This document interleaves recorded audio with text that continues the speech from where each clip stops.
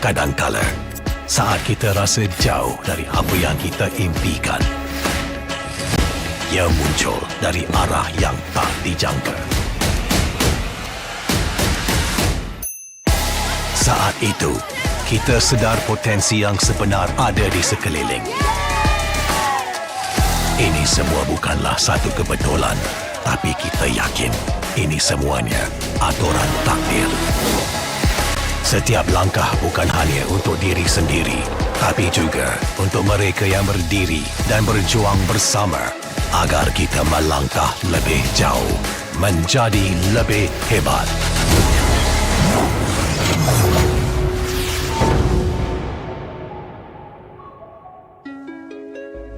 Bangkitlah rakyat Malaysia. Kita bersatu menyokong sepenuh jiwa demi jalur gemilang kebanggaan negara. Tiba masanya untuk menjadi greater than ever.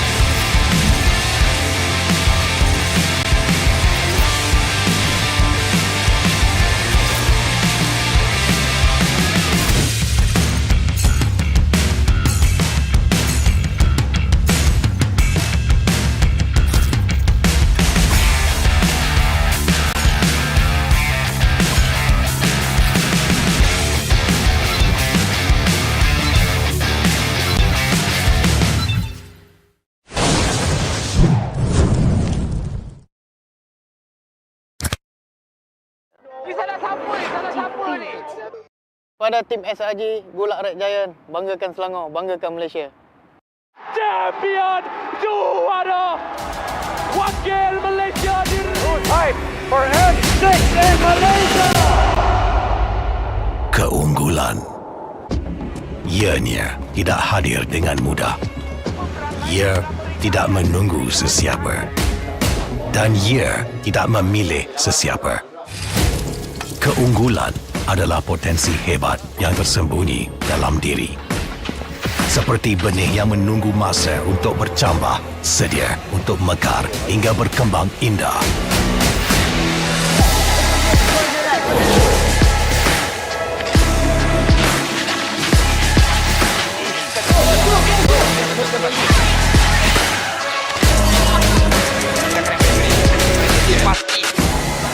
Ketika cabaran mendatang, ada yang hanya memerhati.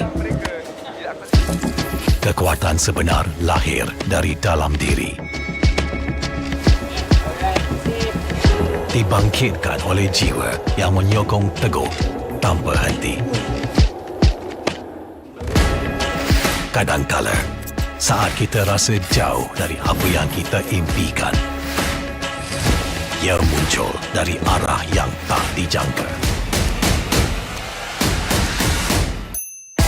Saat itu, kita sedar potensi yang sebenar ada di sekeliling. Ini semua bukanlah satu kebetulan, tapi kita yakin ini semuanya aturan takdir. Setiap langkah bukan hanya untuk diri sendiri, tapi juga untuk mereka yang berdiri dan berjuang bersama agar kita melangkah lebih jauh, menjadi lebih hebat.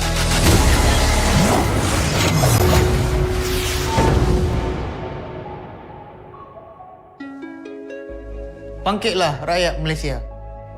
Kita bersatu menyokong sepenuh jiwa. Demi jalur gemilang kebanggaan negara. Tiba masanya untuk menjadi greater than ever.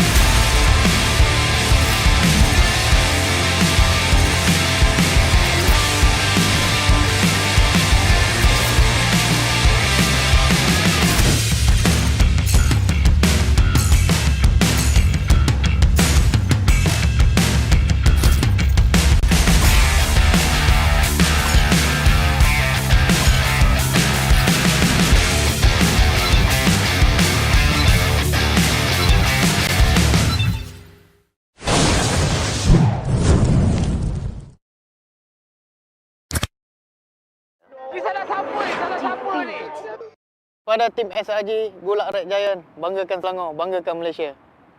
Champion juara wakil Malaysia Fight for N6 in Malaysia. Keunggulan. Ianya tidak hadir dengan mudah.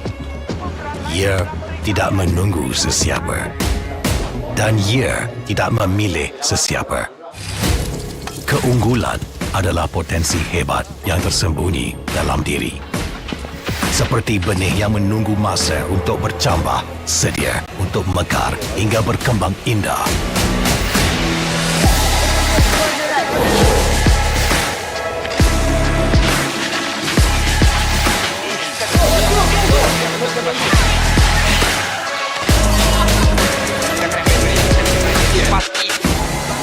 Ketika cabaran mendatang, ada yang hanya memerhati. Kekuatan sebenar lahir dari dalam diri.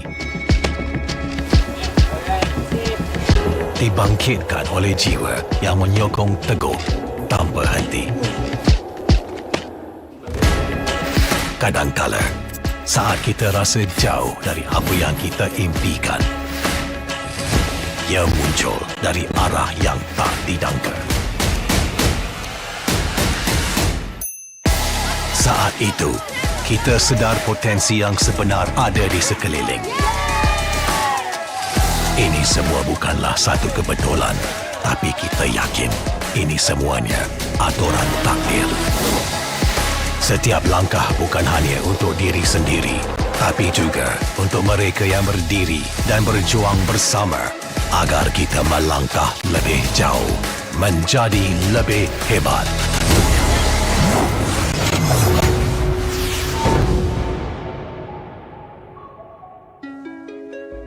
Bangkitlah rakyat Malaysia. Kita bersatu menyokong sepenuh jiwa. Demi jalur gemilang kebanggaan negara. Tiba masanya untuk menjadi greater than ever.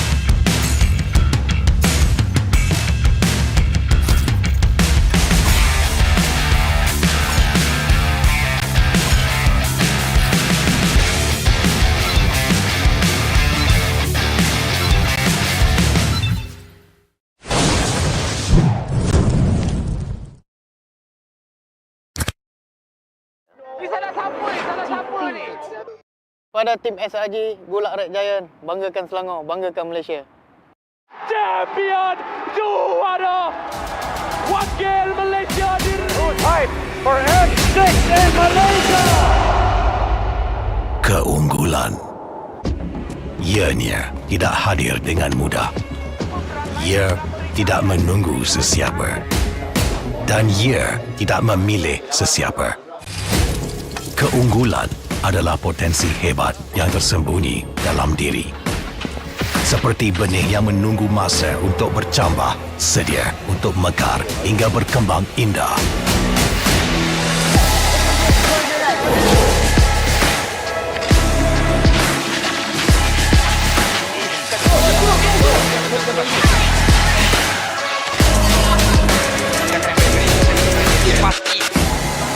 Ketika cabaran mendatang, ada yang hanya memerhati. Kekuatan sebenar lahir dari dalam diri. Dibangkitkan oleh jiwa yang menyokong teguh tanpa henti. Kadangkala, saat kita rasa jauh dari apa yang kita impikan, ia muncul dari arah yang tak dijangka. Saat itu, kita sedar potensi yang sebenar ada di sekeliling. Ini semua bukanlah satu kebetulan, tapi kita yakin ini semuanya aturan takdir. Setiap langkah bukan hanya untuk diri sendiri, tapi juga untuk mereka yang berdiri dan berjuang bersama agar kita melangkah lebih jauh, menjadi lebih hebat.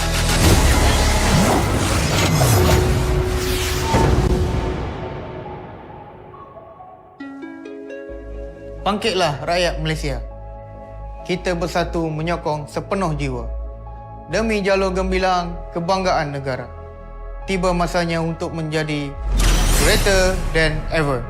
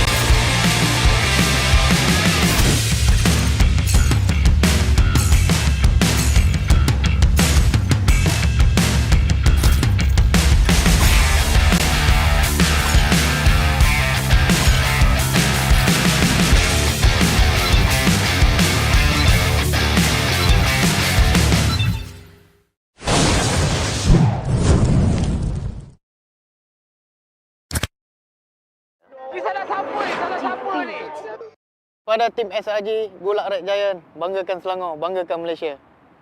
Champion juara wakil Malaysia Fight for M6 in Malaysia. Keunggulan. Ianya tidak hadir dengan mudah. Ia tidak menunggu sesiapa. Dan ia tidak memilih sesiapa. Keunggulan adalah potensi hebat yang tersembunyi dalam diri. Seperti benih yang menunggu masa untuk bercambah, sedia untuk mekar hingga berkembang indah.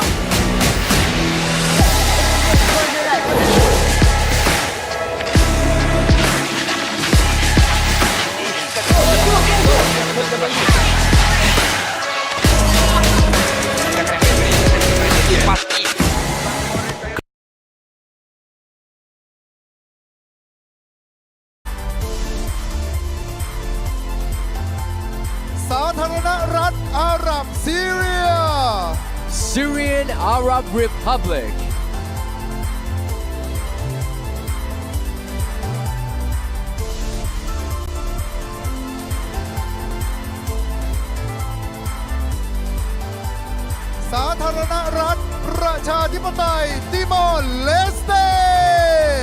Democratic Republic of Timor-Leste.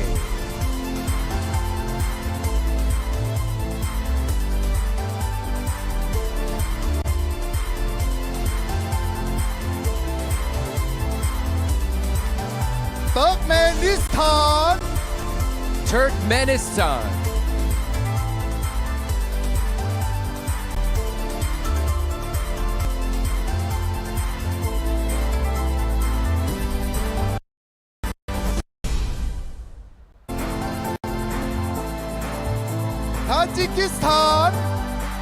Tajikistan.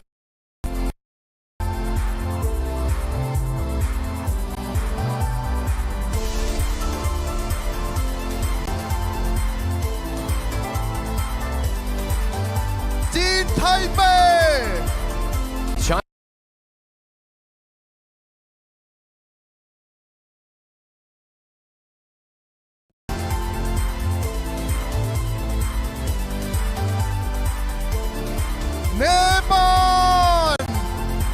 Nepal.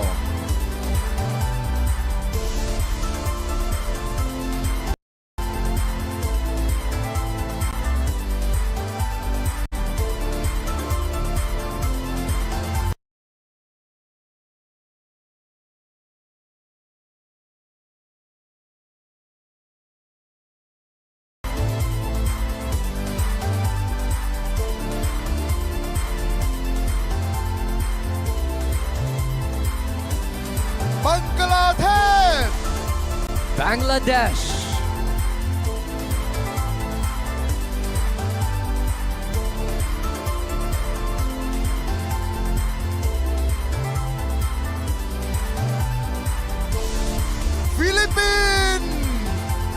Philippines.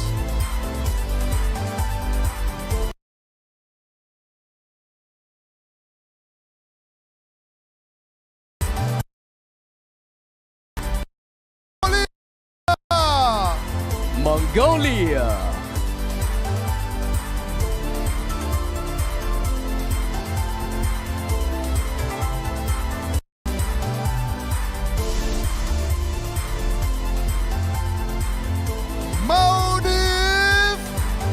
Maldives.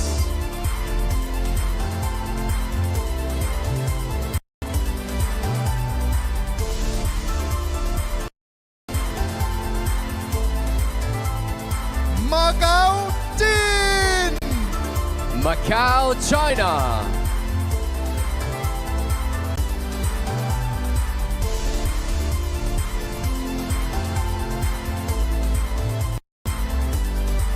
Malaysia.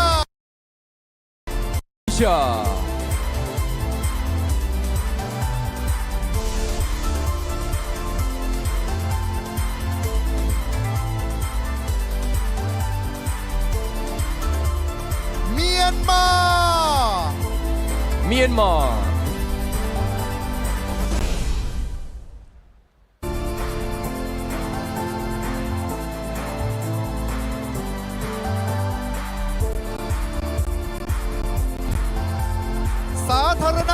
ประชาธิปไตยประชาชนลาว Lao People Democratic Republic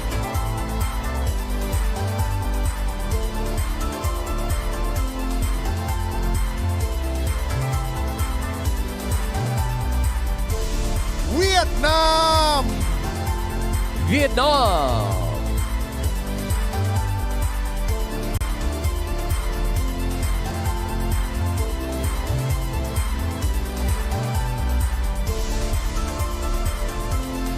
ศรีลังกา Sri Lanka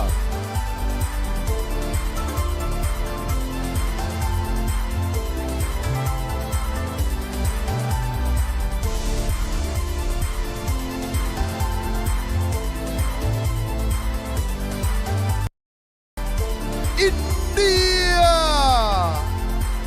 India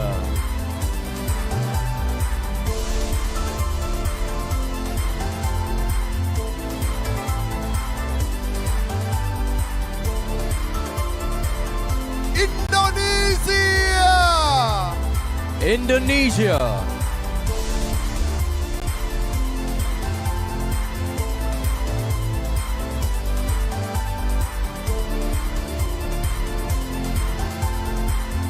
สาธารณรัฐอิสลามอิหร่าน Islamic Republic of Iran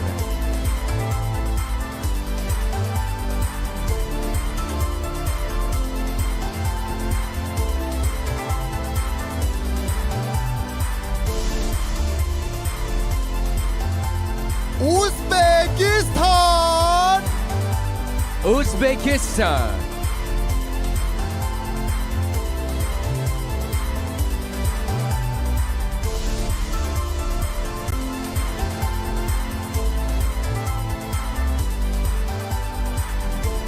ฮ่องกงจีน Hong Kong China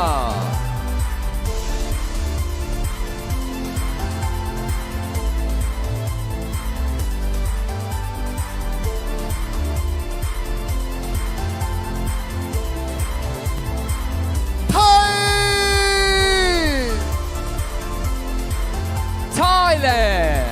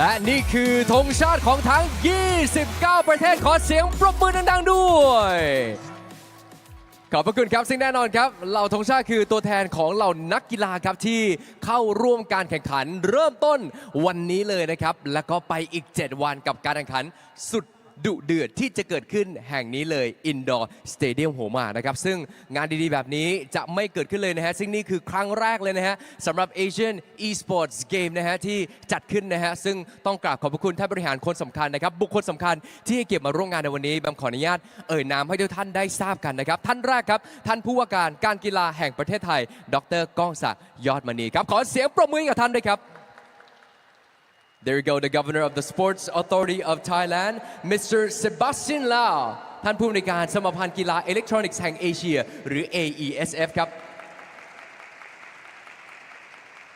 คุณนารีรัตน์อริยประยูนครับท่านบริหารสายงานกลยุทธ์และผลิตภัณฑ์รายย่อยธนาคารกรุงไทยจำกัดมหาชนครับ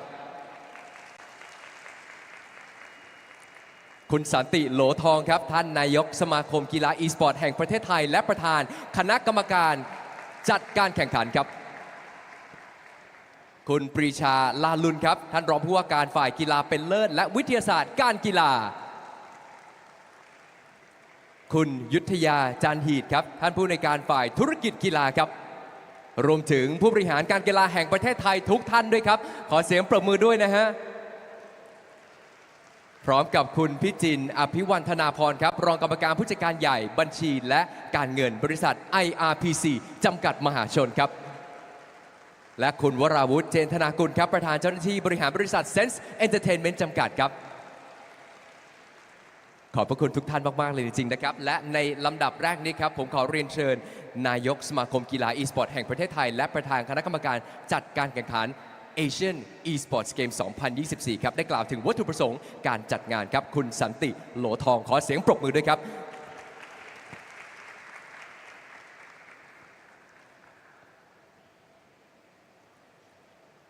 There you go, the president of Thailand Esports Federation and president of the Asian Esports Games Organizing Committee. ขอบคุณคุณแบมครับกราบเรียนท่านผู้ว่าการการกีฬาแห่งประเทศไทยดร.ก้องศักดิ์ยอดมณีท่านรองผู้ว่าการการกีฬาแห่งประเทศไทยฝ่ายกีฬาเป็นเลิศท่านปรีชาลาลุนนะครับและผู้บริหารอีกหลายท่านต้องขออภัยเนื่องจากมีผู้ใหญ่หลายท่านมากเกรงว่าจะรบกวนเวลานะครับขออนุญาตกล่าวโดยรวมครับประเทศไทยพัฒนากีฬาสปอร์ตมาเป็นเวลากว่า15 ปีผ่านการรับรองโดยวิสัยทัศน์ที่ก้าวไกลจากการกีฬาแห่งประเทศไทยทำให้กีฬาอีสปอร์ตนั้นเปลี่ยนจากการเล่นเกมทั่วไปมาเป็นกีฬาชนิดหนึ่งนะครับในการรับรองให้อีสปอร์ตเป็นกีฬานั้นมีหลายพันธกิจเกิดขึ้นนะครับไม่ว่าจะเป็นด้านการศึกษาด้านการกระตุ้นเศรษฐกิจของประเทศกระตุ้นการท่องเที่ยวและทางด้านสุขภาพเป็นหลักนะครับเราได้รับความร่วมมือจากสหพันธ์กีฬาอิเล็กทรอนิกส์สปอร์ตแห่งเอเชียนะครับนั่นก็คือ AESF นะครับแล้วก็ประเทศพันธมิตรในเอเชียหลายประเทศด้วยกันดังท่านจะเห็นจำนวนธงชาติของเพื่อนบ้านเราในภูมิภาคนี้จำนวนมากถึง29 ประเทศนับเป็นอันดับ2รองจากเอเชียนเกมที่ประเทศจีนที่หางโจวนะครับขอเสียงปรบมือให้กับประเทศทั้ง29 ประเทศด้วยครับขอบพระคุณ Thank you to visit in Thailand and support me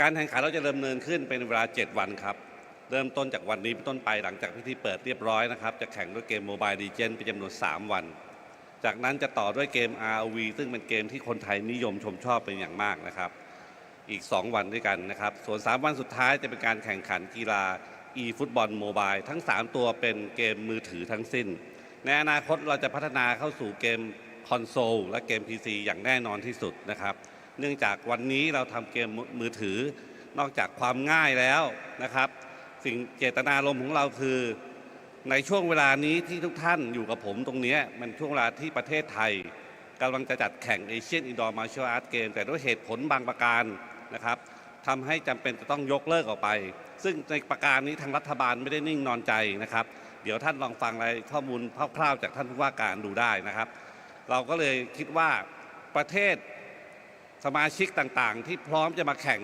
e-sport ในประเทศนี้พร้อมที่จะมาอยู่แล้วเราสอบถามกันเป็นเวลาเกือบ2 ปีเต็มว่าท่านยังพร้อมที่จะมาประเทศไทยหรือไม่เราได้รับคำตอบว่าอยากมาประเทศไทยอย่างมากและมากที่สุดเนื่องจากประเทศไทยมีหลายสิ่งหลายอย่างที่เขาประทับใจแน่นอนครับผมนำเรียนเรื่องนี้กับท่านผู้ว่าการการกีฬาแห่งประเทศไทยท่านดร.ก้องศักดิ์ยอดมณีท่านเห็นด้วยครับกับการที่เราจะไม่ทำให้เขาเกิดความผิดหวังนะครับการแข่งขันกีฬามีแพ้มีชนะแต่ทีมชาติไทยจะทำให้เต็มที่และจะต้อนรับคุณด้วยฝีมืออย่างเต็มความสามารถนะครับจะไม่อ่อยให้จะไม่ยอมอ่อนข้อให้นะครับและขอให้ทุกท่านพบกับการแข่งขันในหลากหลายรูปแบบในช่วงเวลา7 วันนี้ด้วยความสุขครับขอบพระคุณครับขอบพระคุณครับขอเสียงปรบมือดังๆให้กับคุณสันติโหลทองครับท่านนายกสมาคมกีฬา e-sport แห่งประเทศไทยและประธานคณะกรรมการจัดการแข่งขัน Asian Esports Games 2024 นะฮะได้ฟังกันไปเป็นที่เรียบร้อยครับลำดับถัดไปครับขอเรียนเชิญท่านผู้อำนวยการสมาพันธ์กีฬาอิเล็กทรอนิกส์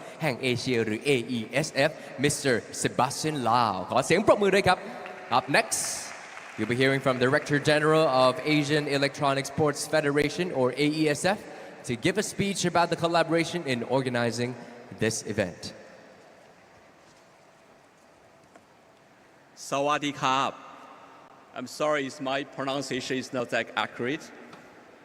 Esteemed Dr. Khongsa Yodmani, the Governor of the Sports Authority of Thailand.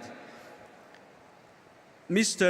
Precha Lalong, the Deputy Governor for Elite Sports and Sports Science and the Sports Authority of Thailand.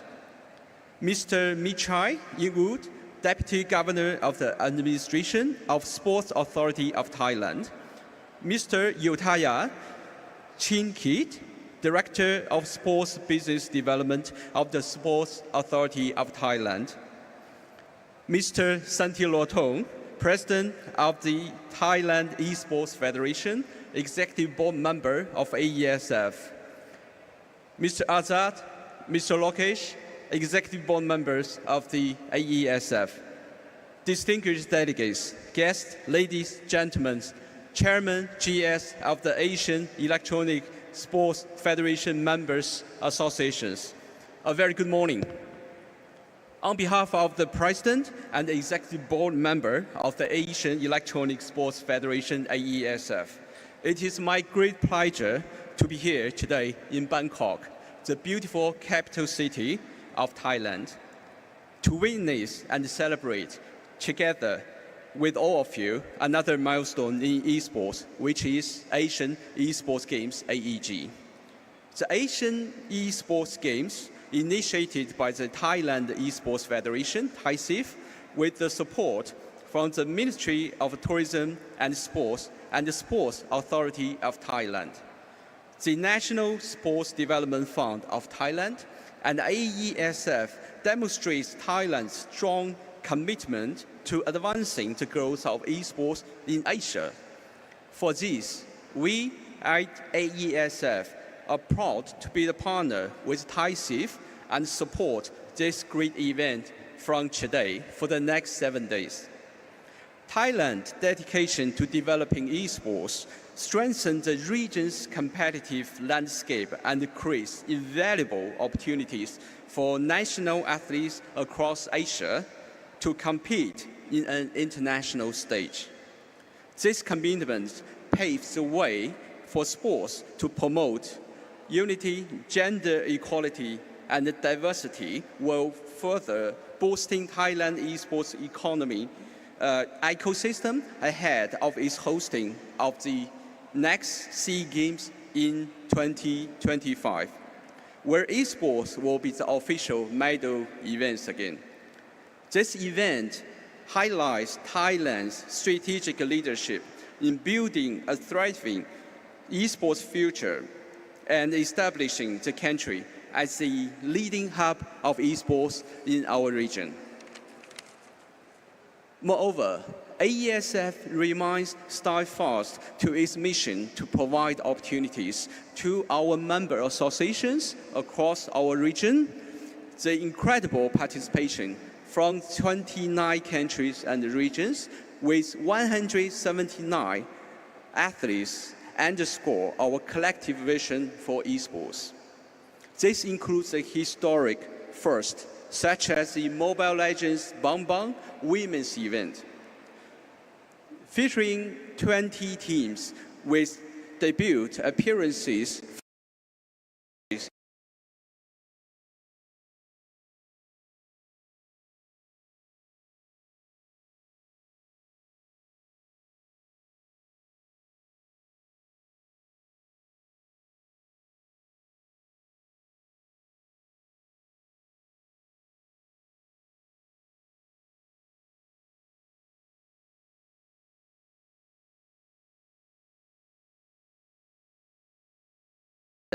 and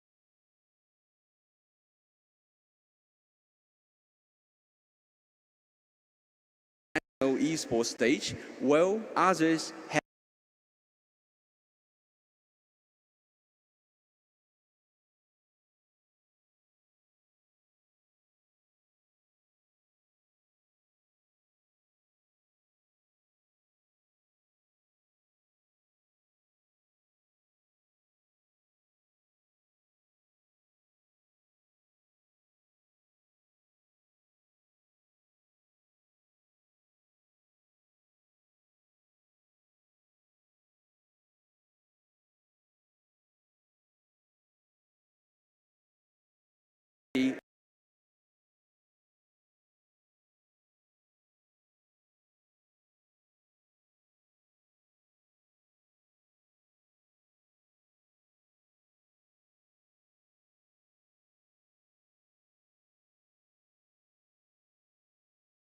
show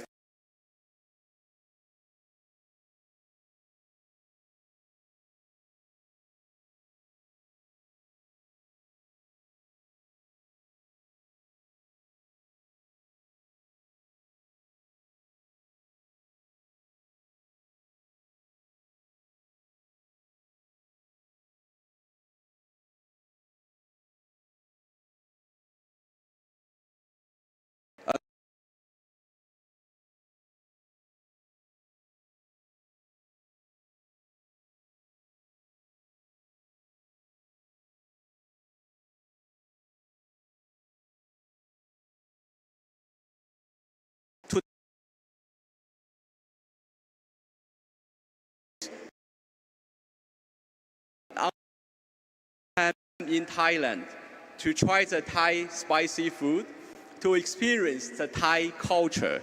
It's definitely a great showcase to tell the world of Asian is. Thank you again.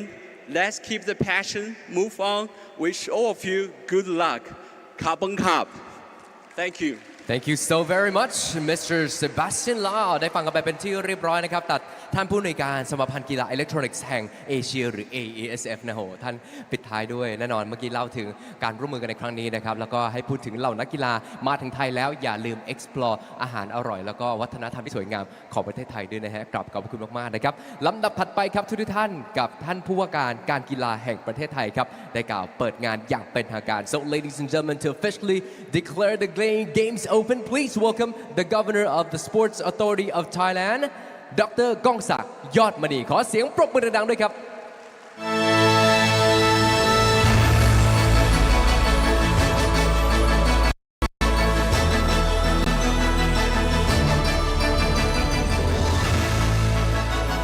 ท่านประธานคณะกรรมการจัดการแข่งขันท่านผู้อำนวยการสมาพันธ์ Esports เอเชียแขกผู้มีเกียรติพี่น้องสื่อมวลชนทุกท่านนะครับวันนี้ผมรู้สึกเป็นเกียรติและยินดีอย่างยิ่งที่ได้มาร่วมงานนะครับ Asian Esports Games นะครับซึ่งก็ท่านนายกสมาคมซึ่งเป็นประธานจัดการแข่งขันท่านสันติโลทองนะครับท่านได้กล่าวแล้วนะครับว่าสิ่งต่างๆที่เกิดขึ้นในประเทศไทยนะครับเราต้องยอมรับกันว่าเราไม่มีการจัดการแข่งขัน Asian Indoor Martial Arts แต่ทุกประเทศได้เตรียมการในการเข้าร่วมการแข่งขันนะครับโดยเฉพาะ e-sport นะครับก็เป็นที่คาดหวังนะครับว่าเราจะได้มาแข่ง Asian Indoor Martial Arts กันนะก็จะเห็นว่าเมื่อท่านสันติโลทองนะครับได้เสนอความคิดว่าเราอยากที่จะจัดชิงแชมป์ระดับทวีปที่ยิ่งใหญ่นะครับไม่แพ้เอเชียนเกมขึ้นมาในกีฬา e-sport การกีฬาแห่งประเทศไทยนะครับก็เห็นพ้องแล้วก็เห็นในเจตนานะครับแล้วก็เห็นถึงการคิดริเริ่มที่จะเป็นคุณประโยชน์กับวงการ e-sport ของประเทศไทยอย่างยิ่งเราเดินหน้านะครับพร้อมที่จะสนับสนุนในฐานะเป็นองค์กรภาครัฐในการที่จะส่งเสริมกีฬาทุกชนิดโดยเฉพาะกีฬาที่เป็นความนิยมของวัยรุ่นอย่าง e-sport นะครับเดินหน้าทำให้วันนี้นะครับต้องขอชื่นชมคณะกรรมการจัดการแข่งขันท่านสันติโลทองนะครับและทุกท่านที่มีส่วนเกี่ยวข้องสปอนเซอร์นะครับทุกค่ายนะครับภาคเอกชนที่ได้เห็นความสำคัญของ e-sport และจัด Asian Esports Games ขึ้นมาครั้งแรกนะและผมถือว่าประเทศไทยเป็นผู้ริเริ่มเกมนี้และเราก็อยากที่จะผลักดันนะครับต่อเนื่องต่อไปที่จะมีเป็น Edition 2, 3, 4 ต่อไปในอนาคตนะครับเพราะว่าการริเริ่มครั้งนี้นะครับผมถือว่าเป็นการกำเนิดกีฬาระดับทวีปที่ยิ่งใหญ่นะครับก็ขอให้พี่น้องนะครับคนไทยชาว e-sport นะครับนักกีฬา e-sport ทุกคนนะครับได้ตระหนักนะครับว่าประเทศไทยเป็นประเทศชั้นนำใน e-sport และก็อยากที่จะให้พวกเรานะครับได้ต้อนรับนักกีฬาทั้ง 29 ประเทศอย่างอบอุ่นเราถือว่าเรามาเริ่มต้นนะครับในครั้งนี้เป็นครั้งแรกนะครับและผมเชื่อว่าจะไม่ใช่ครั้งสุดท้ายอย่างแน่นอนนะครับเพราะบรรยากาศแบบนี้ 29 ประเทศในปีถัดๆไปอาจจะเพิ่มขึ้นเป็น 30-40 ประเทศได้นะครับผมก็เชื่อมั่นนะครับว่าด้วยความมุ่งมั่นของคณะกรรมการจัดการแข่งขันด้วยสปอนเซอร์นะครับที่สนับสนุนอย่างแข็งแกร่งเราก็จะจัดการแข่งขันครั้งนี้เป็นตัวอย่างนะครับให้กับนานาประเทศในเอเชียได้เห็นนะครับถึงความพร้อมถึงความคึกคักการตื่นตัวในกีฬา e-sport ครั้งนี้นะครับก็ขอให้การจัดการแข่งขันนี้ดำเนินการไปด้วยความเรียบร้อยนะครับถึงเวลาอันควรI would like to declare the opening of Asian Esports Games 2024 ขอบคุณครับ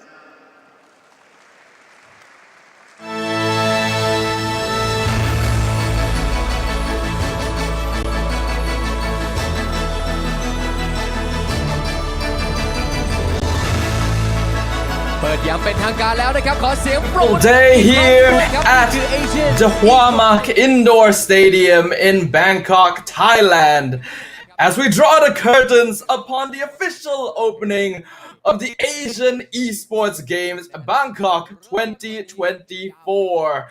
A historic moment for women in esports, with Mobile Legends Bang Bang as the exclusive title for the women's competition to set the stage for greater visibility and opportunities for female gamers. My name is Stafa and I will be your caster for today alongside my co-caster Hans. How are you feeling, sir? Man, I am feeling amazing. Like, to be honest, when you take a look at a lot of the teams that we have here, we are composed of 4 different groups together with 5 teams each, 5 nations to be specific. And you're right, this is a chance to be able to showcase what women's MLBB is all about, giving them a new platform, giving them a new set of skills, and maybe some of the other teams that we can definitely take note of here, or maybe in the future, because, you know, as far as I can remember, I feel like this next edition of the SEA Games is going to be held here as well. So this is a really good start as to what they want to do for esports. Absolutely. It is going to be an incredible event that will be occurring over the next few days, where we'll get the chance to witness what many different nations, in fact 20 teams from different nations across Asia, competing for a chance to claim that championship title. There's many diverse regions at play here. We've got Southeast Asia, East Asia, South Asia, Central Asia, as well as the Middle East, for an incredible display of international talent and regional pride. Yeah, I feel like for most of the teams that we have here, we don't usually get to see them very often, right? Sure, we see a lot of teams coming in from Malaysia, the Philippines, Indonesia. You also have teams from Cambodia as well, and Thailand being the hosts of their respective tournament. But for the other teams out there who we would usually see in like a lot of different tournaments that are not really in terms of the international standard, right? This is where you would not only want to learn from your respective competitors, but to also know more about them, maybe build connections in the future, so that when you try to go for practices, especially with, you know, more of these international tournaments coming up, I feel like you're gonna need all of the familiarity that you will need with the teams that are already established in the scene. I mean, right? We've seen those 3 or maybe 4 countries that have really showcased what they can do in the female MLBB scene. So this is a chance for us to also see what the other nations can contribute as well. Maybe there's something that we haven't seen or we haven't heard of that could make some noise or could maybe, you know, earn some reputation points heading into this tournament. Yeah, I absolutely agree with you, Hans, and I think we're both very honored to have the chance to be here to cast and commentate over this prestigious event. As we can see in the background, the opening ceremony is taking place, and once this is concluded, we will be able to jump on into the land of dawn to bear witness to which teams will be able to reign supreme. After all, a lot of these teams, while they may have some international experience, probably don't quite have the same amount of exposure as the more popular men's teams in MLBB. So it is a great opportunity for us, for them, and for all of you guys watching as well to see what potential is just hiding out there in the open. Yeah, I feel like for most of the nations that are here, they are very much excited because, for a lot of the respective countries that we've had, I believe this is somewhat of like a first time that we're going to be holding something that's related to esports in Thailand, in MLBB wise, okay? I'm not really familiar with the other gaming titles, but in terms of MLBB, this is a really good chance for the players to know more about it as well, for the locals to know more about the game, what they can do. And at the same time, this is also a chance for our respective representatives from the different countries to have another chance to explore another country here, that is Thailand, that is Bangkok, Thailand. I'm sure that there are a lot of delicacies, a lot of they can take note of it. Maybe they've already, roamed for this tournament even started. But I'm sure with all of the festivities that have happened way beforehand, as you see, most of the very important people on your screens right now in terms of how we're going to start this off, it wouldn't have been possible without them as well. So yeah, everything really is happening for a reason, and I am sure that it is possible with these guys on your screens. And it is amazing to just see the amount of attention and the amount of time being put into esports as a whole, and how the ecosystem around esports and Mobile Legends is growing across the world. In fact, many different regions taking the opportunity to bring up more tournaments, new talents, new faces, and officially recognizing the potential that esports has on a worldwide stage. It is not just about gender, it is not just about background or culture. Everyone can participate in esports, and anyone can be a champion.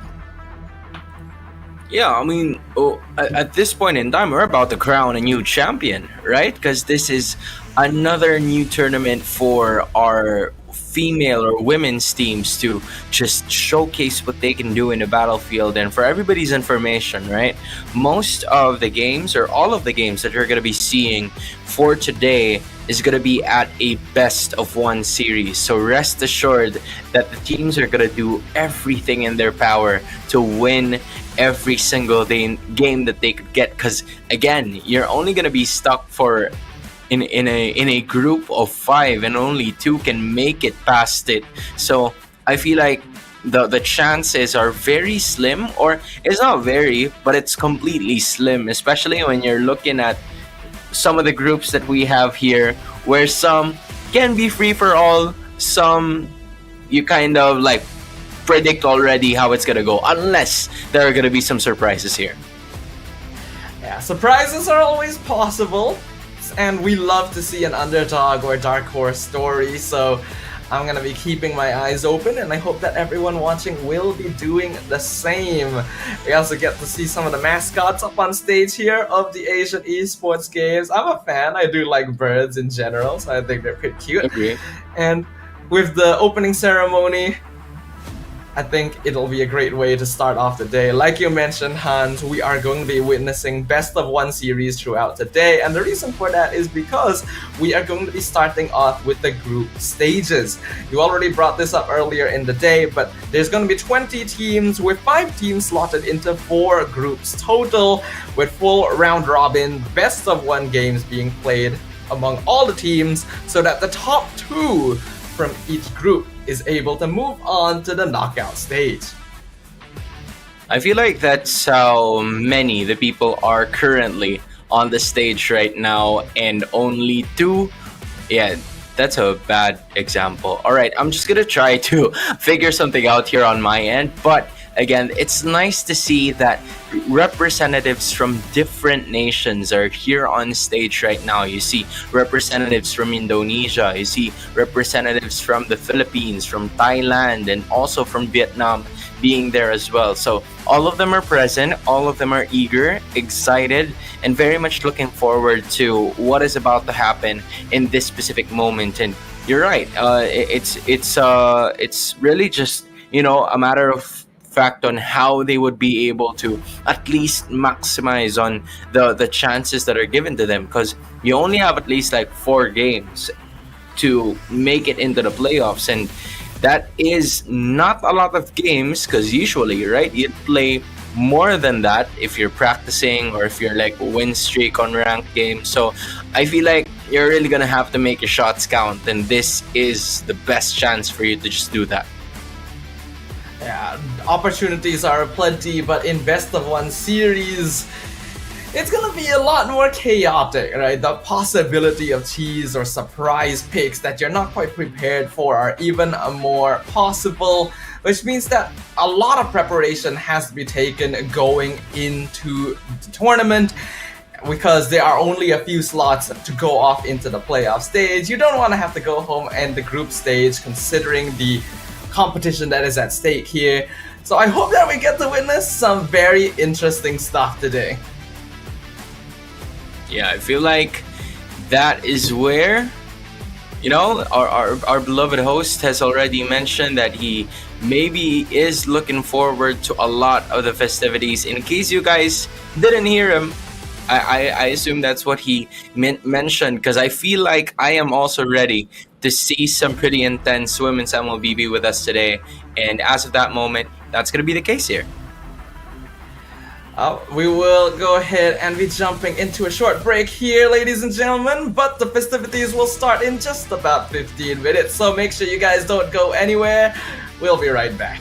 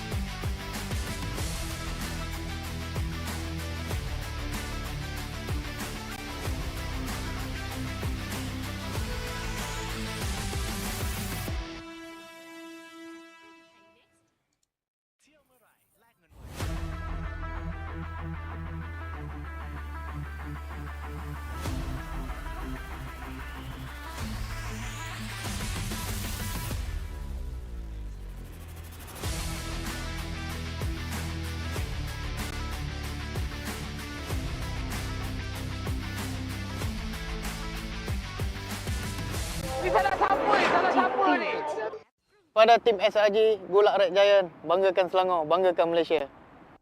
Champion juara wakil Malaysia Fight for M6 in Malaysia. Keunggulan. Ianya tidak hadir dengan mudah. Ia tidak menunggu sesiapa. Dan ia tidak memilih sesiapa. Keunggulan adalah potensi hebat yang tersembunyi dalam diri. Seperti benih yang menunggu masa untuk bercambah, sedia untuk mekar hingga berkembang indah.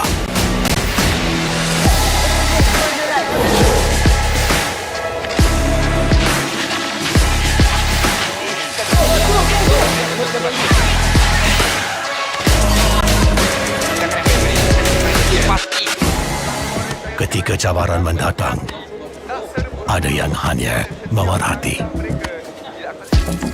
Kekuatan sebenar lahir dari dalam diri. Dibangkitkan oleh jiwa yang menyokong teguh tanpa henti. Kadangkala, saat kita rasa jauh dari apa yang kita impikan, ia muncul dari arah yang tak dijangka. Saat itu, kita sedar potensi yang sebenar ada di sekeliling. Ini semua bukanlah satu kebetulan, tapi kita yakin ini semuanya aturan takdir. Setiap langkah bukan hanya untuk diri sendiri, tapi juga untuk mereka yang berdiri dan berjuang bersama agar kita melangkah lebih jauh, menjadi lebih hebat.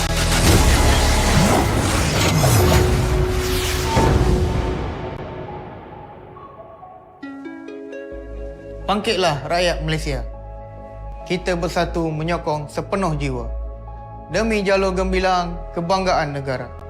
Tiba masanya untuk menjadi greater than ever.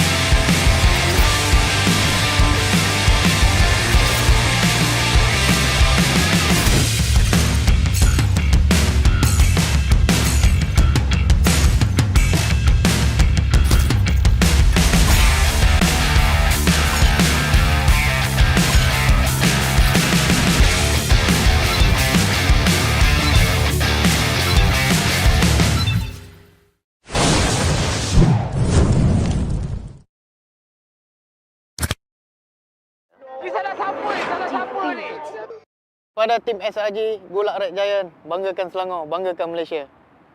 Champion juara wakil Malaysia Time for M6 in Malaysia. Keunggulan ianya tidak hadir dengan mudah. Ia tidak menunggu sesiapa. Dan ia tidak memilih sesiapa. Keunggulan adalah potensi hebat yang tersembunyi dalam diri. Seperti benih yang menunggu masa untuk bercambah, sedia untuk mekar hingga berkembang indah.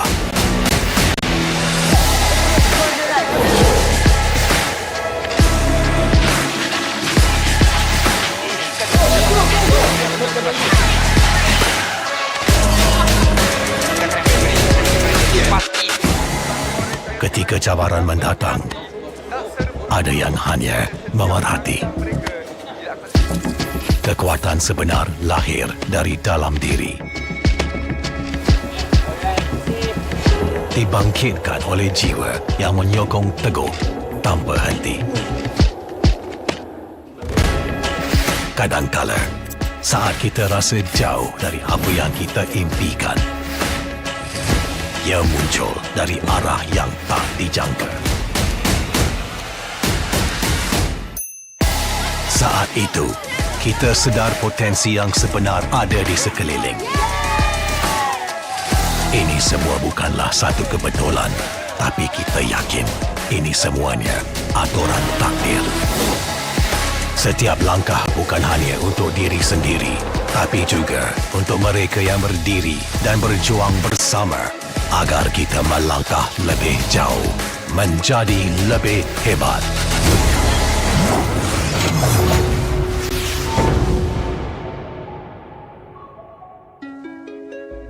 Bangkitlah rakyat Malaysia. Kita bersatu menyokong sepenuh jiwa. Demi jalur gemilang kebanggaan negara. Tiba masanya untuk menjadi greater than ever.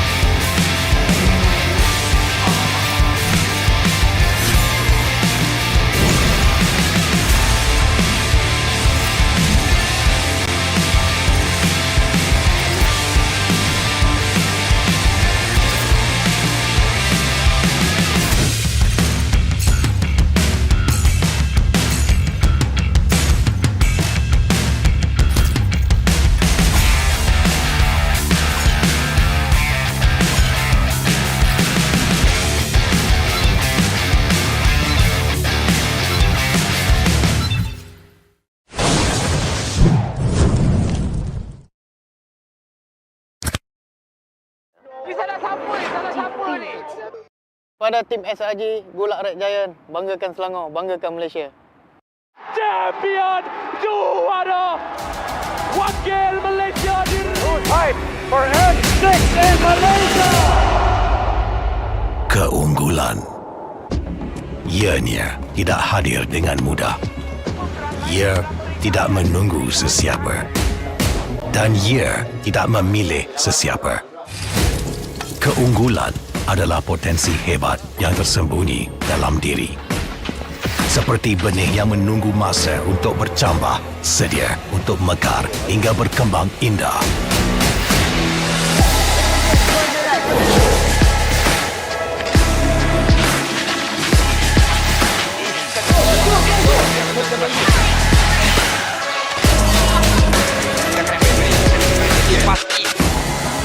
Ketika cabaran mendatang, ada yang hanya memerhati. Kekuatan sebenar lahir dari dalam diri. Dibangkitkan oleh jiwa yang menyokong teguh tanpa henti. Kadangkala, saat kita rasa jauh dari apa yang kita impikan, ia muncul dari arah yang tak dijangka.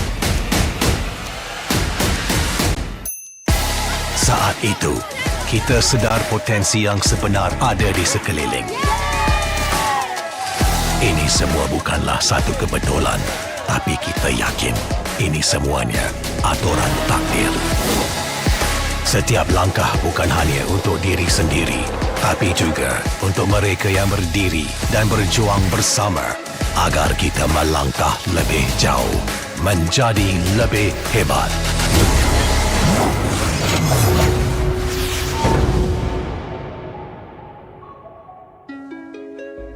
Bangkitlah rakyat Malaysia. Kita bersatu menyokong sepenuh jiwa. Demi jalur gemilang kebanggaan negara. Tiba masanya untuk menjadi greater than ever.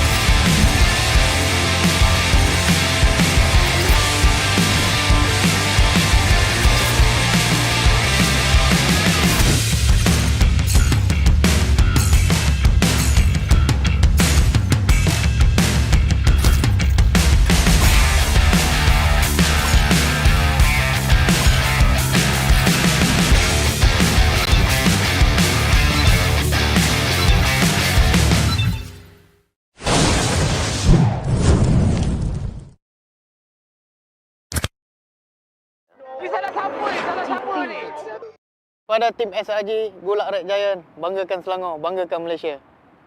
Champion juara wakil Malaysia di Time for head 6 in Malaysia. Keunggulan. Ianya tidak hadir dengan mudah. Ia tidak menunggu sesiapa. Dan ia tidak memilih sesiapa. Keunggulan adalah potensi hebat yang tersembunyi dalam diri.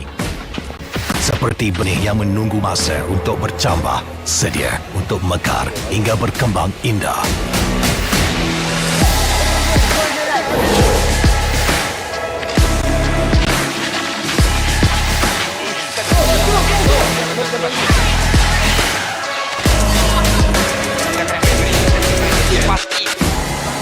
Ketika cabaran mendatang, ada yang hanya memerhati. Kekuatan sebenar lahir dari dalam diri. Dibangkitkan oleh jiwa yang menyokong teguh tanpa henti. Kadangkala, saat kita rasa jauh dari apa yang kita impikan, ia muncul dari arah yang tak dijangka. Saat itu, kita sedar potensi yang sebenar ada di sekeliling. Ini semua bukanlah satu kebetulan, tapi kita yakin ini semuanya aturan takdir. Setiap langkah bukan hanya untuk diri sendiri, tapi juga untuk mereka yang berdiri dan berjuang bersama agar kita melangkah lebih jauh, menjadi lebih hebat.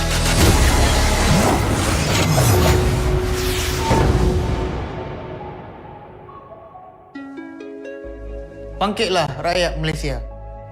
Kita bersatu menyokong sepenuh jiwa. Demi jalur gemilang kebanggaan negara. Tiba masanya untuk menjadi greater than ever.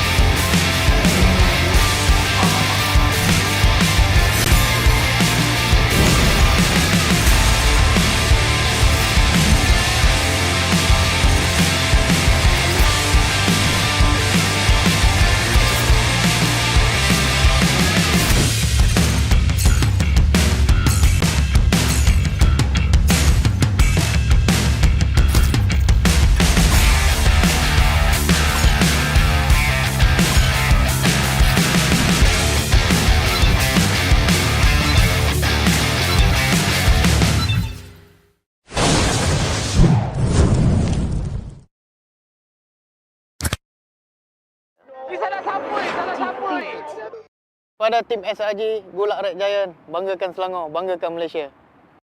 Champion juara wakil Malaysia diri. Fight for M6 in Malaysia.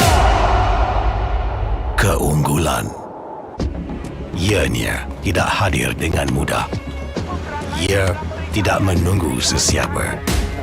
Dan ia tidak memilih sesiapa. Keunggulan adalah potensi hebat yang tersembunyi dalam diri. Seperti benih yang menunggu masa untuk bercambah, sedia untuk mekar hingga berkembang indah.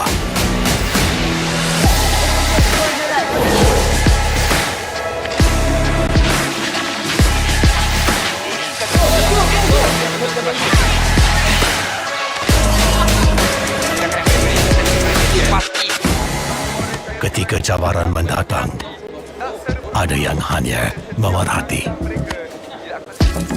Kekuatan sebenar lahir dari dalam diri. Dibangkitkan oleh jiwa yang menyokong teguh tanpa henti. Kadangkala, saat kita rasa jauh dari apa yang kita impikan, ia muncul dari arah yang tak dijangka. Saat itu, kita sedar potensi yang sebenar ada di sekeliling. Ini semua bukanlah satu kebetulan, tapi kita yakin ini semuanya aturan takdir. Setiap langkah bukan hanya untuk diri sendiri, tapi juga untuk mereka yang berdiri dan berjuang bersama agar kita melangkah lebih jauh, menjadi lebih hebat.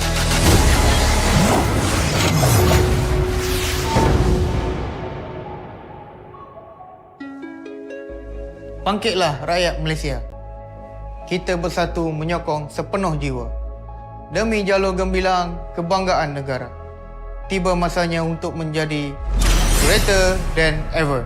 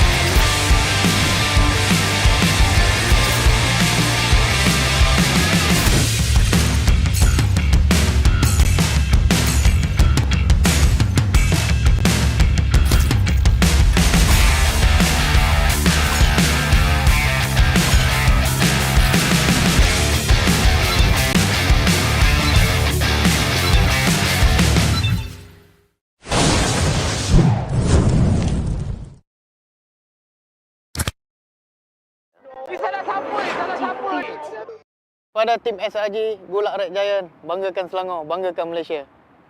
Champion juara wakil Malaysia Fight for N6 in Malaysia. Keunggulan. Ianya tidak hadir dengan mudah. Ia tidak menunggu sesiapa. Dan ia tidak memilih sesiapa. Keunggulan adalah potensi hebat yang tersembunyi dalam diri. Seperti benih yang menunggu masa untuk bercambah, sedia untuk mekar hingga berkembang indah.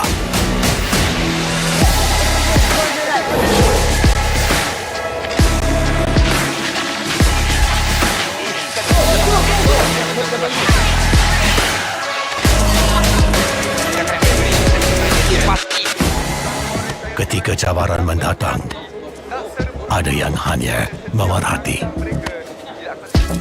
Kekuatan sebenar lahir dari dalam diri. Dibangkitkan oleh jiwa yang menyokong teguh tanpa henti. Kadangkala, saat kita rasa jauh dari apa yang kita impikan, ia muncul dari arah yang tak dijangka. Saat itu, kita sedar potensi yang sebenar ada di sekeliling. Ini semua bukanlah satu kebetulan, tapi kita yakin ini semuanya aturan takdir. Setiap langkah bukan hanya untuk diri sendiri, tapi juga untuk mereka yang berdiri dan berjuang bersama agar kita melangkah lebih jauh, menjadi lebih hebat.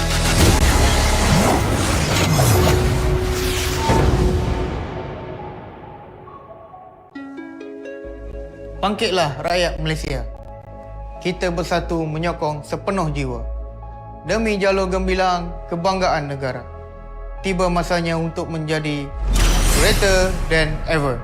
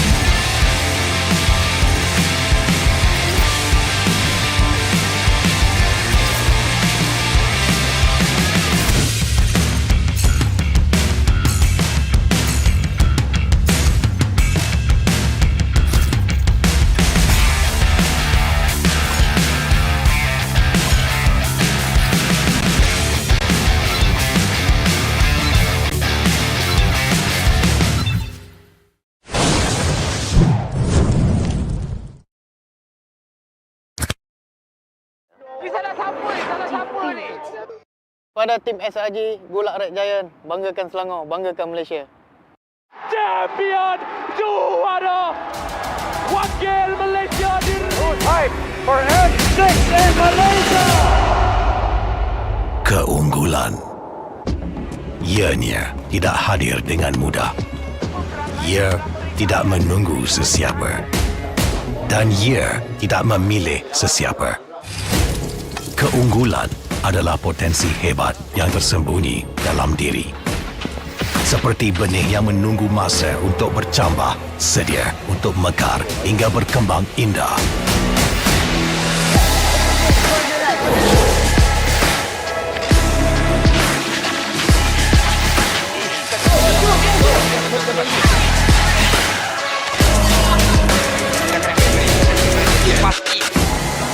Ketika cabaran mendatang, ada yang hanya memerhati. Kekuatan sebenar lahir dari dalam diri. Dibangkitkan oleh jiwa yang menyokong teguh tanpa henti. Kadangkala, saat kita rasa jauh dari apa yang kita impikan, ia muncul dari arah yang tak dijangka. Saat itu, kita sedar potensi yang sebenar ada di sekeliling. Ini semua bukanlah satu kebetulan, tapi kita yakin ini semuanya aturan takdir. Setiap langkah bukan hanya untuk diri sendiri, tapi juga untuk mereka yang berdiri dan berjuang bersama agar kita melangkah lebih jauh, menjadi lebih hebat.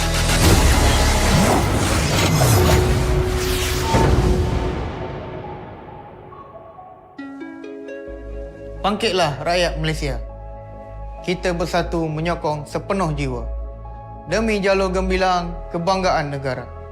Tiba masanya untuk menjadi greater than ever.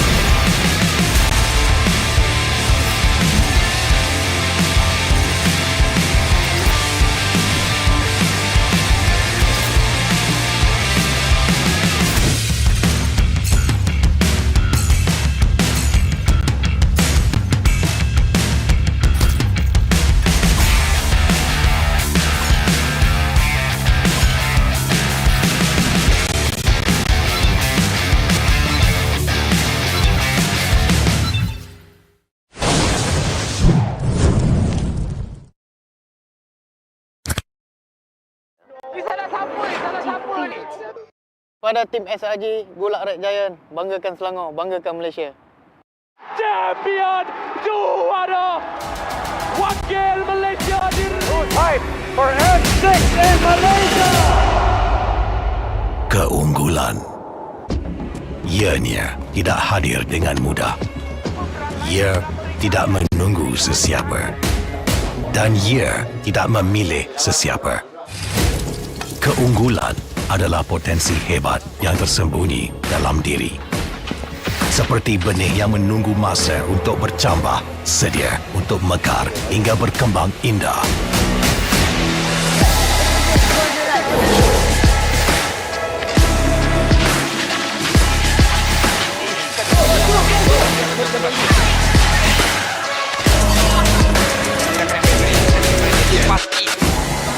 Ketika cabaran mendatang, ada yang hanya memerhati. Kekuatan sebenar lahir dari dalam diri. Dibangkitkan oleh jiwa yang menyokong teguh tanpa henti. Kadangkala, saat kita rasa jauh dari apa yang kita impikan, ia muncul dari arah yang tak dijangka. Saat itu, kita sedar potensi yang sebenar ada di sekeliling. Ini semua bukanlah satu kebetulan, tapi kita yakin ini semuanya aturan takdir. Setiap langkah bukan hanya untuk diri sendiri, tapi juga untuk mereka yang berdiri dan berjuang bersama agar kita melangkah lebih jauh, menjadi lebih hebat.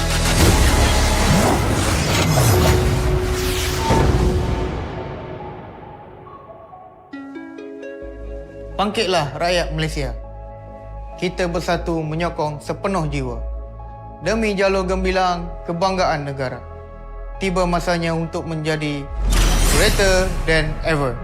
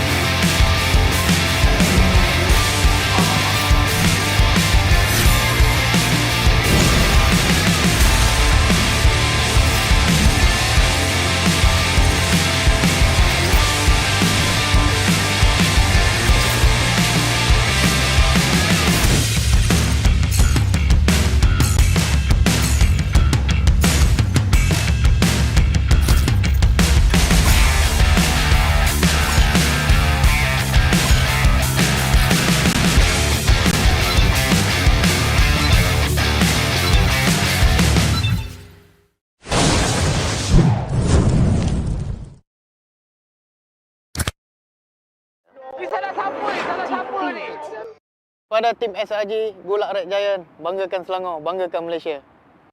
Champion juara wakil Malaysia Time for M6 in Malaysia. Keunggulan. Ianya tidak hadir dengan mudah. Ia tidak menunggu sesiapa. Dan ia tidak memilih sesiapa. Keunggulan adalah potensi hebat yang tersembunyi dalam diri. Seperti benih yang menunggu masa untuk bercambah, sedia untuk mekar hingga berkembang indah.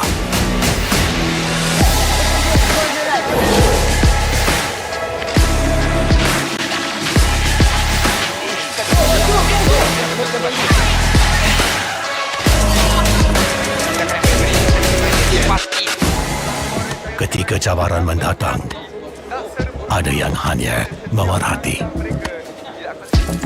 Kekuatan sebenar lahir dari dalam diri. Dibangkitkan oleh jiwa yang menyokong teguh tanpa henti. Kadangkala, saat kita rasa jauh dari apa yang kita impikan, ia muncul dari arah yang tak dijangka. Saat itu, kita sedar potensi yang sebenar ada di sekeliling. Ini semua bukanlah satu kebetulan, tapi kita yakin ini semuanya aturan takdir. Setiap langkah bukan hanya untuk diri sendiri, tapi juga untuk mereka yang berdiri dan berjuang bersama agar kita melangkah lebih jauh, menjadi lebih hebat.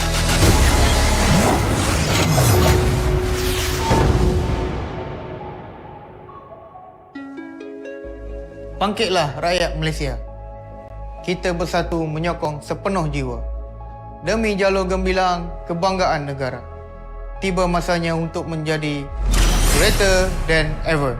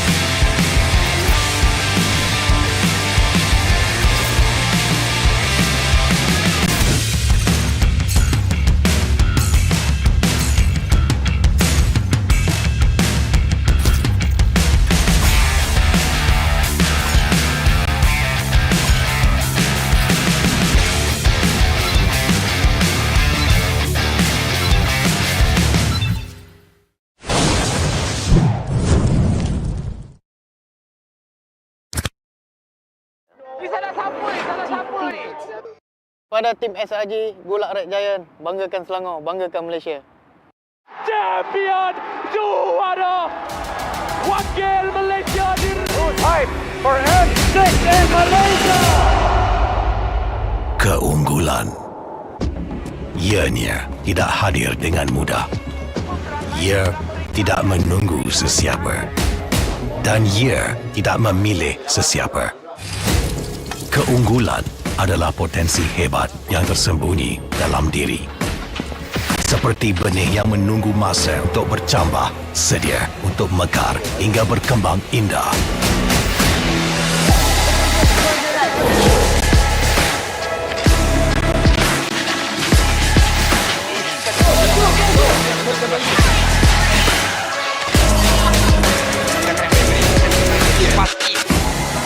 Ketika cabaran mendatang, ada yang hanya memerhati. Kekuatan sebenar lahir dari dalam diri. Dibangkitkan oleh jiwa yang menyokong teguh tanpa henti. Kadangkala, saat kita rasa jauh dari apa yang kita impikan, ia muncul dari arah yang tak dijangka.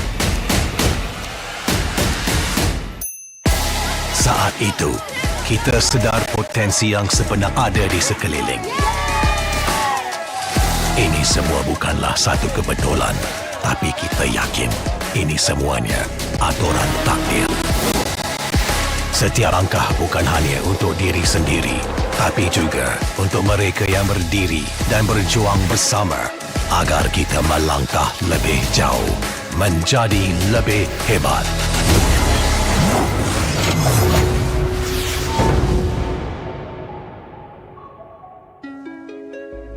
Bangkitlah rakyat Malaysia. Kita bersatu menyokong sepenuh jiwa. Demi jalur gemilang kebanggaan negara. Tiba masanya untuk menjadi greater than ever.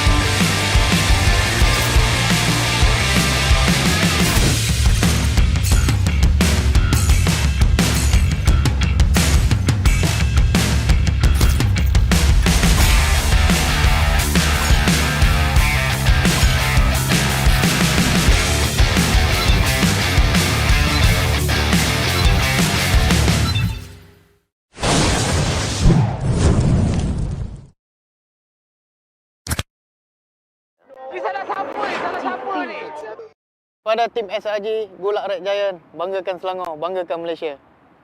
Champion juara wakil Malaysia Time for N6 in Malaysia. Keunggulan. Ianya tidak hadir dengan mudah. Ia tidak menunggu sesiapa. Dan ia tidak memilih sesiapa. Keunggulan adalah potensi hebat yang tersembunyi dalam diri. Seperti benih yang menunggu masa untuk bercambah, sedia untuk mekar hingga berkembang indah.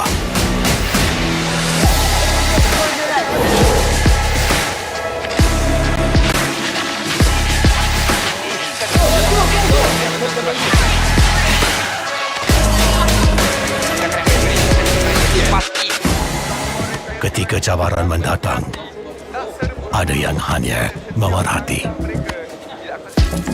Kekuatan sebenar lahir dari dalam diri. Dibangkitkan oleh jiwa yang menyokong teguh tanpa henti. Kadangkala, saat kita rasa jauh dari apa yang kita impikan, ia muncul dari arah yang tak dijangka. Saat itu, kita sedar potensi yang sebenar ada di sekeliling. Ini semua bukanlah satu kebetulan, tapi kita yakin ini semuanya aturan takdir. Setiap langkah bukan hanya untuk diri sendiri, tapi juga untuk mereka yang berdiri dan berjuang bersama agar kita melangkah lebih jauh, menjadi lebih hebat.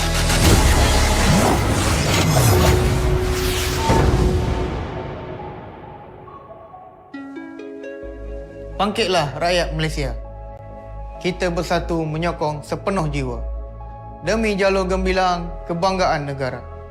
Tiba masanya untuk menjadi greater than ever.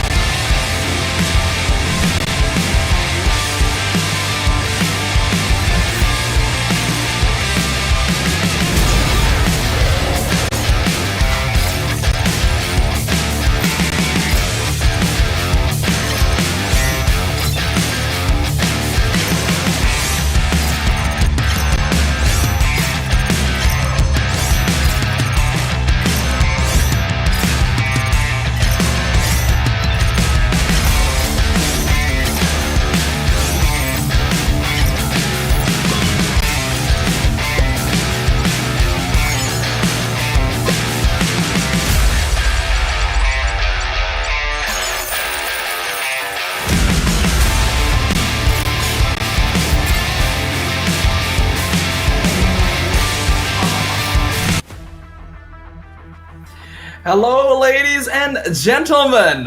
Welcome to the Asian Esports Games Bangkok 2024. It is my honor to welcome all of you for the women's team's Mobile Legends Bang Bang event, where 20 nations shall face off to determine who is the ultimate victor. My name is Stafa, joined once again by Hans. How are you feeling, sir? I'm feeling good. I'm sure that for everybody else, wherever you may be, you probably got lunch already. If you haven't, go ahead and take it already, because I assume this is going to be a long set of matches for each and everybody else to determine the winner of this year's Asian Esports Games in the women's MLBB division.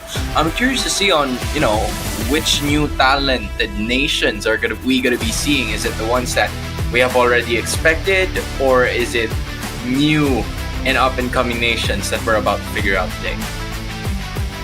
As we know, there's always going to be certain regions in Mobile Legends who stand above the rest, right? Any MLBB fan who watches knows that some are better than others in more consistent performance. But this is a little bit different because these are the women's teams, right? It is not quite the same faces we're used to, but there's still definitely names here that have had some international experience. So I'm really excited to see what will happen with 20 different nations participating. We're going to be having a lot of matches today, Hans. Yeah, we sure are. Because again, for reference, alright, I'm just gonna go ahead and take a look at it. We are having at least 10 best of 1 matches today, and not only that, right? 20 teams in total, just like what Sidafa has mentioned. 5 teams in every single group. So we have a total of 4 groups already. And from the looks of it, alright, I'm looking at the groups right now, and I'm just quite surprised with the fact that Indonesia and Philippines are already together in one group, which surprised me. Ooh, alright, really? it was indeed a surprise already. I want to know your thoughts on the group. So alright, I'm gonna try to send it to you right away so that you can see it already. But I assume you have it for yourself. Yeah, I haven't looked at the groups just yet. I've been keeping that a surprise for myself. But if you say that ID and PH are in the same group, I'm sorry, man. That's already gonna be the group of death right there. A little bit worrying. But we've already got some of our players getting ready and set up for the very first match of the day. And just a reminder once again for everyone, these are best of 1 series. On one side of the board, we've got none other than the host country, Thailand. Yeah, this is a team that is, of course, wanting to represent in the best way possible, right? You want to start off, you're the hosts. So as of this moment, the best way for you to go ahead at it is to make sure that you can definitely dominate. I mean, we've known a lot of very famous MLBB personalities here. I'm sure you probably know, if I remember correctly, Ramela. We've seen some people here coming in from IDNS that is from Thailand, right? So I feel like they could do something about it. But moving forward, here comes Vietnam this time around. So our very first match going to be between Thailand and Vietnam. And just once again, a reminder for everyone watching, if you didn't catch it, the first few times we said it, this is going to be the women's team Mobile Legends Bang Bang event at the Asian Esports Games. It's going to be an exciting one. There's a lot of matches to watch. The way that the tournament will work is that the 20 teams are split into groups of 5. So there's 4 groups total, and then they will play round robin best of 1 matches. Once the round robin matches have been concluded by the end of today, the top 2 teams from each group will move on into the knockout stage to form our top 8. Yeah, so with that being said, yeah, that checks out. Top 8, you got that right, Sidafa. I feel like now you're currently seeing Group 8, alright? You're currently seeing Group 8, Group A. Why am I saying Group 8? Group A, alright? Let's get that clear. Group A. So it's Thailand going up against Vietnam. They are joined currently by Uzbekistan, China, and Mongolia. So this is going to be another best of one series.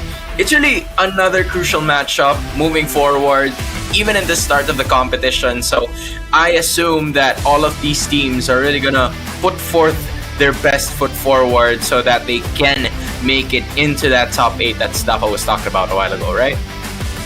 Yeah, top 8 knockouts will be much more comfortable since once we head into the knockout stage, it is going to be the usual double bracket elimination format. So at the very least, they will have that second life if they end up losing a match there. But in the group stages, there's no such thing. Every single match matters. It is all about the points that you are able to earn here so that you can make it to that top-notch group. Yeah, that's painful also. Like, just imagine later on, right? If we go neck and neck and the head-to-head matches or head-to-head games are what's gonna cost you to advance in the next stage of competition or to finally end it as well. You don't want to, or for your tournament life to depend on someone else's hands. So as of this moment, right, the best case scenario for you is to go for nothing, right? It's for you to have at least an advantage moving forward and to at least build on that momentum as well. Get the reputation that's needed. That's like, oh shoot, these are, or this is the team that we're gonna have to beat. You want to beat that team, right? But at the same time, if you want to start to try flying under the radar, maybe that's something that you can also do depending on how you would want to execute this specific set of games. The best is to lose one, or yeah, the best case scenario, if you, in case you're gonna lose, right, is to maybe lose one. But the worst thing is for you to lose two, because I feel like that's where the tiebreakers are gonna come in handy. Yeah, I think in the end the safest is of course to win all of them, but you can probably afford to at most lose one game in your group and still feel safe that you could move on forward. But without further ado here, ladies and gentlemen, we are going to be jumping into the draft for game number 1. Thailand on the blue side, Vietnam on the red. Alright, so for Thailand, we have Mirali, Ri, Leon King, Blitzbeat, and Isu Ace. For Vietnam, we have Daisy, Sa, Chelsea, Kao Cute Ka, and Crystal. Alright, I feel like this is a different set of players from what we're accustomed to see. This is another chance for them also to introduce themselves as well. But as of the moment, pretty similar in terms of that, you know, banning phase as we speak. Yeah, I think the banning phase that we will see will most likely be quite similar to what we've already been seeing in other professional tournaments for MLBB. But we are in a meta right now where there is a lot of potential creativity in the way that the draft goes, right? The hero pool is actually fairly open across the game, and you can very creatively slot in even more classic heroes if the situation calls for it. But it also means that a best of one is going to be particularly tricky because surprise picks can be very unexpected. In the best of 3, you would have time to like adjust a little bit even if you drop a game, but here it's all or nothing. Yeah, all or nothing indeed. At this point, you have the Suyu taken out already. Some of the teams, alright, they tend to prefer leaving both the Suyu and the Alpha open just so they would have at least options. But with what you've mentioned also, Sidafa, the rise of heroes like the Joy have really paid dividends towards what the teams are starting to pick up now. Chip, even though it was a lot nerfed than usual, it's gonna be a choice for Vietnam, so they don't want to risk that team fight capability, which leaves them with the high loss being picked up by the host country. With these bans though, it does mean that Fanny is actually left open in the draft, a hero that was recently buffed and is an absolute terror in the right hands. Thailand has decided not to go for that and start with the more safe opening of high-lows. We're seeing a lot more teams go for the high-lows or get top first pick nowadays just to keep the draft open. Vietnam now can be responding with the Vex and Matilda.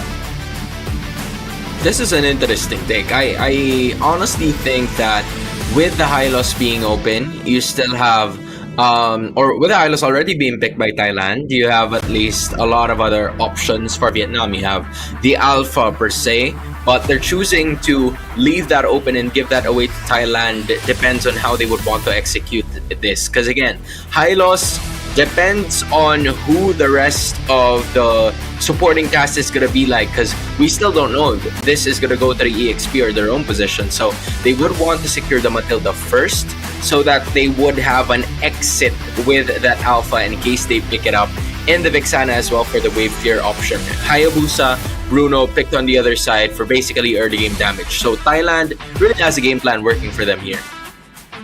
Yeah, the draft is going pretty standard right now. Hayabusa and Bruno are both heavily contested picks nowadays. Bruno especially getting a huge buff with the changes to Malefic Gun, and the Terizla being locked in quite early for Vietnam. Now, I don't actually agree with this very much. I don't feel like Terizla is that contested of a hero nowadays, and you don't want to reveal your EXP lane this early on. You're absolutely right about that. I feel like in terms of the roles that are given by Vietnam currently, we kind of like already know where each of those heroes are gonna go. Meanwhile, on the other side, right, for Thailand, you're still not completely sure on where that Hylos is gonna be, so it leaves some sort of flexible option here, because I feel like Terizla could do very well against that Hylos in the EXP lane. However, this gives a chance for Thailand to at least adjust on that one. You still have a lot of heroes open for you. You even have Phobius. Maybe if you want something else, you have the Gacha as well, right? A lot of options here that could really go with a full-on engaged tactic that Thailand wants to go for here. But as of the moment, that's the Aurora and the Sicilian taken out by Vietnam. And I was talking about that Alpha a while ago. Thailand's not willing to let it go. Yeah, I actually feel like Vietnam should have considered locking in Alpha instead of Terizla here, because the Alpha Matilda combination is very, very powerful. And then if you combine it with Vexana for counter engage, it would already be a very solid opening while leaving your EXP lane a bit more flexible, since Vietnam does have that last pick, right? So we'll see what they decide to save that for, with Thailand banning out Alpha and Martis to make sure that they don't have heavy early game aggression, and the Lunox being the choice of Vietnam. Completely different options here for Vietnam, because again, they're going to be going up, the Lunox is going to be going up against the Bruno, and Bruno is going to have a field day in terms of getting that early game farm just because of the damage that he possesses. So with that being said, the Lunox is going to be assisted here by at least the mid lane trio, and we are still yet to figure out on who that jungler is going to be like. I'm thinking more of like a Nolan, just so there would be enough farming speed that could match up with a Hayabusa as well, especially when you have the Edith and the Valentina on the other side. But instead, they're going with an Export. It's an interesting choice now. Export is alright, but not something I'd be a big fan of. It's good against the Hylos and Edith to try and prevent a dive composition alongside the Vexana, but all of their burst damage basically comes in the form of magic, right? With Vexana and Lunox. Nolan would have helped balance that out, but this means it's a lot easier for Thailand to itemize like Athena Shield and stuff to deal with a lot of that DPS. Yeah, at this point, if you are Vietnam, what you would probably do here is to find a way that you can get wave clears as much as possible. You're not supposed to play that early game, which is, the reason why I really think that there's a disconnect with the lineup that Vietnam has showcased to us as we speak. Because again, if you currently saw it, right, of course our friends are right over there already, but in case you guys saw it, the Matilda was picked up together with the Vexana, and then you have a Lunox on your side. So at some point, Matilda's advantage is specifically at the early portions of the game, right? So you would expect that they would have to build on something like, I don't know, maybe a Beatrix. I think a Beatrix would have worked in that composition as well. But unfortunately, again, this is a best of one series. And if you are comfortable with the heroes that you're going to be picking, then why not? You can have a chance to win. Yeah, I think probably the reason they went Lunox anyway is because Bruno is gonna straight up win lane against most other options. Like a lot of teams will pick up heroes like Hari, for example, just to try to match that early game advantage somewhat. But I'm gonna assume that Vietnam went with the Lunox to try and basically surrender the early game slightly while having a hero that can safely clear the lane from afar, while also having late game insurance. But the damage typing is what I'm mainly worried about. Yeah. I mean, if you're, you know, at some point the damage output, there's not a lot of DPS, honestly, from Vietnam, right? Now, not a lot of, yeah, you do have an abundance of maybe wave clear and magic damage just because you have the Vexana on your side already.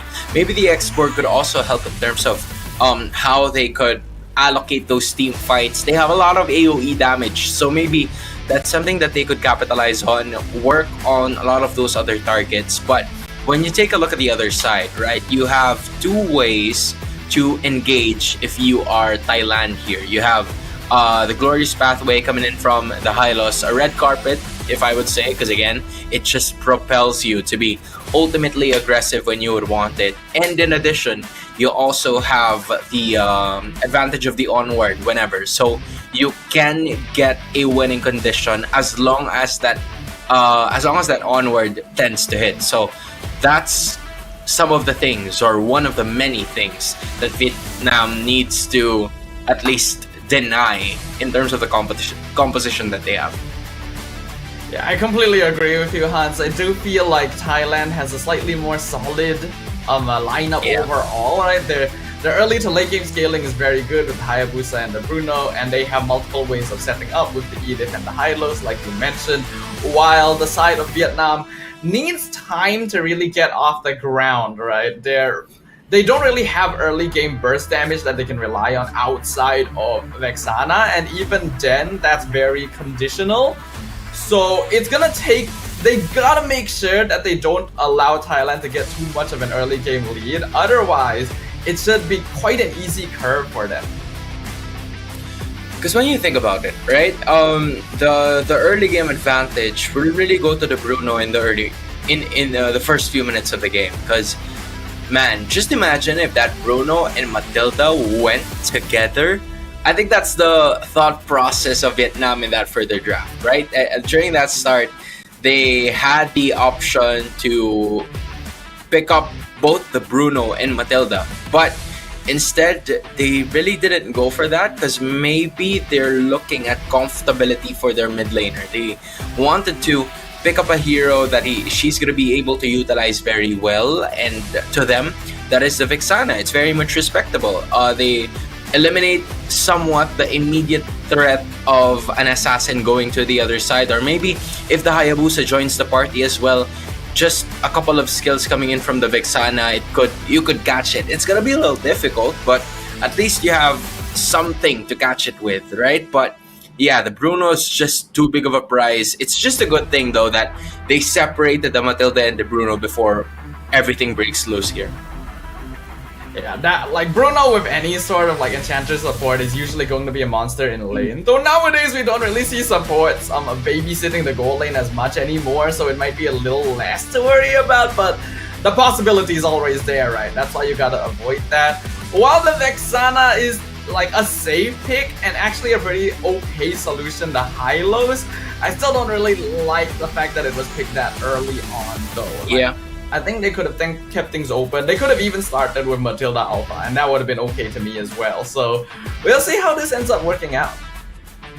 Yeah, not only that, right? We also have the Terizla. I feel like that's one of the spicy picks as well. It depends on how they would want to execute it. Because like, for most of the time that I've seen it, we've seen Hilda go first pick, and that's already banned, and then we've also seen a lot of other different heroes, and then those were also banned. So I feel like the Gatot Kacha hasn't even been noticed in this game, you know, which kind of like surprised me, because at some point in time, you're really gonna have to use that guy, you're gonna have to use that hero to just make sure to set up as possible. But the Terizla could maybe do the same, although a lot of people are saying that I think Gatot Kacha is the upgraded version of Terizla. I don't know if you share the same sentiment, but I want to know your thoughts on it too. I think there is definitely a similarity in like the frontlining and the way that their ultimates work, but I feel like they still kind of fulfill separate roles. Every single time I cast and I see a Gatok Hacha, I always say that I believe this hero, even as the roamer, should be the secondary initiation. He should not be the first hero into the fight, because it's very difficult to land Avatar the Guardian without some other form of setup. So in a position, Terizla can very easily start fights with penalty zone. And I think he's generally a little bit more tanky without relying too much on conditions. That's why he can go like Flicker instead of having to use Revitalize. But honestly, they both can fulfill similar roles as long as the team composition is built properly around them. I like it. I like the thought process there. You're right. In terms of like the similarities of their skill sets, I feel like, you know, the first skill of that Terizla can also match well with the first skill of the Gatot Kacha. However, the duration of their ultimates, that's where it kind of like makes a difference, right? It boils down to the second, or maybe just even a millisecond, but it kind of takes a little longer than you would expect coming in from a Gatot Kacha. So even though I would say it's much more durable than the Terizla, if you want to go ahead and land on those team fights immediately, which is, I think, the strength of the lineup that was brought about by Vietnam here, they could definitely stand a chance. Just, you know, at least land 1 to 2 of those penalty zones and have an immediate follow-up damage. That is where the advantage is really gonna lie. However, if they are unable to execute it to perfection and one thing falls to another, there could be a set penalty zone but not enough damage output, or there is damage output but not a setup of the penalty zone. I feel like that's where things are gonna be problematic here for Vietnam. So it's you know, it's pieces that need to fit together smoothly for them to be able to get this game won. Yeah, I agree with you there. Just to give a little bit of information to the peeps watching right now, I believe there are some small technical difficulties that are being worked out right now. That is why the game hasn't quite jumped in just yet. But don't worry, we have people on the ground working on things, so we should be able to get on into it very, very soon. But in the meantime, since this is going to be a best of 1, do let us know in the comments which of these 2 teams you think is going to be the winner of this best of 1 series. Yeah, I mean, I think from the draft, right? I'm gonna start it off just so our audience could have a little bit of like a deeper understanding towards it. But from the draft, I really do think that the host country is gonna be able to get this one. Just the lineup is much more, you know, easier to execute, and then you also have options here that could go from an early to the late game. The damage output is there, which, you know, really boils the reason as to why I think they're going to be getting this game number 1. What do you think?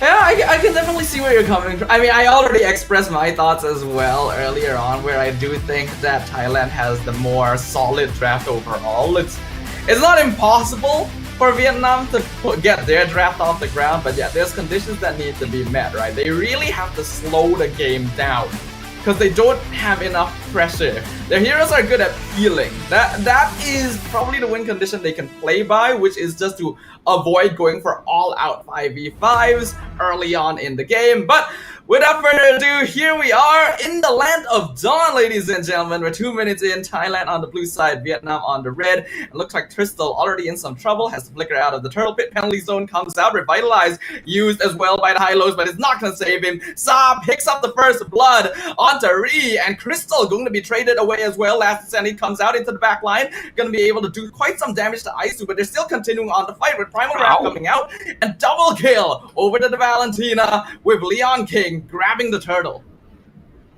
Yo, Stafa, I feel like you got insanely surprised because as soon as we got in, the fight has immediately started, but you got it anyway. And just like what we expected, right? An immediate surge coming in from Thailand, already getting 3 kills in 3 minutes. That's a kill per minute there for the host country as they're doing their best to just maximize every single opportunity here. Once they have someone from Vietnam that is completely overextended in their base, they will make sure that one of those girls are going to be brought down. And as of this moment, 3 minutes in, it is all good, and they are safely securing it for themselves.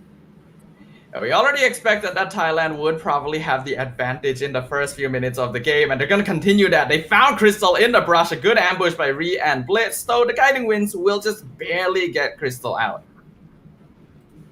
As of the moment, from what we're seeing, right, that there's already like around a 900 gold lead for the side of Thailand. They're getting most of their kills. 1 kill already going to Leon King, so that is very much helpful. And then Mirali, from what we've expected from a while ago with her dominating that lane using the Bruno, it hasn't really boiled down to that as of the moment because most of the activity is happening in the mid lane. Yeah, it's expected they would have that mid lane dominance. And speaking of, Leon King into the jungle, gets another kill. Just picked up Hunter Strike at 4 minutes in. And we know how dangerous a Hayabusa can be when he has that snowball. So things already not looking good for Vietnam.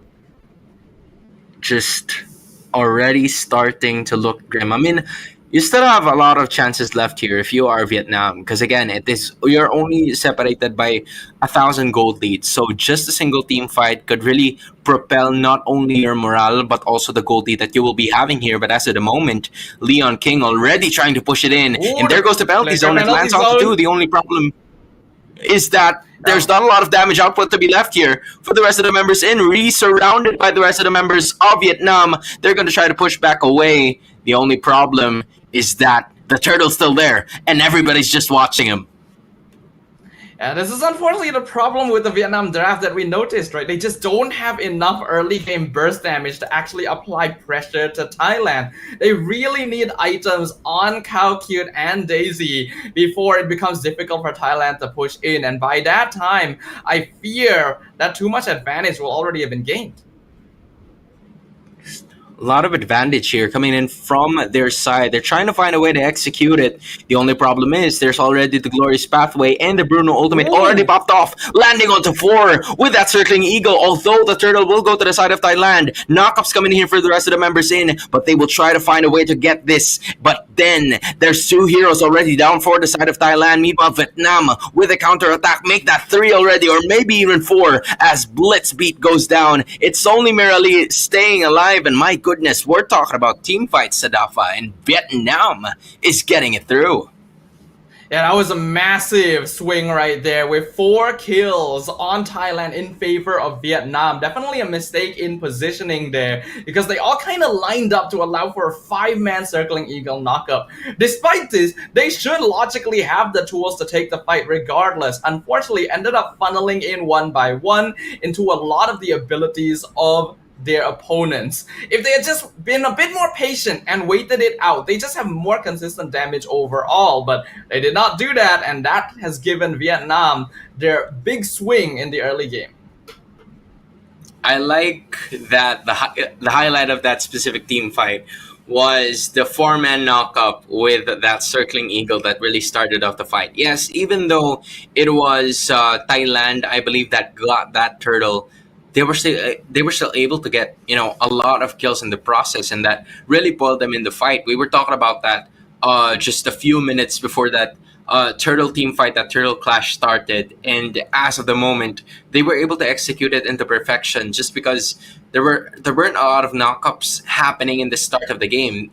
That was actually the one thing that I was worried about with the composition of Vietnam, right? You don't have a hard crowd control that could at least answer to how agile and speedy the heroes of Thailand are, and yet they were able to do it just because of a lot of those.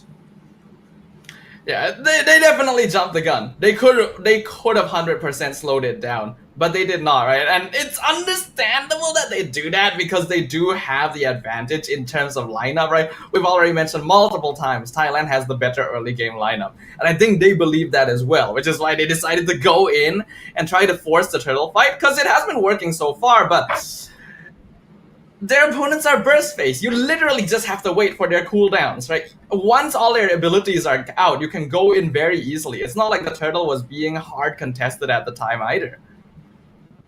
Yeah, and you also have to give props to the Terisla too, because I think that's what Thailand was doing right from the start, right? They were trying to wait for the best opportunity to strike, and then all of a sudden there's like a penalty zone all over your face, and you have no choice but to go ahead and fight. And I think that's where Thailand was forced to go ahead and contest most of that objectives, in which they were probably even surprised too. They wanted a bit more time for them to just unleash those, but the only problem is not only were they caught by surprise, but they were also caught by surprise in a single position together, where the AoE of Vietnam, where every single skill can really deal a ton of damage, and that's exactly what happened there. 3-4 heroes already down, and it was only the Bruno staying alive here for Thailand. They're gonna have to do something about this.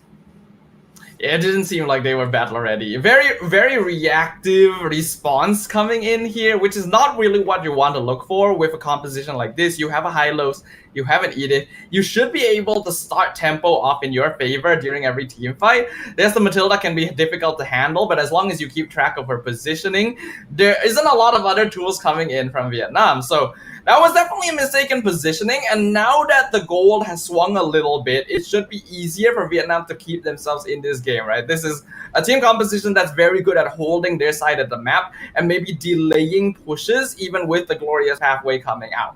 So if they keep going in that direction, they could actually take this game away.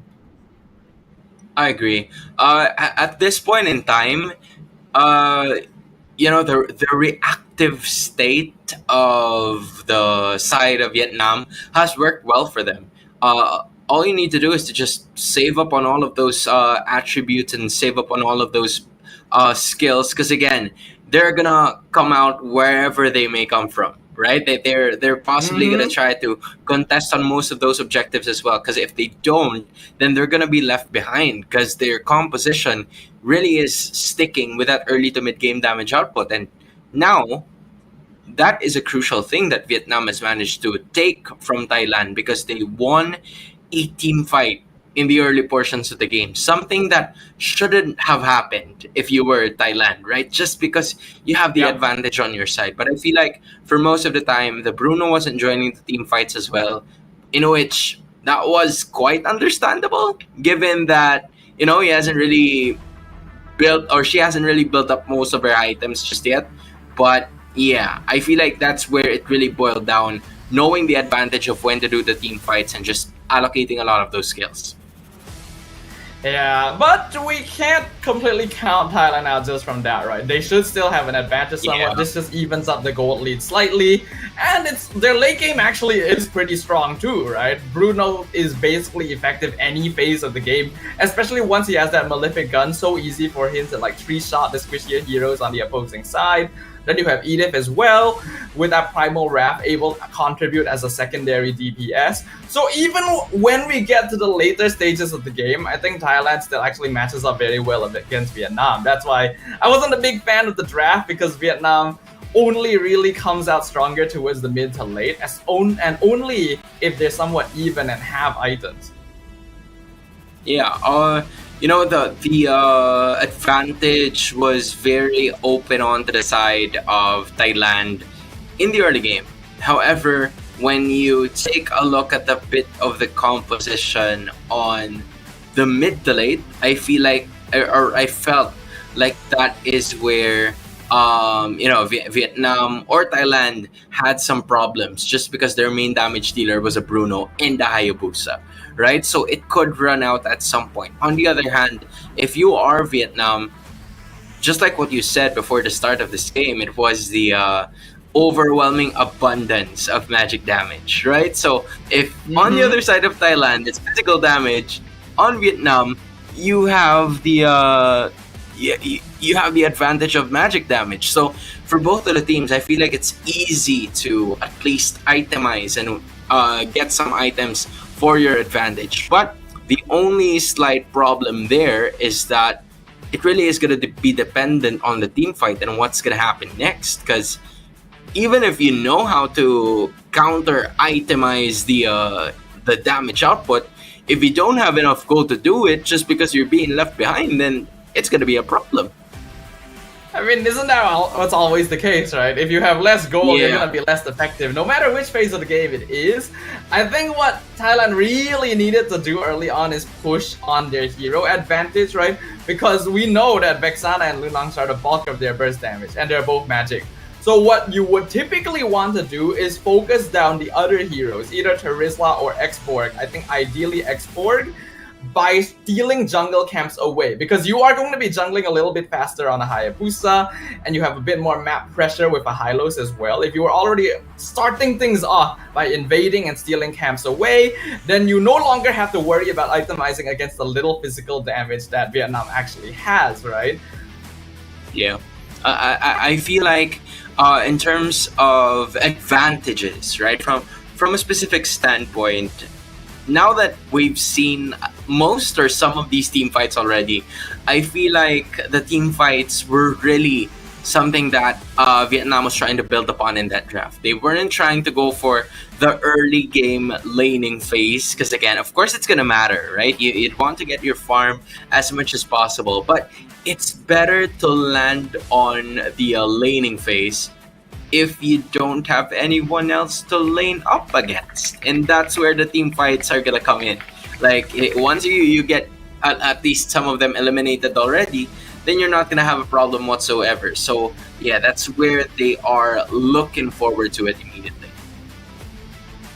Alright, yeah, that is true. I can definitely see that. But in the meantime, let us go ahead and inform you guys, right, that MLBB has been nominated for the Best Esport Game at the Game Awards 2024. It is literally the only mobile game to be nominated. It's basically considered as the Oscars of all game award ceremonies, so it's a big achievement for MLBB to be here. Oh, make sure you guys go ahead and vote for our favorite game, right? It's only open until 11th of December. Yeah, so to everybody else who's watching this as well, whether you live in Southeast Asia or whether you don't live or you're completely unfamiliar with the game and this somehow popped up in your FYP or in your feed or wherever you guys may be, go ahead and give us a try, man. I'm sure that you're going to enjoy a lot of these. And for all of those who have already been enjoying the game for quite some time now, don't forget to give us a vote right over there at the Game Awards. What an incredible feat it is, right? To just be lined up and to be introduced together with a lot of different gaming titles out there.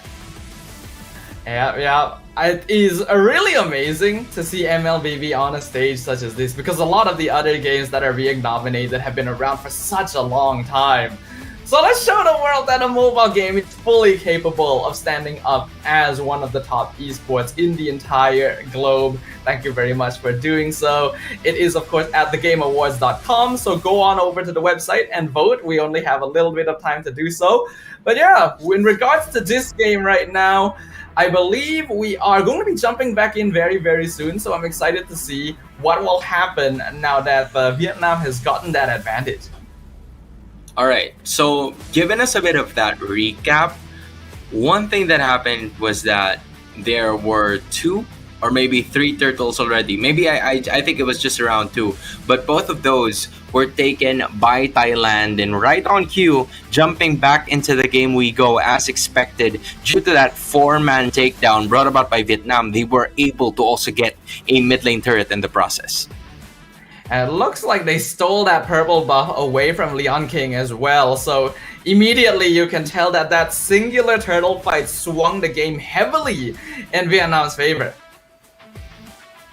As of the moment, we're already seeing like a significant amount of advantage here for Vietnam. 1.5k or 6k to be specific, and Daisy, usually not even involved in a lot of team fights, already has 2 assists here. That's pretty quick.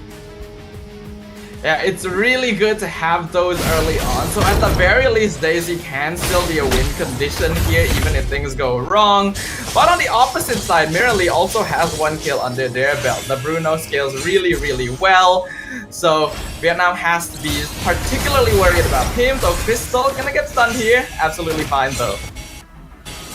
Alright, both junglers are a bit away from the team fight. Both nations are looking forward to having some activity here in the bot lane. Crystal, Daisy, here comes Ree, but he immediately gets found by the other members here. So not a lot of bloodshed gonna happen here. Everybody's gonna try to focus on getting that turtle. Yeah, I'm not a big fan of the positioning on both teams. Thailand literally rotated everyone but Leon King to the bottom lane to respond to potential aggression from Vietnam. But that means that they're not only standing there and stealing EXP from the Bruno, they are also not achieving anything else on the map. That's why Leon King has to go and split push top lane now, and Vietnam can quite easily start controlling the turtle pit. And look at that, right? From before this pause happened, we saw a bit more of Leon King trying to get to that point in the top side where he was already at least securing the wave clear right over there. Just because right after the take on the middle side or the middle of the mid lane of Vietnam, the top side was also taken care of by this specific team. So yeah, it was Leon King. He took the responsibility of going to the top side to clear it out, but that was also the time for right on the turtle spawning here and coming into full effect. So I feel like that's another objective that was lost for the side of Thailand, and Vietnam really just, you know, utilizing everything that they can here to perfection. Yeah, Vietnam are totally fine with taking the game a little bit slower because their draft feels a bit more comfortable once you get to that second or third item power spike. It's Thailand that I feel is playing a bit too reactive, right? I feel like their rotations are not quite aggressive enough on the map to take advantage of the draft that they have chosen. And because of that, they are losing out on macro in a situation where they should be able to apply a bit more pressure to the opposing side. I agree. At this point in time, you would expect that the damage output coming in from Thailand would come in handy already, right? You can see that at some point we got to take notice of the Bruno already having damage, Leon King at some point already having damage too. So yeah, I was just really wondering as to why they don't use it as much in like the first few minutes of the game. Maybe they were also being overwhelmed by the total AoE damage output and the rest of the damage output that was being brought about by Vietnam, because again, you don't see Vietnam alone, right? There's always going to be someone else accompanying another player, and that is how they were able to execute the AoE damages to most of the team fights that have happened in this game. Yeah, to be completely honest with you, I do just feel like there's too much reactivity coming out, not just from Thailand, but from Vietnam as well. It's just that their draft is a little bit more suited for that kind of playstyle in the first place. Yeah. Thailand, there is this feel where they're playing very afraid or overly respectful of their opponents, because you saw, like, once they saw that there was a potential aggressive rotation down bottom, they just gathered and then didn't try to force anything, even though they could have like baited out battle spells or resources, right? When the Matilda walked in and the Hylos got the stun, no one really followed up on it. They just immediately gave up. It was funny because if we were playing a traditional rank game, right, and you see someone alone there, like a walking Hylos, maybe as tanky as as tanky as that hero could be, you'd jump immediately. You have the numbers, right? So yeah, it was just at some point, you're right, the reactive notion here coming in from both of the teams, because they weren't really willing to fight. Probably everybody else was just trying to remind each other to stay safe, because the junglers are having activity upstairs. They were trying to get more of those turret objectives, trying to get at least their buffs, and they really didn't want to lose a player before the start of the second objective, or the third objective already, which was the third turtle of the game. But because of that, it was left open for Vietnam just because the Hayabusa was on the other side. Like, it's really a matter of timing, you know? A lot of those timers have to be checked from time to time so that they know when to do this and when to do the other things that they have planned. I just feel like there are a lot of flaws in the gameplay that can be pointed out here. Like, the teams are definitely trying, but I think especially when you are playing on a hero like Hayabusa, your farm speed should actually be pretty like high. Right? You have a lot of mobility. You can travel the map quite easily and fairly safely as well, as long as you use your cooldowns correctly. And I feel like the Xborg is actually outperforming them right now in terms of EXP. So that is not a good sign, right? Especially if, like, you also have a Bruno, right? You could send the Bruno to deal with top lane so that the Hayabusa can remain around to contest Turtle Pit. And they're not doing that. Yeah, in terms of like the other options, right? You were already talking about it right from the start.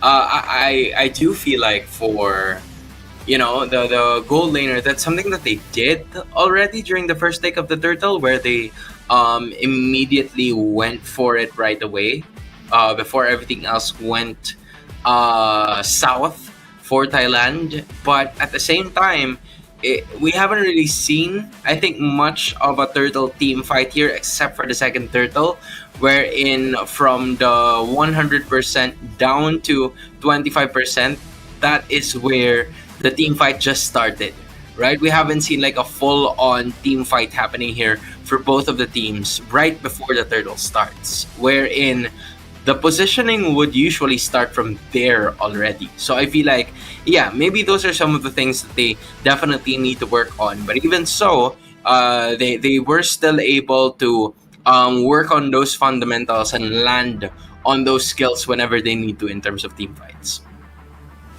Yeah, but yeah, I still feel like we need to see exactly what is going to happen here, because based on the little bit of gameplay that I have seen, Vietnam does seem to be a little bit more composed. While they don't have as much initiation as Thailand, right, because they have a Matilda as a roam, they are able to capitalize on the mistakes that Thailand are making in their positioning and maybe in their farming rotation as well. So if this path continues onwards, I can definitely see them out farming Thailand. But again, that's only with the little bit of information that we've been able to see so far. So you never really know what's going to happen. Yeah. As of the moment, I feel like from what's probably gonna happen, right? This is a specific scenario. Again, guys, for everybody's information, Thailand and Vietnam are part of Group A. They are together with, as far as I can remember, Uzbekistan. They also have China. And then I'm trying to remind myself of the other country. Take a look at it now, Stafa. I mean, I don't want them to get mad at me. There it goes, Mongolia. Yeah, Mongolia. There it goes. All right, so that's Group A. And at the same time, you'd also want to make it into the next stage of the competition, which is the playoffs, because again, only 2 out of the 5 teams are going to be there as well. But I assume you already have the groups, right? So have you taken a look at all of the happenings there? What kind of like piques your interest the most out of the groups? Well, now that I'm actually having a look at the groups, I think we can definitely tell that Group D is the group of death a little bit, purely because Philippines and Indonesia are in the same group, right? If 2 groups are going to be going through to the next stage, I think most people would expect that it will be these 2 regions, right? As for the rest, I think it's a little bit more open. Group B is interesting because we also have Myanmar and Malaysia, both regions that have an extensive experience in the international stage. Yeah, and we're also sharing, or Group B is also shared by Hong Kong, Kyrgyzstan, and Timor-Leste. And Timor-Leste has been a team that has, had some developments in terms of like their the MLBB scene that they've had. So I honestly feel like this is a good opportunity as well, not only for their men's team, but also for their women's team to also get some exposure in terms of like the professional scene and the international scene as well. Because from what we've seen, right, they're going to be going up against Malaysia there. And I feel like Malaysia has had a ton of representatives as well in the female MLBB scene. And I feel like that's something that they could learn, especially when they're going up against Malaysia and Myanmar that you've mentioned, which is gonna be, you know, quite tough amounted to take over, because those are the two countries that you'd want to take down for you to make it into the next stage. But hey, there's a lot of things that could happen. Yeah, a lot can happen, right? We expect a lot of the more mainstay names and regions to be able to make it forward in the competition, but this is not the usual names and faces that we will be seeing on the global stage either, right? These are, of course, the women's teams. It's a chance for them to get that experience, get that exposure that they typically wouldn't have as much access to, and really show the world what they're capable of. I agree. At this point, right? For us, the mainstay names from Group B are Malaysia and Myanmar. For Group D, it's Indonesia and the Philippines. Group C, you probably have Cambodia and Saudi Arabia. Depends on where you would usually look at it. Technically, all right, from what we're from our standpoint, I feel like whoever has that league going on from them, like that Mobile Legends League going in for them, has had more experience moving forward. You know, from Thailand, yeah, there's a lot of things that could go. But either way, ladies and gentlemen, looks like we're gonna take a moment to make sure we can iron out all the kinks and the technical difficulties we are facing right now. So we're gonna go ahead and jump into a short break, but when we come back, we shall witness the conclusion of this first best of one series. So don't go anywhere. We'll see you guys later.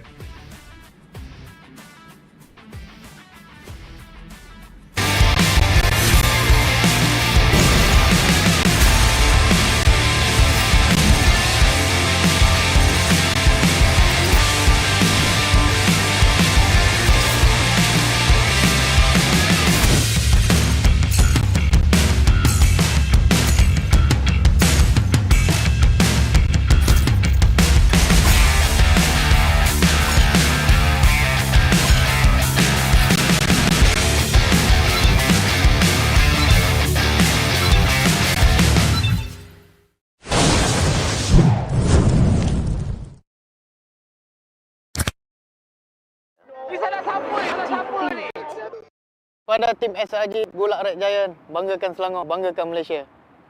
Champion juara wakil Malaysia Fight for N6 in Malaysia.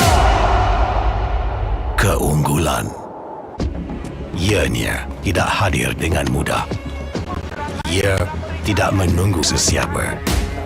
Dan ia tidak memilih sesiapa. Keunggulan adalah potensi hebat yang tersembunyi dalam diri. Seperti benih yang menunggu masa untuk bercambah, sedia untuk mekar hingga berkembang indah.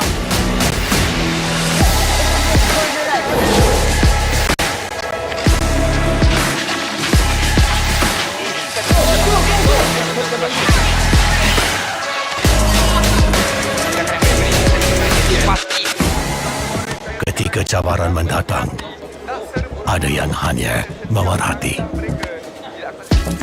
Kekuatan sebenar lahir dari dalam diri. Dibangkitkan oleh jiwa yang menyokong teguh tanpa henti. Kadangkala, saat kita rasa jauh dari apa yang kita impikan, ia muncul dari arah yang tak dijangka. Saat itu, kita sedar potensi yang sebenar ada di sekeliling. Ini semua bukanlah satu kebetulan, tapi kita yakin ini semuanya aturan takdir. Setiap langkah bukan hanya untuk diri sendiri, tapi juga untuk mereka yang berdiri dan berjuang bersama agar kita melangkah lebih jauh, menjadi lebih hebat.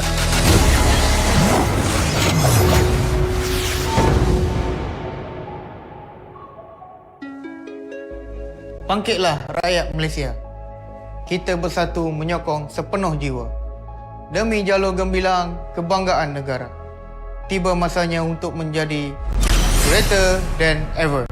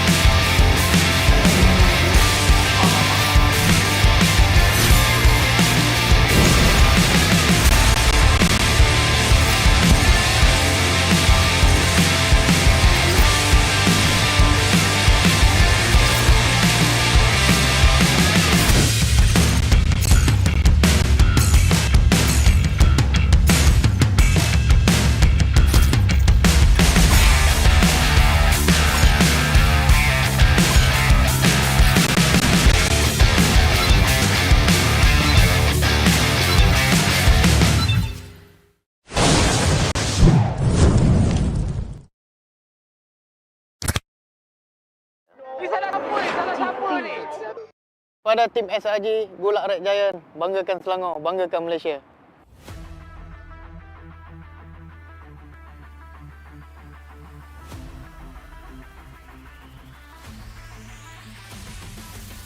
The conclusion of our first best of one group stage match between Thailand and Vietnam.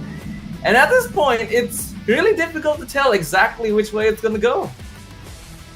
Yeah, guys, I feel like we are sharing the same sentiments with you.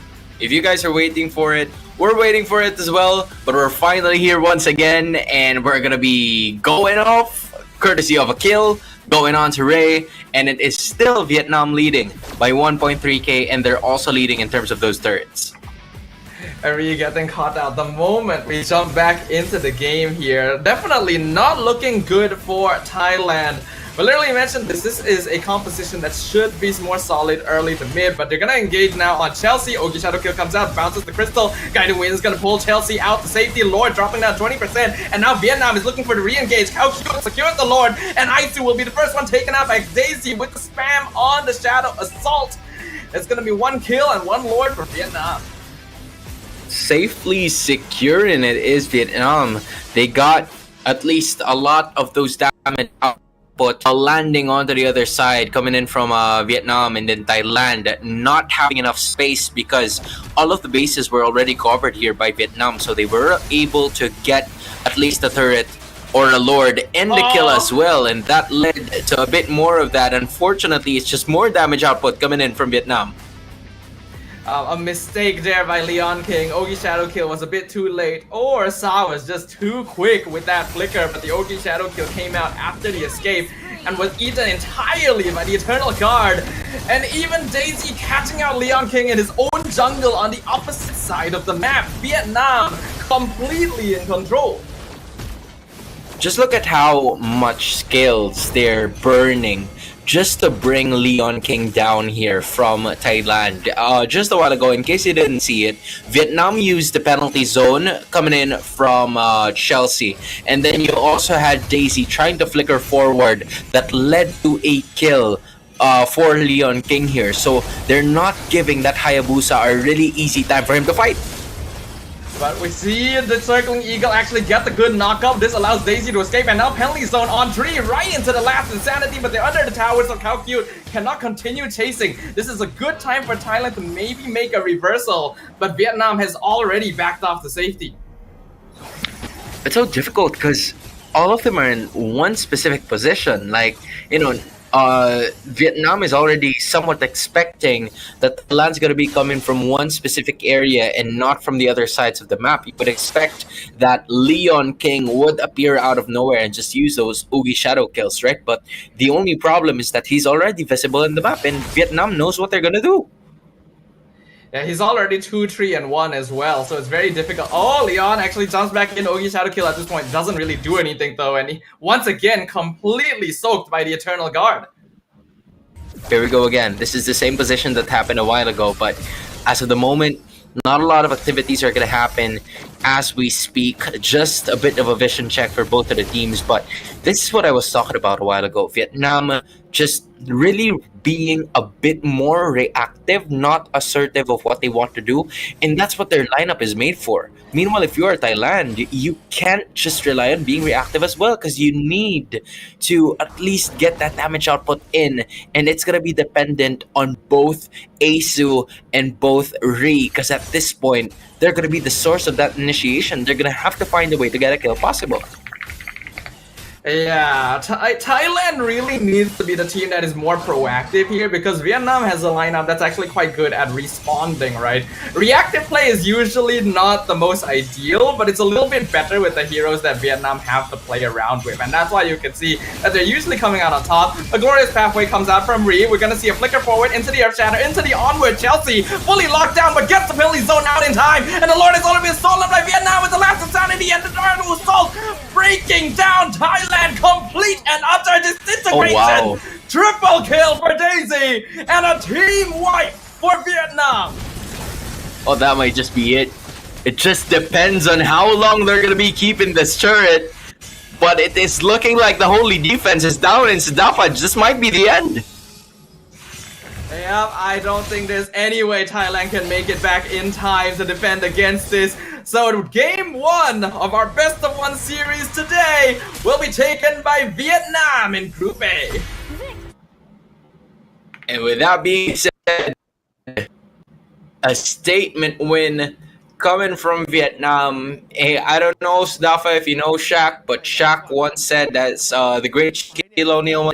I'm sorry, I wasn't completely familiar with your game, and I am now. I completely denied of the thought that, you know, the composition would not work, because they definitely knew what it takes for them to be able to win. As you can see, they were all there. They're just all smiles as of the moment as we speak, and they denied the host country of getting their first win in this Group A. Yeah, we can already see them discussing about some of the things that happened in that game, getting prepared for what is going to be happening next. We can see that unfortunately Thailand fell a little bit short of expectations, despite many of us expecting that they would have the more solid draft overall. But it did come with a little bit of requirement in execution, and they just weren't able to hit those beats. Yeah, I was about to like list down so that I'll be much more updated as to how the rest of their games are gonna go, because I don't want to miss out on a single quite possible head-to-head scenario here. But as we speak, all right, Thailand going down 0-1, and it's Vietnam moving up the standings of Group A 1-0. We are still yet to see the other three teams, the other three nations competing. I can probably say the same thing for all of the other 18 nations that we are yet to see in just a bit, right? So I feel like there's going to be a lot of MLBB action that's going to happen, but this is a series that just showcased what they can do. Yeah, looks like we're gonna be going over to the stage now to be announcing the winner, but there's definitely some things that Thailand need to work on going into their next game. Remember, this is a round robin, it's still the group stage, so we're not gonna be seeing them knocked out of the competition or anything like that yet. But this is a team that still has some growing to do, I think. Yeah, I mean, you still have 3 more games, right? And I feel like this is what the Asian esports games are all about. You want to know more about how the strong teams have been playing, or like if you feel like you're already the strong team yourself, and all you need is to just introduce, your team and how you play. This is the perfect avenue for you to do that, because again, you're probably going to be going up against household names, staple names like the Indonesia and the Philippine teams, right? So I feel like at this point in time, if you are a team just like Vietnam, on how well you were able to execute this game in game number 1, we've had our reservations during the start of the draft. I'm gonna have to admit to that, but at the same time, as soon as they went into this start of the game, especially in like that 4 or 5 minute mark, they have completely changed how I view them, and maybe Vietnam could really make it out of Group A depending on how well they have performed in this one. Yeah, on paper, their draft felt like it was very conditional and it needed to hit certain timings to be effective. And because some of those timings were particularly weak to the heroes from Thailand, we figured that, okay, their early game phase should be much more effective. However, itemizing against a team, you brought this up, Hans, you can't really itemize against 2 magic DPSs if you don't have enough gold to do so, right? And the game ended up ending really, really quickly due to a notable snowball after that second turtle. So Thailand couldn't even get their items in time. Yeah, we can actually talk about that right now, because from what we're seeing, right? Of course, Leon King is there. He already has the Hunter Strike and the Endless Battle as well. Unfortunately, the problem here is that for most of the teams that they were trying to build up on, Daisy, the Lunox, was so close to already securing a full build in like maybe 11 to 12 minutes of gameplay here for Vietnam, and they were able to do that. Just in case, guys, that you're confused, all right, Thailand is on the right side, Vietnam is on the left side, but as we speak, it was just more on the punish that has happened here for the side of Thailand, because they weren't able to like completely maximize the skill set that was brought about by Mirali here, using that Bruno, because of the point where, there were a lot of just healing coming in from Crystal, those wave clears and passive damage coming in from Sa, and then it was so hard to bring down the X-Borg and even Chelsea right when he was already trying to build this up. You see it, right, Sadafa? He only needed to build like the Dominance Ice and the Anticuras, and everything was all good. Like logically, you would still have a good split of damage, right? Because Edith and Valentina do magic, then you have Bruno and Hayabusa for physical. So I would feel like the damage split was a little bit more balanced in favor of Thailand, but their gameplay was what costed them this. I feel like their approach to a lot of fights was a bit one-dimensional, and there wasn't a lot of like notable strategy being used to wander around the map, which meant that having something like a Matilda gave Vietnam a lot more wiggle room. Yeah, I think I agree with what you mentioned, right? From what you have been saying from a while ago, to the point where it was they had some engages at some point, right? But the only thing that was quite unfortunate for them is that the other really built for, it really is in terms of the gameplay, because I was trying to find a way to say that the execution or the composition wasn't really built for the early game, but it was, right? You see the Hylos already building up towards that glorious pathway, and then the Oogie Shadow kill was there also. I think there were a lot of misses coming in from the Hayabusa ultimate as well, where it tends to hit the minions rather than the heroes, or when it hits the heroes, sometimes it lands onto Chelsea, and Chelsea can take that brunt of the damage just because he already has that dominance ice in together with that Antikyra. So I feel like they really had a hard time trying to get their damage output out, and Vietnam really having an easy time here to get their victory. The positioning from Vietnam was pretty solid overall, right? I think being able to put their tankier units in the front was very effective, the Terizla especially. And unfortunately, Thailand's engagement always fell into the same sequence of steps. Rhea drops the glorious pathway, the Edith catches someone, everyone groups up to kill that one person, and then they all get caught in penalty zone and Eternal Guard. You just gotta play a lot safer there, right? But with that, we have concluded our first best of one of the day. We're gonna jump into a short break before we come back with our second match. So if you guys need to do anything, now is the time. Because when we're back, it's gonna be more MLBB action. See you then.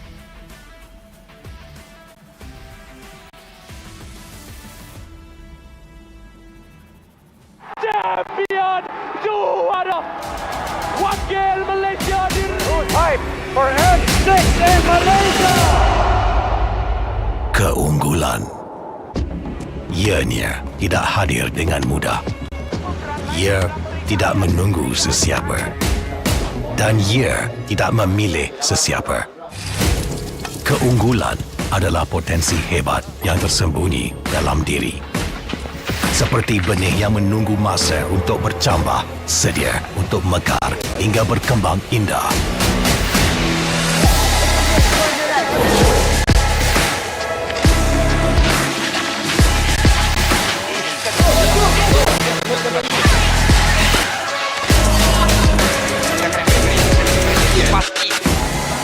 Ketika cabaran mendatang, ada yang hanya memerhati. Kekuatan sebenar lahir dari dalam diri. Dibangkitkan oleh jiwa yang menyokong teguh tanpa henti. Kadangkala, saat kita rasa jauh dari apa yang kita impikan, ia muncul dari arah yang tak dijangka. Saat itu, kita sedar potensi yang sebenar ada di sekeliling. Ini semua bukanlah satu kebetulan, tapi kita yakin ini semuanya aturan takdir. Setiap langkah bukan hanya untuk diri sendiri, tapi juga untuk mereka yang berdiri dan berjuang bersama agar kita melangkah lebih jauh, menjadi lebih hebat.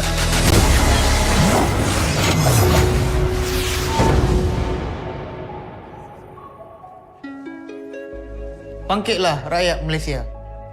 Kita bersatu menyokong sepenuh jiwa. Demi jalur gemilang kebanggaan negara. Tiba masanya untuk menjadi greater than ever.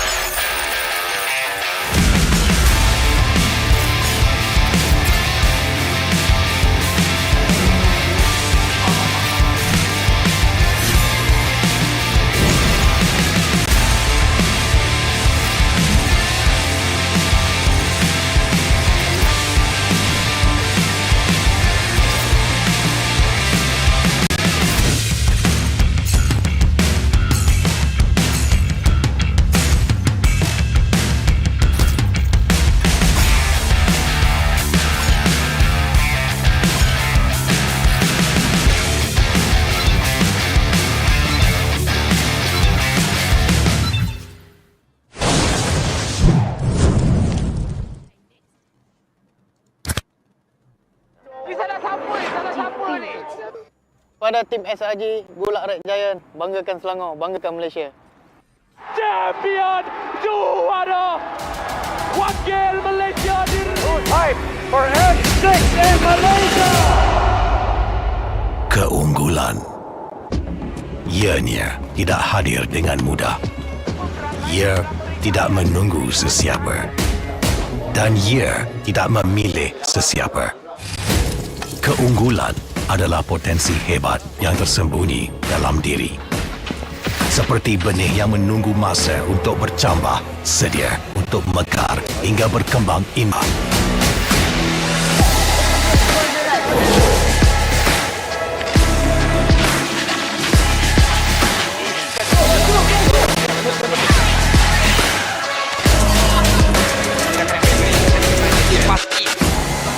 Ketika cabaran mendatang, ada yang hanya memerhati.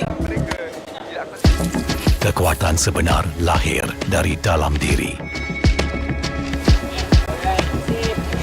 Dibangkitkan oleh jiwa yang menyokong teguh tanpa henti.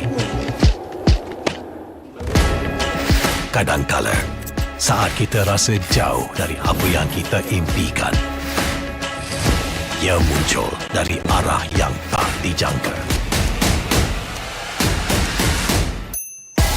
Saat itu, kita sedar potensi yang sebenar ada di sekeliling. Ini semua bukanlah satu kebetulan, tapi kita yakin ini semuanya aturan takdir. Setiap langkah bukan hanya untuk diri sendiri, tapi juga untuk mereka yang berdiri dan berjuang bersama agar kita melangkah lebih jauh, menjadi lebih hebat.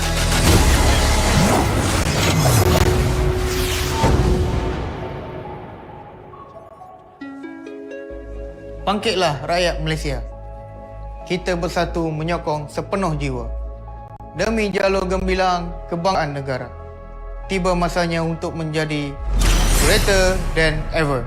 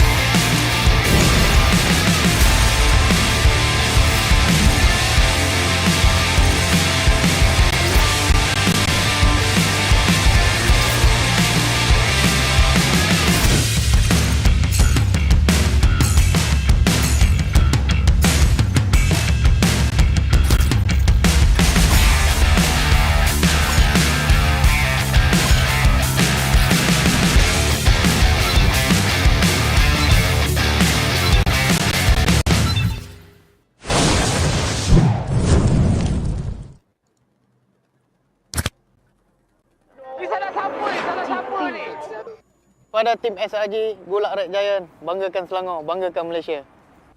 Champion juara wakil Malaysia diri. Fight for N6 in Malaysia. Keunggulan ianya tidak hadir dengan mudah. Ia tidak menunggu sesiapa. Dan ia tidak memilih sesiapa. Keunggulan adalah potensi hebat yang tersembunyi dalam diri. Seperti benih yang menunggu masa untuk bercambah, sedia untuk mekar hingga berkembang indah.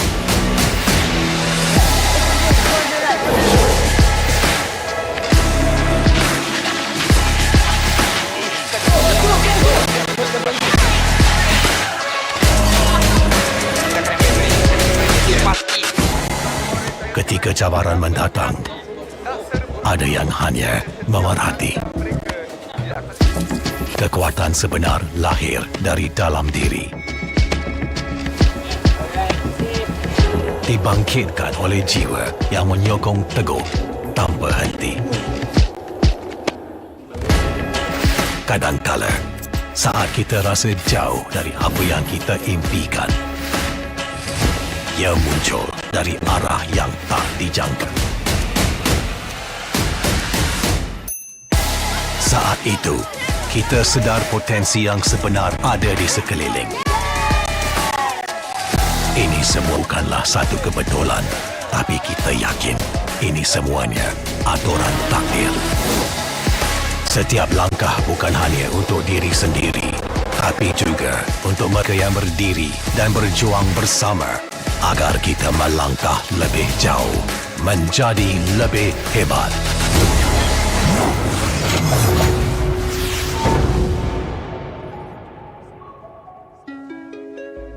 Bangkitlah rakyat Malaysia.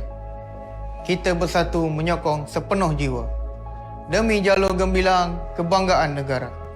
Tiba masanya untuk menjadi greater than ever.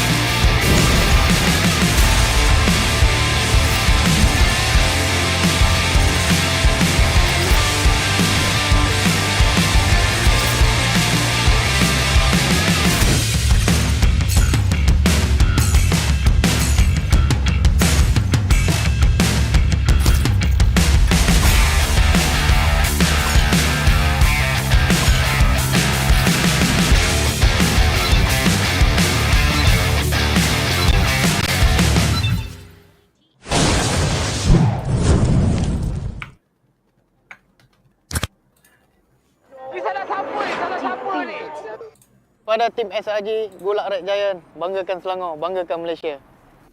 Champion juara wakil Malaysia Time for N6 in Malaysia. Keunggulan.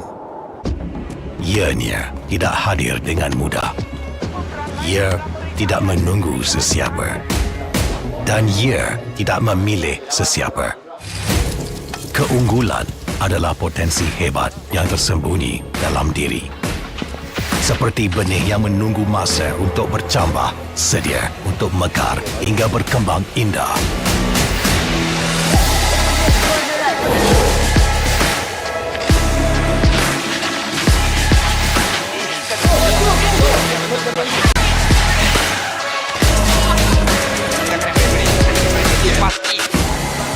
Ketika cabaran mendatang, ada yang hanya memerhati. Kekuatan sebenar lahir dari dalam diri. Dibangkitkan oleh jiwa yang menyokong teguh tanpa henti. Kadangkala, saat kita rasa jauh dari apa yang kita impikan, ia muncul dari arah yang tak dijangka. Saat itu, kita sedar potensi yang sebenar ada di sekeliling. Ini semua bukanlah satu kebetulan, tapi kita yakin ini semuanya aturan takdir. Setiap langkah bukan hanya untuk diri sendiri, tapi juga untuk mereka yang berdiri dan berjuang bersama agar kita melangkah lebih jauh, menjadi lebih hebat.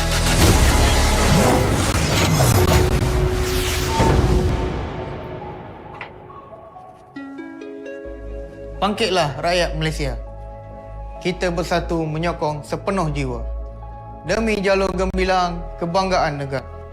Tiba masanya untuk menjadi greater than ever.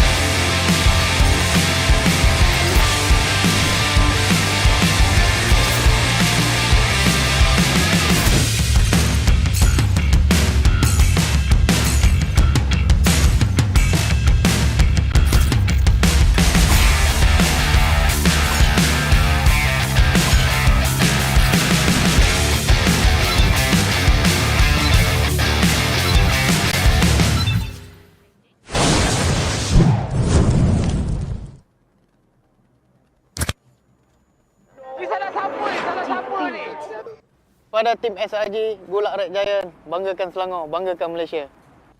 Champion juara wakil Malaysia Fight for N6 in Malaysia. Keunggulan. Ianya tidak hadir dengan mudah. Ia tidak menunggu sesiapa. Dan ia tidak memilih sesiapa. Keunggulan adalah potensi hebat yang tersembunyi dalam diri. Seperti benih yang menunggu masa untuk bercambah, sedia untuk mekar hingga berkembang indah.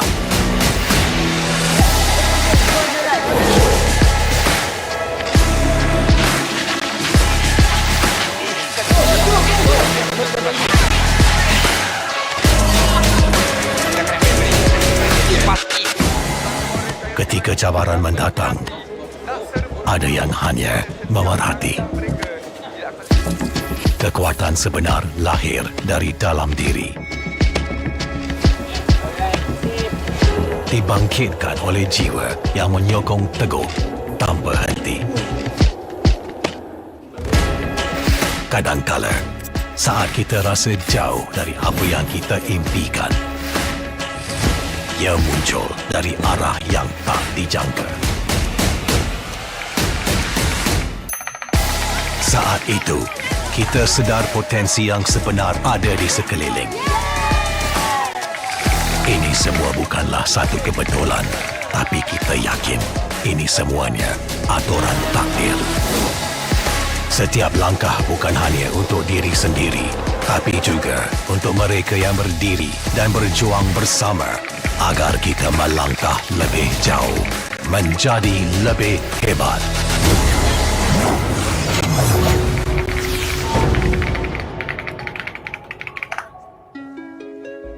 Bangkitlah rakyat Malaysia. Kita bersatu menyokong sepenuh jiwa. Demi jalur gemilang kebanggaan negara. Tiba masanya untuk menjadi greater than ever.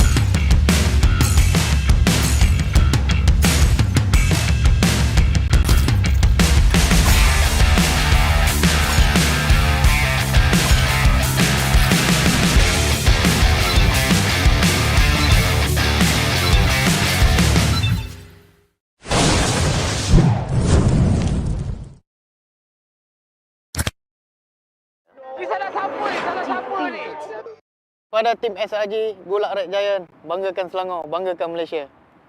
Champion juara wakil Malaysia Time for N6 in Malaysia. Keunggulan. Ianya tidak hadir dengan mudah.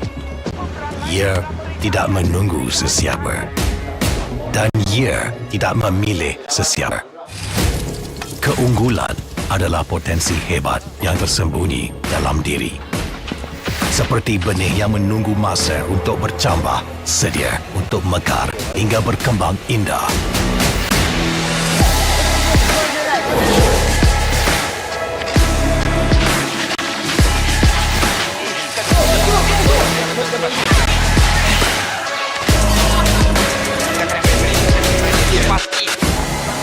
Ketika cabaran mendatang, ada yang hanya memerhati.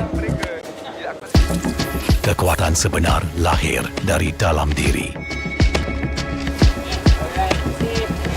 Dibangkitkan oleh jiwa yang menyokong teguh tanpa henti. Kadangkala, saat kita rasa jauh dari apa yang kita impikan, ia muncul dari arah yang tak dijangka. Saat itu, kita sedar potensi yang sebenar ada di sekeliling. Ini semua bukanlah satu kebetulan, tapi kita yakin ini semuanya aturan takdir. Setiap langkah bukan hanya untuk diri sendiri, tapi juga untuk mereka yang berdiri dan berjuang bersama agar kita melangkah lebih jauh, menjadi lebih hebat.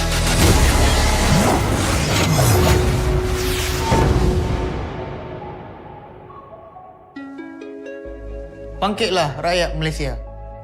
Kita bersatu menyokong sepenuh jiwa. Demi jalur gemilang kebanggaan negara. Tiba masanya untuk menjadi greater than ever.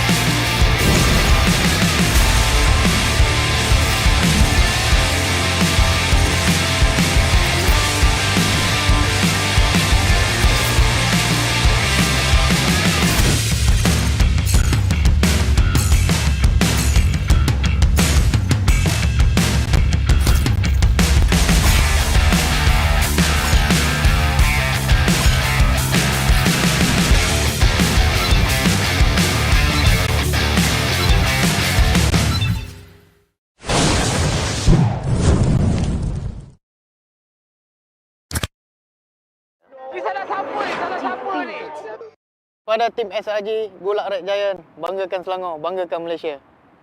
Champion juara wakil Malaysia di Time for N6 in Malaysia. Keunggulan. Ianya tidak hadir dengan mudah. Ia tidak menunggu sesiapa. Dan ia tidak memilih sesiapa. Keunggulan adalah potensi hebat yang tersembunyi dalam diri. Seperti benih yang menunggu masa untuk bercambah, sedia untuk mekar hingga berkembang indah.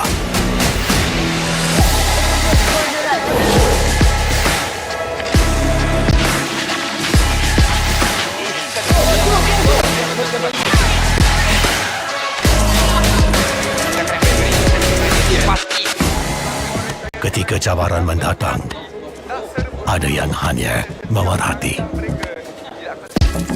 Kekuatan sebenar lahir dari dalam diri. Dibangkitkan oleh jiwa yang menyokong teguh tanpa henti. Kadangkala, saat kita rasa jauh dari apa yang kita impikan, ia muncul dari arah yang tak dijangka. Saat itu, kita sedar potensi yang sebenar ada di sekeliling.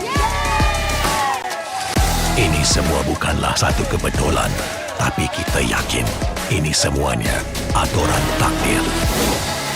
Setiap langkah bukan hanya untuk diri sendiri, tapi juga untuk mereka yang berdiri dan berjuang bersama agar kita melangkah lebih jauh, menjadi lebih hebat.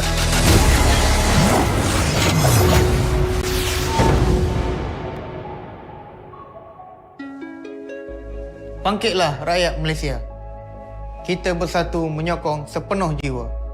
Demi jalur gemilang kebanggaan negara. Tiba masanya untuk menjadi greater than ever.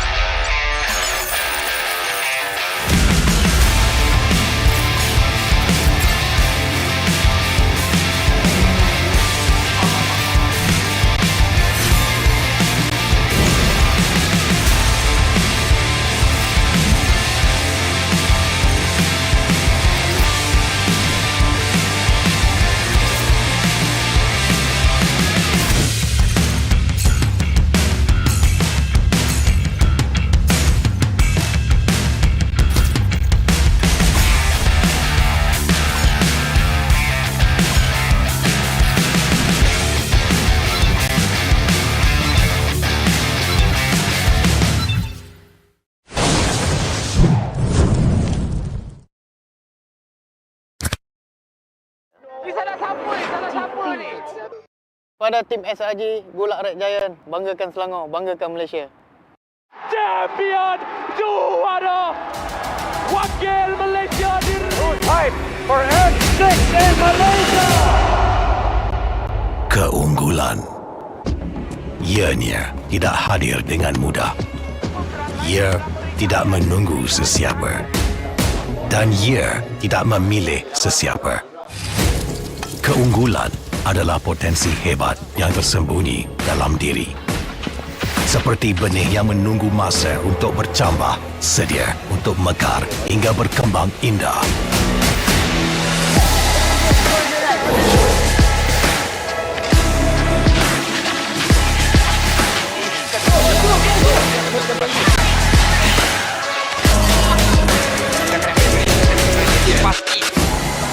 Ketika cabaran mendatang, ada yang hanya memerhati.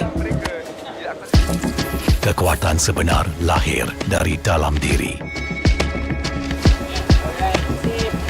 Dibangkitkan oleh jiwa yang menyokong teguh tanpa henti. Kadangkala, saat kita rasa jauh dari apa yang kita impikan, ia muncul dari arah yang tak dijangka. Saat itu, kita sedar potensi yang sebenar ada di sekeliling. Ini semua bukanlah satu kebetulan, tapi kita yakin ini semuanya aturan takdir. Setiap langkah bukan hanya untuk diri sendiri, tapi juga untuk mereka yang berdiri dan berjuang bersama agar kita melangkah lebih jauh, menjadi lebih hebat.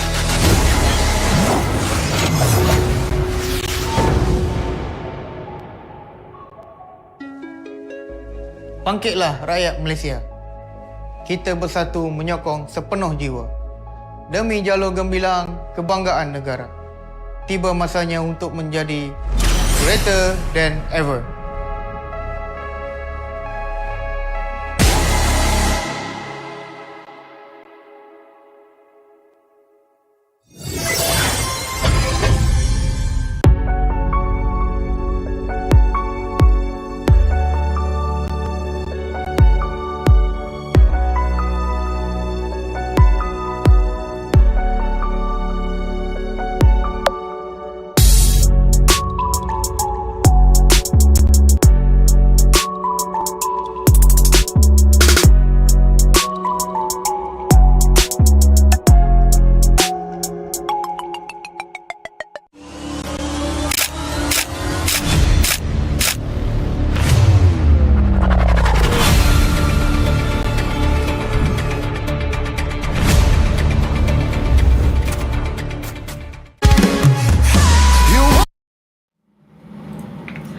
Welcome back once again, ladies and gentlemen, to the Asian Esports Games Bangkok 2024 Team Women's MLBB Tournament, in which 20 nations from around the Asian region compete for a chance at the trophy. My name is Stafa, once again joined by Hans, as we prepare to approach our second group stage match of the day. Man, I am sure that we are up for one amazing best of one game here, because what we have up next is are two teams that we have been, saying ever since the start of the tournament.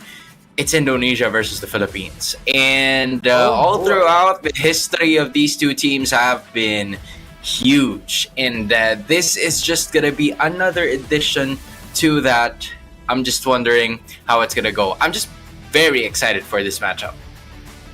Yeah, I can feel it. I can feel everyone else's excitement as well. This is the matchup, right? We cannot deny that these are the two biggest regions in the MLBB ecosystem. So getting to witness what their women's teams are capable of is going to be something that a lot of us want to find out about, right?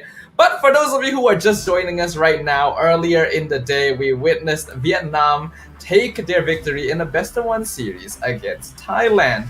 And there's actually multiple matches happening at the same time, right, guys? So just to give you the results of some of the other matches, Mongolia was able to take a victory against Uzbekistan. We have Indonesia winning out against Sri Lanka, and Philippines taking a victory against Brunei.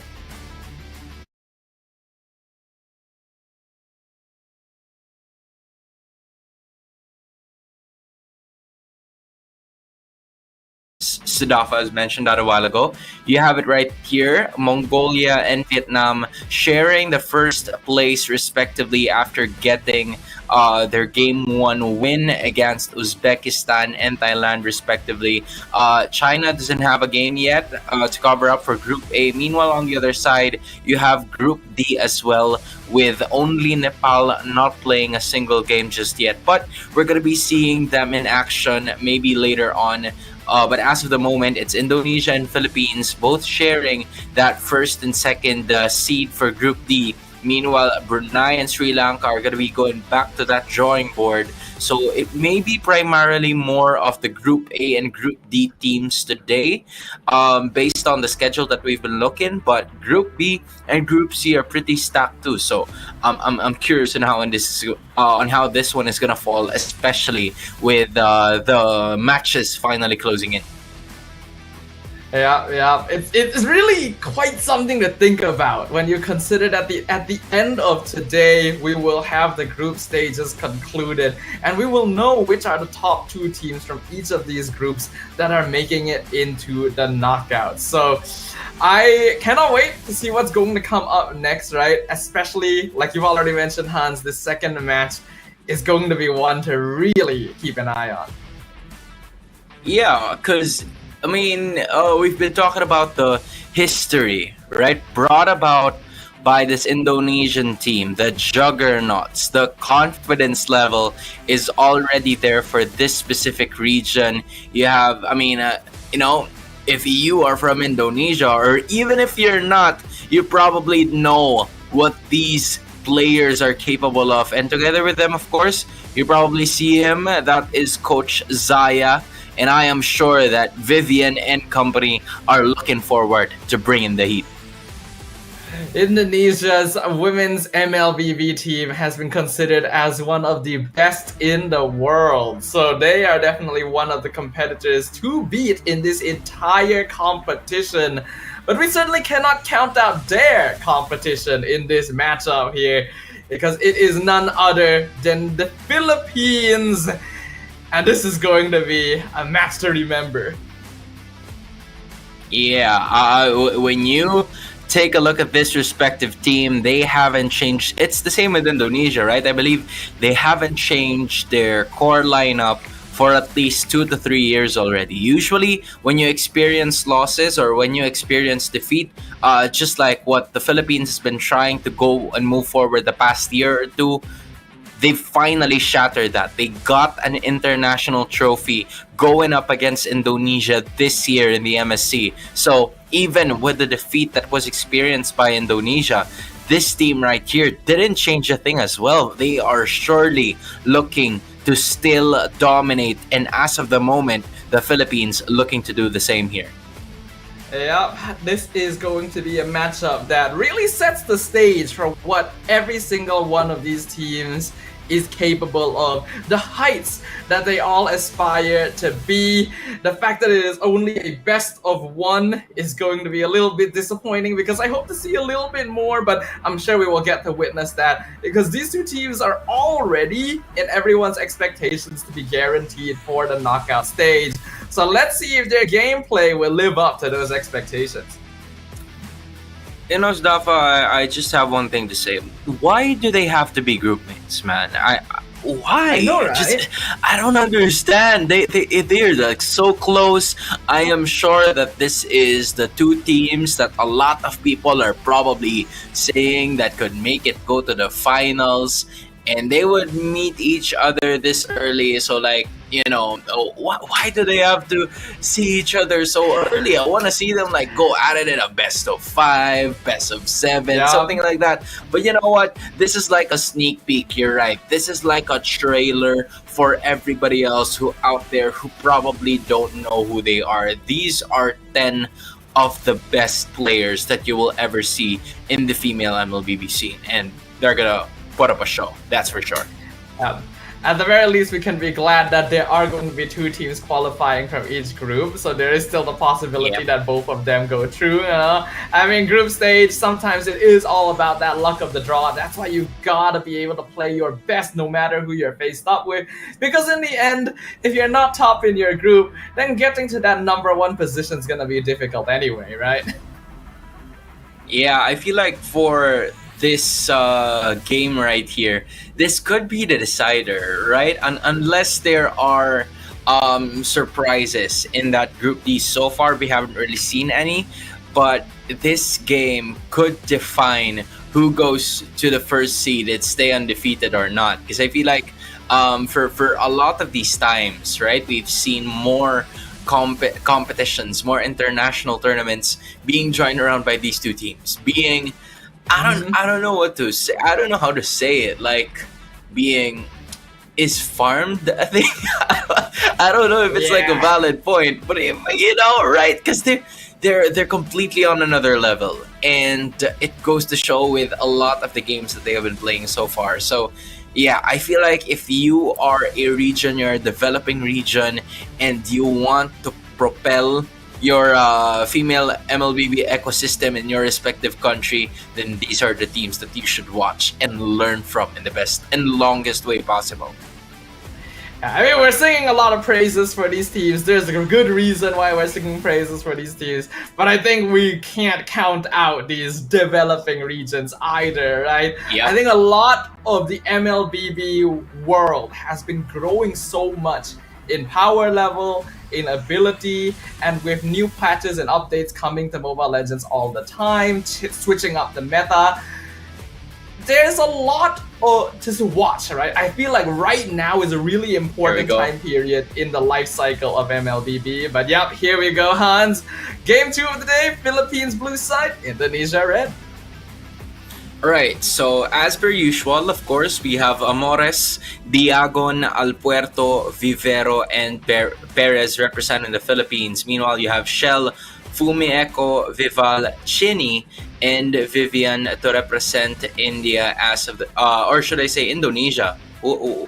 My bad. India's gonna be playing in like probably a couple more games from now, but this is Indonesia up against the Philippines, and that's the Matilda and Hayabusa, 2 heroes that we've seen in the very first game. So I feel like the Philippines are trying to stop the fast-paced aggressive play that Indonesia is trying to put here. Meanwhile, Indonesia looked at that ship pretty quickly, so both of the teams knowing where they're supposed to strike, the familiarity between these 2 is impeccable.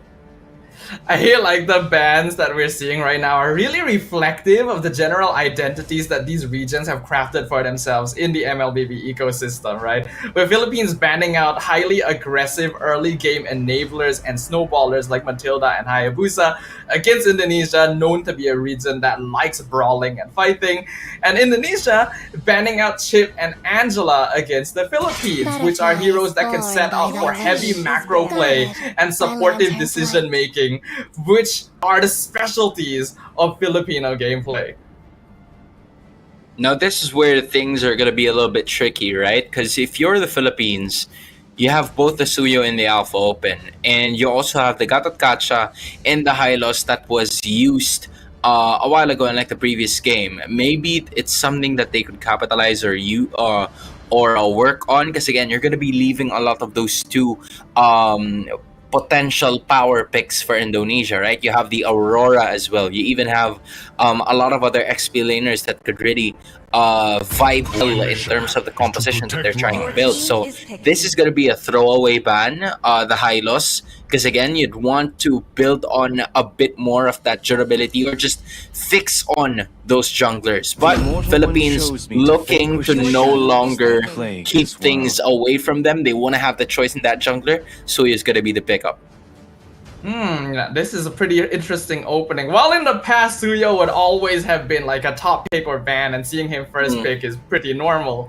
Nowadays, we don't actually see as much of that because we want to see teams keep their options a bit more open. That's why we're seeing a lot more high-lows and Gatot first pick, even the Valentina getting to show up from time to time just to address that. But since Suyo has been locked in already, a classic counter would be something like the Alpha in the jungle for Indonesia. They can no longer pair it up with the Matilda, but Eve is completely open and is a great hero for controlling space. Fight for the Good pickup. ultimate answer. I love the pickup of the Hilda. At this point in time, if you have the Hilda on your side, you could easily disturb the farming that could be brought about by the Suyo. It only depends on what the Philippines is going to pick up here. Maybe they could go for a Gatot Kacha just to slow down the Hilda as well, so that it would become the dead lane in the EXP. And I feel like with Harith, on the other hand, you Rex Biru is going to be okay to match up with it as well, but the CC might be the answer here. Yes, they get to pick up the Gatot Kacha, but the CC is going to be part of it as well. Basing on how I'm looking at it, I feel like Gatot Kacha will immediately go to that roam position while the CC is going to go XP. Yeah, I agree with you there, Hans. I think it's pretty straightforward that that's where these heroes will go. I'm fine with the Gatot. Gatot is a very classic counter to Harith because the moment you pop down the Zaman Force, you just cover it with the Avatar, the Guardian, and then you can no longer dash around. But I feel like the CC could have been left until a little bit later. If they went like Gatot Eve, it would have been impossible for Harith to play the game. I think CC is fine to match Hilda in lane, but there's still other options they could have went with even if it got banned. Especially with that show picked up, right? In traditional or in most of the MLBB tournaments, I think we've casted a lot gets to, or a lot of the teams pick up both the Gatot Kacha and the Cho in like one specific 2-pick ban, right? So let's say, for example, when you get the first 2 picks, it's an immediate Gatot Kacha and Cho. But in this specific scenario, that's not the case. As Indonesia picks up the Hilda, and then they also pick up the Harith in exchange. But I also see some gameplays where in the Philippines or the CC would usually be placed or would occasionally be placed in that gold lane. I don't know if that's going to be applied today, but depending on how this thing is going to go, considering that the Hilda is there, maybe that Hilda is going to get matched up against the CC just so they could match very well in terms of the agility aspect. Yeah, actually, now that you pointed out, the CC gold lane is not impossible, but it doesn't really feel like the typical style you would see from the Philippines. Though it is a possibility depending on how they go for it. So this could be an open flex coming in from Philippines. Surprisingly, Eve still being completely left open, with the Aurora being banned out alongside the Bruno. Bruno obviously making sense since Harith, that's one of the few heroes he actually does lose lane to. So if Indonesia wants to maintain lane control so that they can go for aggressive map rotation, then getting rid of heroes that would directly counter them in lane is crucial. I honestly won't mind if the Philippines would go for a Vixana here. Same with Indonesia. Because again, a lot of the heroes from the composition of the Philippines are more on the engage and aggressive aspect. So I feel like that's really going to be a chance for them to just go at it whenever. But I feel like in just a bit, we're about to figure out more, or the continuation of that next set of drafting and banning phases for now. I'm gonna assume that we ran into some kind of technical difficulty that's not allowing us to see the rest of the draft. So for now, we will go ahead and wait until we get some news on that. But I am kind of surprised. Your team is picking. I'm still hearing that something was a ban. Right? I hear it. I'm trying to remember whose voice line that is, but now I remember I don't play the game in English. So. Oh man, me too. I get you at some point. I'm trying to wonder who that is now, and I assume that's the last ban of the second phase, right? Because this time it's Indonesia's turn to pick up something, and with the heroes that they've had, from what I can remember, that's the Cho, that is the why am I forgetting things so quickly? That's the Harith and that's the Hilda, right? Cho, Harith, Hilda. I'm looking for some sort of really, really good DPS skill, and there you go, right? The Melissa, it's a niche ban towards Shinoa here, towards Paris, the gold laner of the Philippines, because that's what they used to win an MSC. So they're not really taking any sort of chances here, but the Nolan's gonna get picked up here pretty quickly. Yeah, not only that, but the Melissa specifically is a somewhat counter to heroes like Hilda and Cho somewhat. A good Cho can outplay the Melissa ult, but it's just better to not have to deal with it in the first place. The Nolan is also fine, but I worry if the enemy heroes will be squishy enough for him to take out, because Suyo, CC, and Gatot would all be quite difficult to burst. But Vexana and this final gold laner should be good targets for him. I think Moskov would make a little bit more sense to me than Carry, and yeah, looks like the Filipinos do agree. This wretched world. All right, Moskov for at least the macro possibility. I feel like now a Valentina wouldn't hurt if you are going for Indonesia, because again, you have an avatar of the Guardian to copy on the other side, right? That will come in handy, especially when you take a look at the composition of the Philippines, wherein most of their skills are heavily reliant on team fights. Like, you have the Moscow at some point. It's going to be very good towards the laning, going up against the Harith to just, provide the distance for it to potentially get away. And you also have the CC that could go ahead and land on those 1v1 kills. But the Kadita is going to be the choice here. I like the Kadita in a sense that the Philippines doesn't have a lot of vision, right? The skills to use for vision. So I feel like as of this moment, the idea for Indonesia is that, okay, since they don't have a lot of vision, let's get a hero that can burst them when they go inside the bush. And that is where the Kadita can definitely capitalize on, getting a -1 to possibly win this game. Yeah, potentially, but I still feel like it's weird that heroes like Eve or Lo Yi weren't even considered. Kadita can be good. We do see Kadita from time to time, especially being used against Eve.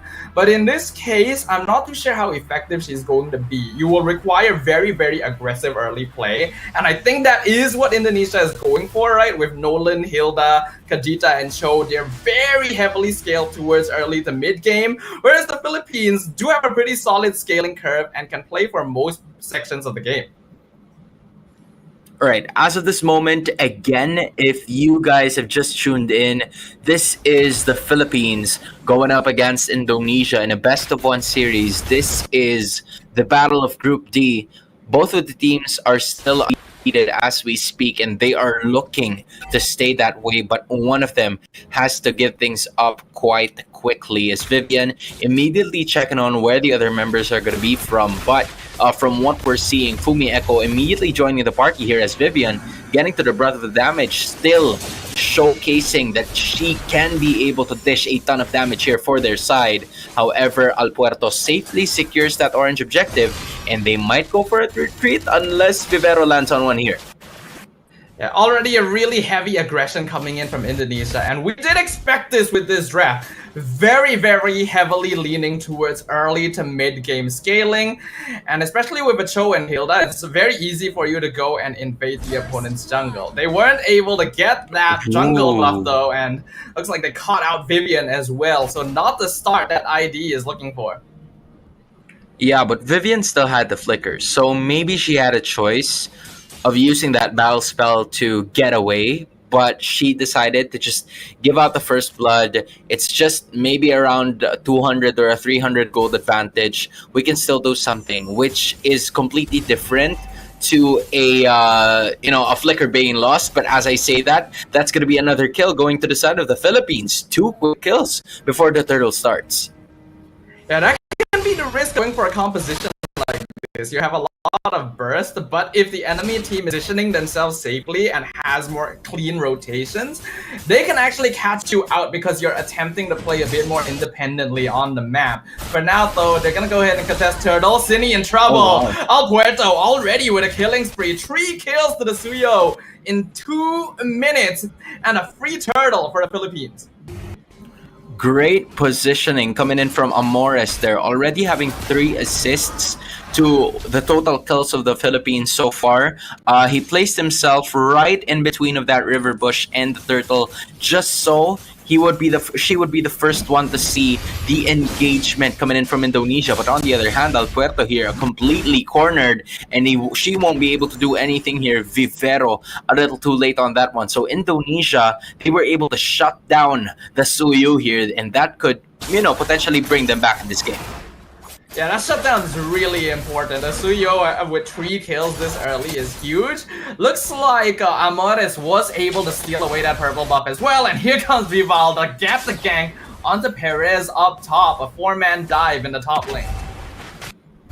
They were just really looking for a good counter engage here, and that has helped Indonesia so much to get back so quickly in this game, because from what we've seen, right, Perez really didn't have enough breathing room for him to work, or for her to work on what could possibly be a scenario here for them. But the only problem for them as of the moment is that Perez is a little delayed in scaling now compared to Shell.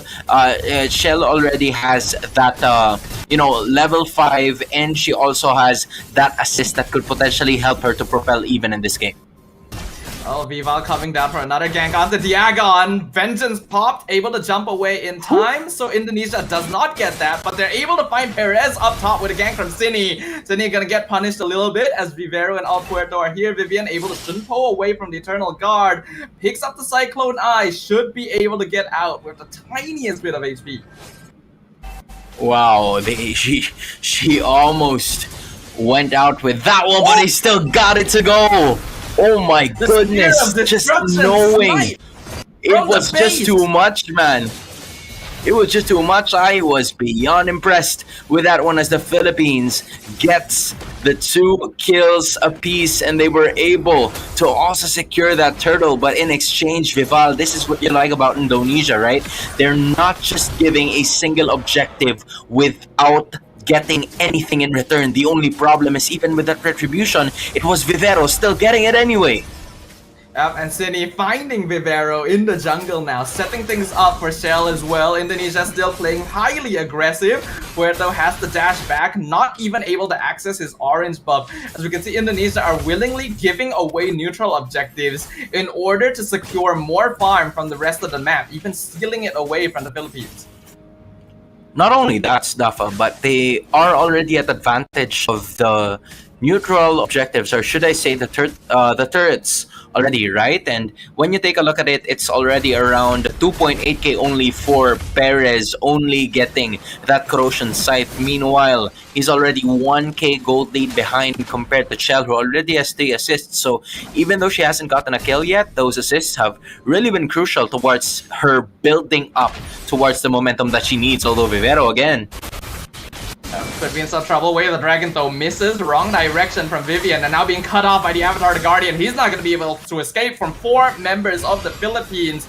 So a bit of a punish here, good positioning and escape to make sure that Vivian was caught instead. Just safely securing a kill, utilizing that Avatar of the Guardian to stay in behind of the pathway that, Vivian was trying to go for. She's kind of like struggling to get the vision off now, just because with one Amores skill or taunt or terrify, then that could potentially bring her down. But Cheney's going to be able to escape that one. And all of a sudden, the Philippines again back into the driver's seat. The only problem is that they haven't found a turret to be taken down just yet. And that is where Indonesia is shining. Indonesia have been able to play very aggressive and find a little bit of macro on the map with their lineup, but the Philippines are actually still farming very well. They're actually slightly ahead in gold, so Indonesia now trying to put a stop to that. Amore is already caught out. Avatar the Guardian to try and delay Purify use, but not going to be able to save the Vexana, and now Vivero caught out between 4 members of Indonesia. Diagon a bit too late to join the party as Zamanpor secures it, but he jumps back in. Vengeance Hughes on top of Shell. Shell picks up the turtle, and a knockup on Diagon makes sure he can no longer chase. They lose Vivian for it, but it's still a huge trade for Indonesia. Good kills coming in from Indonesia as well. Basically just, staying alive and getting 2 quick turns by getting both Amores and Vivero as of that moment. However, Diagon, on the other hand, utilized that CC to land on most of the skills that she has. The DPS has been massive coming in from the CC, and with that 1 kill to be brought around, she was able to turn things into their favor once again, just because of the fact that while all of those were happening, Perez was getting something right on the top side, whereas it is a slight advantage now, and then Vivian all of a sudden could not be able to escape. What a waste of that flicker. She was trying to make a play, but it didn't happen for Indonesia. That was overly desperate from Vivian. The moment that Diagon had positioned himself in the bush against the wall, Vivian needed to just give up the chase. That flicker would not have found the right direction, and now Vivero comes in, gets the taunt on Cine. Spear of Destruction actually connects, but Cine's able to get away with the Ocean Oddity. Perez gonna jump in as well. No kills down in bot lane. Alright, it's been a stalemate, a back and forth from both of these teams, only separated by around 300 to 400 gold, and we haven't seen like a completely massive team fight that would determine on whether or not things are gonna go to either one's favor.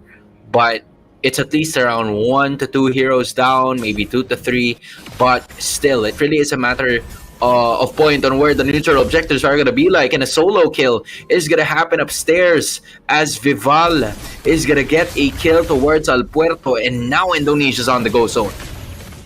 Yeah, really good information scouting. The rest of Indonesia noting that most of the Filipino team is in the bottom half of the map and saying okay to Vival that Al Puerto is by himself. Vivero now being caught out by Fumi. He is still delaying their entrance. Shell gonna drop the Zaman Force right in the funnel to allow Vival to continue on the Lord. Avatar Guardian dodged by Shell, lands on Fumi, but Vivero taking a lot of damage, has to dash back out. In the meantime, Cine and Vivian gonna be double teaming Perez and bottom lane, picking up the Moskov, and the Hilda is already gone as well. The Lord gonna be secured by Vival, and the rest of Indonesia now gonna be looking to make their grand escape. Philippines a bit too scattered to chase him down.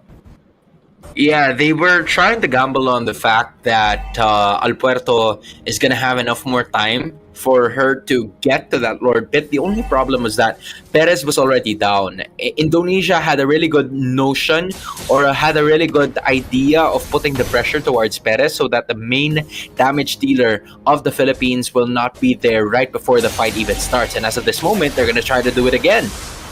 Yeah, they found Amores and Al Puerto, and despite the Purify, not going to be able to get away from the rough wave. Shell now very deep, but still continues the fight with Fumi taking up the front. Going to be zoning Diagon and Al Puerto off of their own orange buff, while the Lord is pushing up top lane. At least Perez is already there. However, Indonesia has really been trying to dominate the set pieces of this map. Vivian looking for someone to kick all the way back to her teammates, but as of the moment, it's Vival who's actually right here already. She's looking for a way to bring Perez down as well. Slowly, we are now starting to see a significant advantage that is brought about by Indonesia in this game, just really playing good and patient MLBB, because again, there is the Yakon just a tad too early in terms of that escape, but she caught every single ball of the damage output. That's gonna be it once again, my goodness. In the back line, and that's gonna be a mega kill straight away as Indonesia completely disintegrate the Philippines. Oh, wow. Not giving them a chance. A beautiful flank coming in from Cine, showing us that the Kadita is still a viable option. Oh wow, what an incredible initiation coming in from Cine. She literally went all the way out of nowhere, and this is the advantage of just having a pretty agile roam and a pretty agile mid laner as well. You'll never know when they're coming, and as of that moment, Cine just capitalizing on the fact that most of the Filipino players have already utilized their skills, and there really isn't a lot left. And when you think about it, at least all of them still had purifies before the start of the fight. The only problem was that one of them weren't able to escape. So it was an advantage for Indonesia, and that's something that could potentially be a threat moving forward. You can see Indonesia doing a great job of utilizing every single tool in their composition, the zoning to make sure they're able to safely take objectives, and the patience to wait for the Philippines to misposition themselves so that they can go for huge engages. The Filipino team has not been able to safely claim even their half of the map the entire game. Just not having a lot of openings here, and that could add salt to the wound, even as Indonesia is now going to go for it. Salmon Force is going to be utilized already, but Vivero is going to be right there using the avatar of the Guardian to be able to escape it. She will be able to. The only problem is that the Lord is already in the hands of Indonesia, and they can't secure any more objectives as we speak. 4 are safe from the Philippines, but Indonesia is going to be adding +1 to their party. Things are looking up. Now a 6k goal lead in favor of Indonesia at the 13-minute mark. Only inhibitors left standing for PH. El Puerto just finished their BOD, but it is Perez that we need to keep an eye on. This Moskov, meant to be the late game insurance for PH, but getting caught by Cine at every turn. Unless she has the Trinity speed build here, I don't think they will be able to defend unless that is already in, because like it's already 13 minutes in this game. Maybe they could do something about it, but Indonesia is knocking on their door as we speak. Avatar the Guardian comes in, knocks up one, and the CC chain on Fumi Echo, not allowing her to even move. Indonesia not going to be able to get any more advantage from this as the Lord is taken out, but they did get 2 inhibs from that push. Valiant effort coming in from the Philippines. At least they were able to, take down one player from Indonesia, but Indonesia just really working on what they're supposed to do. Vivero now is going to be caught using that thought, also using that Revitalize as well. On the other hand, that's going to be another kill to Diagon. El Puerto and Vivero are down only for the price of Fumi Echo, and now it's just Perez and Amores, the damage dealers. What will they be able to do? And they might just go ahead and end this depending on how things are going to go, but they don't have any minions just yet. Base is cut to half, but the waves are from the middle and the bot lane. Indonesia looking to put the final nail in the coffin right now for the Filipino team. Amores and Perez trying to do their best, but just blowed up in an instant. Legendary streak for Vival as Indonesia will go ahead and take the game from the Philippines.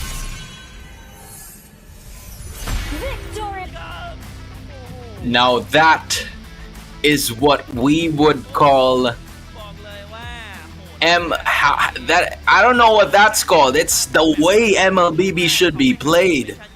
My goodness, the aggression coming in from Indonesia. Just how well they have continuously executed their game into perfection. And, they just came from Riyadh, man. They just came from Saudi Arabia, and now they're in Thailand. They're roaming in different parts of the world and just dominating every single MLBB tournament there. Heck, if I had like a mini tournament here in the Philippines, I don't know if they'll also fly in and just dominate every single person here, but that's what they've been doing all throughout, man. Incredible performance.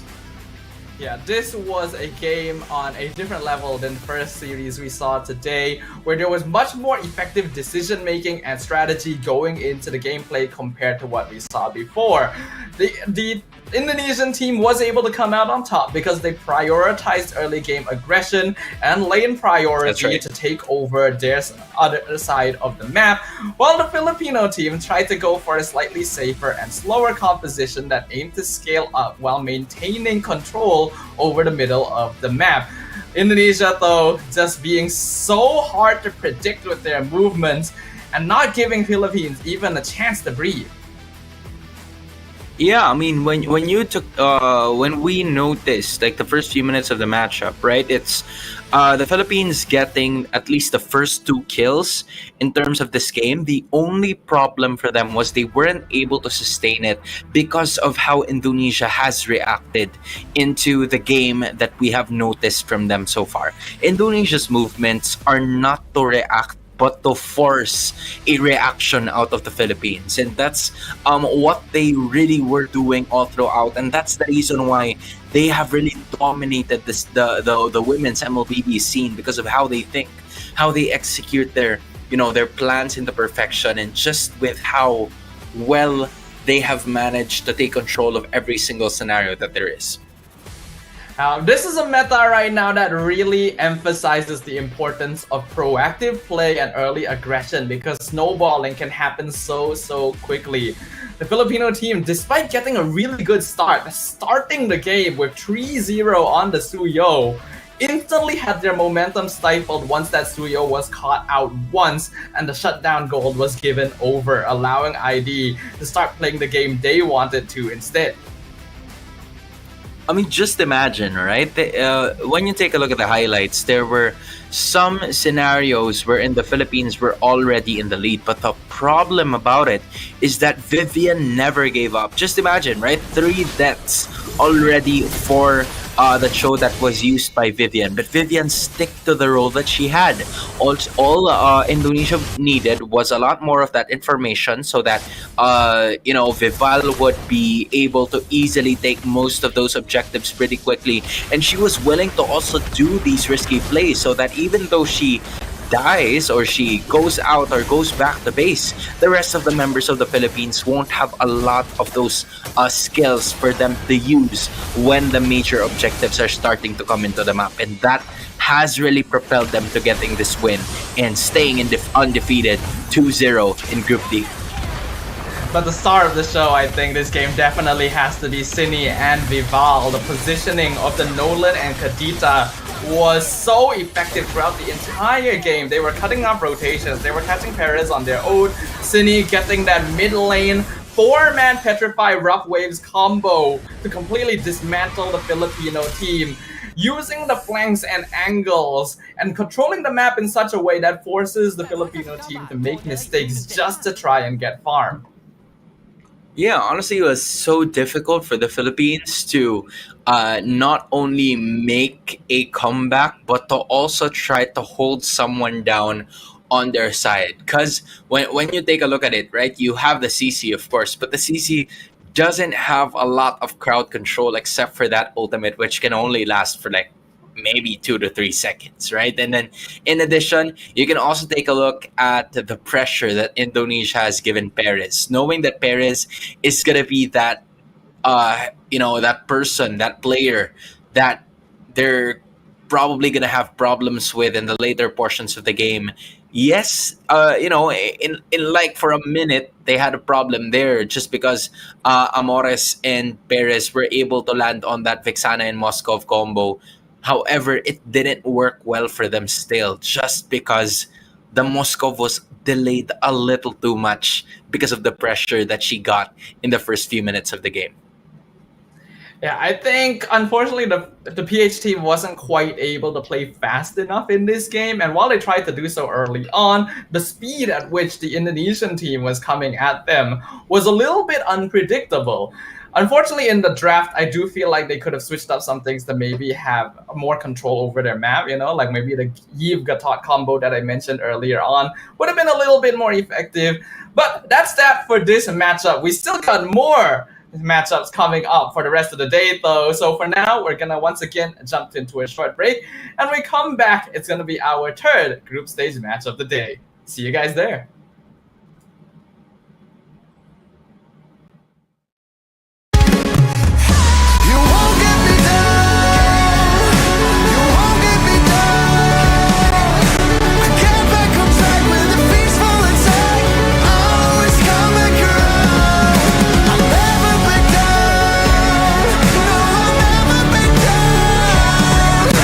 Forced to be holding you into it.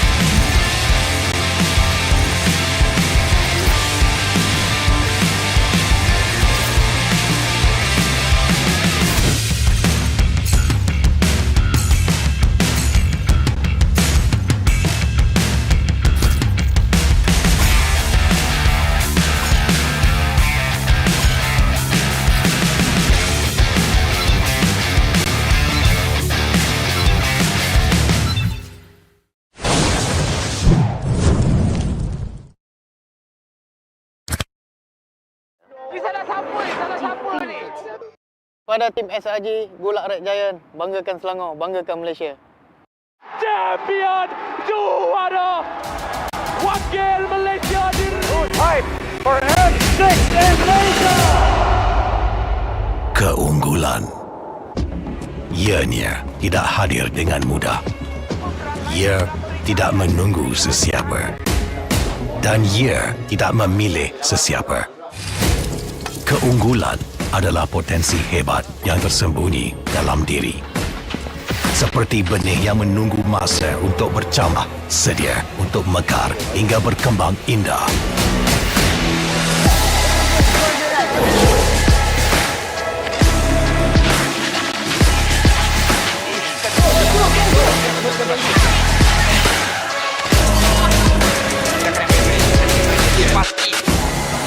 Ketika cabaran mendatang, ada yang hanya memerhati.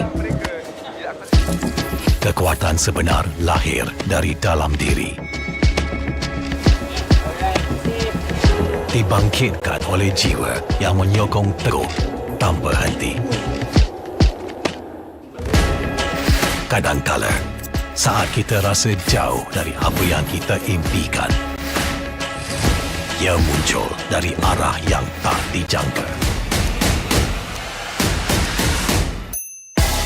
Saat itu, kita sedar potensi yang sebenar ada di sekeliling. Ini semua bukanlah satu kebetulan, tapi kita yakin ini semuanya aturan takdir. Setiap langkah bukan hanya untuk diri sendiri, tapi juga untuk mereka yang berdiri dan berjuang bersama agar kita melangkah lebih jauh, menjadi lebih hebat.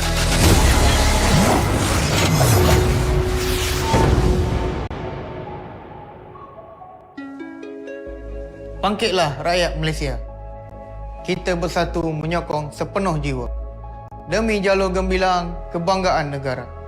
Tiba masanya untuk menjadi greater than ever.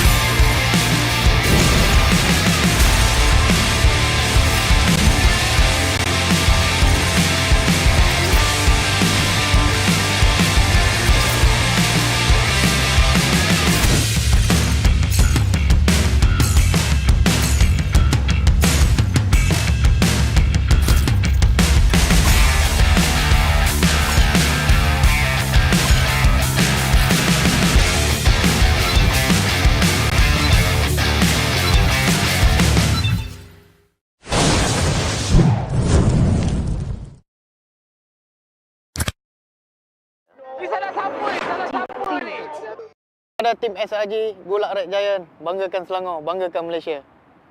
Champion juara wakil Malaysia Fight for N6 in Malaysia.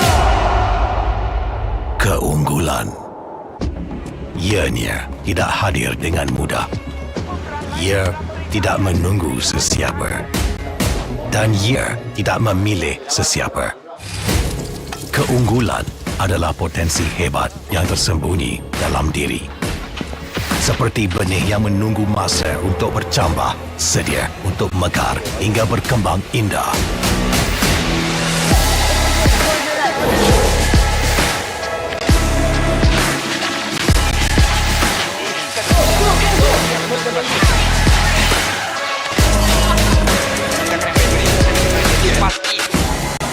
Ketika cabaran mendatang, ada yang hanya memerhati.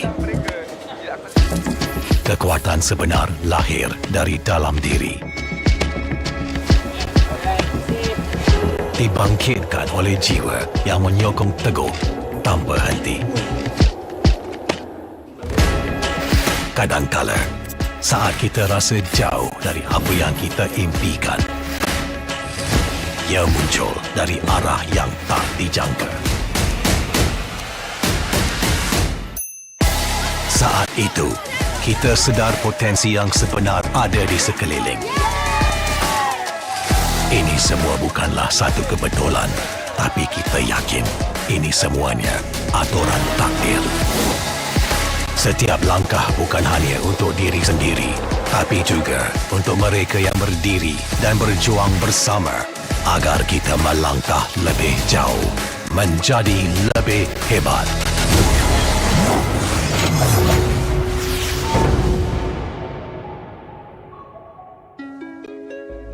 Bangkitlah rakyat Malaysia. Kita bersatu menyokong sepenuh jiwa. Demi jalur gemilang kebanggaan negara. Tiba masanya untuk menjadi greater than ever.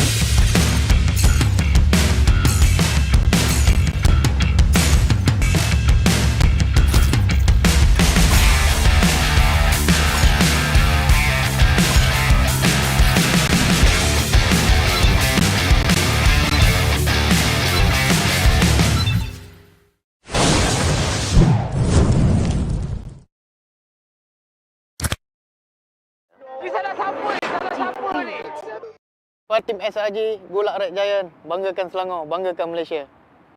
Champion juara wakil Malaysia di Time for N6 in Malaysia. Keunggulan. Ianya tidak hadir dengan mudah. Ia tidak menunggu sesiapa. Dan ia tidak memilih sesiapa. Keunggulan adalah potensi hebat yang tersembunyi dalam diri. Seperti benih yang menunggu masa untuk bercambah, sedia untuk mekar hingga berkembang indah.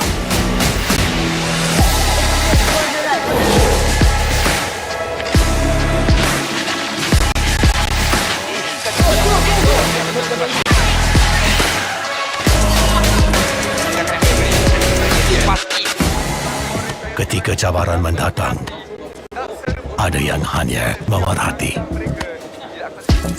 Kekuatan sebenar lahir dari dalam diri. Dibangkitkan oleh jiwa yang menyokong teguh tanpa henti. Kadangkala, saat kita rasa jauh dari apa yang kita impikan, ia muncul dari arah yang tak dijangka. Saat itu, kita sedar potensi yang sebenar ada di sekeliling. Ini semua bukanlah satu kebetulan, tapi kita yakin ini semuanya aturan takdir.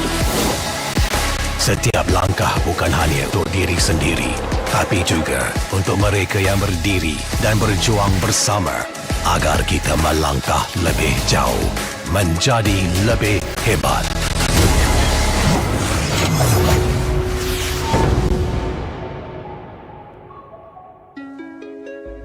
Bangkitlah rakyat Malaysia. Kita bersatu menyokong sepenuh jiwa. Demi jalur gemilang kebanggaan negara. Tiba masanya untuk menjadi greater than ever.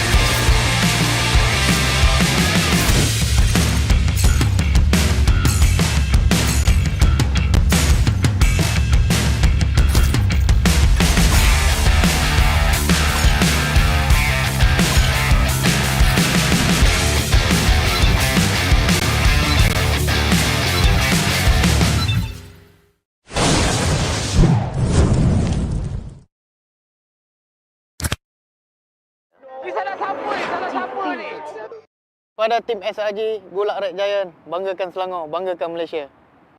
Champion juara wakil Malaysia diri. Time for N6 in Malaysia.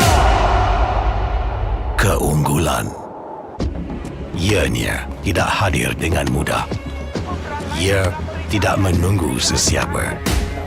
Dan ia tidak memilih sesiapa. Keunggulan adalah potensi hebat yang tersembunyi dalam diri. Seperti benih yang menunggu masa untuk bercambah, sedia untuk mekar hingga berkembang indah.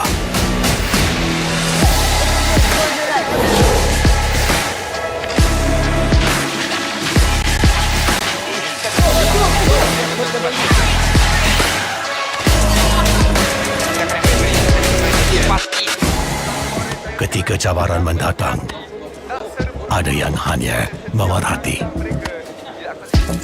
Kekuatan sebenar lahir dari dalam diri. Dibangkitkan oleh jiwa yang menyokong teguh tanpa henti.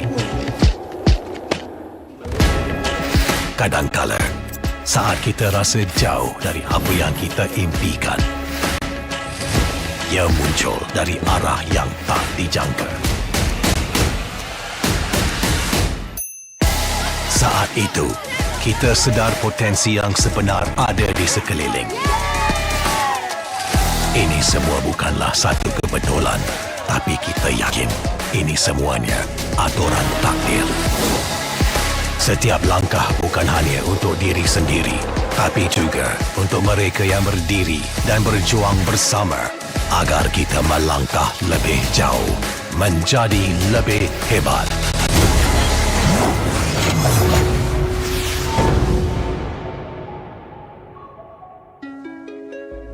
Bangkitlah rakyat Malaysia. Kita bersatu menyokong sepenuh jiwa demi jalur gemilang kebanggaan negara. Tiba masanya untuk menjadi greater than ever.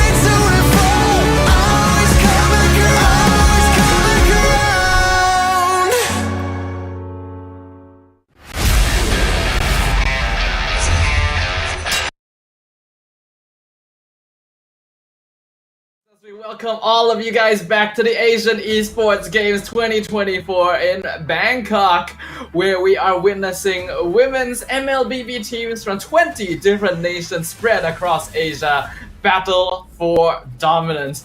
We're about to enter our third best-of-1 group stage series for the day, and I just gotta ask you, Hans, like how are you feeling about the game so far?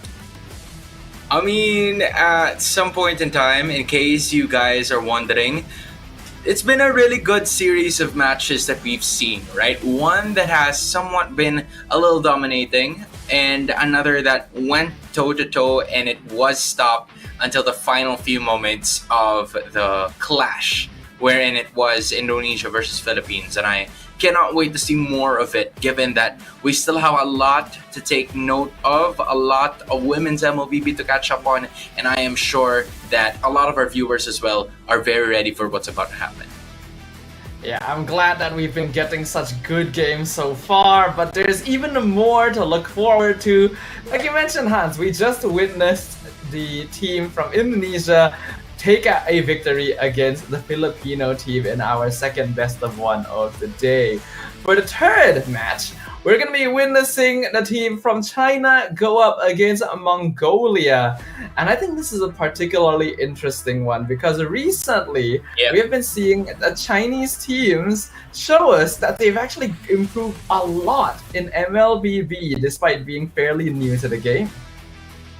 Yeah, I think it's been around a year and a half, something like that, maybe less than a year, something like that. Yeah, so I feel like in terms of the development, they really know how to play the game. Like from before, right? From before, there was that their heroes were like pretty limited because they were still in like in a different patch compared to what the rest of the world was going through. But then all of a sudden, as soon as they were caught up to speed, and everybody else was just really looking forward to know more about the different sets of heroes, try to learn them, try to adapt to the play style that was being played by a lot of the different regions and a lot of different countries as well. I feel like they have established themselves pretty quickly. And not only that, right? Because in terms of like the gameplay that we've seen from them, this is a team that has also established a win already by winning against Uzbekistan in their very first game. They're already showing us that they could be a team to keep an eye on, but I think we can't count out their opponents either. We'll go ahead and talk about them a little bit more, but for now, we can see our host on ground gonna be welcoming both teams for the third best of one series of the day up onto the stage, and I cannot wait for another game to get started. I'm especially interested to see if the drafting is gonna be a little bit more unique. Yeah, it depends on how both China and Mongolia is gonna get things sorted. It's like from before, right? We've seen teams from Mongolia as well that have really caught our eyes in like men's MLBB division. So I'm curious to see as to how Mongolia is going to be performing later on. This is also the first time that we're going to be seeing them as well, and they actually have a 2-0 record. But the team that you're currently seeing right now is represented by China, and just like what I mentioned a while ago, they just won a while ago against Uzbekistan, and they're looking forward to keeping that win streak to continue. Yeah. Just a note as well, these two teams are actually in the same group, Group A, with Thailand and Vietnam, which we saw at the start of the day as well. So they are basically directly competing with them in order to get a slot out of this group. But their opponents coming up onto the stage right now, as we can see, are going to be Team Mongolia. Mongolia has been a region that has established themselves as one of the dark horses so far. And, looking at Group A, they are the only team, if I remember correctly, that has a 2-0 record after defeating one Uzbekistan, or should I say one Uzbekistan, and then the hosts in an offline game that happened separately from a while ago, which is Thailand. So thinking and looking at it right now, 2-0 for Mongolia, but China looking to separate themselves from the competition and give them their first loss. Yep, so we're going to be starting things off once again with a Group A and Group D here. I believe we'll be seeing the games for Group B and C later in the day. But like Hans mentioned, Mongolia is currently at the top spot in Group A, followed right behind by Vietnam and the People's Republic of China. In Group D, Indonesia is on the top, load closely behind by Nepal and Philippines. It's still very early on in the competition, so it's hard to say which of these teams will be qualifying forward, but Mongolia and Indonesia looking very comfortable right now.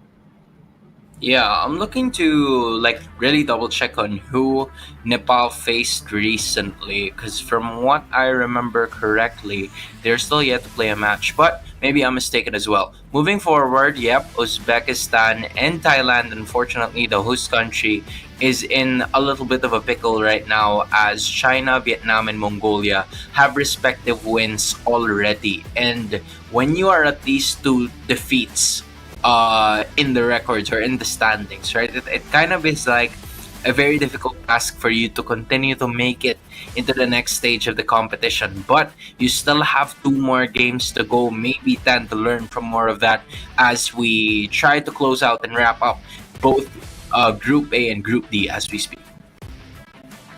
As we know, it is a round robin. Every team will play against every other team only once. So if you've already lost 2 of your games, it's very difficult for you to be able to make it into the top 2 unless your group is just particularly close and everyone is taking wins and losses against each other, right? So I think we will get to see a bit clearer whether or not that is the case with this next match, because this is basically the midpoint for the round robins between Group A and D, and whoever is able to get that 3-0 record is pretty safe to say that they are going through to the knockouts. Yeah, I mean, if you are Mongolia, this is the game to win, right? You're so close to securing yourself of quite possibly a playoff spot here. Meanwhile, if you are China, you'd also want to add to the pressure as well. Try to join in on the mix because, again, from what we've seen from before, it seems like, Group A and Group B are somewhat free for all, or should I say that's Group C? Yeah, I think that's Group A and Group C. I feel like are groups that have countries that really are free for all, and it really is dependent on how or what will they be able to showcase us today, given that for the offline tournaments there have been, or offline games, they were able to win some, but in terms of them now being showcased on screen, right, being on stage, is there gonna be like a different feeling towards it? I know it's that minuscule, but when you think about it, it really could affect is about to happen. Yeah, I think so, right? Playing online and playing live are just completely different experiences. But here we go. It's going to be the draft for game number 3. I think there's a little bit of an error there. It still shows Philippines and Indonesia from game 2, but we can see from the player IGNs that China are on the blue side and Mongolia is on the red. And already some very interesting bans with Phoveus and Carmilla being targeted by China. Your team is Yeah, I mean, that's what, most of them are trying to really pull off here. Now I'm wondering for China if there is like a certain amount of, because this is a best of one, right? So at some point in time, you're gonna have to use like cheese strats every now and then. So maybe this is like a something that they've seen from like different games that they've already played, and they don't want to match up against these kinds of heroes. But from what we've seen, I think that was like a Hilda first pick, right? So Yes. they've really got up to speed. They do know the meta, and again, another set of voices that we have heard as of this moment. And I'm still trying to guess who those heroes are, but those are going to be Mongolia's picks. Yeah, I think Hilda is a pretty safe opening pick for China, though this is a hero that has been getting a lot of attention with the recent shift on the meta towards more aggressive early game and just straight up jungle invades. Can be flexed into roam and EXP, but there is a certain degree of counterplay, right? Though it's typically not in the EXP lane, you will see teams like go for Faramis, for example, to try and deal with Hilda's initial burst damage with that Nether Realm. But we'll see whether or not they go for that.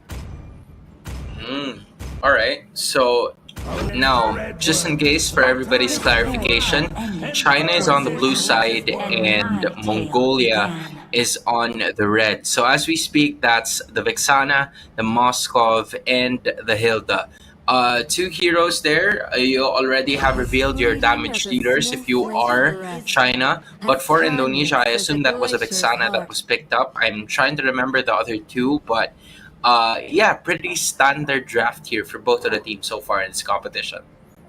Yeah, they're still pretty open. I believe China did go for the Moskov and Vexana with the Hilda, and then I believe that was an Aurora pick coming in from Mongolia to combo with the Alpha. So yeah, like you mentioned, Hans, I do think that it's fairly safe openings right now from both teams, not really revealing too much about their win conditions. But I do like the Alpha pick coming in here just to make sure you can match up to a little bit of Hilda's early aggression. Yeah, at this point in time, I honestly feel like if you want to get most of the victories that could be assigned for you, you're going to have to stick with what you know, right? That has been the key to success for at least most of the teams that have competed here already. And there you go, right? We finally got things to go. China on the blue side, Mongolia on the red side. Now it's the Alpha and the Hylos together with the Aurora. So usually, in terms of like the initiation, the Hylos would, or the Aurora would usually be the counter towards the Hylos because of the counter engage skill and mechanics that she has. But they're gonna try to go ahead and unleash that as well to just go up against the wave clear that the Vexana and maybe the aggression with a Hilda could come out from. Yeah, I can see where you're coming from there. With second phase of bans concluded as well, China getting rid of Gatot and Florin, so a little bit worried about Mongolia going for a support composition to play around with Hylos and Alpha and just completely negate most of the burst, though the Faramis is still open. Unlikely though, since Aurora is already out. They go for the Bruno, safe pick here. Still gonna be a winning lane up against the Moskov as well, so Mongolia definitely playing a little bit more for that early lane priority.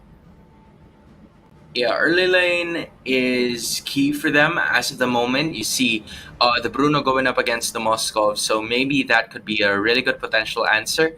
But the Khalid here kind of like neutralizes the threat that the Bruno and the Alpha could bring to this competition depending on how it goes. Also adding the Suyu that could match well in terms of the farming and maybe the objective taking for both of these two junglers. Because in the looks of it, the early damage could really go to the hands of Mongolia if they played their cards right. But for China here, you have a really good set of heroes that could definitely pave the way for you to have like a front to back composition, maybe go with the Hilda and the Khalid to just play really aggressive skill sets. But that is going to be the Tigreal that will get picked up by Mongolia. So it really is a matter of point as to how they would be able to use those skills to get the victory.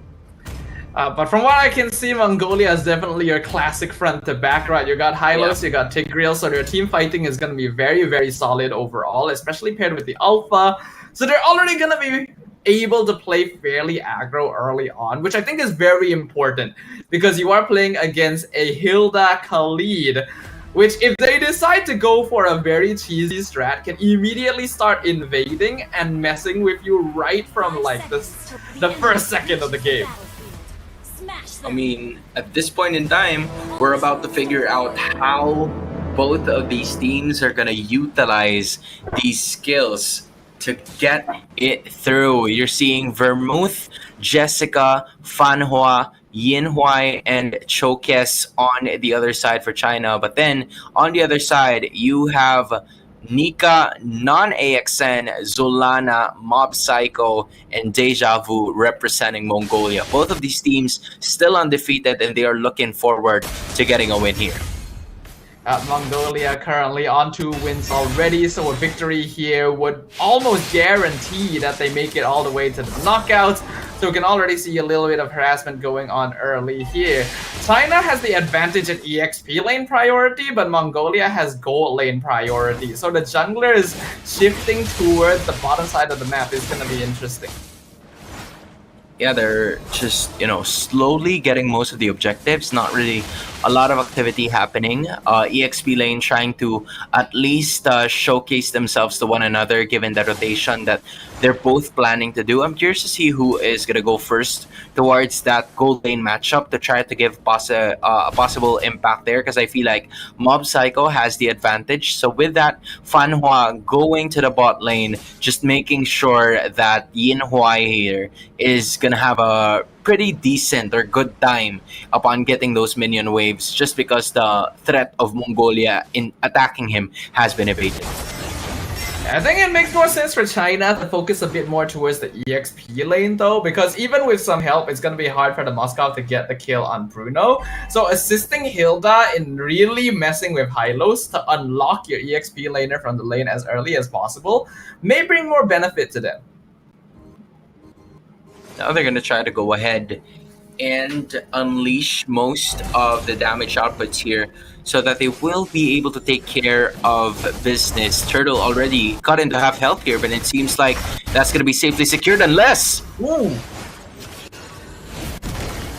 Whoa, hold on a second here. Actually able... Ooh. Okay, from what we've heard, there is apparently a pause ongoing, so we're taking a moment to resolve some technical issues, but that is certainly quite the timing for it to happen. An excellent steal by Nonaxon, I'm not too sure how their name is pronounced, but I'm gonna assume that's it, on the turtle when it was literally 1v4 in the turtle pit. The retreat timing was perfect. And then the glorious pathway came out, and now Mongolia attempting to chase down China. Yeah, that was exactly what was happening during that time. It was a good stellar play, just, you know, the lack of vision coming in from China and Mongolia arriving as to where China least expected them to arrive. So with that, they were able to get the very first turtle of this game in a best of one series, and advantage now goes into the alpha, already achieving that level 4, but because of him using, or because of her using her ultimate to get to that next point, which is securing that turtle, she was able to give a certain amount of advantage to the rest of the teams. Because like from the first few minutes, right, it was pretty neutral. We really haven't seen a lot of movement and activity from both of these teams except during that turtle fight, and I feel and for Mongolia, they felt like it was the right time to strike.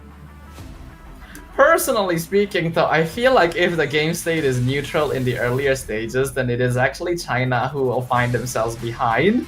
Because when you have Hilda and Khalid, these are two heroes that are both meant to be flexible and both meant to be able to bully the enemy jungle out of their camps.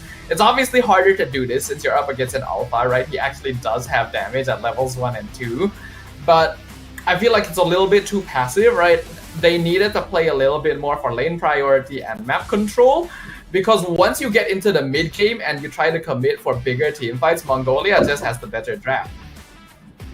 Yeah, I think with the understanding that Mongolia has with how they wanted their fights to go, as I'm sure you're probably hearing it also, that we're trying to figure it out on our end as well.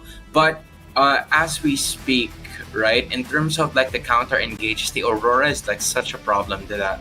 And you also have the Hylos on your side. So I feel like those are some engage or like counter engage to engage coming in from Mongolia that they would really use to win most of their fights. Meanwhile, if you have China, of course they have a really good set of skills as well. The only problem is that when those skills miss, I feel like that's where the problems are gonna arise here for the respective group. Because yeah, Mongolia can fight toe-to-toe with them if their skills have missed, but if they actually land on it, it's gonna be a problem for Mongolia moving forward.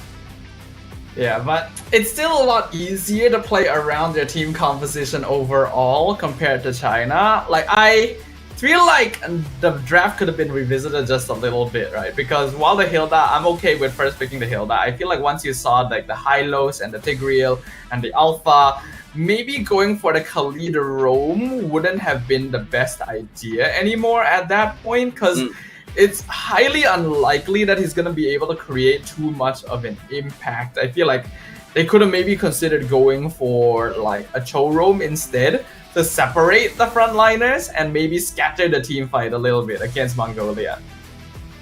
Yeah, I think the game plan here coming in from China was to try and disrupt the farming as early as possible from non-AXN or non-AXN.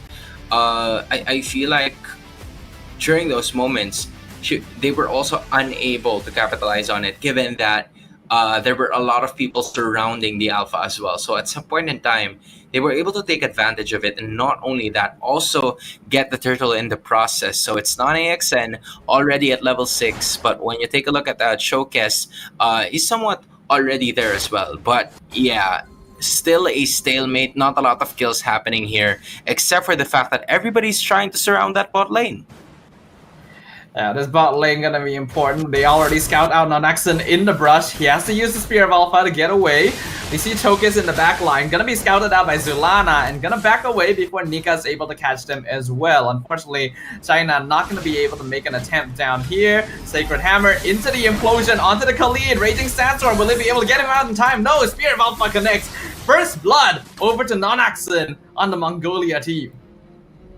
Good presence of mind coming in from Nika. She probably knows that China's not gonna try to force a team fight when they want to, just because they're waiting for the Moskov. So for Nika, in her perspective, she was like, you know what, let's just take something so that we have an advantage. Just utilizing that push and the extra implosion play onto one, so that even though it was Fanhua, right? Even though it was the roamer of China here, it's something that they were very much willing to take as long as the kill goes to non-accent, to also propel him a little bit further than Showcase here upon getting those objectives and getting her items here.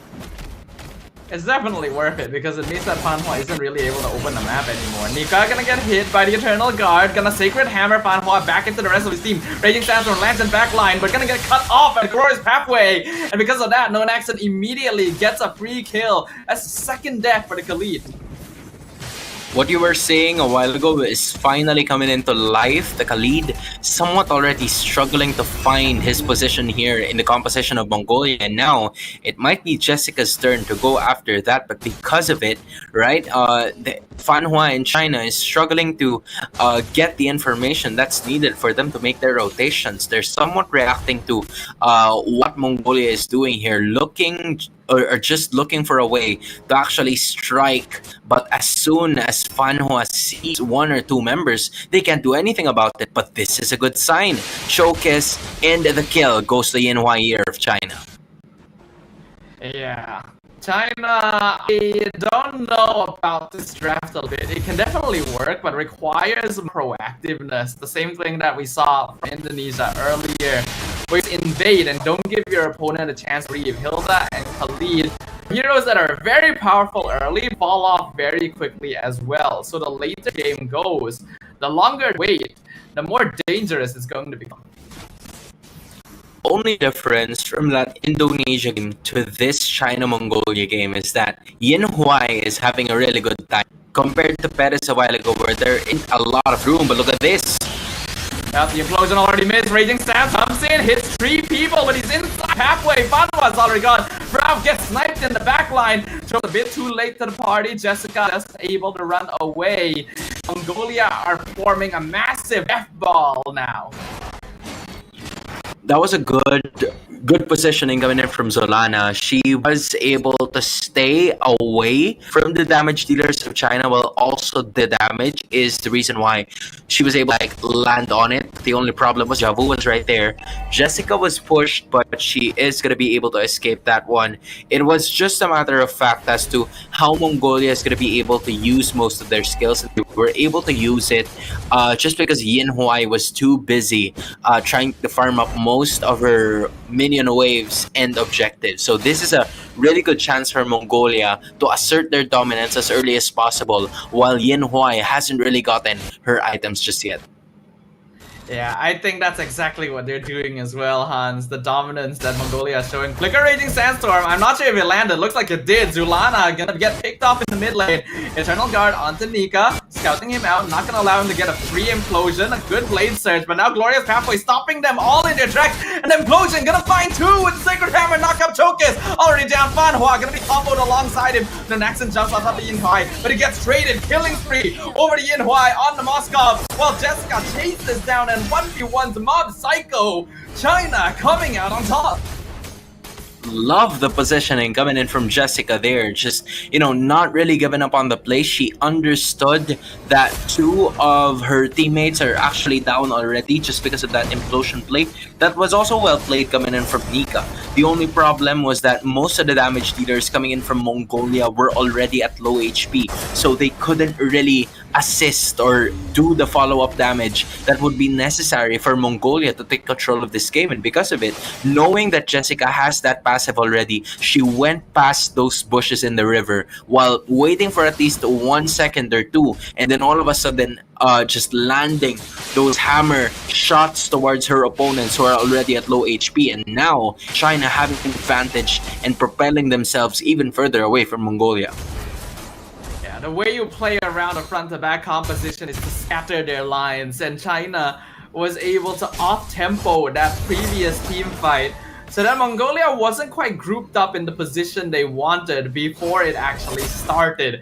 Even though Nika tried to re-engage and got a pretty good catch-up, at that point they'd already lost most of their damage with Mob Psycho being chased down by Jessica. So because of that, China were able to outlast them. And so far, already almost at least a 2k gold lead here is the lead brought about by China as we head to the next break of this competition. Not really a break, but just a pause. But, China already starting to establish what they would want to do.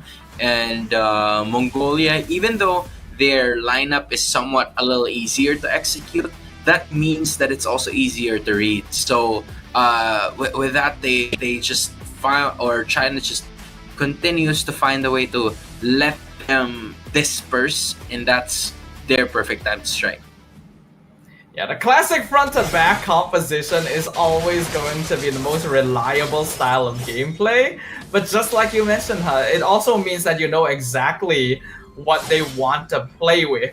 So while China has a slightly more difficult composition to play, if they're able to catch people out one by one, they hold the advantage. Just like right now, Raging Sandstorm used the 3-man implosion by Nika! Yinhua able to purify out, Fanhua gonna flicker out as well, but they've lost Chokes. Meanwhile, in the backline, Jessica looking for Nonaxon gets the final hit, killing spree for the Hilda, but will trade a shutdown over the Mob Psycho.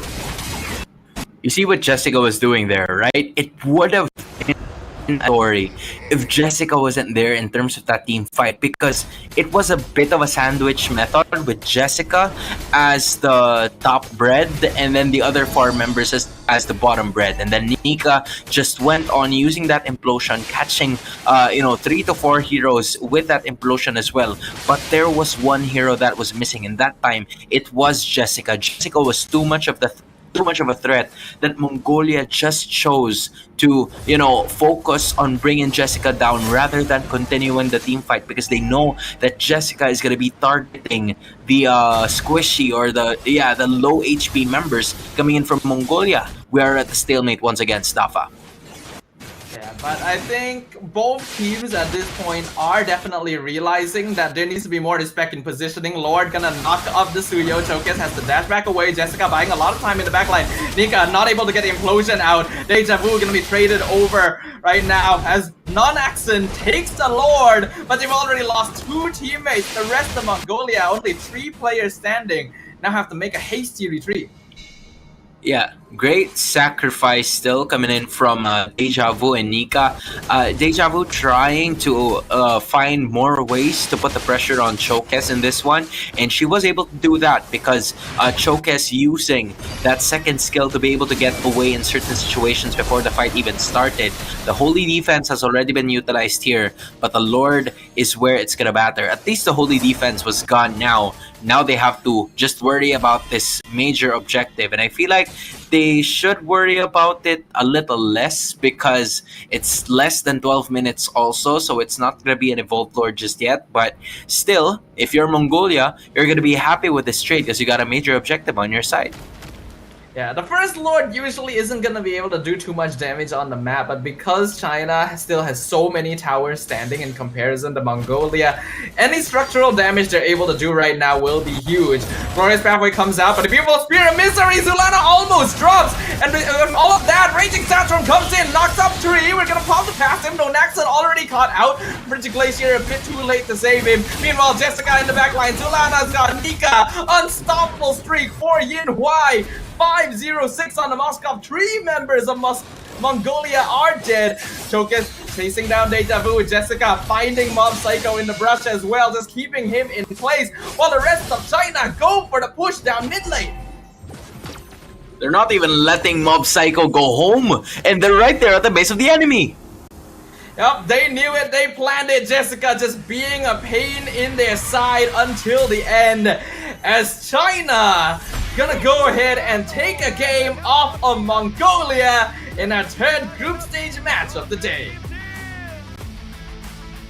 Oh wow, I am quite impressed with how China showcased their skill in this specific game. What an incredible performance to go up against Mongolia. But I have to say, Staffa, that was a rookie mistake right there from Mongolia, man. It's the First Lord. You don't really invest too much of your power on that First Lord, especially with the the lack of vision that you guys had. Because before everything was happening, right? As soon as they were there at the Lord pit, they were trying to assist the Lord in the top side of the map.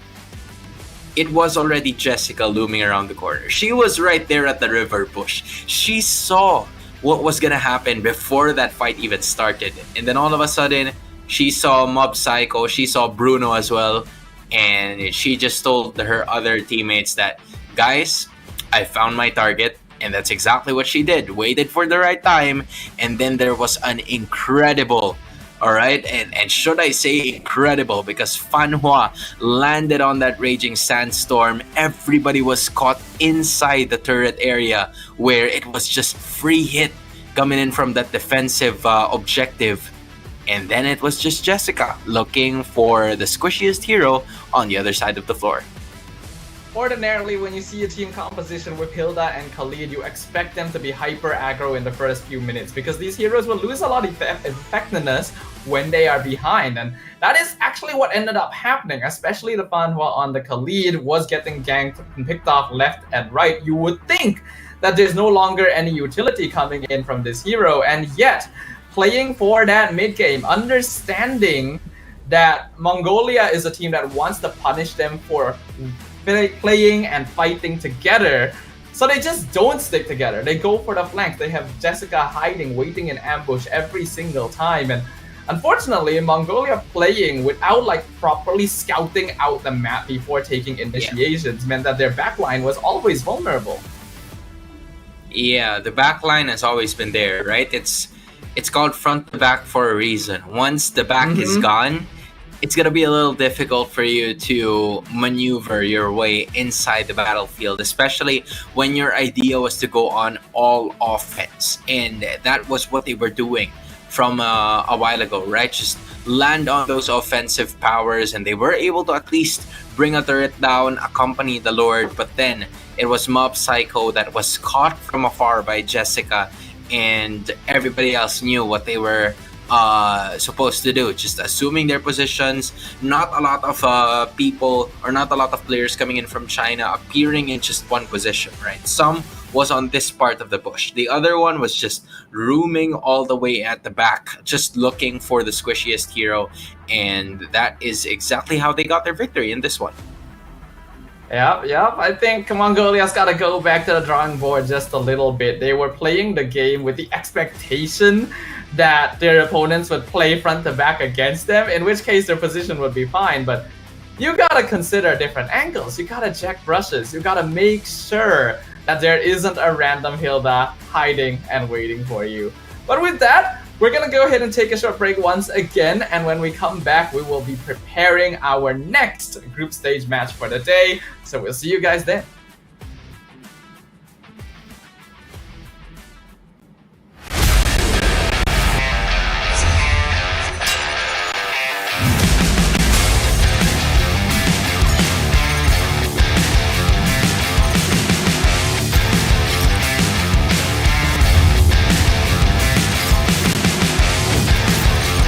first, hopefully.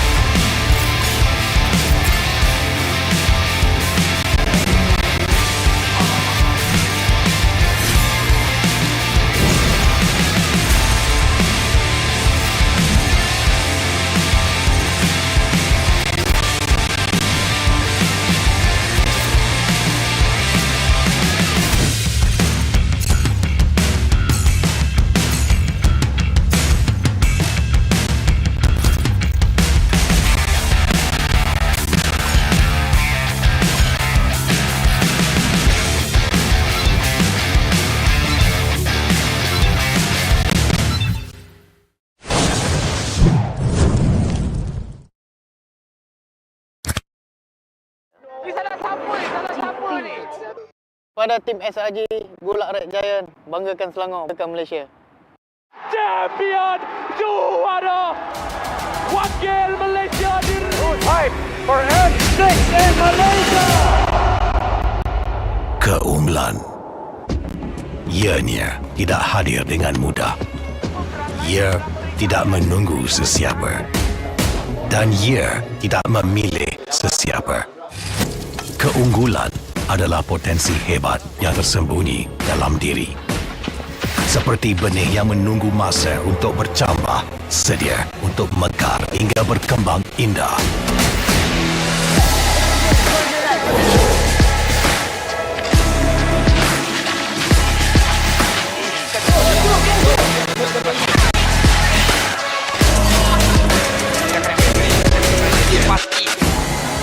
Ketika cabaran mendatang, ada yang hanya memerhati. Kekuatan sebenar lahir dari dalam diri. Dibangkitkan oleh jiwa yang menyokong teguh tanpa henti. Kadangkala, saat kita rasa jauh dari apa yang kita impikan, ia muncul dari arah yang tak dijangka. Saat itu, kita sedar potensi yang sebenar ada di sekeliling. Ini semuakanlah satu kebetulan, tapi kita yakin ini semuanya aturan takdir. Setiap langkah bukan hanya untuk diri sendiri, tapi juga untuk mereka yang berdiri dan berjuang bersama agar kita melangkah lebih jauh, menjadi lebih hebat.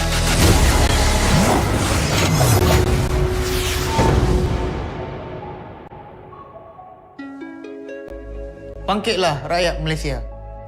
Kita bersatu menyokong sepenuh jiwa. Demi jalur gemilang kebanggaan negara. Tiba masanya untuk menjadi greater than ever.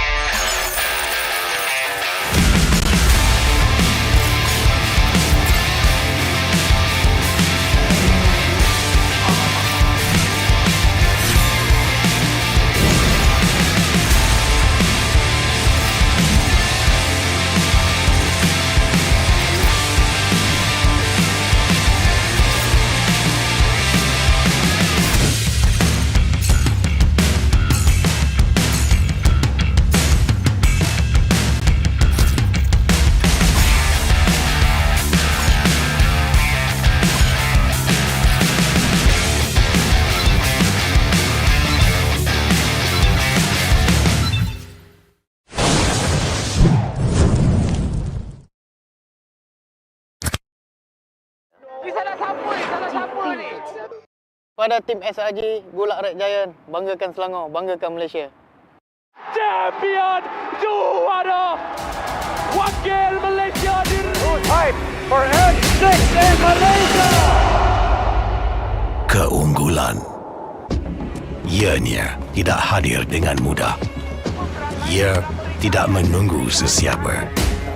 Dan ia tidak memilih sesiapa. Keunggulan adalah potensi hebat yang tersembunyi dalam diri. Seperti benih yang menunggu masa untuk bercambah, sedia untuk mekar hingga berkembang indah.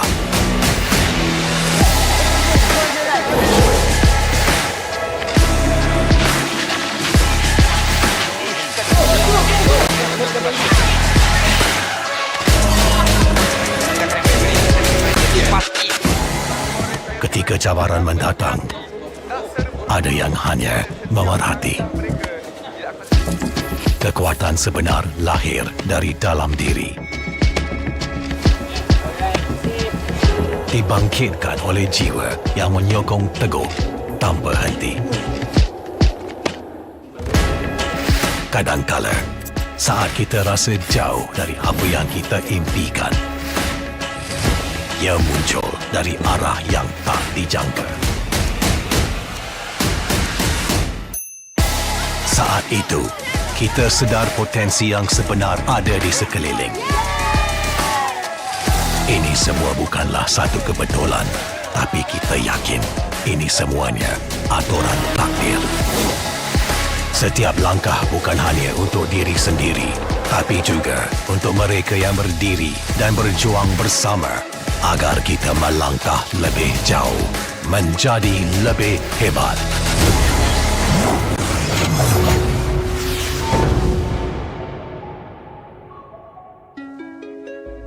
Bangkitlah rakyat Malaysia. Kita bersatu menyokong sepenuh jiwa. Demi jalur gemilang kebanggaan negara. Tiba masanya untuk menjadi greater than ever.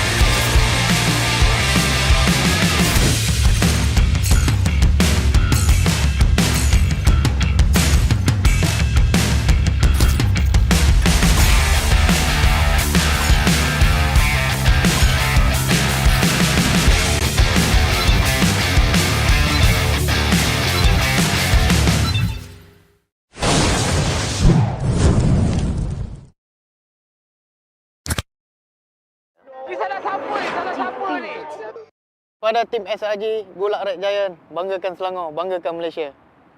Champion juara wakil Malaysia di Time for F6 in Malaysia. Keunggulan. Ianya tidak hadir dengan mudah. Ia tidak menunggu sesiapa. Dan ia tidak memilih sesiapa. Keunggulan adalah potensi hebat yang tersembunyi dalam diri. Seperti benih yang menunggu masa untuk bercambah, sedia untuk mekar hingga berkembang indah.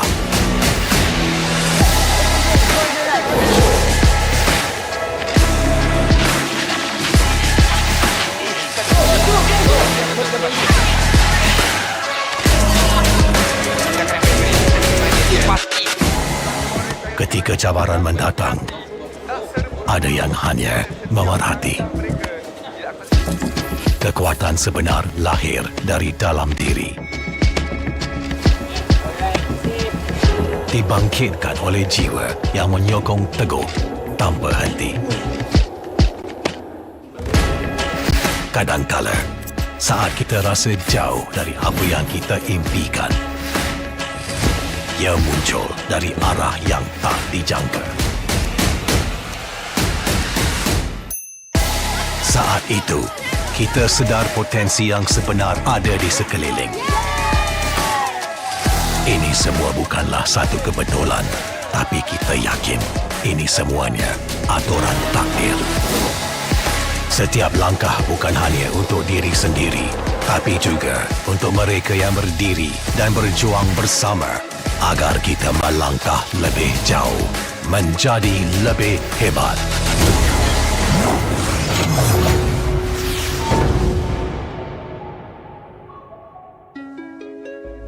Bangkitlah rakyat Malaysia. Kita bersatu menyokong sepenuh jiwa. Demi jalur gemilang kebanggaan negara. Tiba masanya untuk menjadi greater than ever.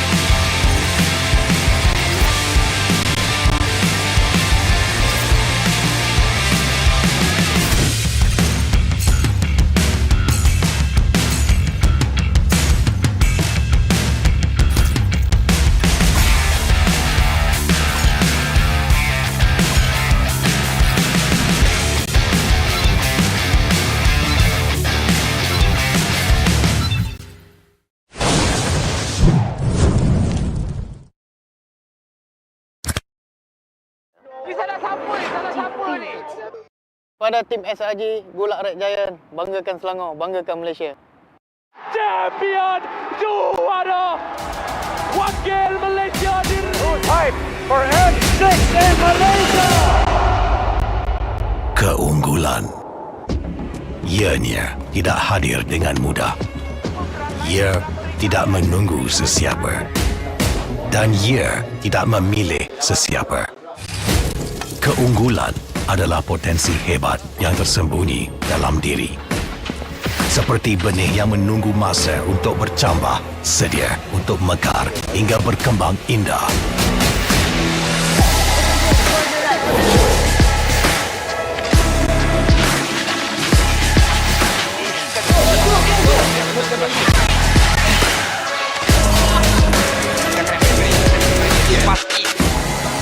Ketika cabaran mendatang, ada yang hanya memerhati.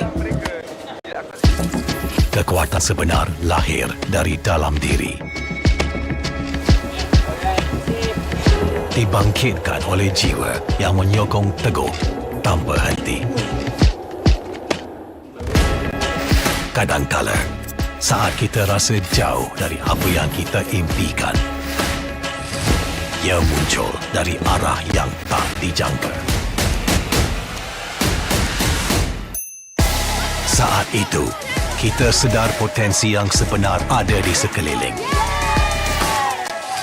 Ini semua bukanlah satu kebetulan, tapi kita yakin ini semuanya aturan takdir. Setiap langkah bukan hanya untuk diri sendiri, tapi juga untuk mereka yang berdiri dan berjuang bersama agar kita melangkah lebih jauh, menjadi lebih hebat.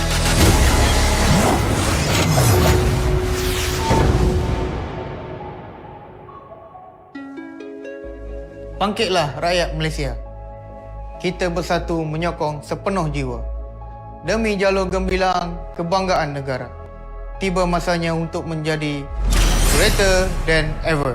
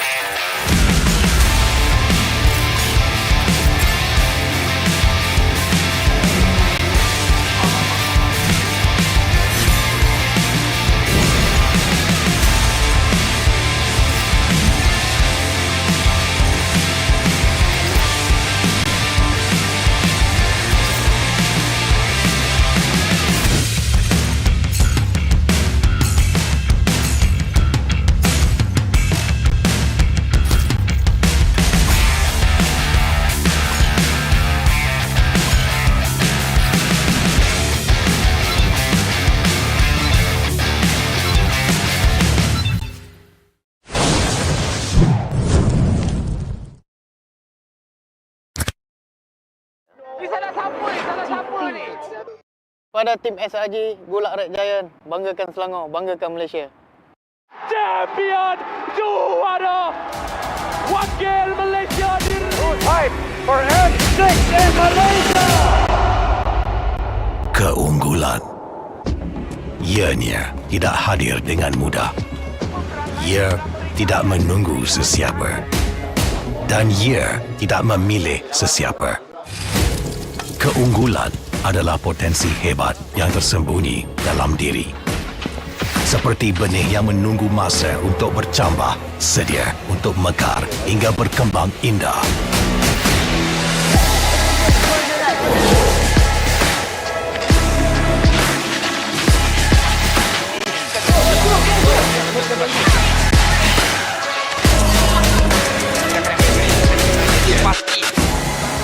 Ketika cabaran mendatang, ada yang hanya memerhati.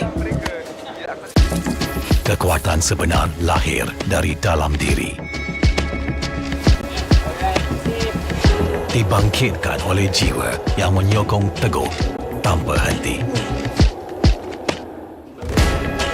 Kadangkala, saat kita rasa jauh dari apa yang kita impikan, ia muncul dari arah yang tak dijangka. Saat itu, kita sedar potensi yang sebenar ada di sekeliling. Ini semua bukanlah satu kebetulan, tapi kita yakin ini semuanya aturan takdir. Setiap langkah bukan hanya untuk diri sendiri, tapi juga untuk mereka yang berdiri dan berjuang bersama agar kita melangkah lebih jauh, menjadi lebih hebat.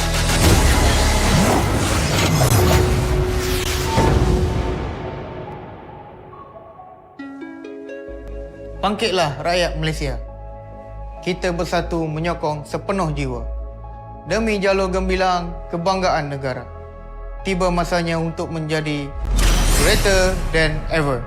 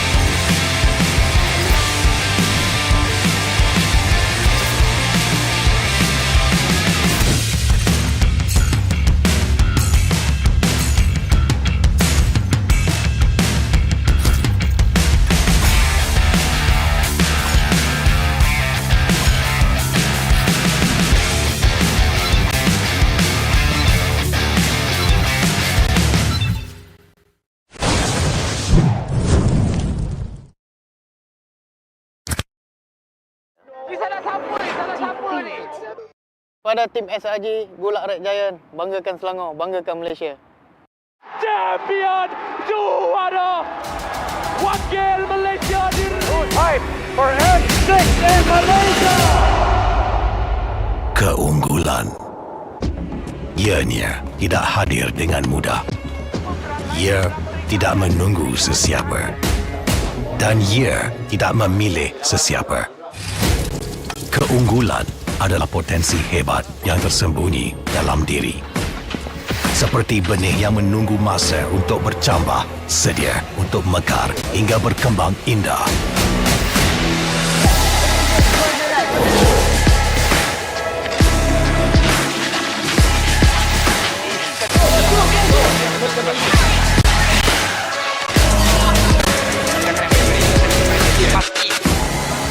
Ketika cabaran mendatang, ada yang hanya memerhati. Kekuatan sebenar lahir dari dalam diri. Dibangkitkan oleh jiwa yang menyokong teguh tanpa henti. Kadangkala, saat kita rasa jauh dari apa yang kita impikan, ia muncul dari arah yang tak dijangka. Saat itu, kita potensi yang sebenar ada di seling. Ini semua bukanlah satu kebetulan, tapi kita yakin semuanya aturan takdir. Setiap langkah bukan hanya untuk diri sendiri, juga untuk mereka yang berdiri berjuang bersama agar kita melangkah lebih jauh, menjadi lebih hebat.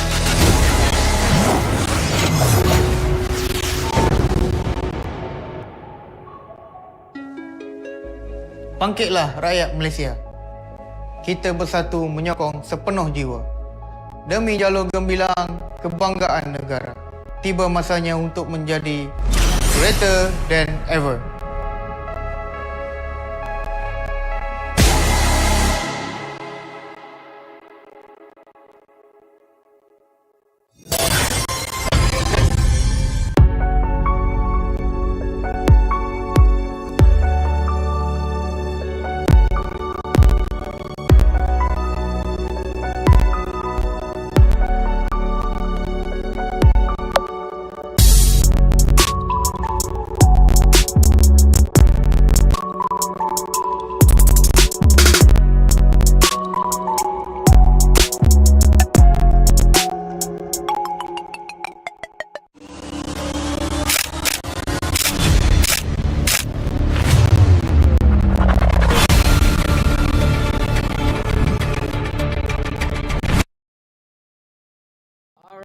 You guys know the drill by now. Time for yet another match of stages here at the Asian East Game Bangkok Women's Team MLBB.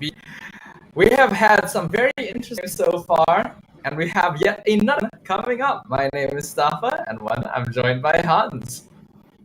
Yeah, I'm sure that for a lot of you guys who've been tuned in us for a while, you've seen a lot of games already. And don't you guys worry, because we have a lot more store for all of you heading forward into today. And I feel like now is the time for retribution, especially for the next set of games we will be having here. Italy, Brunei against Sri Lanka, and they're really looking forward to their very first win in this competition. Both these teams far have been having a little bit of difficulty getting started, but it is not too late just yet. There's still some potential as long as they're able to secure a victory here. As we know, the groups for the first two groups today, Group A, D, are close to their conclusion, which means we will be able to switch two teams qualify from these groups very, very soon. Yeah, from what I saw a while ago, I didn't get the updated heard of the games that have happened before this, but in between, what we noticed in that previous game, it was China winning against Mongolia in Do I say it was dominant fashion? Maybe not, but it depends. You guys would want to go and move for this one. But as of the moment, all right, just in case you are figuring out how we're to go with this right now, this is, I believe, China going up with Thailand. I'm not sure if I'm getting this correctly, but yeah, you what I see, right? Yeah, I do. It is indeed China versus Thailand. It's not like a visual glitch from earlier. The players are indeed the players from China. So I guess that's the match we're going to be witnessing. Which is very interesting. We did just see China get away in Mongolia. And Thailand, I think, so far has lost of their matchup. So they really need a victory here. Yeah, so with China, if China gets a win here, they could potentially come out as one of the two representatives in Group A that can make it into the playoffs. Meanwhile, Thailand has a chance to, somewhat put a stop to that. And I honestly feel like this is what I was looking for from Thailand from a while ago. They let Gatot Kacha go the first time that we've seen them when they went up against Vietnam. Now they're not willing to do that. But on the other hand, you have the Hilda again. You know what Jess can do with that Hilda, bro. She menace.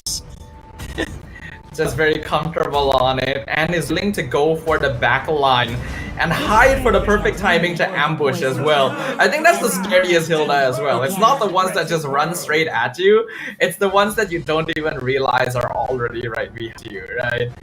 But they're gonna follow with pretty safe options. We got the Vex of Moscow. With Bruno already banned, they don't have to worry about losing too much priority there. And Thailand with Gatot and Khalid does them some good initiation, but I want to see a little bit more utility from them. At this point, they're going to be going for a Nolan, alright? The last time we saw them, right, they were Hayabusa, and that's not going to be the choice now. Instead, it's going to be part of that banning phase for Leon to use, and not only that, also have two other heroes to choose from here if you are both of the squad. Meanwhile, from what we're seeing, it is Yin Huai going to be using that Moskov. I believe it was Vermouth or Fan Hua. I'm not sure who was the middle from a while ago. But one thing is for that is Jessica who'll be holding the Hilda. I feel like they're getting comfortable as the tournament goes for long, and this is exactly what you would want because a lot of things are happening really smoothly for the side of China. Yeah, I agree there. Well, I think what China needs right now is a secondary form initiation, because if we want Jessica to go for those backline actions again, then you need someone to be holding the front line instead. I think the Cho still could be a valid option, but there are a pretty good number of heroes still available in the pool. Tigreal also up there, not too bad, but they will ban the Eve. Very surprised to see more of this hero. It's a good place to get rid of it because manipulation with Avatar of Guardian would be a lot to deal with. Yeah, that's a lot of E there. So they don't worry about that kind of tactic coming in from Thailand. So Thailand, given that they have a lot of heroes here, maybe they could go for a Valentine if they want to go that route. Maybe, I don't know, this is a conventional, but you can maybe go if you would want just towards the Hilda, but most conventional answer would be the Valentina here, unless they have other things in mind. And yep, they do have some other things in mind. It's going to be the Melissa, picked up pretty quickly to answer towards the Hilda. Now I'm about to find out whether or not the hammer reaches Melissa's force field when it procs. We're about to find out. Yep. Melissa is a good counter to Hilda because Hilda can't quite get close enough to her. So if Jessica goes for the back line again, there is at least some defense for Thailand to play around with. but I believe that a well-placed implosion can potentially catch her out. So the Tigreal is a good option for China. I literally suggested it earlier, so I'd be very happy if they went for it. I think besides Valentina, Thailand can still consider going for Faramis as well. It's a very common solution to Hilda to avoid some of that burst damage, but it is also vulnerable to Tigreal. So we'll see who they decide to grab. So the Tigreal is already there. Ooh, I like this pick. Coming in actually from Thailand. Although now from a different perspective, I feel like this has been the same story that they got when they were facing Melissa and Cecilion are two heroes that are really activated in the later portions of the game. So I feel like the struggle is really gonna happen in the early first few minutes of game number 4. And on hand, you have the Julia, and you have the Tigreal, you even have the Hills well. So those are 3 heroes that you're gonna have to worry about and have to evade continuously for you to even have a chance to fight back when you got the scale that you need. And we've already seen that China is quite smart the way they take different angles in the fight as well. So having a Melissa and Cecilion standing all the way in the back line might make them surprisingly vulnerable, though Cecilion at the very least with his ult actually stands a good chance of being able to maybe zone out Jessica, but it's gonna require some skill. Yeah, the skill that was necessary for them to at least get their very first win in this one. Because again, China is just 1 win away from possibly securing themselves of a playoff spot in Group A. And both of these teams are on 2 different ends of the spectrum, right? One that is undefeated and one that is looking forward to getting out of the zone of heat. And for Thailand, you'd also want to at least give some recognition, because you are indeed the host country and you don't want to go down swinging and ending the tournament with just, all defeats in your name. You'd want to make sure that you can get something. And going up against China, that is a team that already established themselves as, a powerhouse in Group A, they could if they could even give them a run for their money, then there might be a good shot for them doing this. Yeah, I mean, home ground advantage is always something that people will discuss, right? So it would feel really bad if, despite a home ground advantage, you weren't able to get through or even get a victory. I definitely want to see if Thailand can show their stuff here, because Cecilion is a hero that, as long as the game goes long enough, really becomes a problem. Like, the damage output from this hero gets uncontrollable at a certain stage, and he got plenty of frontline to work with as well.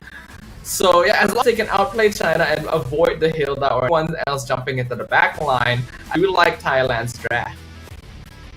Alright, now I'm curious, alright, because you said home court advantage, right? So, I want to know what time is it right now in China, just to be sure. Oh, so it's 5:51 in China. It's just there. So technically, just an hour ahead of Thailand. Because I feel like, in terms of like the energy levels, right, and the power spikes of the energy levels, sometimes it could matter depending on the hour. I am sure that Saudi Arabia, we haven't covered Saudi Arabia yet, but considering that they are 5 hours away, dude, like they're 5 hours behind I don't know if they're 5 hours behind. I think they're 6, considering that Thailand's already there. Yeah, I'm gonna do my research, dude. But yes, in terms of home court advantage, that is absolutely true. Even though how minimal or how small the time difference is, and the environment as well, right? You'll never know what could be the case there.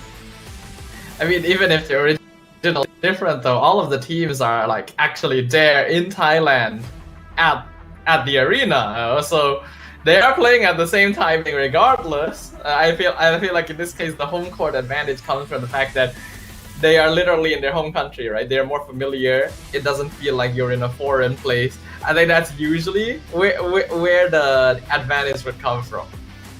I feel like, in terms of Thailand having to no longer adjust to what they're accustomed to, because at some point it's already there.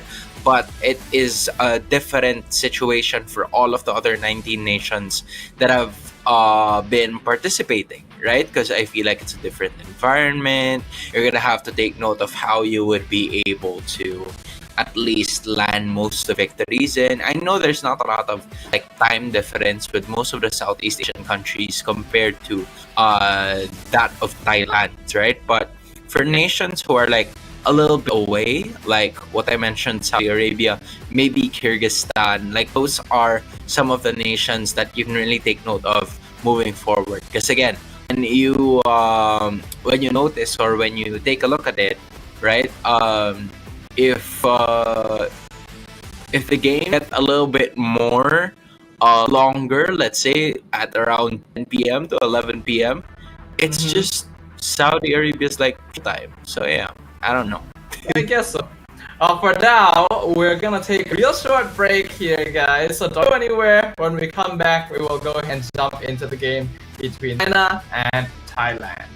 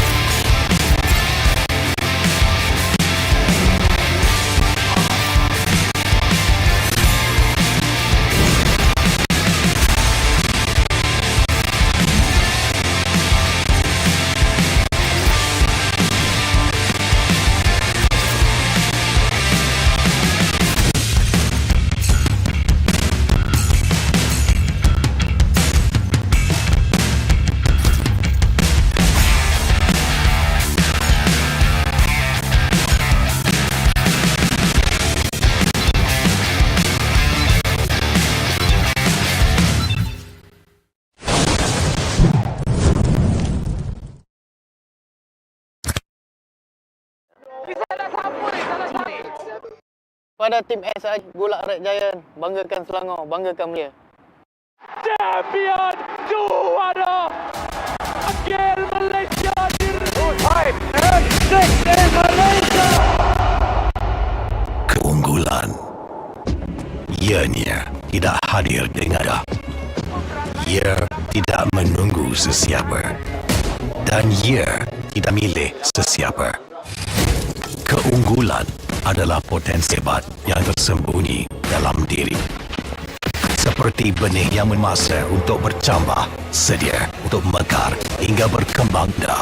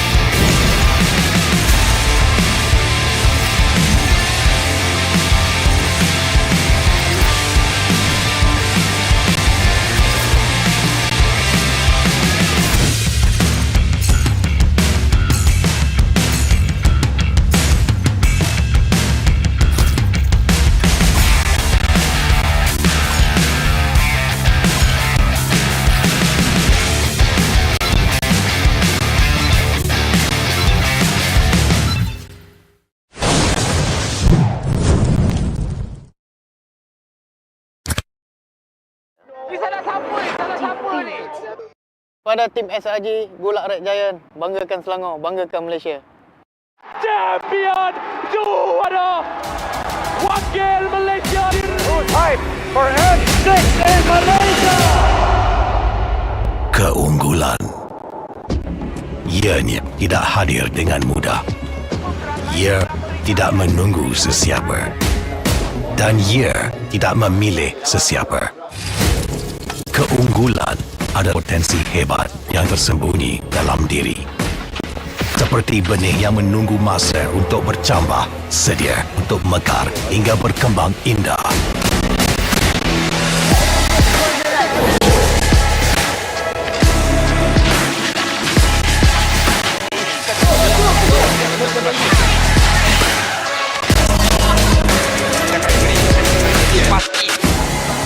Ketika cabaran mendatang, ada yang hanya memerhati. Kekuatan sebenar lahir dari dalam diri. Dibangkitkan oleh jiwa yang menyokong teguh tanpa henti. Kadangkala, saat kita rasa jauh dari apa yang kita impikan, ia muncul dari arah yang tak dijangka. Saat itu, kita sedar potensi yang sebenar ada di sekeliling. Ini semua bukanlah kebetulan, tapi kita yakin ini semuanya aturan takdir. Setiap langkah bukan hanya untuk diri sendiri, tapi juga untuk mereka yang berdiri dan berjuang bersama agar kita melangkah lebih jauh, menjadi lebih hebat.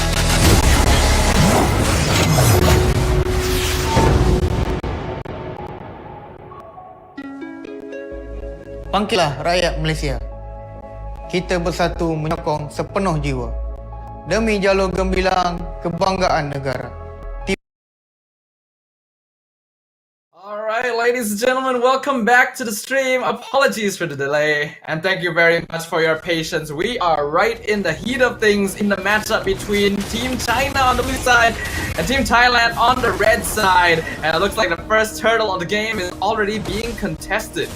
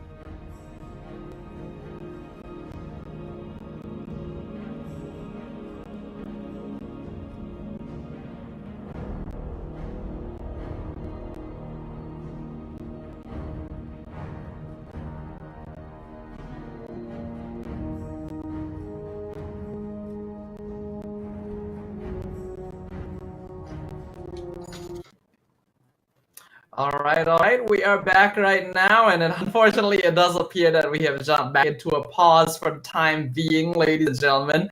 So we hope that you are willing to be just a little bit patient with us for a little while longer. I'm not too sure where Hans has gone off to as well, but no worries, we're still here, we're still good. So, welcome back everyone to the stream. You're currently watching the Asian Esports Games Bangkok 2024. And yeah, apologies for all the delays and stuff that have happened throughout the day. We are working our hardest to make sure that everything is resolved so that we can continue on with our group stage matches for day number 1. There's still plenty of MLBB action to look forward to for the rest of the day. So hopefully you guys will continue tuning in with us. Unfortunately, we weren't quite in the game long enough for me to tell exactly what the game state was. But oh, hold on. Okay, we're back. I just noticed we are jumping back in. Thank you very much to our team for making sure that pause didn't last quite as long. And it does seem like the game state is currently 1-1. Oh, here comes the Nolan. Vermouth not able to flick over the wall, but Leon King not able to chase, and now they're trying to go for Mirali, able to jump in. Raging Sandstorm Flicker completely whiffs into the back line, which means that Ree is now in a lot of trouble. A great Sanguine Claws catches out the rest of Team China, though. They can't really follow up on that. They are being CC chained too hard, and that means that Fanhua will get traded for the life of Ree. Now Jessica trying to get away from Aisu. Not too sure if they're going to be able to do so. The rest of Team China a little bit deep inside Thailand's half of the map, but they are still able to get the tower in the end. Yeah, I honestly felt like for the entirety of this matchup, right? Thailand was doing their very best and like claiming everything there.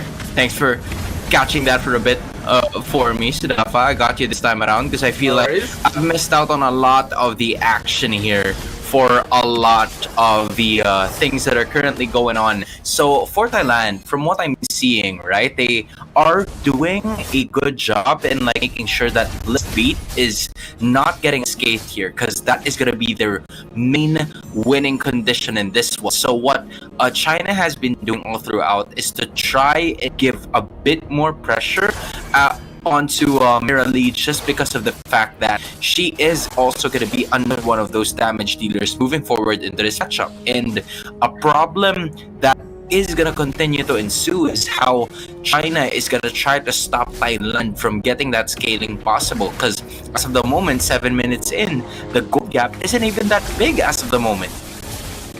Yeah, it's not that big, but it's still fairly notable. 2K in 7 minutes is not at all bad for China, especially like you mentioned, Hans, they want to try and disrupt the game before Thailand are able to scale up. It's good that they are targeting Mirali, but I also feel like some attention needs to be given over to Blitzbeat, because I just straight up think Cecilion has more dangerous damage later in the game than a Melissa.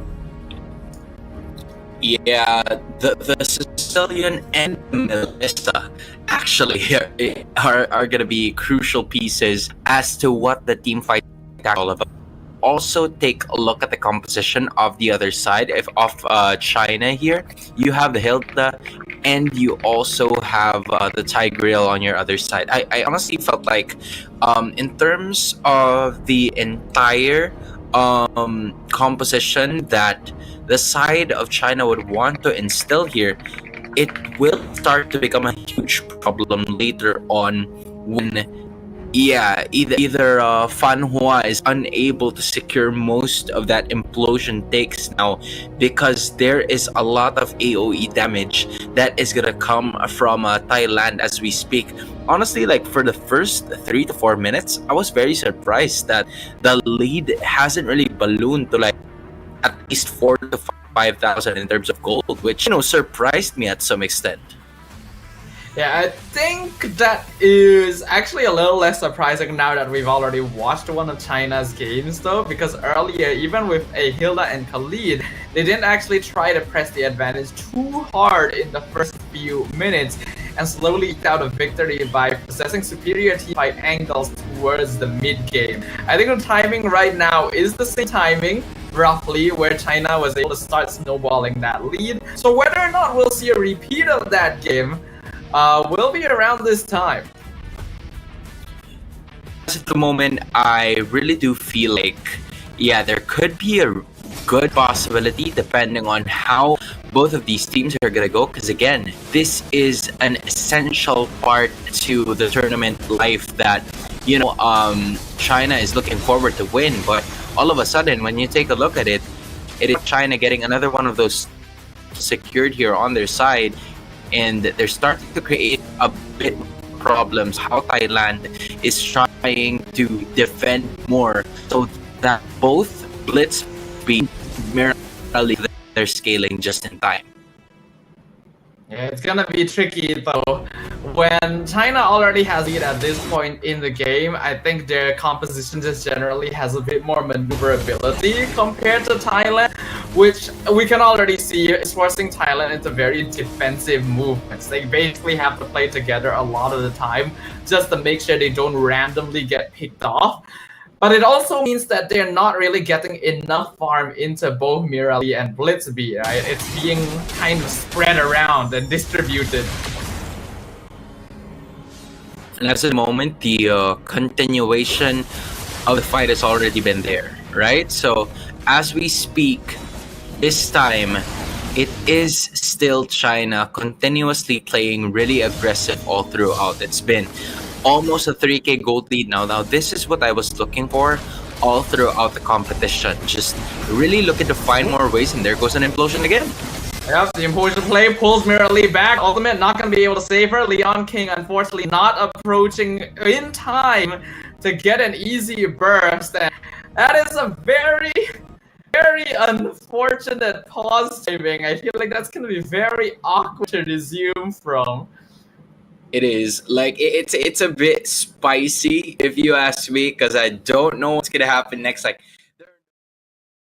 everybody just went, what am I supposed to do next? Okay, how am I gonna move forward? But again, in terms of the composition that they've had, you see how both of them are on different ends of the spectrum, right? It's quite understandable to a point where you already know what they're going for. It's an all or nothing strategy on late game for the side of Thailand. Meanwhile, for China, they're gonna have to find a way to finish this as quick as they can, because as much as the Moscow is gonna help much with the scaling that they need to propel them further into this matchup, if they don't have the set pieces available for them to, the time is also not their friend, because usually it would if you have the Moscow, but here's the Melissa in this, which are two crucial heroes to go up against in later portions of the game.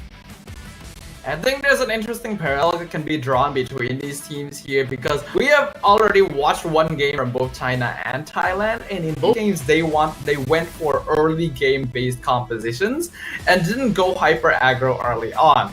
The difference is that China shifted to a more like flank style gameplay in game team fights, which ended up working out, whereas Thailand ended up being pretty reactively for most of their game, which is why they ended up dropping it to Vietnam earlier on in the day. If we just base it off of those interactions so far, I think China still has the advantage for being more willing to play with risks involved and maybe diving backlines. But if Thailand has enough time, Sicilian just solves a lot of issues. Yeah, it does solve a lot of issues, especially in wave clear, right? Because, yeah, Sicilian answers a lot of things, but not the early to mid game. There was just a time, I think, during the, I don't know if you saw it, during the playoffs of the MPL Philippines, where the Sicilian was immediately activated like 10 minutes, 11 minutes in, which I found crazy, because it's not supposed to do that. But all of a sudden, it was just right there. It was activated all throughout, and they were just able to take control of the game. And it's 11 minutes late. But this is a totally different scenario. So you are at least 4K gold behind now. So you have to adjust, try to pull on the brakes a bit in terms of the extra initiation that you would want to have in the game. Yeah, I think the meta has shifted in such a way where snowballs are a bit prevalent and it's kind of difficult to come back from behind. So being able to create that lead right from the beginning is a pretty crucial part, and making sure that you don't throw it away, because we have seen that as well. It's very hard to break out a snowballing opposing team nowadays, but if they make a mistake, if they get like a few key members taken out, that can really mess with the momentum, right? So that's why the late game is push and pull nowadays. Yeah, I'm looking at the ones that are also scrolling right below us, because from what I saw, it's China already beating Mongolia. That's the one thing that we've taken note of, at least we've watched. But this is the one that's crucial.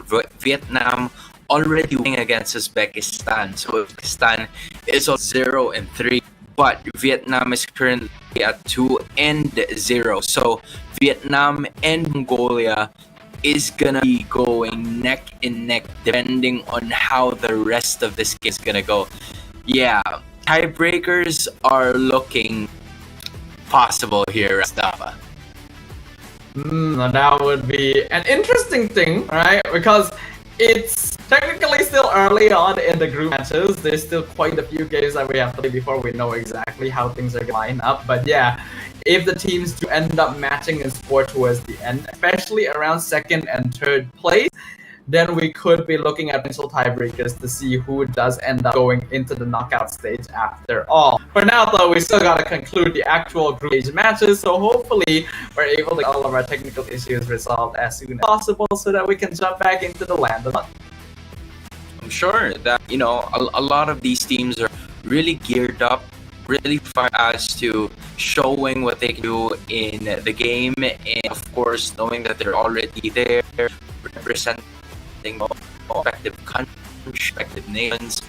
They are really looking for, they would want to continue to represent their respective country in this specific game. So I feel like as of the moment, this is really a good chance for them to do so, because as of the moment, right now, this is a chance for them to do it. And I feel like this is that specific game, and we are jumping back into it right away.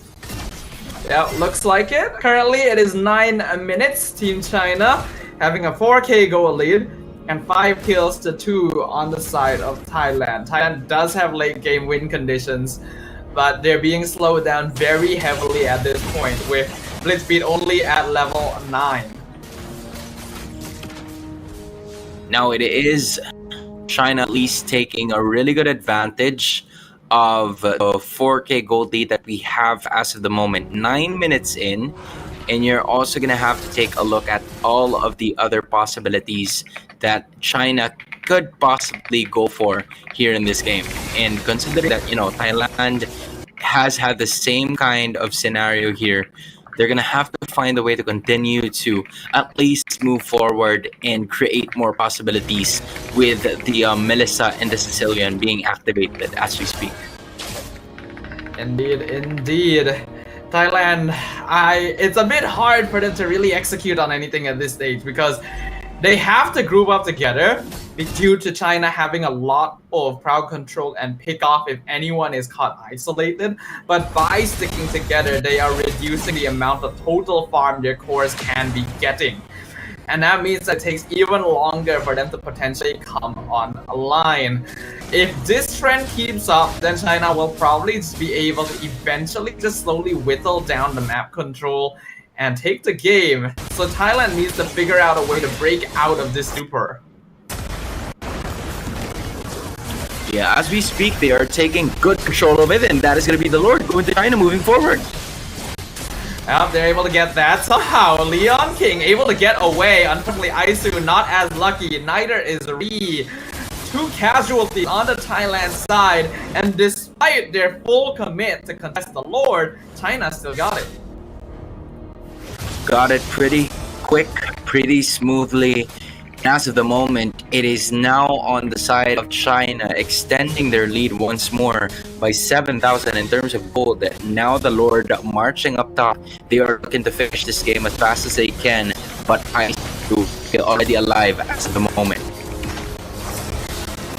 The Lord gonna be putting up top. Only the first Lord of the game, so not too difficult for Thailand to deal with. They only have 1 tier 2 left standing down bottom, and they're not even able to safely extend out of the map to try and do housekeeping on the wave.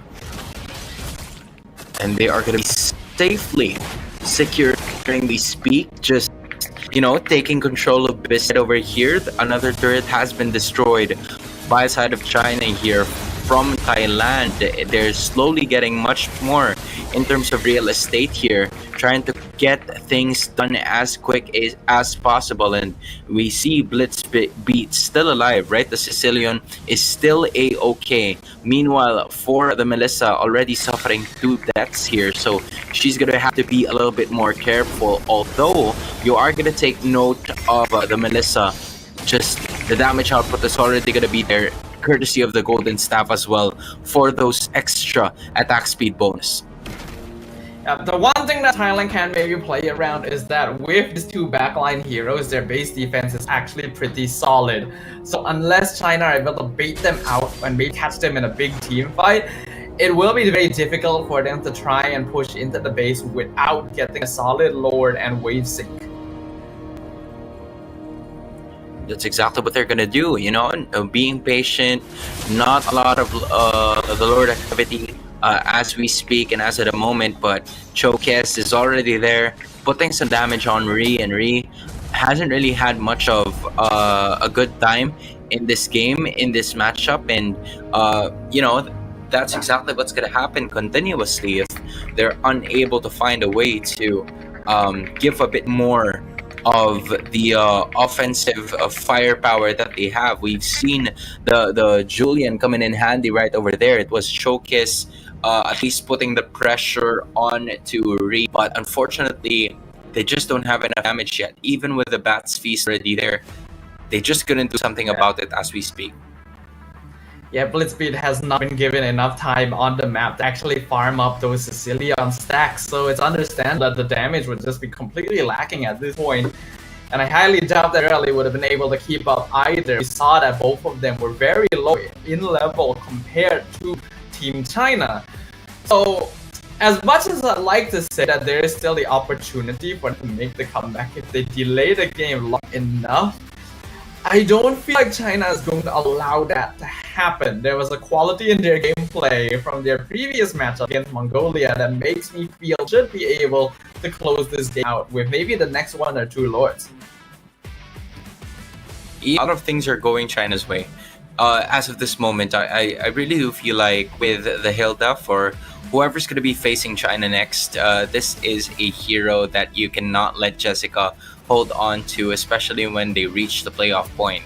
There is at least 3 games that you can look upon so that you would be able to understand a bit more of what you guys would be able to at least execute and initiate. But the only concern that I have here for China is that if they still have something else other than Jessica's Hilda, because I feel like it's no longer gonna be allowed by the playoff teams come playoff time, right? Because we're already there to a point where you are gonna be so close as to reaching the quarterfinals, the semis, and maybe the championships.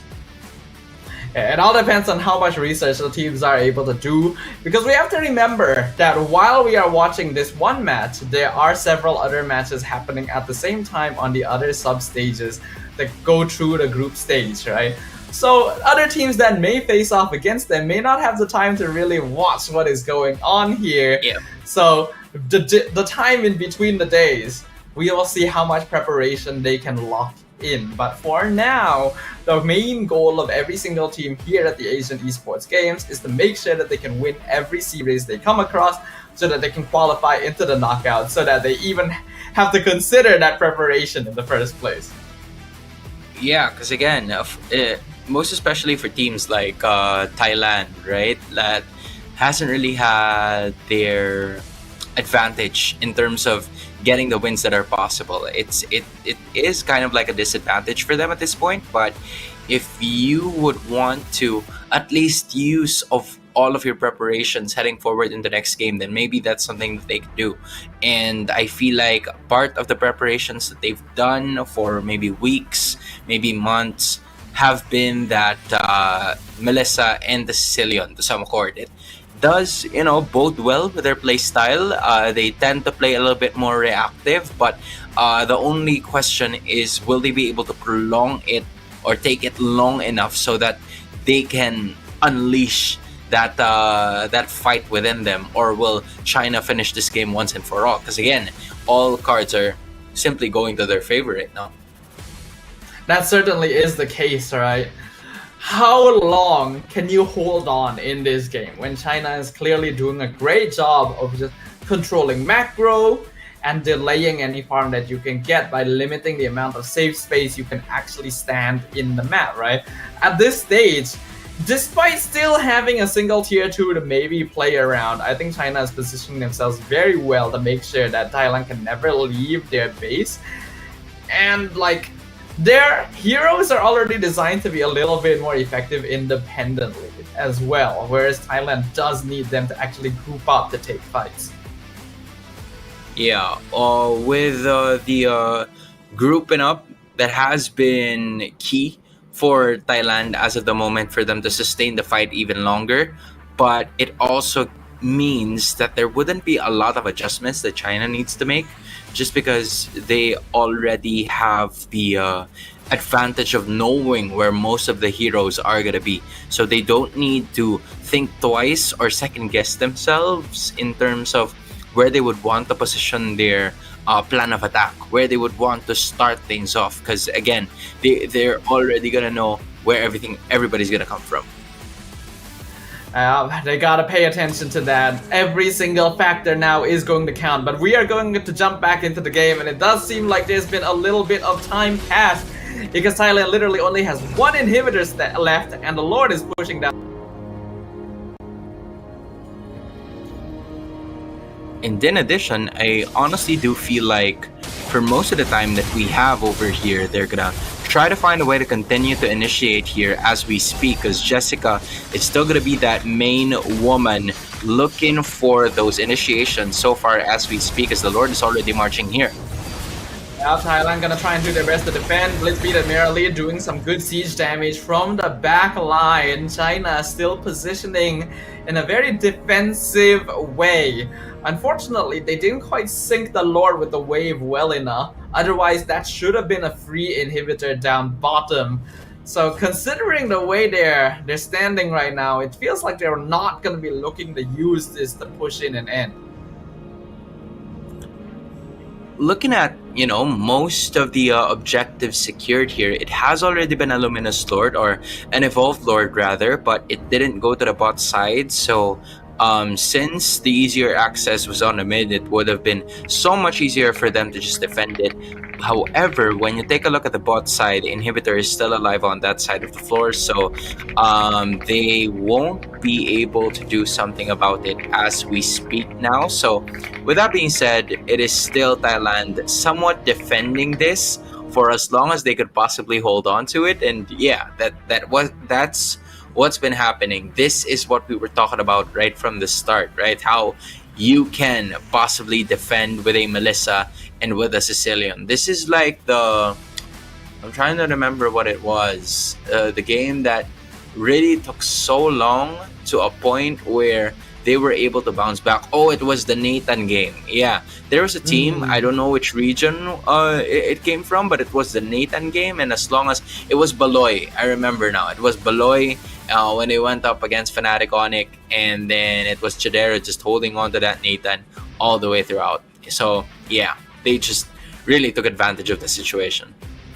I think late game Magic DPSs have a tendency to just really catch you off guard, right? Nathan, Cecilion, Harif, if you're not doing a good job of locking them down, they really whittle you really quickly once you get into the later stages, because by then they can even break through like the defensive capabilities of items like the Athena shield, right? So you gotta make sure that you understand that timing and not give them the space necessary to reach that point, because otherwise you will find yourself in a situation where even though the game looks like it should be yours by any account, you just can't quite finish it. Because for some reason, the wave clear has been an integral part of MLBB with how well they have executed most of these. So Melissa is a hero that doesn't really get picked up as often now compared to like the times where it was maybe around season 8, season 9, or maybe around 2022, something like that, just because of the force field that it provides. And then to the point that we'll go there immediately and the Beatrix is activated again. Right, there has been that kind of story once more. So, case here.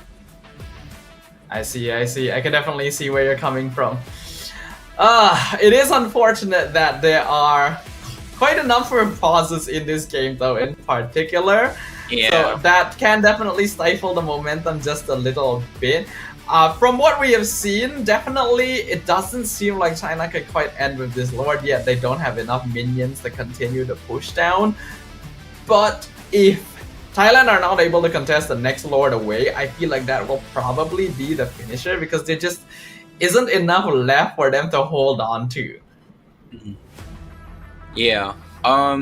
from what I can honestly understand here is that there could be a point as to Jessica trying to go with the flanks, because other than the base, you can't have anywhere else to flank to, right? that's the game plan of Jessica all throughout, is to go the opposite route all the time, and until it reached a point where the wipeout has happened. But now that all of the bases have been destroyed, all of the turrets have been taken down, I'm starting to wonder now on whether or not the defense or the approach of Jessica is going to be different towards her utilizing the Hilda, because again, you don't have a lot of room to move anymore. You have done your job, right? So yeah, I'm curious to see what the next step of Jessica is going to be here. The ideal would be to somehow bait out Thailand from their base so that Jessica can continue going for those backline invasions. But if I were in Thailand's position, I feel like the best play is actually to just fully turtle up, right? You are going to be the most vulnerable if you try to leave the base, and that does seem to be what's happening. The Lord will be cleared up. China gonna try and go for another push. Minions being cleared up. The crystal is exposed. Fanhuan not able to get the CC. Implosion on 2, but the get away from me. Gonna be zoning them off. Merely will sacrifice their life for this. No minions left for China. They'll get another wave, but is it going to be enough? Because they got the taunt on the chokes way too deep in. Raging Sandstorm on the minion wave. China just gonna be focusing down on the crystal. But do they have enough? Moskov is already gone. Thailand still holding on the defense. And Jessica back. Gonna get taken out by the base itself. Thailand still holding on to their lives. What did just happen? I honestly have no idea how to explain that certain situation, but I feel like that is the reason behind that pause. But man, we were so close to getting that game done. Yeah. And yet, I felt like there was something that went wrong towards Jessica's connection. I don't know, or maybe she's taunting. I don't know. Like I don't know what's going on. Like, but as the, right at that point when you're in the base, like I get the feeling even if you didn't walk into the base, it's very unlikely that you're walking out anyway. So I'm not too sure if that was the issue, but yeah. It's so difficult to determine, bro. You're like so close, but even so, it's Thailand staying alive in the competition, not really wanting to give up this game, and they still have a really good, moment, a chance to actually get the victory moving forward. But that has been the story of this game so far. It's been Thailand struggling to really group up all together, but even so, they were able to take control of the situation, or depending on how the next wave is gonna go, because again, that's another story on its own. But I really have no idea how this is gonna go, because now China has actually thrown a lot of bodies to try and break down this crystal, and they unfortunately were not able to do so. In fact, I feel like they actually could have done it, but they only started focusing the crystal down hard when the second minion wave came in. If they already started whittling it down with the first minion wave, I think the game would already be over, but they didn't do that. When the second wave came in, they got a bit more desperate, decided, you know what, let's just throw ourselves in and take this out, but the crystal's still alive at a tiny bit of HP. So that could be the momentum shift that Thailand has been waiting for. Most especially because it's the it's the late game, right? You don't really expect it to come from anywhere else. It's the late game already, and momentum. I think we've been saying that for like the entirety of this game, that it has always went to the side of China, right? For the longest time, it has always been there, and they seem to struggle in like finding a way for them to just get on with it and like finish the game once and for all. Because of the Melissa and Sicilian, I'd like to go back to that point one more time, and it really seemed like it was a struggle for them to just keep on finding another way for them to get the victory moving forward, and just patient MLBB, knowing where it's the best, knowing when the best time to strike is, I feel like has been the greatest asset of Thailand that kept them alive for some reason, right? For some unknown reason in this game so far. I think I will definitely grant that Thailand is tenacious, but it also comes down to the fact that China doesn't actually have the best siege comp overall, right? They're much better at like flanking plays towards the mid to late game. So now that we are seeing a turtle in the base of Thailand, they actually need to try and find a way to bait them outside the base, ideally. I think trying to push in straight with another lord isn't actually going to work. Maybe presenting the next lord as a bit of a bait, right? Make Thailand think that, hey, we're not actually positioned well enough to take this. You guys can come into the river, you know. Yeah, that's the. I think that's a better strategy than just going all brute force, because I feel like that's gonna work in the first 8 to 13 minutes of the game. But as soon as that is all over with, the Sicilian is gonna start to go rage mode. The Melissa is gonna go beast mode, if I should say. So at some point in time, right, you're gonna have to really find a way. How ironic is it that early game has been the advantage of China here, but they're gonna have to take their sweet time in this next approach to win them this game. Something that probably is unfamiliar to them, depending on based on what we've seen from them in the past 2 games. Yeah, there definitely needs to be a bit of a shift, because I feel like it is very dependent on this kind of gameplay, then it's probably going to be a bit rough, because this current meta really promotes having a bit more early game aggression. I do feel like China could afford to be a little bit more aggro early on as well, but at the very least they know how to pressure the mid game. So I think that is the difference right now that we are witnessing. But in this game, the game is actually prolonged long enough where Thailand are starting to hit that sweet spot. I think they're still going to be a bit behind in terms of items, but the next lord is going to take a while before it respawns again, so that will be the time they need to actually like hit the item timing, and then it'll be really hard for China to fight into them.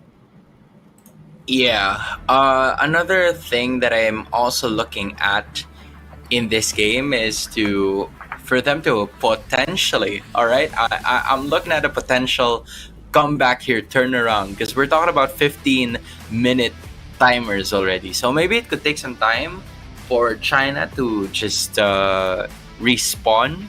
In this specific moment, it's a window of opportunity for Thailand to just maybe get a lot of turrets in the process, because sure, you won't be able to get him for good, because again, it's gonna take a lot out of you, it's gonna take some time, but then you have some place to just work on it as much as possible. And yep, it's not yet over. All right, we're still up for more MLBB. Alright, we are back into things, and we can see that a big skirmish just took place, but it ended up being a 3-for-3 trade, which is actually beneficial for Thailand because they are way more behind in resources in comparison. Blitzbeat has not died a single time this whole game, so although his farm would have been slowed down by the pressure initially, it means that he has still been able to build up stacks, albeit slowly. So that is the worry for China. She's still, or should I say, Blitzbeat is the lifeline of this Thailand team, knowing that she's going to be the main source of damage output coming in from the Thais. They would want to make sure to always keep him intact. So as you can see, Asu and main condition here is to try to force something. They already know, or they already understand to a level, to a point that they can't fight this right away, but here comes the Lord fight trying to initiate now. Avatar the Guardian by Aisu on top of the Lord. Choke is still able to get him. Meanwhile, Fanhua taking a lot of the heat. Already broken down by Blitzbeat and Mirali. Tree of Destruction lands in the back line. Yanhua gonna take it. But the Wind of Nature popped down, but not quite able to finish anyone off yet. Ree buying so much space to make sure his cores are able to get away. And they are actually going to be able to back it off. A kill there would have guaranteed the win. Oh, they were looking for Blitzbeat the entire time, but Asu re-sacrificing their lives. Will they be able to defend? They're going in now. Liang King dropping real low. Lord on top of the crystal. They're not going to risk it this time. They're going straight for it. And after quite a marathon here, it will be Team China that finally claims the victory. I believe with this win, China has claimed victorious and is also going to claim a potential spot in that playoff rounds. I mean, that damage, you already see it, right? 33% coming in from Blitzbeat, so you already know that they are just depending on her as of this moment in the later portions of the game. But you know, a really good job coming in from Jessica, from Yuhuai, to the Vexana and the Nolan as well. Just, you know, simply taking care of the process as well, knowing when to make sure to at least put the pressure on the others. And as soon as they saw Blitzbeat, in which it's a hero that they haven't seen in a very long time up close and personal, they wanted to go ahead and get his head as quick as possible. Yeah, I think Blitzbeat was doing a really good job of positioning throughout the game because, yeah, until the very end, still never actually died once. However, like you mentioned, Hans, there was a bit too much dependence on the Sicilian to come online. And that is because China was able to pressure Thailand so hard in the early game that they just weren't able to get any scaling done in the first place. So they tried, you know, they held on for a good amount of time, but in the end, you gotta be able to secure that early to mid-game phase. And that is exactly what China did. That's exactly what they did, and China, undefeated, I believe, standing at 3-0. Staffa was talking about the developing countries right from the start, and I honestly feel like this is exactly what we're looking for, or this is exactly what we've expected coming in from China. They could potentially come out as the top seed of Group A, but now I'm wondering, right? I'm wondering who among Mongolia and Vietnam is going to make it as the second seed, because from what I'm seeing, Vietnam, I believe, is still undefeated. Meanwhile, Mongolia has had a defeat already after they went up against China. Yeah, so I think things are gonna be tough now for Thailand as well. China looking very comfortable. I agree with you, Hans. I think based on their score so far, it's quite safe to say that they are guaranteed to be top 2 and moving on to the next phase. But I believe this has been Thailand's third defeat in a row as well, and that means it's very likely they're gonna be eliminated at this stage, and that is quite a big blow for the team representing the home country. Yeah, I mean, you did everything that you could, right? You were able to at least showcase what they can do, try to prolong the fight even longer going up against China, who has claimed to be a dark horse in this tournament just because of their recent performances in the past 2 games that we've watched them. But of course, for Thailand, this is a pretty good start because, again, just like what I was saying, the SEA Games or the Southeast Asian Games is going to be held there next year. So they, from here on out, they have an entire year to at least practice, learn from their mistakes, and move forward. Well, speaking of moving forward, we are going to be moving forward with the competition. But before that, once again, jump to a short break so that we can get the next teams up on stage and ready. And we will see you guys right after this.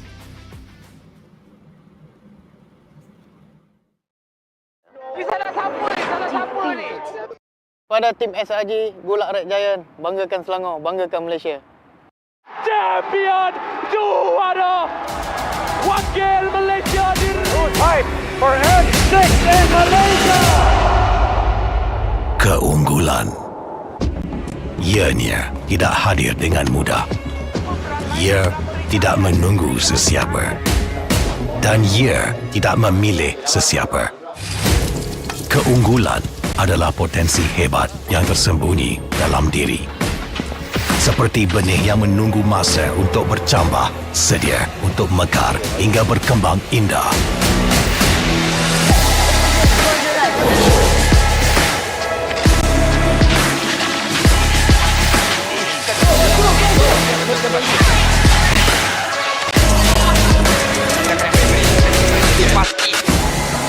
Ketika cabaran mendatang, ada yang hanya memerhati. Kekuatan sebenar lahir dari dalam diri. Dibangkitkan oleh jiwa yang menyokong teguh tanpa henti. Kadangkala, saat kita rasa jauh dari apa yang kita impikan, ia muncul dari arah yang tak dijangka. Saat itu, kita sedar potensi yang sebenar ada di sekeliling. Ini semua bukanlah satu kebetulan, tapi kita yakin ini semuanya aturan takdir. Setiap langkah bukan hanya untuk diri sendiri, tapi juga untuk mereka yang berdiri dan berjuang bersama agar kita melangkah lebih jauh, menjadi lebih hebat.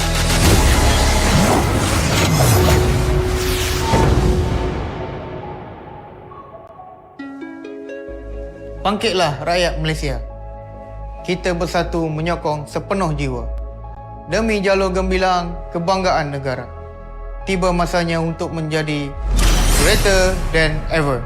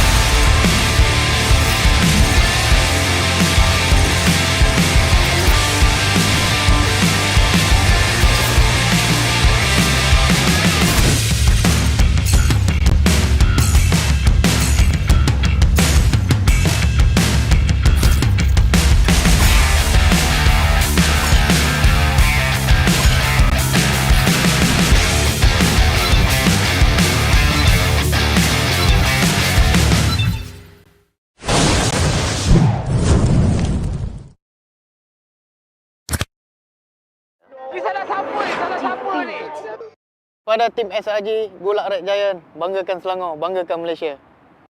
Champion juara wakil Malaysia Time for N6 in Malaysia. Keunggulan. Ianya tidak hadir dengan mudah.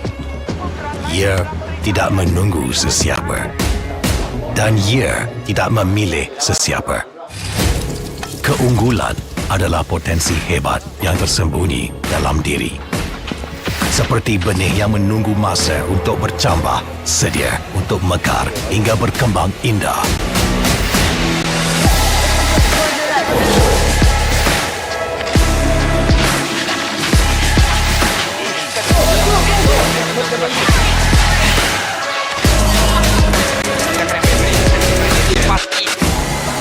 Ketika cabaran mendatang, ada yang hanya memerhati.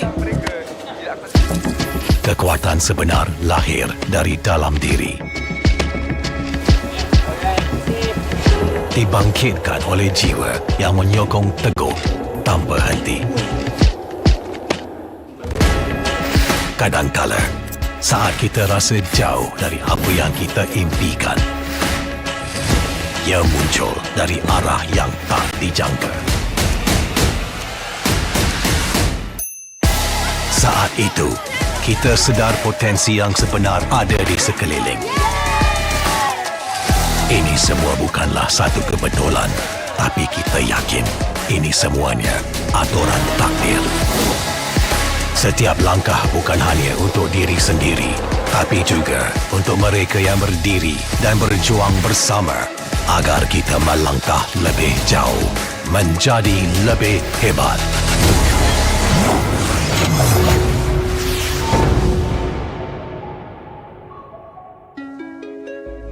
Bangkitlah rakyat Malaysia. Kita bersatu menyokong sepenuh jiwa. Demi jalur gemilang kebanggaan negara. Tiba masanya untuk menjadi greater than ever.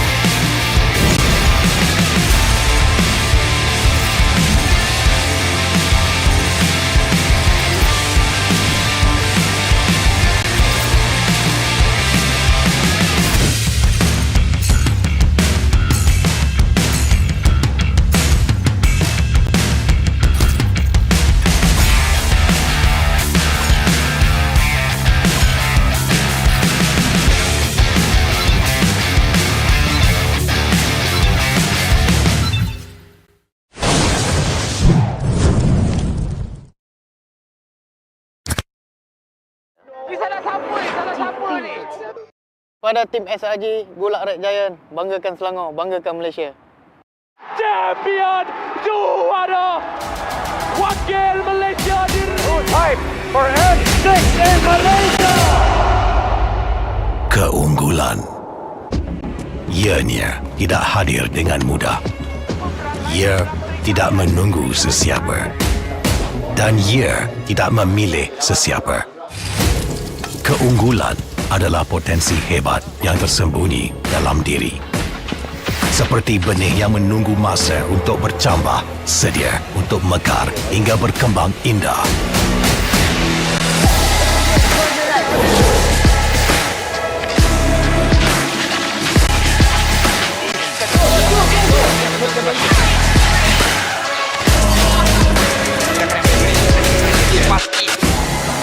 Ketika cabaran mendatang, ada yang hanya memerhati. Kekuatan sebenar lahir dari dalam diri.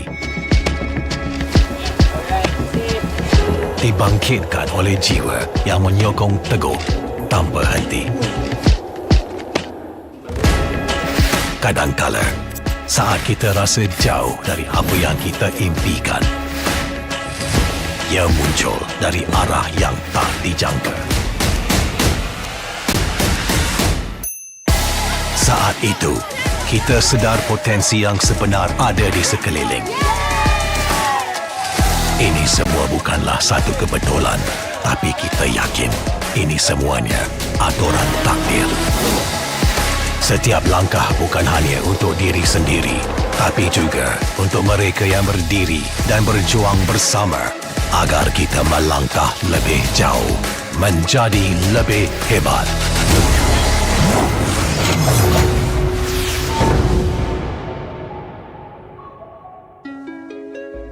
Bangkitlah rakyat Malaysia. Kita bersatu menyokong sepenuh jiwa. Demi jalur gemilang kebanggaan negara. Tiba masanya untuk menjadi greater than ever.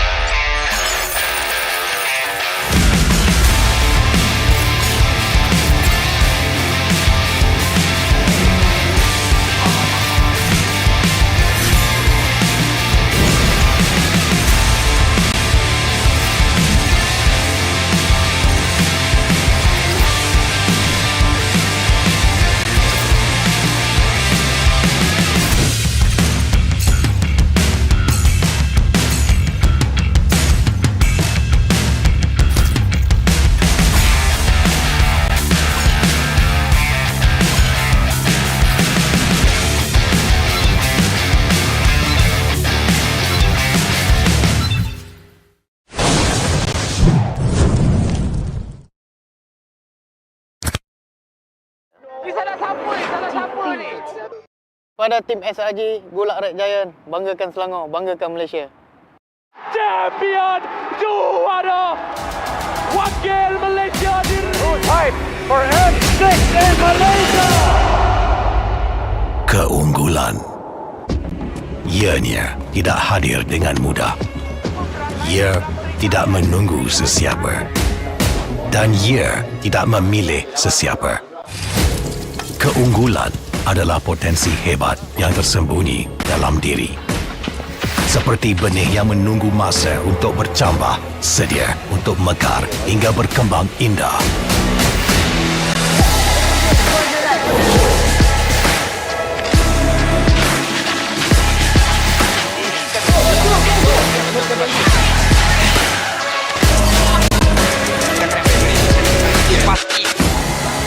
Ketika cabaran mendatang, ada yang hanya memerhati.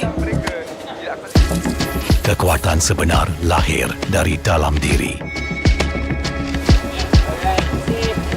Dibangkitkan oleh jiwa yang menyokong teguh tanpa henti.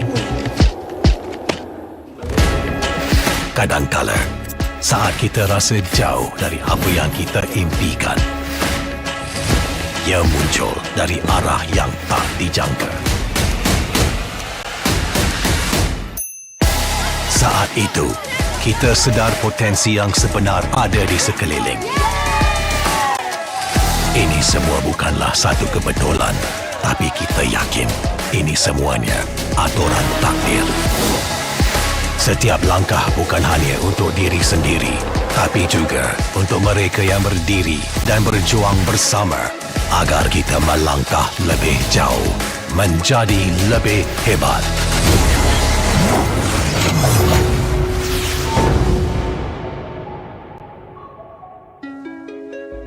Bangkitlah rakyat Malaysia. Kita bersatu menyokong sepenuh jiwa. Demi jalur gemilang kebanggaan negara. Tiba masanya untuk menjadi greater than ever.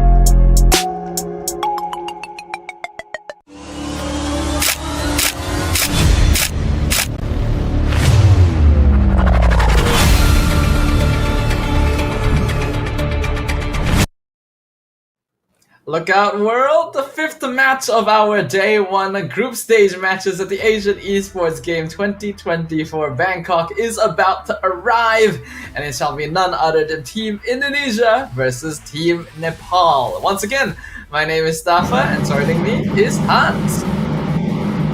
Man, how's it going? We are almost at the halfway point of the very first day of the tournament, and I am sure that there have been a lot of teams or a lot of nations that have waited for their favorite teams as we speak. And now, this is our first time as well to take a look at the Nepal team. Because again, from what we've seen, Indonesia is on the red side, all right? So yeah, just in case you got that corrected as of the moment. But when you take a look at it, I immediately saw a Nino Echo. I'm not sure, but there's a Fumi Echo on the Indonesia side. So I'm seeing maybe some sort of like respect or something like that. I'm looking at CC, that's the Nino Echo, and then there's a Fumi Echo on the other side. Good eye there. I did not notice that.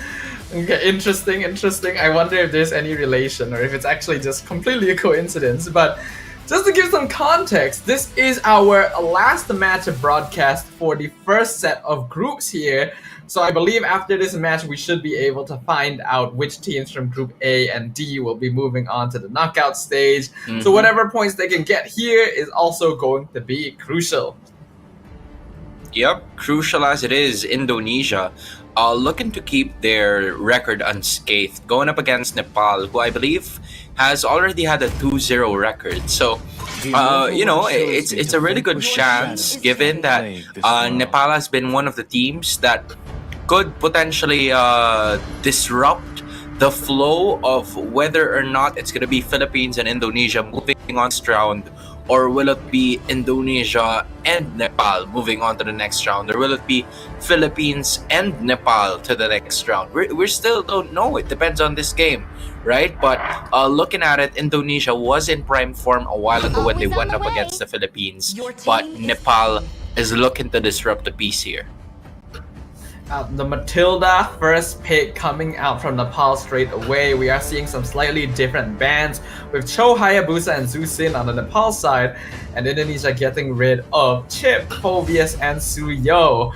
They're currently hovering over Diggy, but I feel like that's very unlikely. The Fanny, something we surprisingly haven't seen all day, even in the band section, so I would love to have a look. Yeah, the Fanny has been a talented hero as of the moment in terms of the picks that we have. But, if there is a group of women, strong MLBB female players that can definitely utilize the assassins that we have in the scene, it's definitely Indonesia, man. We've seen them pick up the Nolan, also get the Fanny, maybe even the Ling this time, and now we get to see them fully in action. Vival put up an incredible performance on the Nolan previously, and Cine pulling out the Kadita and getting an amazing 4-man Petrify play as well. So Indonesia definitely a team that you gotta be very wary around. But Nepal are able to grab the Matilda and Alpha combo, very powerful in the early minutes. But following it up with the Melissa is very interesting when stronger options like the Harith and the Bruno, for example, are still open.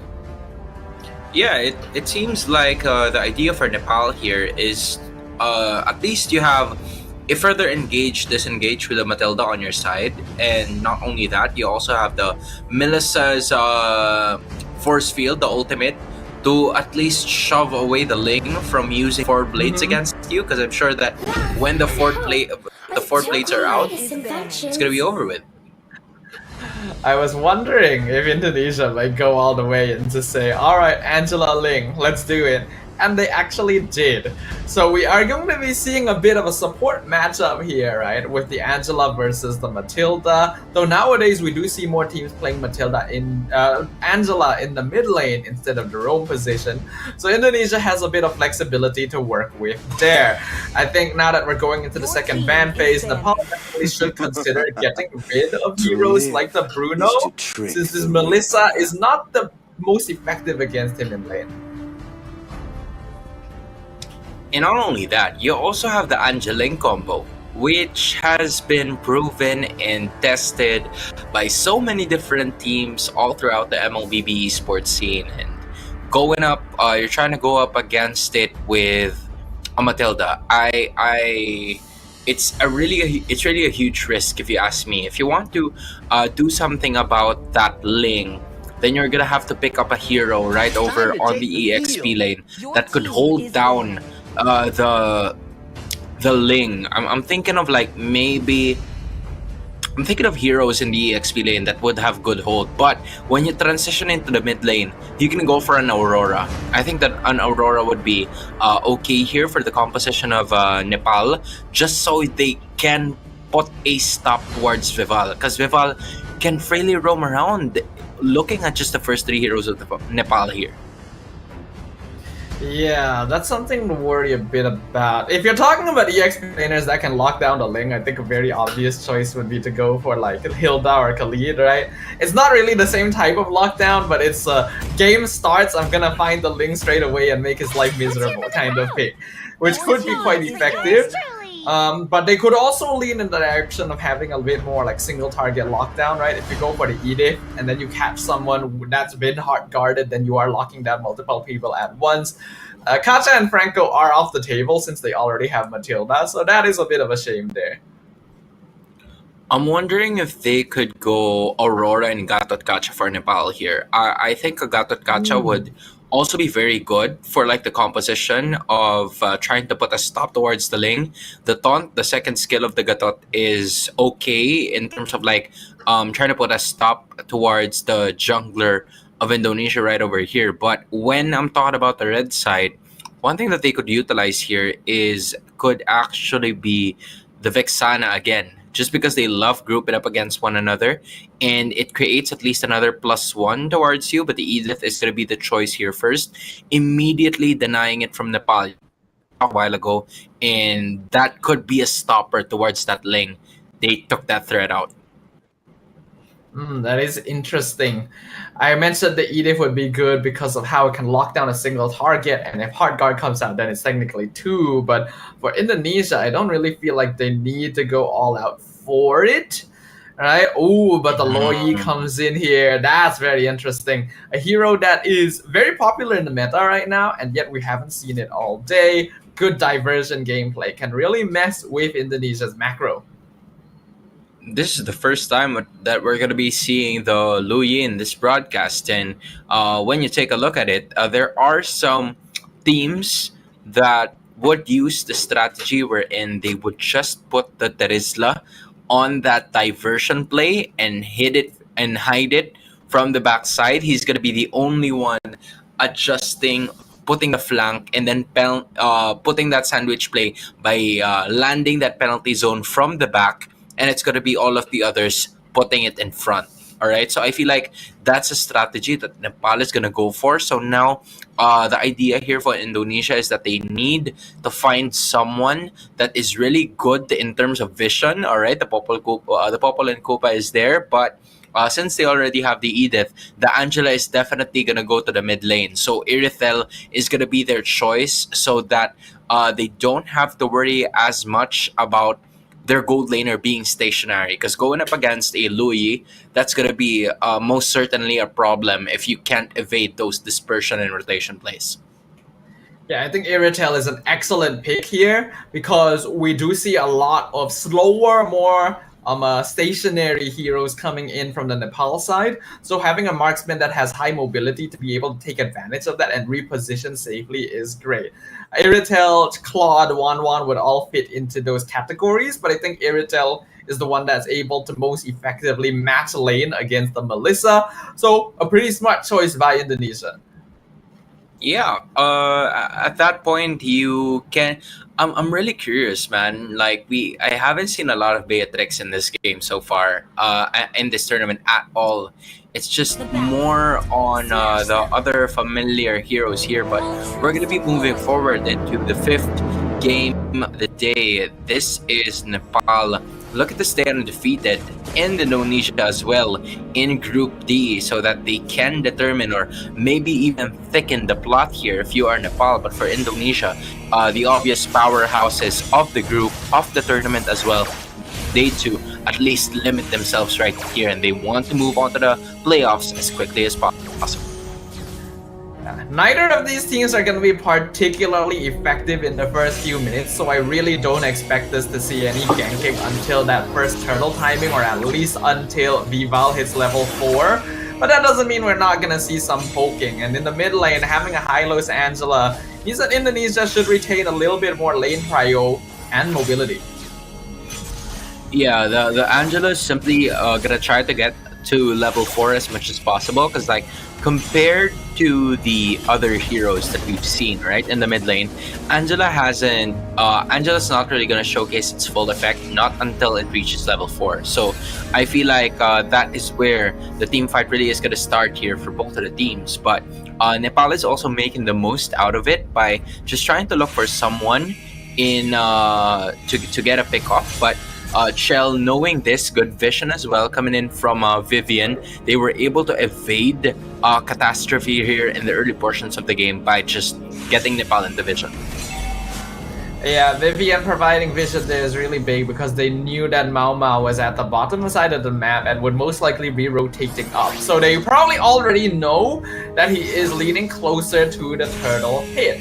This is why you already see Fumi Echo playing a little bit safer in the push, since there's a chance that he's the one getting ganked. Angela landing on towards on the Tato. as of this moment, and Nepal trying to position themselves together with Vivian here. Vival nowhere to be found, trying to look for a quick one, and he's going to be able to take it away. That is first turtle objective. Going on to the side of Indonesia, quick bounce here from Nepal, staying away from danger, but from 0 to 100, Indonesia capitalizing on it. Yeah, really good timing. Vival perfectly knew when they needed to enter that fight to get the retry in, and even immediately popped the Tempest of Blades right after, because he was already expecting the opponent to respond to his presence. So being able to get that safely is a really nice start. Uh-oh, mini control in some trouble, but Guiding Winds gets them out. Yeah, it's just a nice thing that you have like the emergency button to press, right? You don't have to worry about further engages in the early game just because you have an extra shield and you also have extra mobility. But here's the next problem. You're going to have to worry about Vival because he's going to go down, landing onto that one. And of course, First Blood lands towards the rest of the members of Nepal here. That's going to be the end of the team fight maybe, as Indonesia got more than what they wanted. It's perhaps not so ideal that Cine was the one to get that kill, since D'Angela would prefer to give the gold over to someone like Vival instead, but still a pretty nice start and very good layering of pressure by delaying the entrance and basically keeping mini controls in lane long enough so that Vival can eventually come over and secure the kill. This is going to be the first diversion play, just taking a look at what is about to happen in that mid lane side, and there it goes again, onward together with Cine, trying to land more of those waves. It's still gonna hit, but you know, at some point in time, that's gonna be more damage in the future. So Nepal needs to worry about that as the turtle already is approaching. Yeah, I feel like when they planned for that diversion ambush, they should have waited just a little bit longer. If they didn't reveal themselves, there's a chance that Indonesia would have tried to initiate and then they could counterattack. But because they revealed themselves, obviously Indonesia's not going to do that. And now even a flicker forced out on Cine. Burning a flicker already, at least you still have the ultimate here coming in from the Angela, so they will obviously try to go for more engages. Here goes Vival again. This time it's going to be Nepal taking it all the way for the turtle going onto the side of Nepal. Meanwhile, Nino Echo stuck in a lot of those Indonesian players, and that is going to be -1 coming in for Nepal, so that's a life taken for the press of the turtle. A kill onto Nino Echo at this point is actually very good as well, because the more advantage they're able to give Fumi Echo in the EXP lane, the more comfortable it'll be for Indonesia to initiate fights, since Nepal is completely relying on Nino on the turret slot to actually be their front line. So if he's not tanky enough, it's very difficult for him to actually team fight come mid-game. And it seems like they're going to try to do it again. Looking at another ambush. Will they take your advice? I'm about to figure out if that's going to be the case here, as two heroes already appeared. Now they wanted to go for Chell, but instead they wanted to go for Vivian, and they immediately take her down. Chell might be up here next, but because of that glorious pathway, Essence has been evaded already. Cine finally joining the party here, and everybody else just decides to back away from that motorcycle. And as of this moment, it is Nepal trying their best to fight back, but there is already a turret brought down by Indonesia at the bottom. Yeah, I think that's a better example though of what Nepal needed to do. This time they actually waited, so they didn't reveal themselves, and that's what caused Vivian to walk up forward and initiate the fight. And in 1v3, even the high lows will eventually fall, so it looks like they decided not to go for Revitalize, and now Mau gonna get pulled out to safety, able to escape that gank. It's like Onda Tato has been on the case here, man.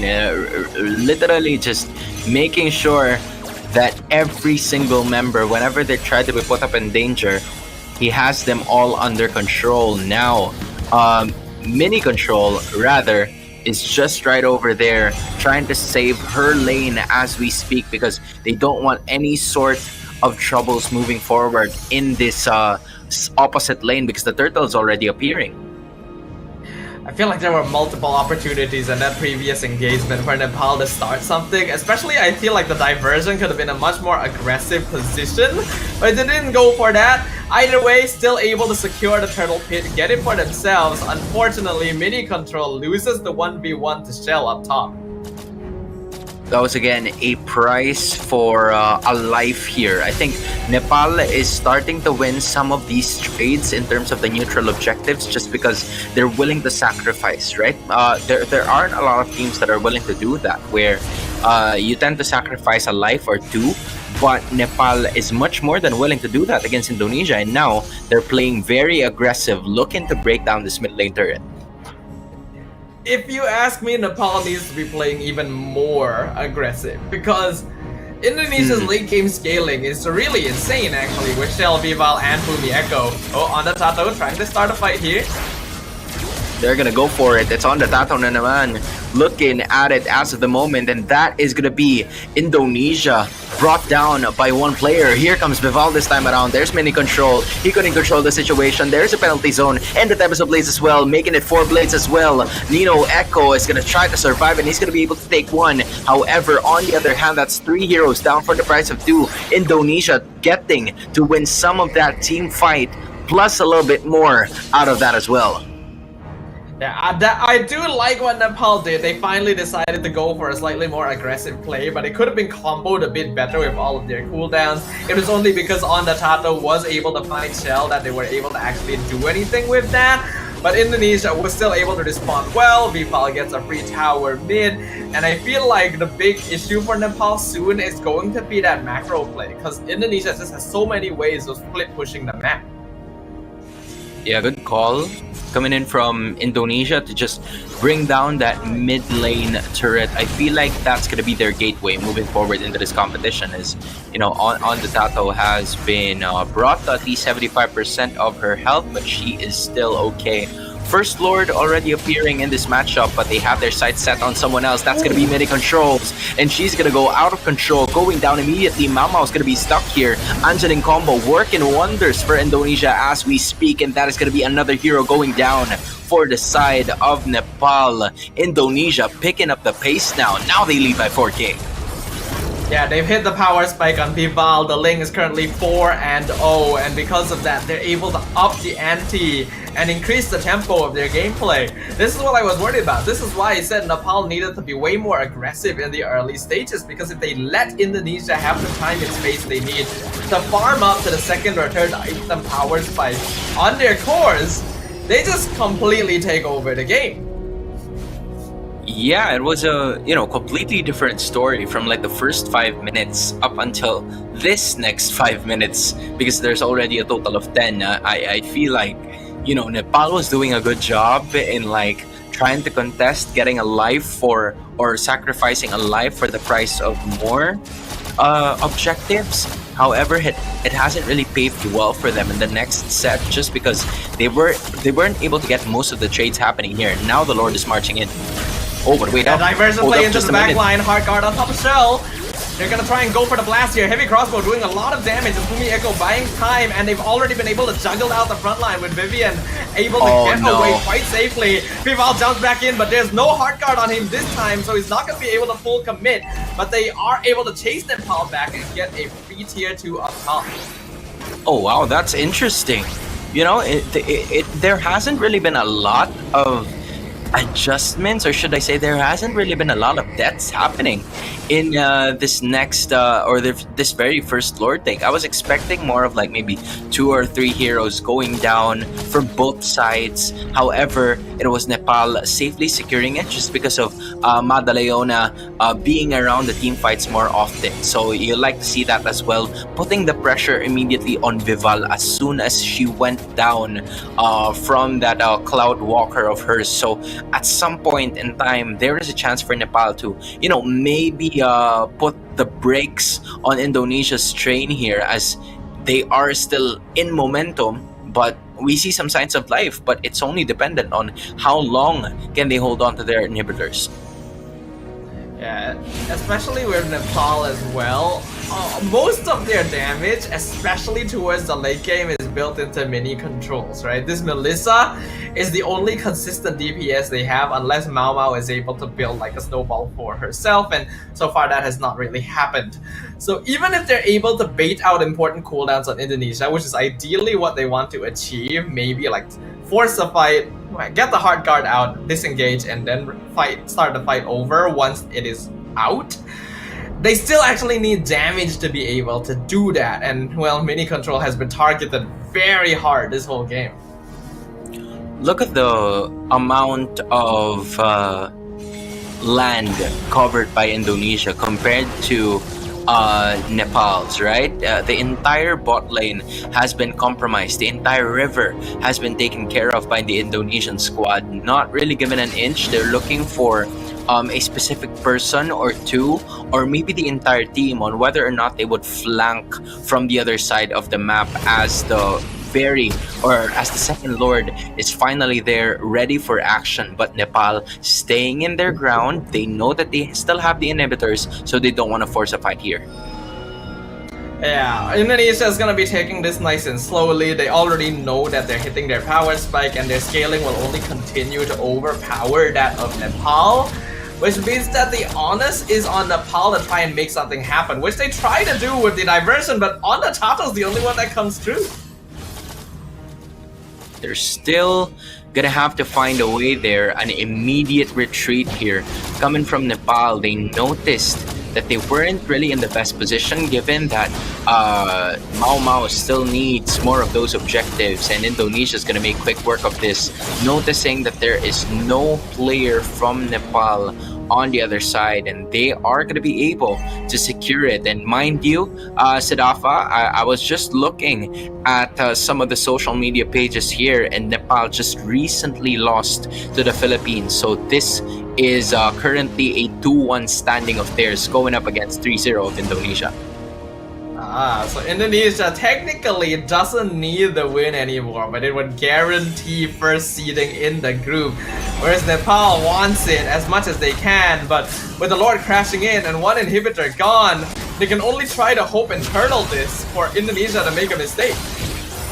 And now starting it off with a glorious pathway, and just like what you said, another turret obstructed down. Lord is going to transfer onto the other side, but he's going to be brought down to crumble as well. Meanwhile, there's going to be the Tempest of Blaze, and Vival still going to be able to escape, but as I say that, she is going to be taken out by Nepal. Great defense coming in from the blue side, trying to keep themselves in this game, but that is going to be a third destroyed. Now Mao Mao safely secured and gets right back into defense, but all of the inhibitors are gone. Vival being shut down is not ideal, but trading his life for all 3 inhibitors at this stage of the game is very, very worth it. Nepal is going to have a really hard time defending the next Lord, and Indonesia is just continuing to secure resources from them. Another set of super minions on the bot side. They will actually expect it, but Shell is going to be here once more. She's going to take the brunt of the damage and still survive. However, it's going to be mini controls. Might be the turn that the rest of the members of Indonesia are going to be looking for, but Vival is going to be on the backside. Land does not miss. Tempest of Blades is going to be there as well. And 4 heroes are going to go down. Triple kill for Vival. And that is only Madaleona left to defend. Still, waves of minions crashing down the top and bot lane. A beautiful in and out though by Indonesia, consistently juggling out the player that is taking the most damage and forming the front line. The fact that they were able to keep Shell and Vival alive the entire time, only trading Vivian for it, means that this game is as good as done. Just look at how quickly Madaleona melts down, and now the crystal is exposed. Mini controls just taken out at the end for good measure, as Indonesia completely dominates Group D. Still an incredible performance coming in from Indonesia, staying undefeated. Asian Esports Games Bangkok, man, I am telling you, this team right here, they're the ones that a lot of teams, every team possibly is watching out for, just because of their tremendous performances. There were probably questions on whether or not they would be the team that could come out on top of Group D. And it seems like, I know it's just 3-0, but that's what they're able to do. Yeah, well, I think a lot of people came into this with the expectation that they would be fan favorites, because the Indonesian women's MLBB team has already stood out on the global stage even before women's MLBB became more widespread. It was a very one-sided game here, 14 kills to 5. Angeling, very classic combo for this specific region. Once you get this snowball going, it's very hard to stop it, especially without a form of solid and reliable lockdown. They were looking for like extra chances here. I feel like you were right all along, right?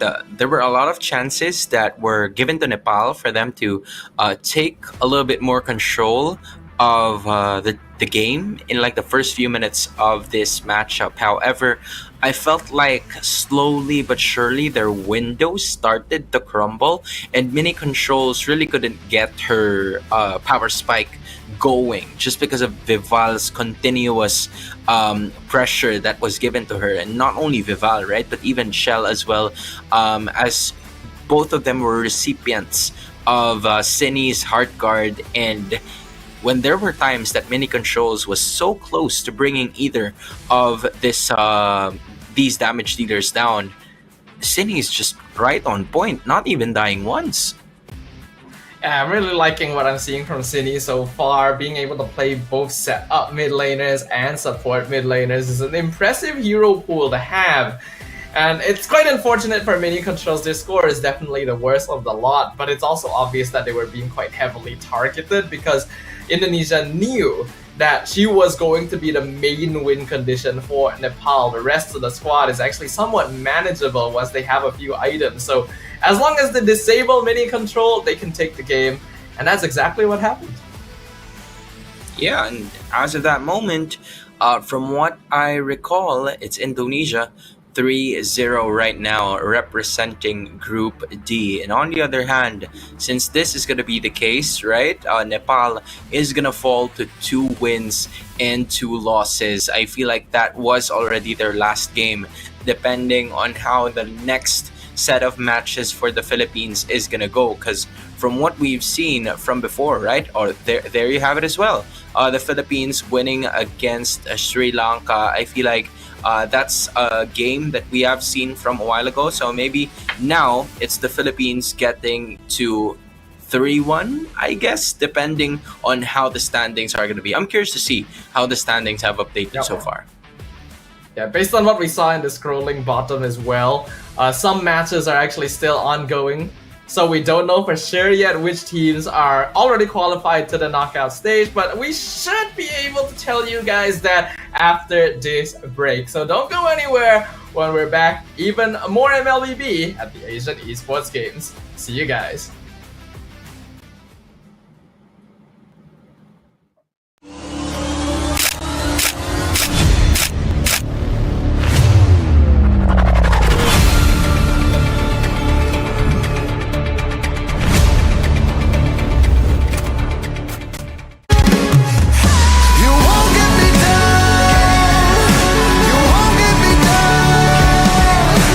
Get back on track with a peaceful attack.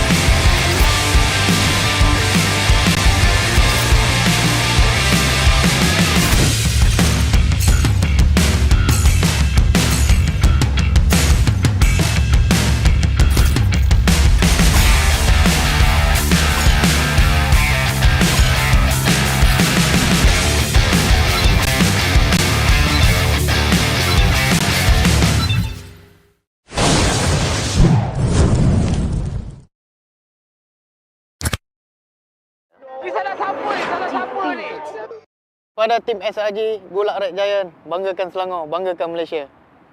Champion juara wakil Malaysia Time for N6 in Malaysia. Keunggulan. Ianya tidak hadir dengan mudah. Ia tidak menunggu sesiapa. Dan ia tidak memilih sesiapa. Keunggulan adalah potensi hebat yang tersembunyi dalam diri. Seperti benih yang menunggu masa untuk bercambah, sedia untuk mekar hingga berkembang indah.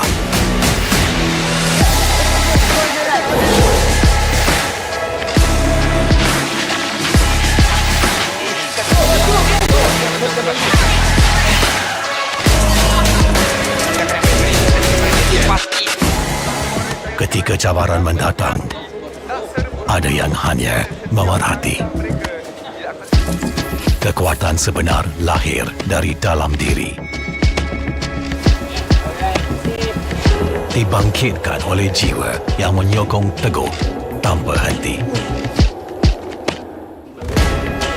Kadangkala, saat kita rasa jauh dari apa yang kita impikan, ia muncul dari arah yang tak dijangka. Saat itu, kita sedar potensi yang sebenar ada di sekeliling. Ini semua bukanlah satu kebetulan, tapi kita yakin ini semuanya aturan takdir. Setiap langkah bukan hanya untuk diri sendiri, tapi juga untuk mereka yang berdiri dan berjuang bersama agar kita melangkah lebih jauh, menjadi lebih hebat.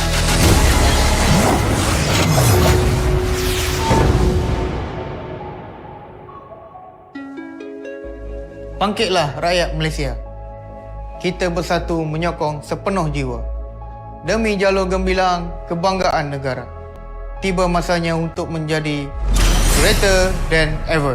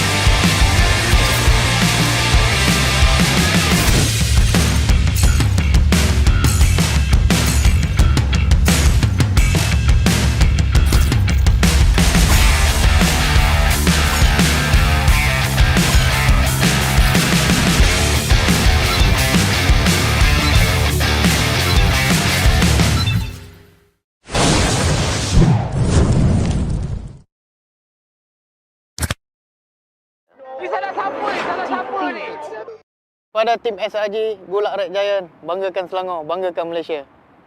Champion juara wakil Malaysia Time for M6 in Malaysia. Keunggulan. Ianya tidak hadir dengan mudah.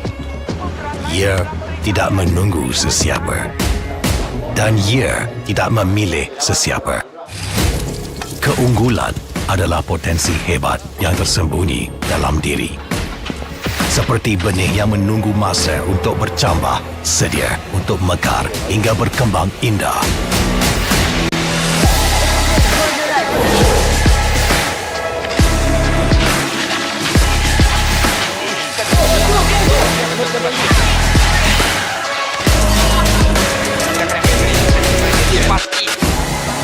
Ketika cabaran mendatang, ada yang hanya memerhati.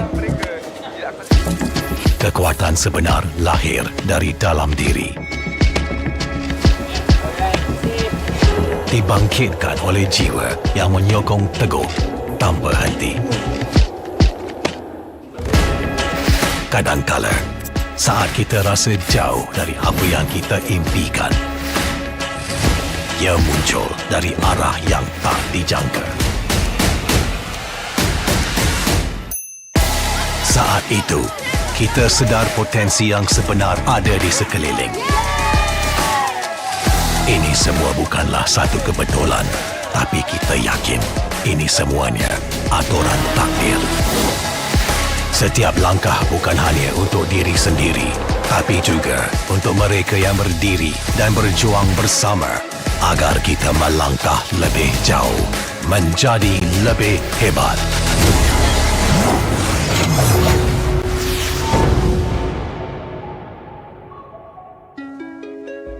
Bangkitlah rakyat Malaysia. Kita bersatu menyokong sepenuh jiwa. Demi jalur gembilang kebanggaan negara. Tiba masanya untuk menjadi greater than ever.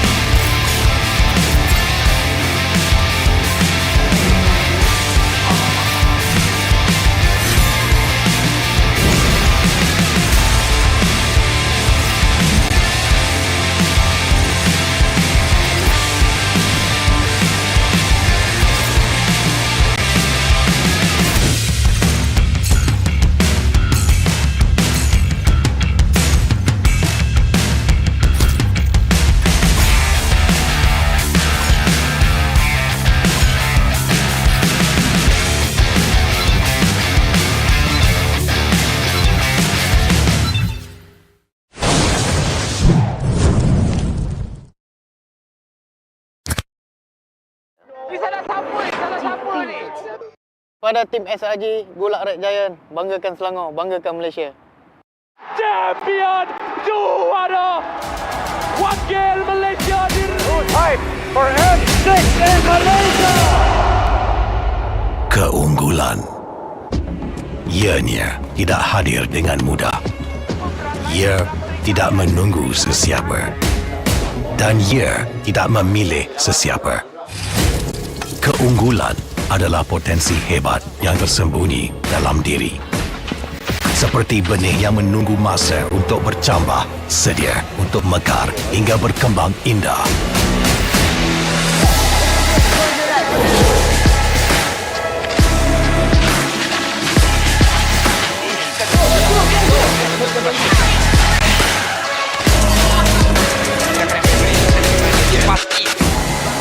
Ketika cabaran mendatang, ada yang hanya memerhati. Kekuatan sebenar lahir dari dalam diri. Dibangkitkan oleh jiwa yang menyokong teguh tanpa henti. Kadangkala, saat kita rasa jauh dari apa yang kita impikan, ia muncul dari arah yang tak dijangka. Saat itu, kita sedar potensi yang sebenar ada di sekeliling. Ini semua bukanlah satu kebetulan, tapi kita yakin ini semuanya aturan takdir. Setiap langkah bukan hanya untuk diri sendiri, tapi juga untuk mereka yang berdiri dan berjuang bersama agar kita melangkah lebih jauh, menjadi lebih hebat.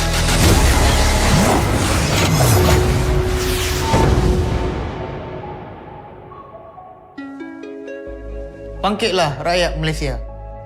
Kita bersatu menyokong sepenuh jiwa. Demi jalur gemilang kebanggaan negara. Tiba masanya untuk menjadi greater than ever.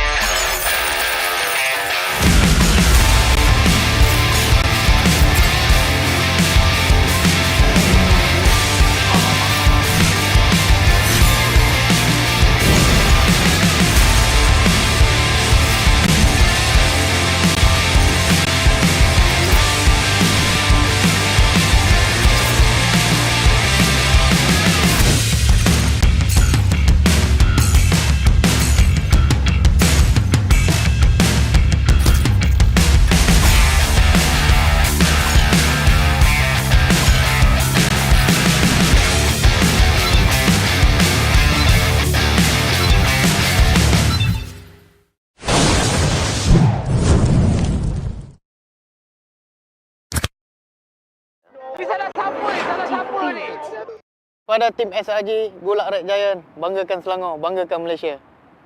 Champion juara wakil Malaysia diri. Time for N6 in Malaysia. Keunggulan. Ianya tidak hadir dengan mudah. Ia tidak menunggu sesiapa. Dan ia tidak memilih sesiapa. Keunggulan adalah potensi hebat yang tersembunyi dalam diri. Seperti benih yang menunggu masa untuk bercambah, sedia untuk mekar hingga berkembang indah.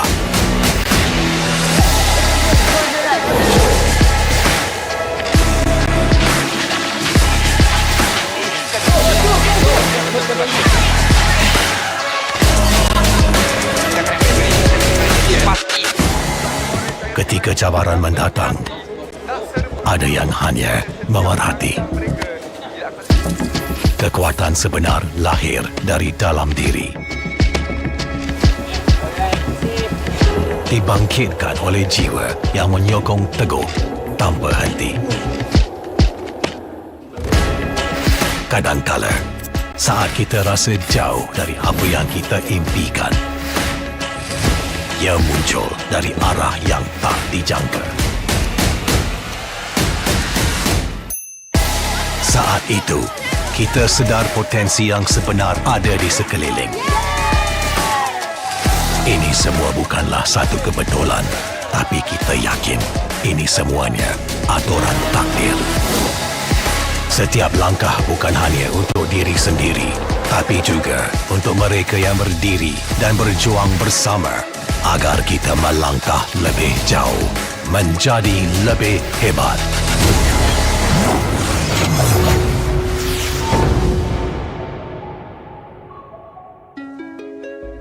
Bangkitlah rakyat Malaysia. Kita bersatu menyokong sepenuh jiwa. Demi jalur gemilang kebanggaan negara. Tiba masanya untuk menjadi greater than ever.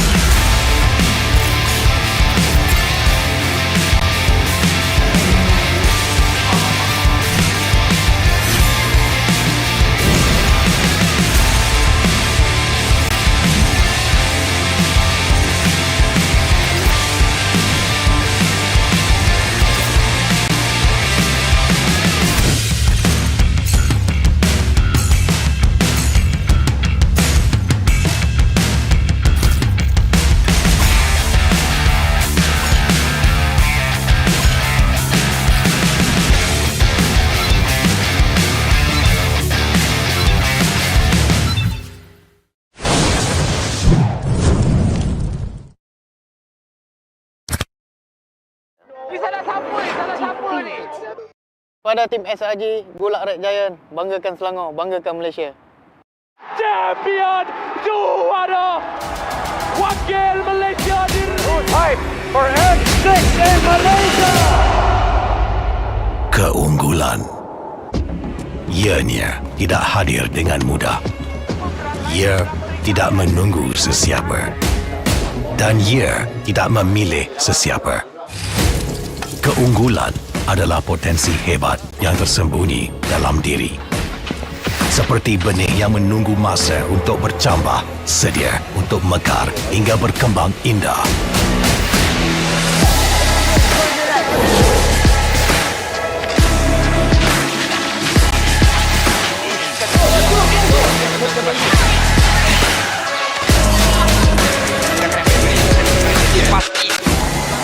Ketika cabaran mendatang, ada yang hanya memerhati. Kekuatan sebenar lahir dari dalam diri. Dibangkitkan oleh jiwa yang menyokong teguh tanpa henti. Kadangkala, saat kita rasa jauh dari apa yang kita impikan, ia muncul dari arah yang tak dijangka. Saat itu, kita sedar potensi yang sebenar ada di sekeliling. Ini semua bukanlah satu kebetulan, tapi kita yakin ini semuanya aturan takdir. Setiap langkah bukan hanya untuk diri sendiri, tapi juga untuk mereka yang berdiri dan berjuang bersama agar kita melangkah lebih jauh, menjadi lebih hebat.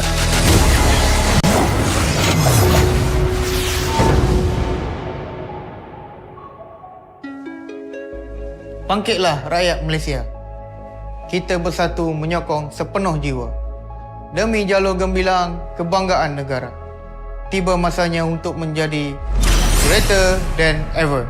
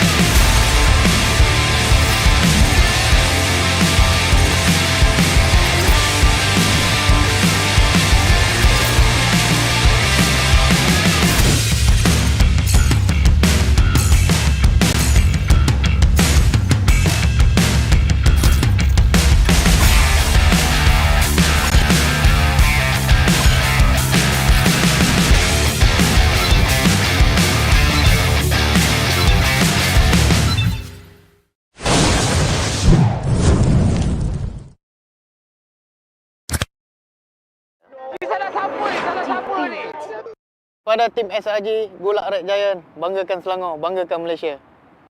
Champion juara wakil Malaysia di Time for M6 in Malaysia. Keunggulan. Ianya tidak hadir dengan mudah. Ia tidak menunggu sesiapa.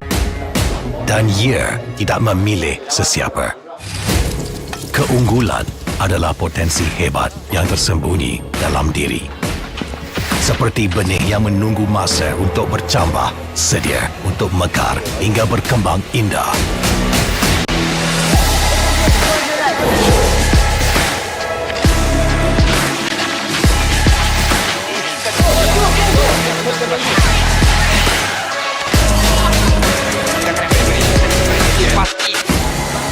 Ketika cabaran mendatang, ada yang hanya memerhati. Kekuatan sebenar lahir dari dalam diri. Dibangkitkan oleh jiwa yang menyokong teguh tanpa henti. Kadangkala, saat kita rasa jauh dari apa yang kita impikan, ia muncul dari arah yang tak dijangka. Saat itu, kita sedar potensi yang sebenar ada di sekeliling. Ini semua bukanlah satu kebetulan, tapi kita yakin ini semuanya aturan takdir. Setiap langkah bukan hanya untuk diri sendiri, tapi juga untuk mereka yang berdiri dan berjuang bersama agar kita melangkah lebih jauh, menjadi lebih hebat.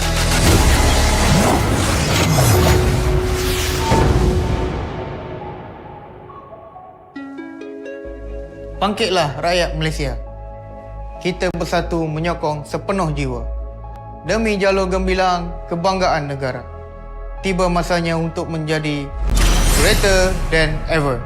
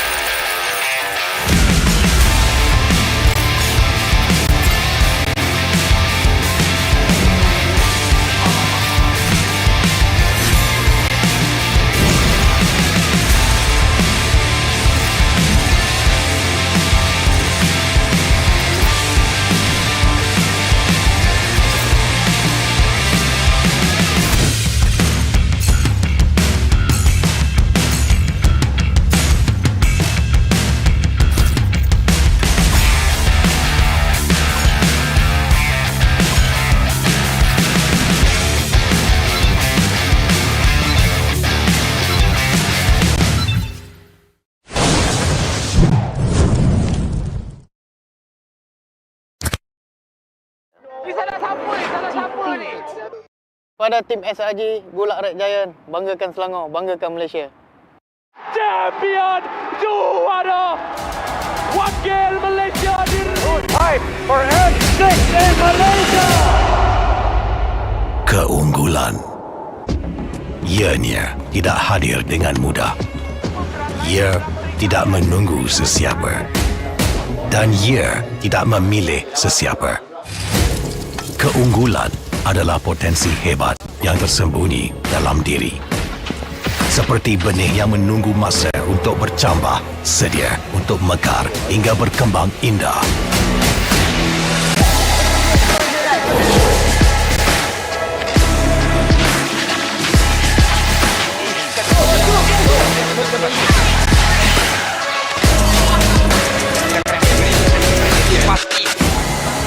Ketika cabaran mendatang, ada yang hanya memerhati. Kekuatan sebenar lahir dari dalam diri. Dibangkitkan oleh jiwa yang menyokong teguh tanpa henti. Kadangkala, saat kita rasa jauh dari apa yang kita impikan, ia muncul dari arah yang tak dijangka. Saat itu, kita sedar potensi yang sebenar ada di sekeliling. Ini semua bukanlah satu kebetulan, tapi kita yakin ini semuanya aturan takdir. Setiap langkah bukan hanya untuk diri sendiri, tapi juga untuk mereka yang berdiri dan berjuang bersama agar kita melangkah lebih jauh, menjadi lebih hebat.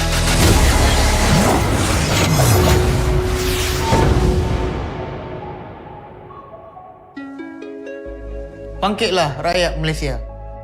Kita bersatu menyokong sepenuh jiwa. Demi jalur gemilang kebanggaan negara. Tiba masanya untuk menjadi greater than ever.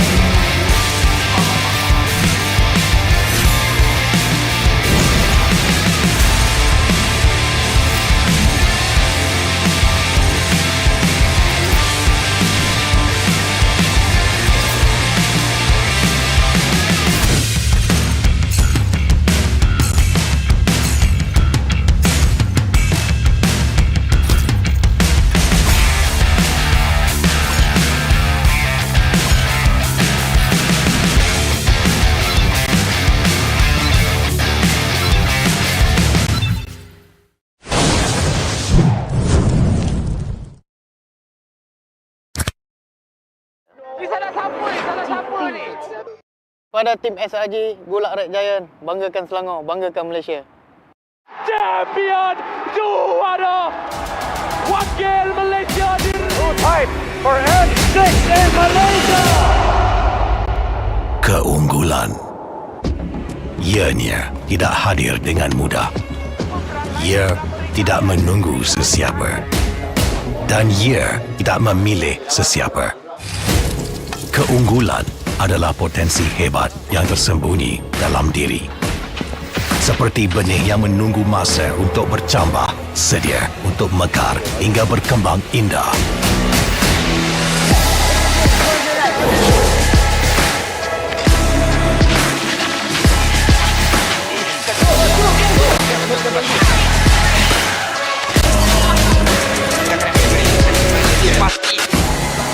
Ketika cabaran mendatang, ada yang hanya memerhati. Kekuatan sebenar lahir dari dalam diri. Dibangkitkan oleh jiwa yang menyokong teguh tanpa henti. Kadangkala, saat kita rasa jauh dari apa yang kita impikan, ia muncul dari arah yang tak dijangka. Saat itu, kita sedar potensi yang sebenar ada di sekeliling. Ini semua bukanlah satu kebetulan, tapi kita yakin ini semuanya aturan takdir. Setiap langkah bukan hanya untuk diri sendiri, tapi juga untuk mereka yang berdiri dan berjuang bersama agar kita melangkah lebih jauh, menjadi lebih hebat.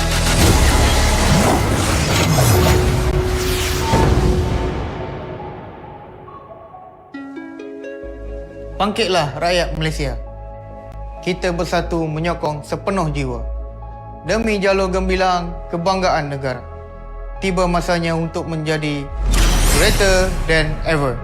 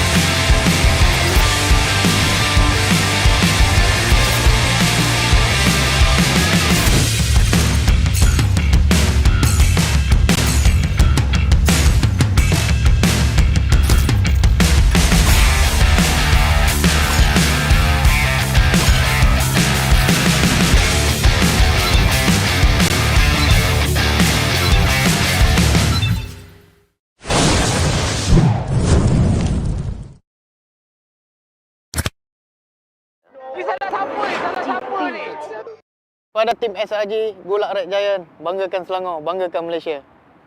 Champion juara wakil Malaysia Time for M6 in Malaysia. Keunggulan.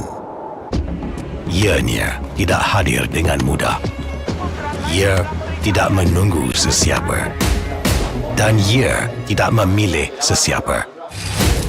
Keunggulan adalah potensi hebat yang tersembunyi dalam diri. Seperti benih yang menunggu masa untuk bercambah, sedia untuk mekar hingga berkembang indah.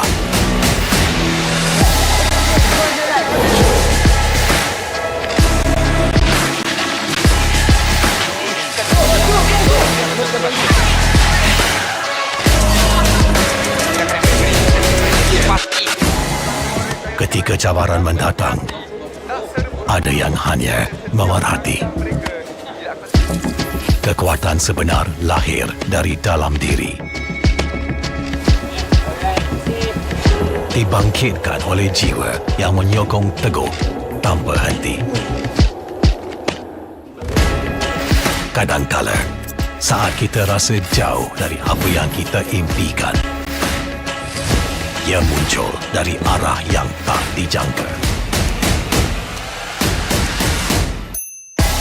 Saat itu, kita sedar potensi yang sebenar ada di sekeliling. Ini semua bukanlah satu kebetulan, tapi kita We hope that y'all have had a good dinner because we're about to feast on some good old MLBB once again here at the Asian Esports Game, Bangkok 2024. My name is Stafa and joining me is Hans, and we will be bringing you through the next set of groups who will be playing their group stage matches today. Yeah, we have already reached somewhat of the halfway point now, and I feel like as of this moment, we are starting to see more of the draft here in quick fashion for Malaysia and Hong Kong. I feel like what we're going to see now is more on the groups B and C, because for the first half of our day, we've seen groups A and D where particular names were very much familiar as well. So I feel like this time around, we are going to be seeing more of Malaysia and Hong Kong. Really looking forward to more of this as well. And, you know, I've been asking Sidafa more about the Beatrix as we speak. I'm happy that I'm starting to see it now. Yeah, the Beatrix still a very, very safe choice, and I think I see why it got picked up here, because there's 3 marksmen already banned out by Hong Kong themselves.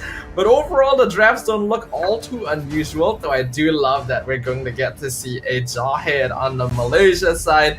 Definitely promotes slightly more aggressive play, and I think this is going to be a very interesting match, actually. I see some interesting heroes over there. Yeah, and also with the Luna to it as well. I feel like there's a lot of possible ways that this game could go. I'm trying to like wrap my head around the specific draft as well for me to like understand it a bit. But there you have it, in case you don't know it yet. For if you guys see at the bottom of the screen right now, a new era is here, MLBB fans. The M6 World Championship kicks off from November 21st to December 15th, and it is time to witness the rise of new teams and players ready to make their mark on history. With fresh talent and fierce competition, the battlefield has never been more unpredictable. Who will emerge as the next champion and claim the ultimate glory? Don't miss out on the action and drama as the journey to greatness unfolds. This is the M6 World Championship, greater than ever.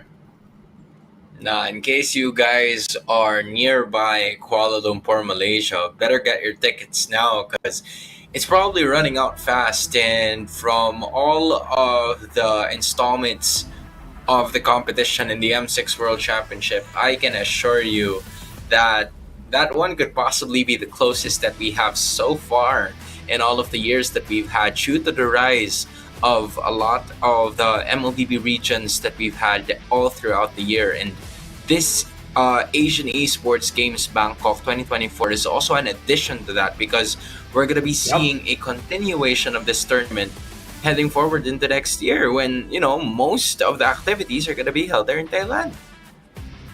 Yeah, there's so much to look forward to in MLBB, so hopefully you guys are keeping up with all of the events. I love that the Asian Esports Games is happening right in between the M6 wildcards and Swiss stage as well, so you guys have non-stop action in MLBB. And it really is a new era with so many new regions and new teams taking to the world stage and demonstrating just a new level of growth around the world.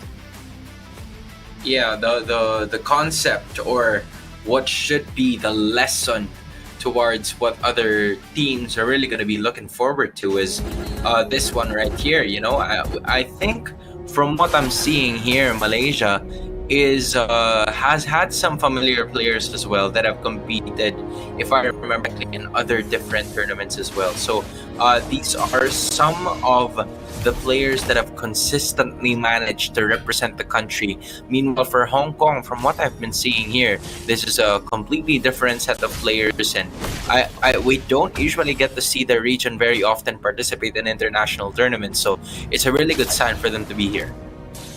Yeah, I'm really excited to see what Hong Kong will have to bring to the table. Malaysia, well, maybe not as accomplished as some of the teams from ID and PH, is also quite a mainstay. Our women's team has been playing in international tournaments for quite a while, and there's definitely names that many of us can already start recognizing over there. So we also gotta make sure to keep an eye on them. This Lunox in the gold lane versus the Beatrix is the first time we've seen this matchup today. Yeah, we don't usually get to see it very often, considering that a lot of teams would pick up either the Harith or the Moskov or maybe something else. But those two have consistently been the trend so far in the competition that we were at. But as of the moment, it seems like the first engage. Yep, Keyboy goes in, ejector play comes out, but they all get frozen. Keyboy hacks to the flicker out to safety. So an unsuccessful attempt by Team Malaysia. That's cute. I just realized that her name is Keyboy, and I know Keyboy from somewhere else who also plays the same role. So, you know, I think it's going to be interesting on what she can bring to the table this time around. She packs the same aggressiveness that Keyboy has, though, but Turtle's going to be started now, 50% health. Yep, Quinn gonna be the one working on it. Team Malaysia has total control over the area, but Anna jumps in. Blade Surge gonna miss the red tree. Quinn gets it, and now the Glorious Pathway comes out. But Sha and Keyboy both get knocked up at the same time. Here comes Phobius with some damage from the flank. Vengeance popped already, maybe a bit unnecessary, as Malaysia has already made the disengage. Yup, at least they were able to take some sort of objective here for their respective team. You'd love to see it, but for Hong Kong, you see some sort of aggressiveness that they've had packed up within themselves, right? You love to see it, especially during the first few minutes of the game, where you would expect, given that they do have the Phobius, they have the Aurora, and also the Suyu. So at least they have some damage and some CC in the early portions of the game. But on the spot side, you need to be careful if you are Judy, because Keyboy is most likely going to be here for a lot of time, given that their gold laner is going to arrive in the later portions of the match. Yeah, they're gonna catch out Ching and Anna. Ejector play throws him back into the team. Not able to get the Primal Ram out. Into actually able to flicker out, but Bao Bao gets the final hit in. That's gonna be first blood after 3 minutes from Malaysia. Yeah, both teams playing really careful here, just, you know, knowing where to strike first. And I think I've seen that with most of the competition that we've had in the first few minutes of this game, where they are landing those shots to where they know that they could pick off someone. So unless a hero doesn't have a flicker, or they could ultimately burst them down, they're not really forcing most of their skills on it, because they know that it will easily be able to escape. Yeah, there's a lot of patience and respect coming in here from both teams, actually. Surprisingly well matched with their aggression so far, with only one death. Well, there's a slight net worth lead, but it really isn't that much, and the next turtle is going to be coming up very soon. Just a second, and there it is. A turtle finally spawning here for both of the teams, and we've seen them contest this major or neutral objective all the way through, but hold on. Yep, they found Sha in the brush. A flicker forward by Keyboy, not able to find anyone, but Glorious Path. Oh no, Keyboy makes a mistake, throws Quinn backwards instead. Now the Blade Surge connects with Sha. Keyboy in trouble as well. Rob 1v1 with the Vengeance already popped down. Earth Shatter knocks up 2. can see Sha trying to stop them from engaging, but Quinn already taking a lot of damage. Sha will finally be sacrificed over. Ejector onto Rabi. Hong Kong actually is still resetting the turtle, not able to take it yet, but they will be able to claim it in the end. So they end up trading a number of bodies for it. Malaysia had a starting engage with, Keyboy trying to land more of those, and Sha adding to the pressure with the glorious pathway. Unfortunately, there were like some sort of misclicks and miscommunication throughout this game that gave the opportunity and the chance for Malaysia to get this in.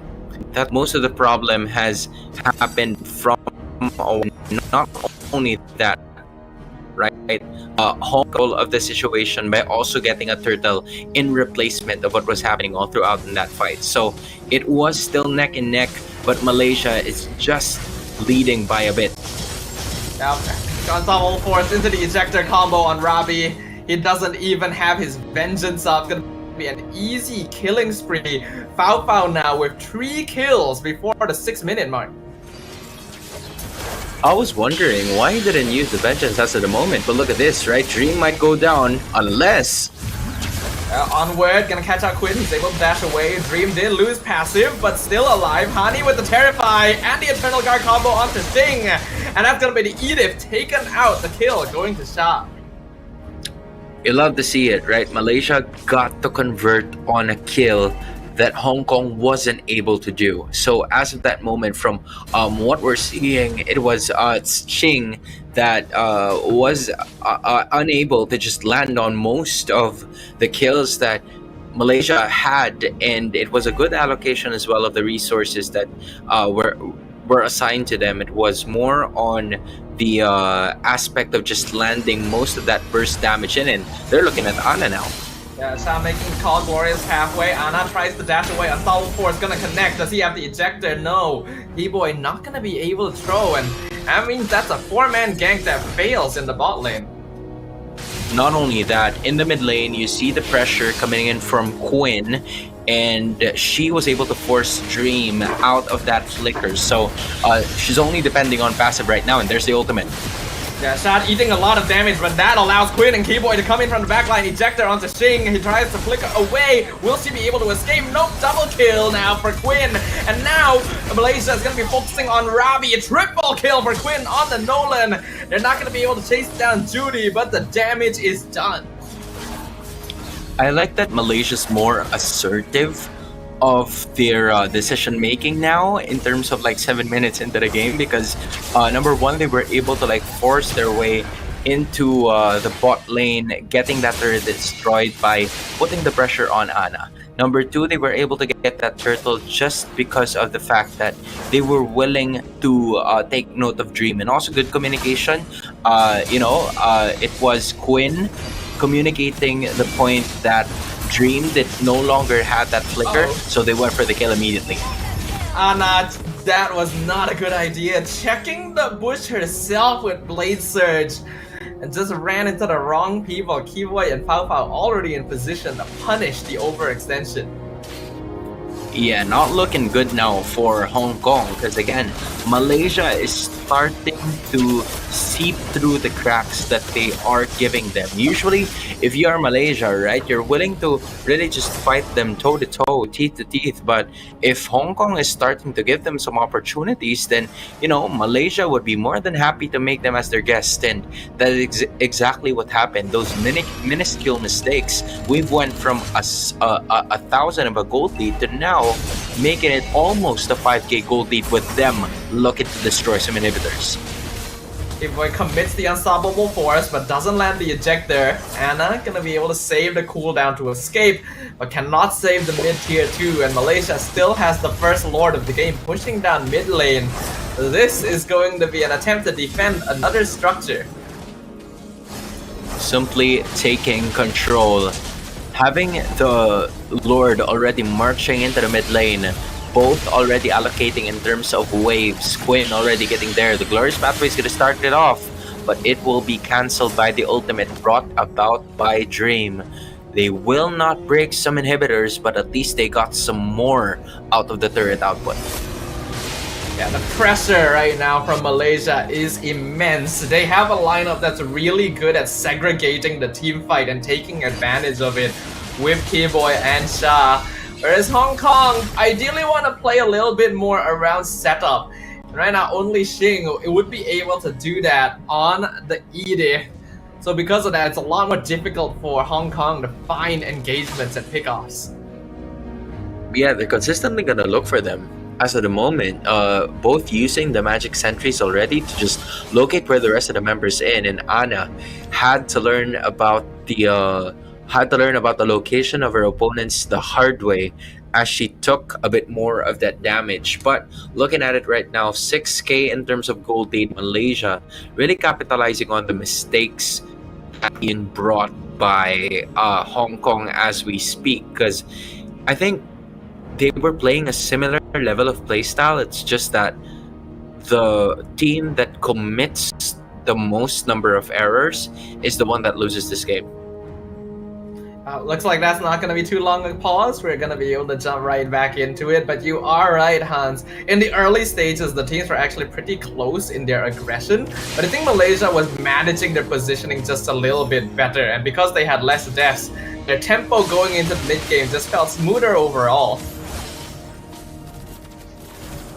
Just like what you have mentioned, 9-1 is already the score here, less than a minute to go before the second major objective, which is going to be the Lord. First Lord, Malaysia was already able to at least get most of the inner and outer turrets here, everything but the inhibitors for the Malaysian squad, but now they set their eyes on Ravi. Now Ravi, Rush still has vengeance, but here comes Glorious Pathway, perfectly funneled to slow down both Ravi and Anna. Shah just gonna be zoning out the rest of Hong Kong to make sure that Bao Bao gets an easy unstoppable, and Hong Kong have no choice but to just back it off. Immediately going away as fast as possible so that they will be able to just, make sure that all is well, all is good, and that is exactly what is happening as we speak. Not really letting go of their lead and just making sure that whatever it is that Anna's gonna be facing, she's not gonna do something about it anymore. You can see just how much damage Bao Bao has now. 6-0-1 on the gold lane Lunox. Anna just disappeared in an instant, and if Judy didn't have Flicker, she would have ended up dying there as well. The setup is clean, and Malaysia now have a free Lord to take and a potential way to close out the game. They didn't just take out any regular player. They just took out the jungler in Hong Kong. With that, they were unable to find a way to even contest for that respective objective. Now I'm curious and I'm wondering as to whether we're going to be seeing an Evolved Lord, and whether or not they waited for the 12-minute mark for that to at least bump once or twice, depending on the Evolved Lord that it already is. So I'm curious to see what it bump. I'm about to find out in a bit. Yeah, considering the timing, Malaysia could have waited a little bit longer to get that Evolved Lord instead. So Hong Kong actually may buy a bit more time from this. With a Beatrix on their side, I don't think they'll have any problems clearing the minion wave. So at most, they should lose only one inhibitor from this. Yeah, to be fair, Judy still hasn't died in this game, even though Malaysia has already accumulated 11 kills to be specific. So the tanky members of Hong Kong are doing a good job, but they're trying to force it now. Yeah, Glorious Pathway comes out, but Hong Kong are positioning very nicely, and the Frigid Glacier stops them from being able to push much further. However, Malaysia are still able to force down the mid tower while they're distracted. In fact, they take every tower. A wonderful wave sync here because of all the resources used by Hong Kong. Guess I was wrong. They can take a lot more than one tower with that Lord. Oh, a flicker from Keyboy throws back Xing. Mega kill for Quinn. Blade Surge finds Bao Bao. That's gonna be a shutdown for Anna, and now Malaysia maybe overstaying their welcome. Revitalize comes out. They lose their gold laner for the first time. Yeah, that was unfortunate because that's shutdown gold going on to Hong Kong. Fafao would have at least kept it safe if Malaysia was already in the lead anyway. At least that's a 3k or that's a 10k gold lead before that death. So due to Fafao going back into base, trying to respawn again, the lead has now went down to 8.4. I know it's not a lot, but 1.6k is gonna be enough for you to at least buy an item or two if you are a Judy here. And Judy has done a really good job in taking care of herself, not really putting herself in a very dangerous situation, and that's where the advantage is springing here for the side of Hong Kong. Is that you're right? If they can manage to keep Judy alive to a certain extent, then maybe they could throw around in this game. But the issue here could possibly be the Ruby DD. I'm wondering how hard is it to do the Ruby DD play now compared to before. It's gonna be up to Fafao to figure that out. Yeah, whether or not he's gonna be able to get that big AoE damage out is gonna be up to Team Malaysia to set up. For now, they are still in a very dominating position. They gave up a shutdown, but because the lead is so big anyway, it's not gonna affect them that much as long as they don't make a mistake like that again. They do definitely need to figure out a way to make sure Judy doesn't get to survive all these team fights though, because if this Beatrix can actually farm up, that is the win condition for Hong Kong.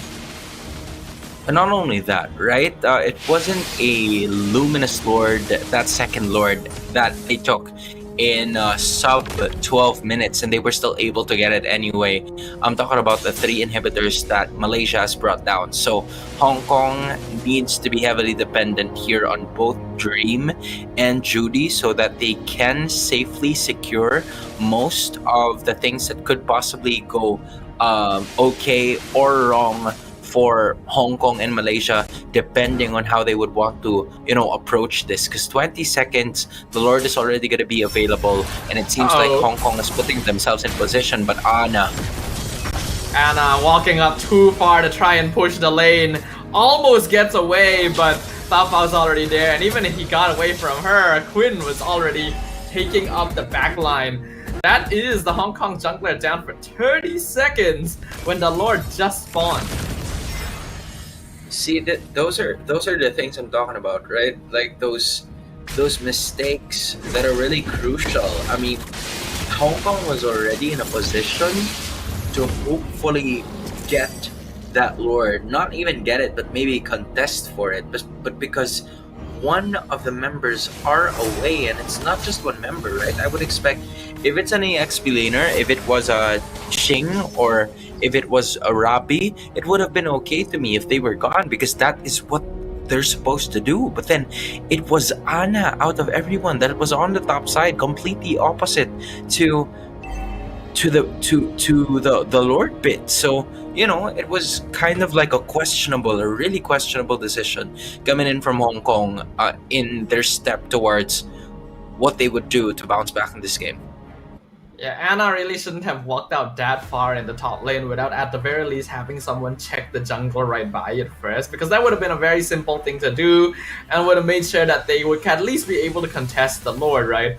It's just unfortunate that with Hong Kong's lineup, they're very specialized into direct team fighting, right? Edith and Phobius are not really good at split pushing the lanes. They want to start by going for pickoffs or distracting the enemy. So you can't send Beatrix, right? So Suyo's the only one that can really do it. I just wish that they took the proper steps to make sure it was safe first. I guess they were looking for a way to at least not worry about the upcoming set of wave clears, just because the Lord spawned at the complete opposite on where all of the super minions of Malaysia were coming from. So they kind of wanted to initiate a Lord dance first, but for you to be able to do that without all of your inhibitors, you need to have your minion waves up. So I feel like Anna's idea was to stay there, gather the minions together so that they can have a fighting chance in that Lord bit. But Anna, I felt like she spent too much time staying there to a point where she was already unable to dish out the damage and even contest for that major objective. I feel like it would have been perfectly fine to wait until the minion wave pushed up just a little bit further as well, or at the very least had someone else shoving out the opposite side of the map a little bit as well, so that if you're planning to sacrifice someone, then you can at least get something. But Now Hong Kong have to defend a Lord with no towers. It's really crucial here. Already marching onto the top side. At least this is a 5-on-5. The question is, can Hong Kong hold on or will Malaysia end this? Ravi gonna try and stop Shah, but the instant triple flank ejector play, stunning multiple members of Hong Kong. They're still alive for now, but they're gonna start dropping. Shah actually ends up being the first target, but Xing and Ana will be traded in return, and the Lord is on top of the crystal with Hong Kong no way of clearing it in time. That'll allow Malaysia to take the victory. Victory! That was fundamental MLBB, what we've seen from Malaysia, knowing their strengths, all right, and capitalizing, maximizing on them as soon as possible. From what we've seen, right, it was Hong Kong and Malaysia back and forth in like the first 3 minutes, both of them very patient with what they wanted to do and how they wanted to approach this game. But yeah, if you're just making a lot of mistakes, then Malaysia's gonna be like, yeah, go ahead, please be my guest. And they really just went with it right away and never looked back after that. Yeah, you can really see a difference in international experience here, because even though it seemed like the teams were quite well matched initially, once you hit that third minute and Malaysia got the resources they wanted, especially levels onto Keyboy and Shah, it became a lot easier for them to start initiations while controlling the map, knowing that Hong Kong's lineup isn't actually the most mobile outside of Ana. Because of that, this Jahit can just run around and toss people, and Hong Kong doesn't really have the best heroes to deal with it. Yeah, I mean, at this point in time, I was thinking of like a good counter-engage hero coming in from Dream, but there were times, especially before the Lord even spawned, that Dream wasn't involved in terms of the team fights, and they were more Malaysia was more than willing to punish them. I'm talking about Rabi, Xing, and Ana getting killed at least 4 deaths, 6 deaths, and 4 deaths each. Meanwhile, I'm looking at Dream, and she only disappeared at least once in this game. So the strategy was really there. They know that the Aurora is going to be the biggest problem of theirs in terms of trying to counter engage, and they were able to stop that from happening just because of the fact that they were already forcing the fights before the Aurora even came into the scene. One of the major weaknesses of Aurora is that she is good at counter-engaging, yes, but that is if you're facing off against an enemy team that wants to run straight at you, right? So that's where you can time the freeze.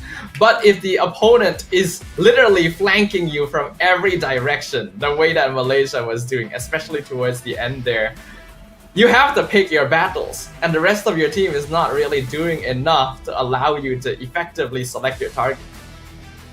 Yeah, they were just unable to force those fights, or it was Malaysia forcing those fights that they were completely unprepared for, right? It was just a little difficult, but they still got the victory either way. Yeah, they still got the victory in the end, so they'll be able to rest up and prepare for the next match here.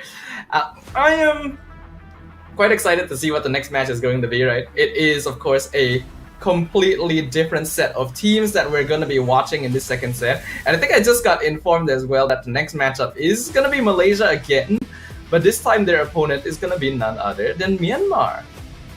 Alright, I see it. I feel like it is now time for us to toss it over in just a bit, but we're going to be watching that Malaysia versus Myanmar matchup in just a few minutes, so stick with us. We'll be right back. This is Dafa again and Hans, and this is Asian Esports Games Bangkok. Ini semuanya aturan takdir.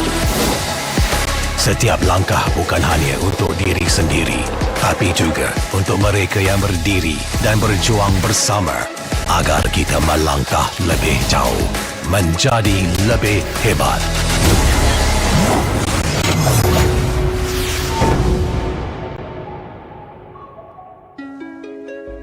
Bangkitlah rakyat Malaysia. Kita bersatu menyokong sepenuh jiwa. Demi jalur gemilang kebanggaan negara. Tiba masanya untuk menjadi greater than ever.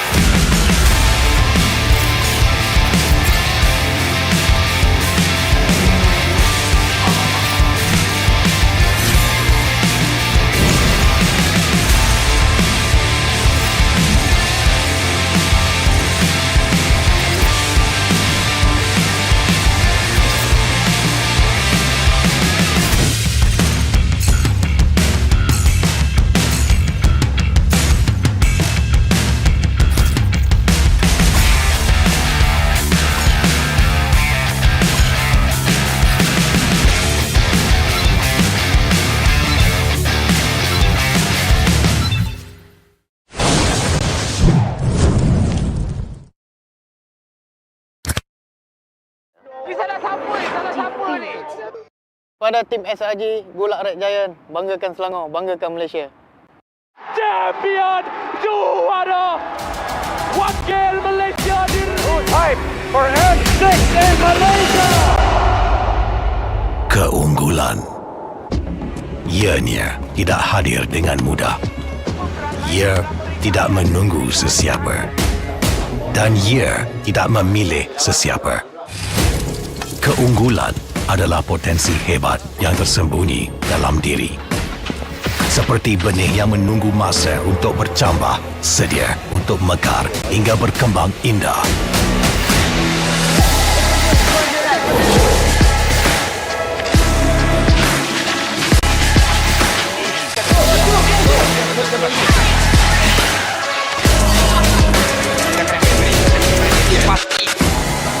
Ketika cabaran mendatang, ada yang hanya memerhati. Kekuatan sebenar lahir dari dalam diri. Dibangkitkan oleh jiwa yang menyokong teguh tanpa henti. Kadangkala, saat kita rasa jauh dari apa yang kita impikan, ia muncul dari arah yang tak dijangka. Saat itu, kita sedar potensi yang sebenar ada di sekeliling. Ini semua bukanlah satu kebetulan, tapi kita yakin ini semuanya aturan takdir. Setiap langkah bukan hanya untuk diri sendiri, tapi juga untuk mereka yang berdiri dan berjuang bersama agar kita melangkah lebih jauh, menjadi lebih hebat.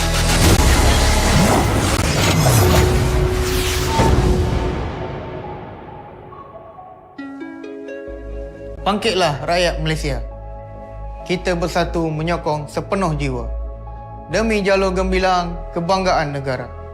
Tiba masanya untuk menjadi greater than ever.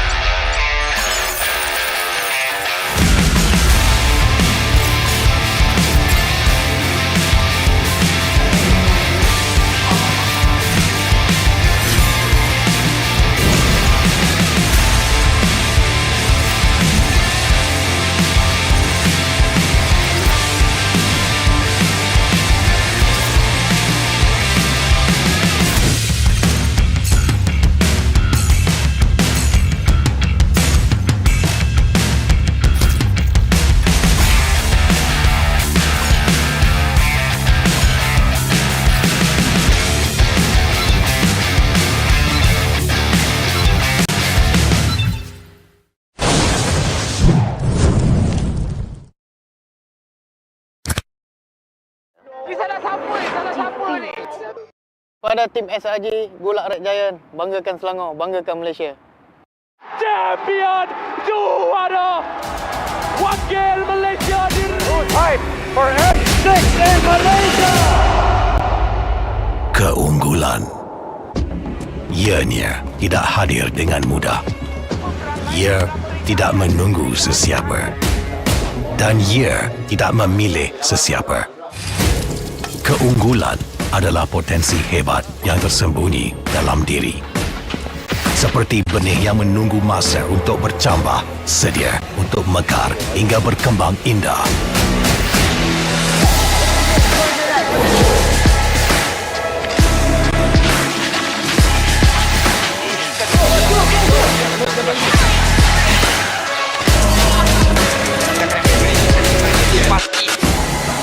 Ketika cabaran mendatang, ada yang hanya memerhati. Kekuatan sebenar lahir dari dalam diri. Dibangkitkan oleh jiwa yang menyokong teguh tanpa henti. Kadangkala, saat kita rasa jauh dari apa yang kita impikan, ia muncul dari arah yang tak dijangka. Saat itu, kita sedar potensi yang sebenar ada di sekeliling. Ini semua bukanlah satu kebetulan, tapi kita yakin ini semuanya aturan takdir. Setiap langkah bukan hanya untuk diri sendiri, tapi juga untuk mereka yang berdiri dan berjuang bersama agar kita melangkah lebih jauh, menjadi lebih hebat.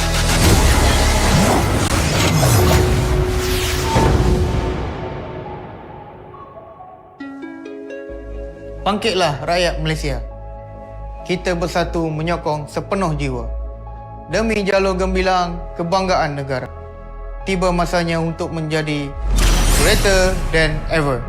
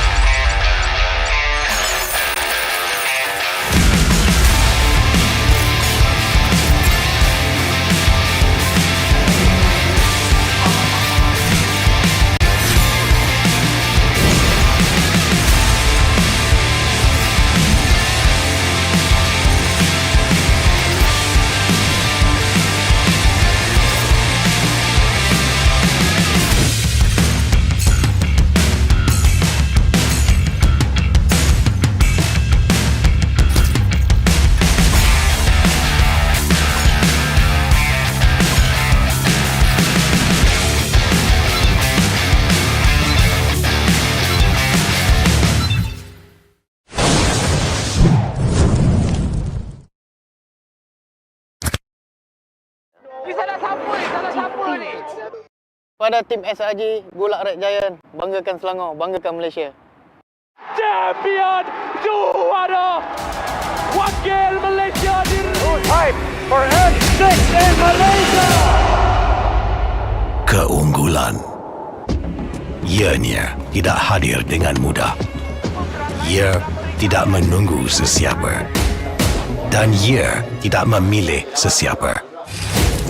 Keunggulan adalah potensi hebat yang tersembunyi dalam diri. Seperti benih yang menunggu masa untuk bercambah, sedia untuk mekar hingga berkembang indah.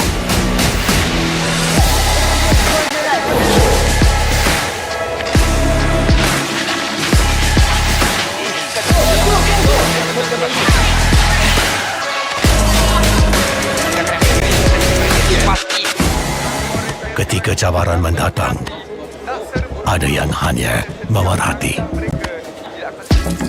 Kekuatan sebenar lahir dari dalam diri. Dibangkitkan oleh jiwa yang menyokong teguh tanpa henti. Kadangkala, saat kita rasa jauh dari apa yang kita impikan, ia muncul dari arah yang tak dijangka. Saat itu, kita sedar potensi yang sebenar ada di sekeliling. Ini semua bukanlah satu kebetulan, tapi kita yakin ini semuanya aturan takdir. Setiap langkah bukan hanya untuk diri sendiri, tapi juga untuk mereka yang berdiri dan berjuang bersama agar kita melangkah lebih jauh, menjadi lebih hebat.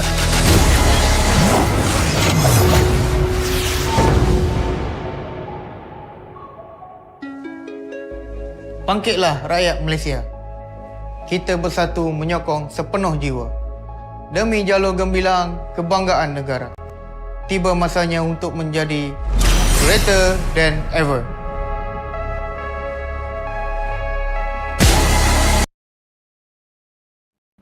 Hello people! The festivities continue here at the Asian Esports Games Bangkok 2024, where we are officially in the second half of day 1, witnessing the group stage battles between Group C as well as Group B teams.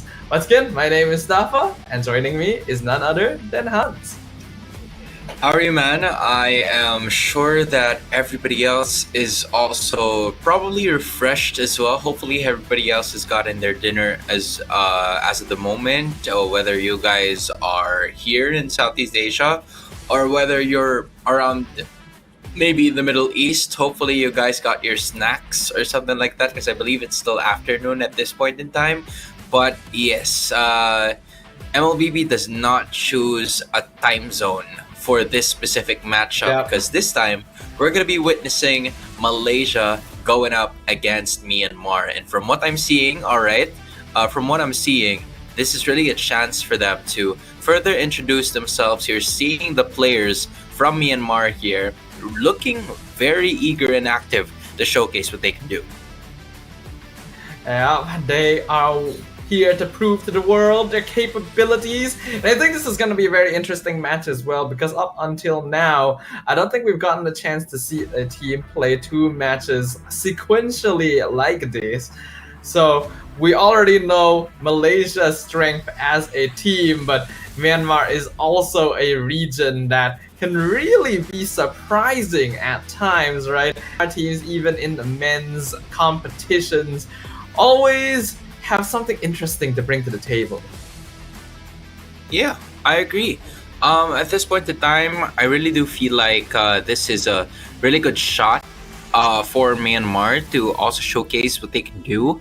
They have been in the scene for quite some time now, right? I think we've seen a lot of these respective teams already being here. The Myanmar teams, or the Burmese teams, actually, if I should say, have already showcased a lot of what they could do, especially in the M2 World Championships that have happened from before. And now it's the women's turn, right? We've seen a lot of representation coming in from Myanmar with the men's, so now it's the Burmese side to showcase what they can do in this one. Yeah. I want to see more interesting hero picks as well, you know. I think the meta has gotten to the point where a lot of teams have kind of started sticking to the same pool of heroes, but it's always really, really interesting when more unique pocket picks get to show up on the screen, right? I wouldn't really call Jawhead like non-meta, but it's also not something people pick up very often, so that was fun to see earlier in the hands of Team Malaysia. We shall find out whether they grab it again, but let's have a look at the current group standings. Alright, so from the looks of it, it seems like we're not gonna have a tiebreaker for the first two groups that we've had in this competition, because for Group A, we have already unlocked our two representatives, with China being undefeated and Vietnam only losing one and getting over Mongolia here. And on the other hand, Group D, you have Indonesia, the undefeated team, and the Philippines only losing to Indonesia as well. So at least we have already secured 4 of our representatives heading forward into the playoffs, and we are looking for 4 more from Group B and Group C. It's quite unfortunate, because if Nepal had managed to come out on top against Indonesia earlier, we would have actually seen a bit of a tie situation in Group D, and they may have had a chance of making it further, but sadly that didn't quite pan out. But we still have to see what the results are for Group B and C, right? We got 4 more teams from these 2 groups that'll be joining the teams that have already qualified. So I'm curious to see who it's gonna be. Yeah, I mean, at this point in time, right, if you are Myanmar or Malaysia, both of you guys, from what I saw a while ago in the standings, you both are undefeated. So I am just not certain as to who the play or which teams or which groups are going to be facing off against each other, because I feel like that is going to be another issue as well. Just imagine if you're Group B, you're both Malaysia and Myanmar, right? And you're going to be going up against Group D, Indonesia and Philippines right off the bat. If you get to be second seed, you're going to be facing off Indonesia. If you get to be first seed, you're going to be facing off against the Philippines. So, it's a tough task to handle. So you're just really going to give it your best shot and think of it as that kind of mindset moving forward in this game. Yeah, like, if any team is comfortable enough that they can try to determine the points that they'll get to see who they're seeded against, that would already be very impressive. But I think the groups are actually set up in a way where no team can really say that, 100% we can control who we win and lose to in this group. It's always risky of a thing to do. So the best thing to do is just play your best and see what fate has in store, because we don't really know exactly what the seeding method is going to be as well once we go into the playoffs. So that's also something to keep an eye on.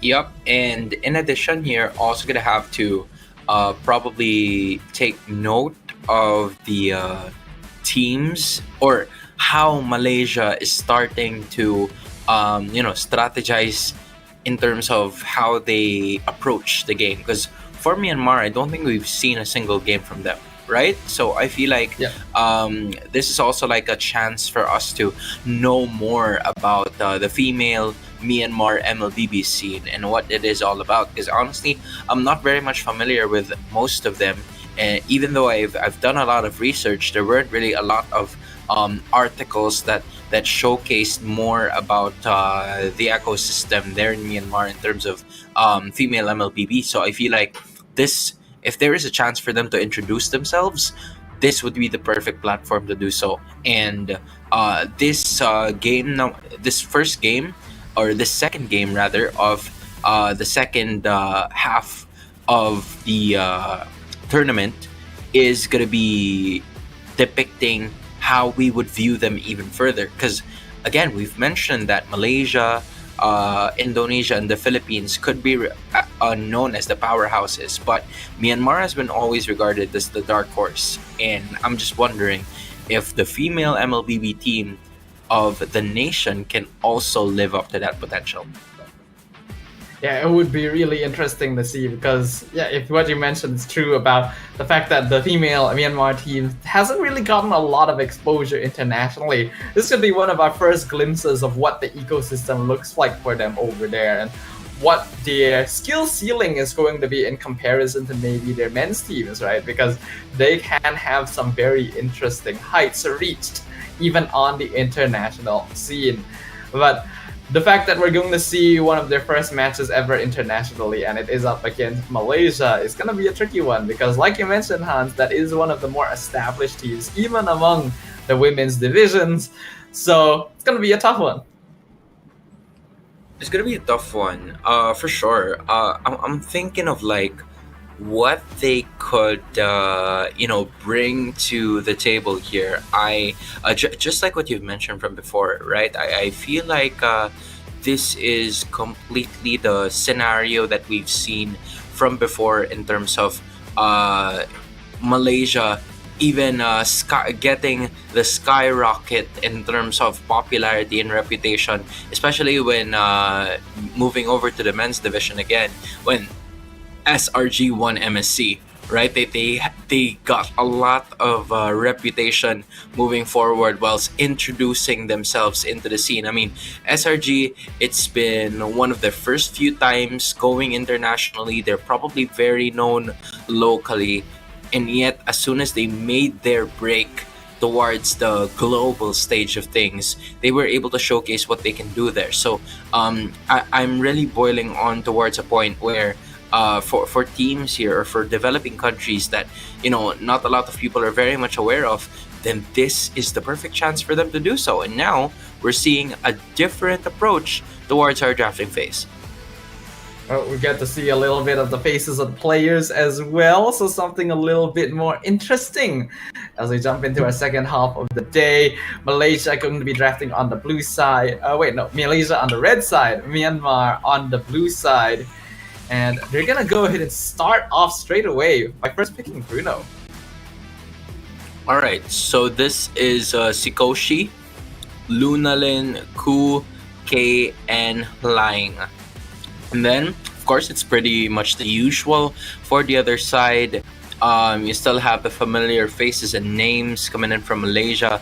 And I do feel like this is going to be interesting because compared to what we see, right, in most of the tournaments that both of us probably casted, you don't see the Angela being picked up as early as this, but it seems to be a trend now in this specific tournament.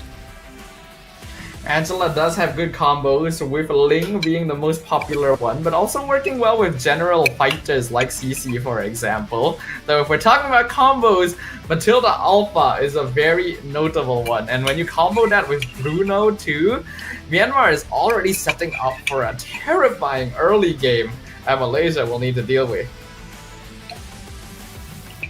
Yeah, that's gonna be the issue here.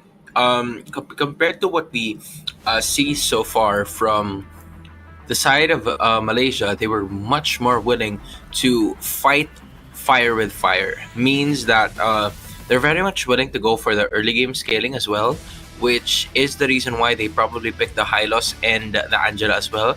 But for them to have a little bit more balance with the damage output that they could give, they chose to pick up the Beatrix just because it would have a decent laning phase against Bruno. It has the distance advantage, so it doesn't need to fight toe-to-toe against that gold lane matchup in terms of getting the minions in. And now I'm just, concerned, or I'm probably just thinking of what the early game hero is going to be like for the composition of Malaysia. Maybe they could go with a Nolan here unless Myanmar bans it. Yeah, Nolan is a possibility, though maybe still a little bit difficult to really jump onto some of these heroes. Hayabusa's already gone. You could still definitely go in the direction of Ling or Joy, though Joy just got banned out. like maybe a bit risky, since like a lot of early game potential coming in from Myanmar right now. They do ban out the Sicilian just to make sure that Myanmar isn't like trying to set up an early game sort of sandbag to allow their mid laner to get farmed up, because that would be kind of difficult to manage. Malaysia already knows that Beatrix is going to lose out lane priority overall to Bruno, so they cannot afford to go for anything that would give Myanmar late game advantage too. Yeah, this is a really good sense of awareness coming in from Malaysia, knowing that they have some sort of advantage here in terms of like the well-balanced scaling in the damage output that we were talking about. So at some point they took out the Sicilian, they took out the Vexana, heroes that are really good in terms of wave clear. Meanwhile, the Ling has already been removed. You've been mentioning this a while ago, Sadafa, and I feel like this is a really good chance this time for Malaysia to possibly pick out the Nolan if they can, or maybe even the Julian if they want to, because the only thing that I'm really concerned about is the level of farming that should be the good contest in terms of the other ideas that we have. But they're choosing to go for the Exborg as of the moment, which is quite interesting to me, given that at some point, right, there's not a lot of DPS here when you think about it, because the Bruno is of course going to be there, but when you save your distance from it, then maybe it can pose like a problem, which makes the Lilia so good in this lineup brought about by Malaysia, because it can slowly peel down the Feraga armor and it can slowly take down the Hylos by just bringing the damage output down. Yeah, you're absolutely right, Hans. The reason why Malaysia did go for the Exborg here is to play more for appealing style composition. They know that there is no way they can out-damage Myanmar in the early game at this point.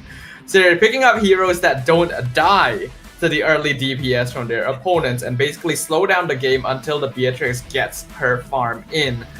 So now with the Eve and Khalid locked in as well, Myanmar definitely going to be trying to force things as much as possible towards the early mid-game phase. Malaysia hovering over the glue.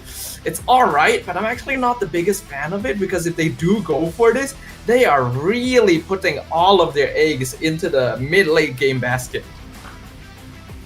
Man, I'm so happy that the Eve is finally picked up. You've been talking about this for a while now, and it's just a nice note to take that it's finally here and active.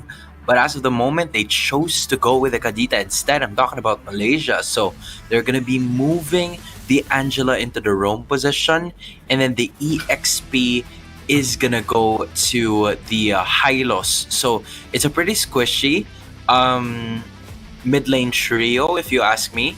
However, the essence of that one is at least you have some sort of pressure to go along with it. Because, like, yes, you may not be as tanky of a roam as you think you are, but as long as you can keep up the pressure for them to not build up on those defensive items, then maybe you can stand a chance here. Plus, you have the Hylos to engage. It's an interesting choice here, because if they are going this way, it means that Kadita is mid and Angela is in the roam position. And nowadays you don't see that much anymore, because you really want your roamer to be more of a front line. I guess they're expecting, since their Exborg is jungle and they have a Hylos, that it will be a little bit more manageable. But hopefully it works out for them. For Myanmar, we'll just run him over right from the get-go. As we jump into the Land of Dawn, let's see which of these teams is going to be able to claim their second victory. As of the moment, they are going to be looking forward to this. We were talking about how squishy both of the compositions for these teams are going to be like. And, you know, you see a bit more of that as we speak. Not really letting up on a lot of the damage output here. But in terms of the idea that they can do in this one, it is still all right for most of the first few minutes of the game, because both of them have some sort of regeneration factor with the Angela and the Matilda joined up in the mix here for both of the teams. Yeah, a very supportive duo, but Matilda definitely providing a bit more utility right from the get-go because Guiding Winds is just such a useful ability overall, while Angela ideally wants an item or two and needs to be level 4 before she can really contribute anything to the game. So this does mean that Malaysia is giving up mostly on any sort of early game pressure they can get just to try and peel and delay the game while avoiding most team fights. That's exactly what they're gonna do as of the moment, trying to put the pressure towards that turtle pit upon getting it right away. And there you go, Sha taking a bit of the damage there, but using at least the Revitalize to be able to stay alive and immediately regenerate the HP that was lost. But most of them still fixated on that turtle. To be honest, I feel like Kay could have maybe committed Alpha Ult onto that. Sha was taking a lot of poke, and that could have been a free kill and potentially a free turtle. But for now, the turtle dance still going to be somewhat even. Ku already zoning out Quinn and Keyboy. RWM comes out. Here comes Playing from the side. Going to be popping the Firaga armor, which means Kay gets turtle for free. And now Sha in a lot of trouble as Quinn is already gone. And Ku going to be up another one with that Circling Eagle. Just safely securing it. And it goes to the side of Myanmar. I'm talking about both of those kills as well. Really putting themselves in the driver's seat as early as possible while not involving Sikoshi in all of that fight. So I feel like Sikoshi, compared to what was happening in all of the other matches that we've seen from before, this is going to be a chance for him to dominate that early lanes with the gold lane matchup that we have over here. Meanwhile, Malaysia is having quite of a hard time, especially with Quinn not building up on that immortality just yet. So this is to be expected. That punish that would come from the Eve with the pokes, and also the Alpha just dishing out through damage once after another. I think Myanmar understands that they just have so way more burst damage than anything Malaysia could have. So this early stage of the game is where they really need to just rush them down. The more of a snowball you can pick up, the less likely that Malaysia can really put up any sort of fight once you get into the mid-game phase. Quinn now taking a lot of poke. Firaga armor already gone. RWM coming out and trapping him.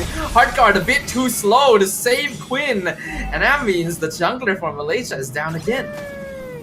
Yeah, every single time that they're gonna be seeing Quinn at this point, compared to what we've seen from her in the very first game, this is a, completely different from her wheelhouse here. The X-Borg really just, a double-edged sword. It could go with that last insanity as its last resort for damage output, but once that Firaga armor is out, you can't really utilize that to the best of your ability, and instead you become you become vulnerable. You start to become a liability for the lineup of Malaysia here. So Quinn really needs to find her way into getting more of the objectives here, because if she doesn't, then it could go snowball for the side of Myanmar. It feels like it already is happening. The rough waves from Hani not doing anything, and a 3-man Circling Eagle knock up into the Spirit of Alpha on 2. Gore's pathway comes out. They're trying to buy time, but Keyboy and Hani have already been dropped in the backline. Sha just completely ignored by Myanmar. They have their eyes set on the bigger prize. Good. Just good MLBB, man.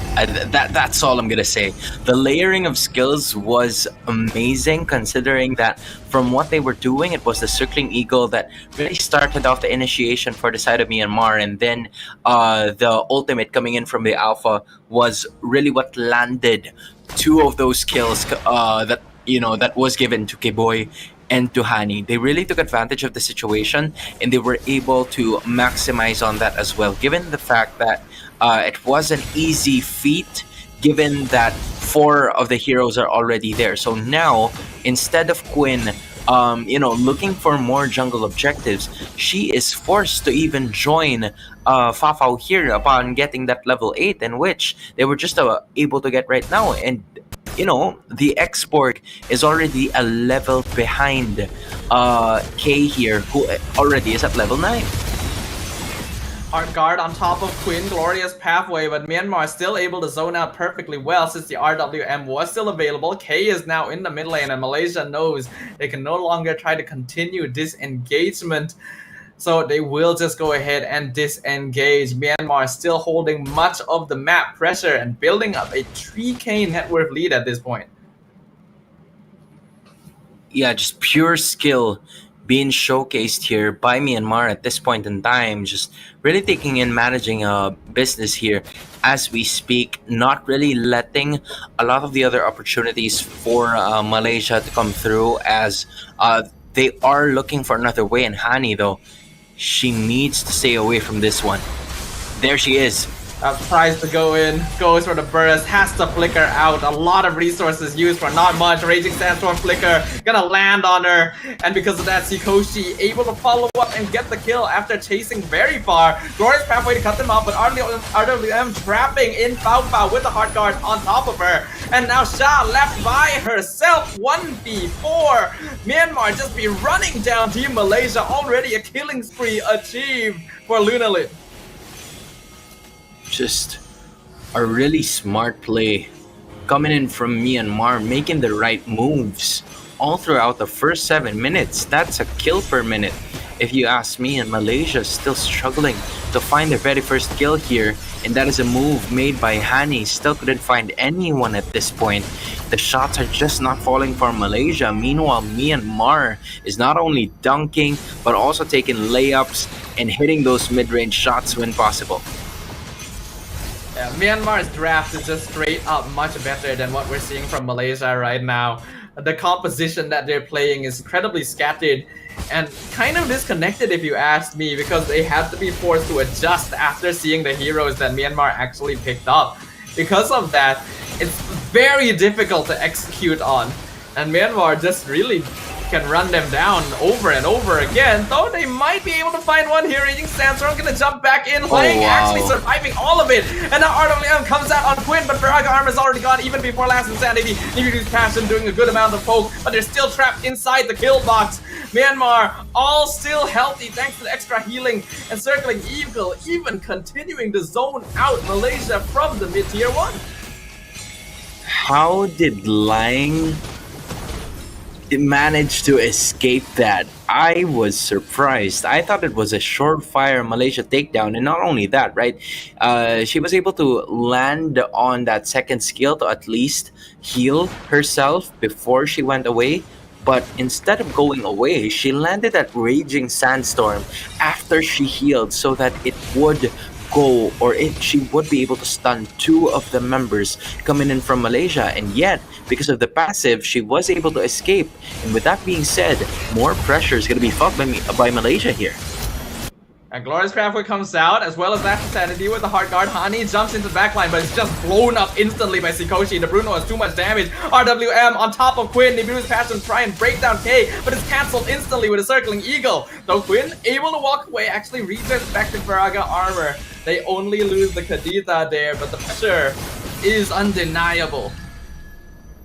See, this is what I was talking about, right? As soon as you have that immortality, or as soon as Quinn has that immortality, Quinn gets to be a little bit more confident upon the engages that will be brought about by Myanmar, because she gets an extra life, an extra duration, a period of time, so that she will be able to fight whenever she wants to. The only problem is that there's already too much damage coming in from Myanmar upon securing that Lord as well. 8-0 in terms of kills.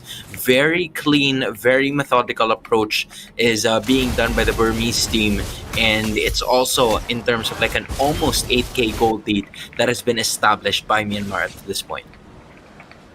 Yeah, things are looking very, very tough right now for Malaysia. As for Myanmar, they're just taking a walk in the park. This draft is doing them a lot of favors, making the game so much easier to execute on. And that's not to say the skill in the resources that they have been popping down, the cooldowns, being utilized incredibly effectively to consistently push the pressure onto their opponents.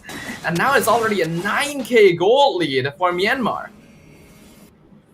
At this point in time, right, if you are Malaysia, you're really gonna have to utilize the Kadita and the Beatrix here. It's where they're gonna come in handy as an RWM has been unleashed.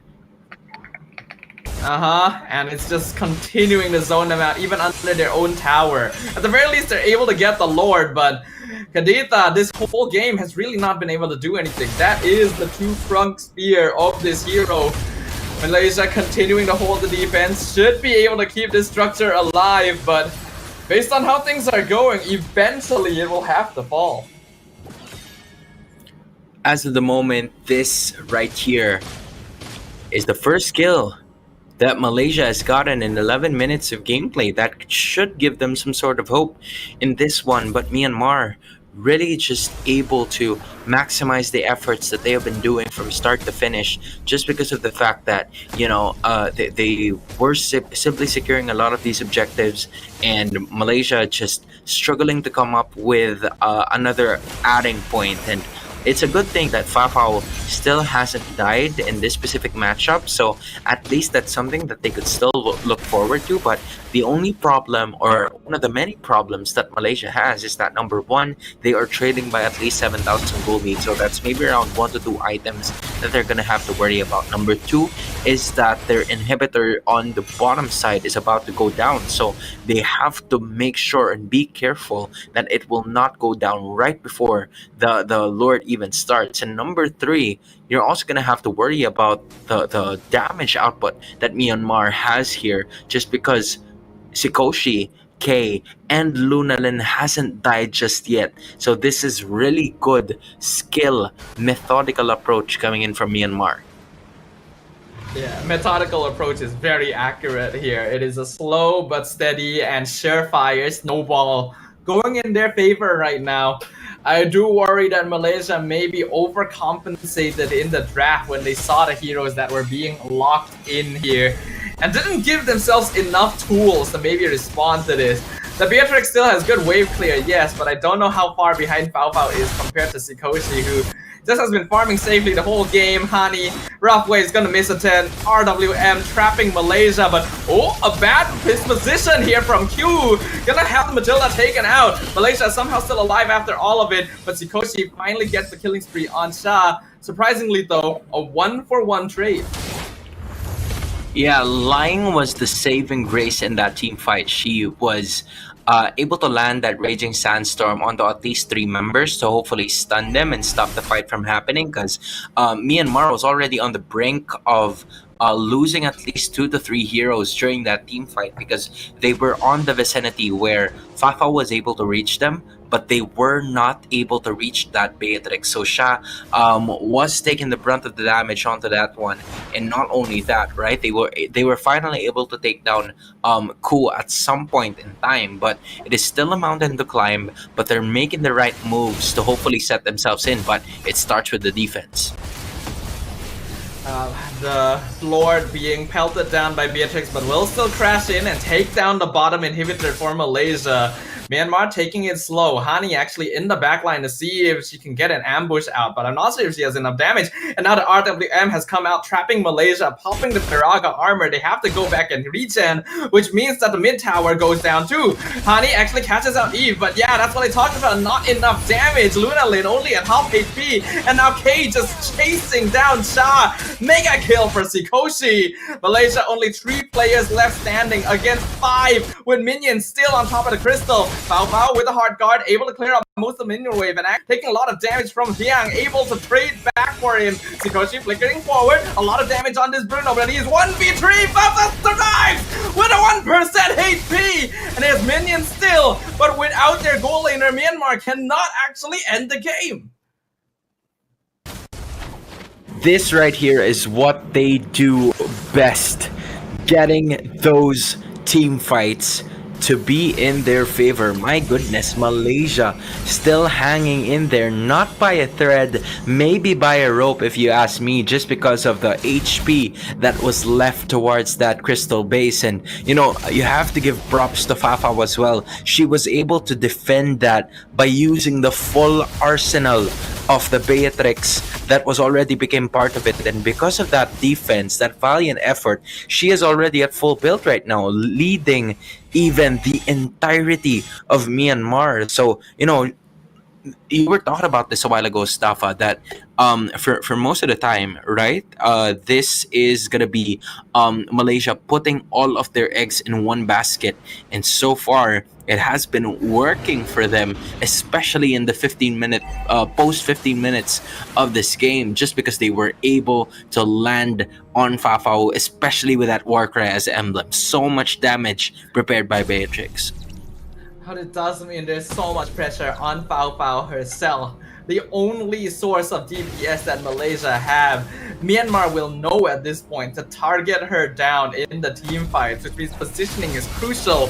And the moment she goes down, they just can no longer fight. And speaking of fighting, a Spirit of Alpha fights. Too glorious, probably a bit too late. Malaysia being caught out in a bad spot. Shah already gone. Hani goes in, petrified, two-man knockup. Rough Waves literally doing no damage at all. Fao Fao getting caught out with Spirit of Alpha. Wind of Nature comes out. Hard guard keeping her alive. For how long? She is 1v4.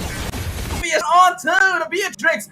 And Myanmar now looking for final nail in the coffin as Hani and Quinn barely able to escape, but with multiple minion waves coming in, I don't know if they have enough damage to defend this. Just not enough, and that is going to be the end of this fight. Hani can no longer do anything, and it's Myanmar getting a win in or what I would say in dominant fashion. An incredible performance coming in from Myanmar, being our match 7 winners, really introducing themselves and what Myanmar MLBB is all about. I think they 100% won in the draft. It was just very smart the way that they approached it, and honestly, I don't even too much thought had to go into it too. They just picked up the heroes that they were comfortable with, the ones that would be very effective in the early game, grabbing combos wherever they could find, and Malaysia ended up overreacting and overcompensating with their draft and giving themselves really a weird line to have to work with. Yup, and not only that, I feel like they were able to at least bounce back for just a bit, but the fatal mistake that happened in that very last fight was that 2 of the heroes coming in from Malaysia kind of like showed themselves a little too early, and as you can see it, of course, she is going to be our match 7 MVP from Myanmar, really showcasing what she can do in this game. Very happy with her performance, and as of the moment, just Myanmar landing on towards another undefeated streak broken here for both of the teams. So I believe Malaysia is going to be falling to 1-1 in this one. Meanwhile, for Myanmar, you see it already, just really a tremendous performance here that was brought about by the rest of the members moving forward, and from especially in this kind of play style, right? Lunalin kept her distance the entire time. Meanwhile, Ku was ready to save her damage dealers whenever they are, in danger from the side of Malaysia. Whereas Malaysia, they were all dependent on Fafao, and in that last fight, when Fafao was caught in a very difficult position, that was the perfect time for Myanmar to strike. Yeah. It's unfortunate for Malaysia, but really, really well played by Myanmar. They understood their strengths. They understood how they needed to play this lineup and the weaknesses of their opponents, and fully capitalized it to take a very one-sided victory. There were definitely points towards the end where some small micromanagement mistakes were made, which resulted in giving away kills they didn't really need to. But Malaysia's draft just didn't have enough to work with. This is a very damage-oriented meta. We are seeing like 2-3 cores in a single team, and this one only really had the Beatrix to work with. It just does not work anymore. Yeah, just a little difficult to execute there, especially with the export being added to the side of Malaysia.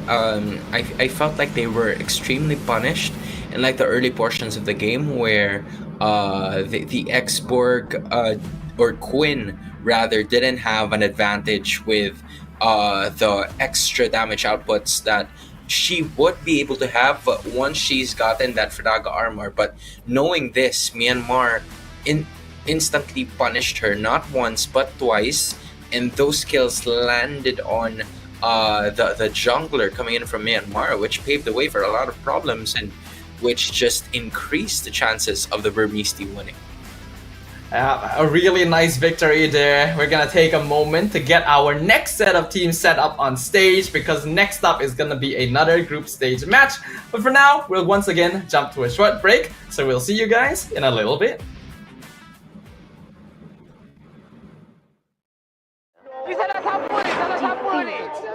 Pada tim SRG, Gulak Red Giant, banggakan Selangor, banggakan Malaysia. Champion juara wakil Malaysia Fight for N6 in Malaysia. Keunggulan. Ianya tidak hadir dengan mudah. Ia tidak menunggu sesiapa. Dan ia tidak memilih sesiapa. Keunggulan adalah potensi hebat yang tersembunyi dalam diri. Seperti benih yang menunggu masa untuk bercambah, sedia untuk mekar hingga berkembang indah.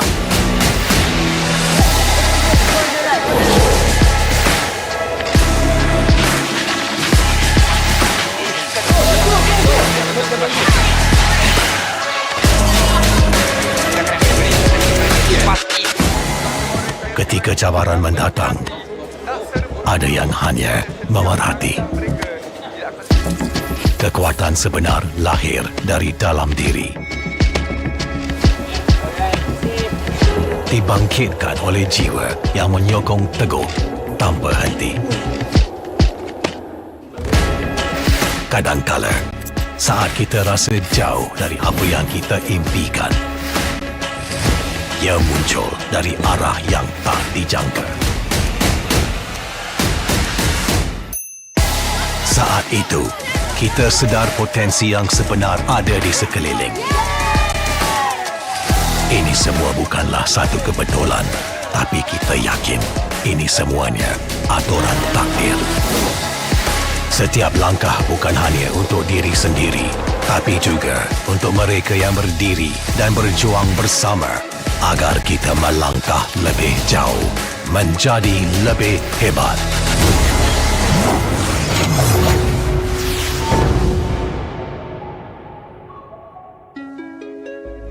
Bangkitlah rakyat Malaysia. Kita bersatu menyokong sepenuh jiwa. Demi jalur gemilang kebanggaan negara. Tiba masanya untuk menjadi greater than ever.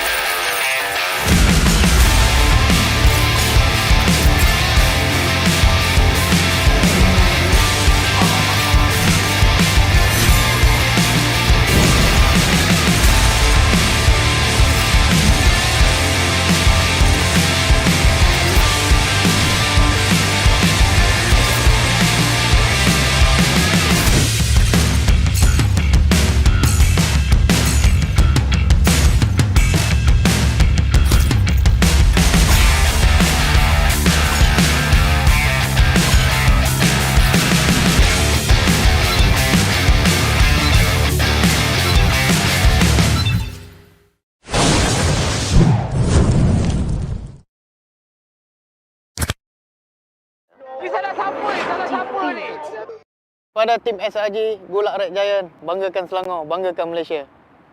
Champion juara wakil Malaysia Time for N6 in Malaysia. Keunggulan. Ianya tidak hadir dengan mudah. Ia tidak menunggu sesiapa. Dan ia tidak memilih sesiapa.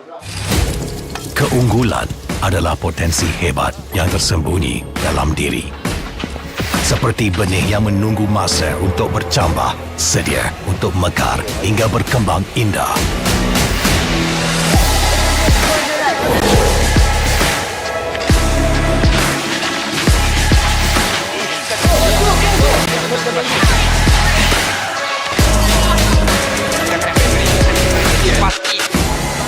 Ketika cabaran mendatang, ada yang hanya memerhati. Kekuatan sebenar lahir dari dalam diri.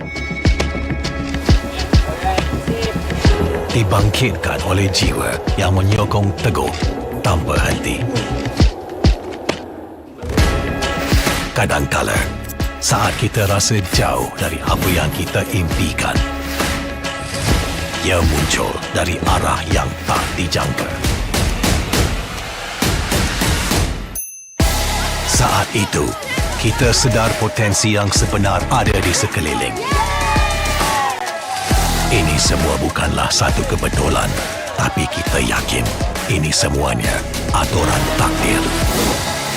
Setiap langkah bukan hanya untuk diri sendiri, tapi juga untuk mereka yang berdiri dan berjuang bersama agar kita melangkah lebih jauh, menjadi lebih hebat.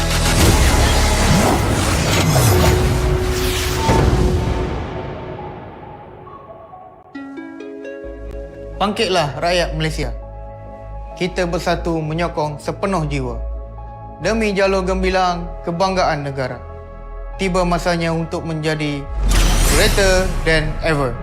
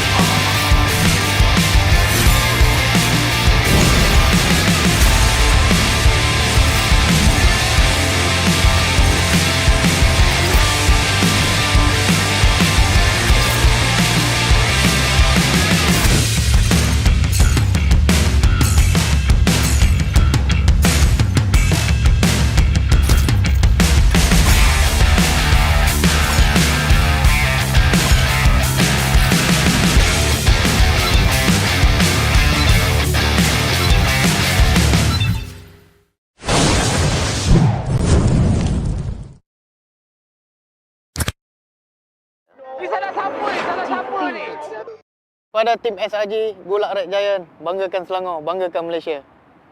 Champion juara wakil Malaysia Time for M6 in Malaysia. Keunggulan. Ianya tidak hadir dengan mudah. Ia tidak menunggu sesiapa. Dan ia tidak memilih sesiapa. Keunggulan adalah potensi hebat yang tersembunyi dalam diri. Seperti benih yang menunggu masa untuk bercambah, sedia untuk mekar hingga berkembang indah.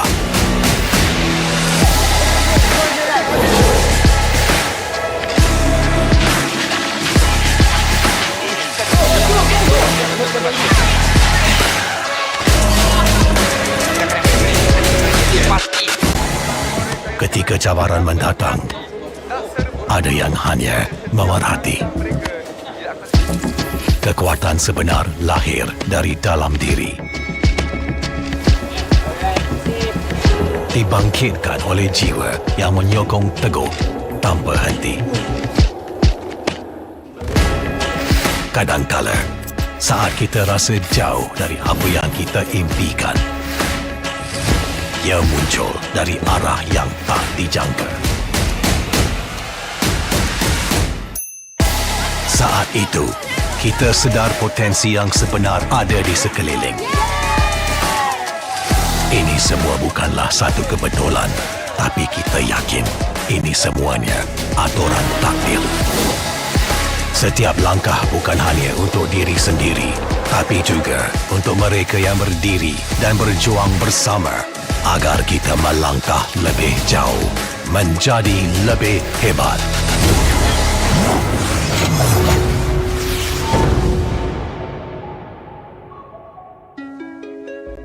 Bangkitlah rakyat Malaysia. Kita bersatu menyokong sepenuh jiwa.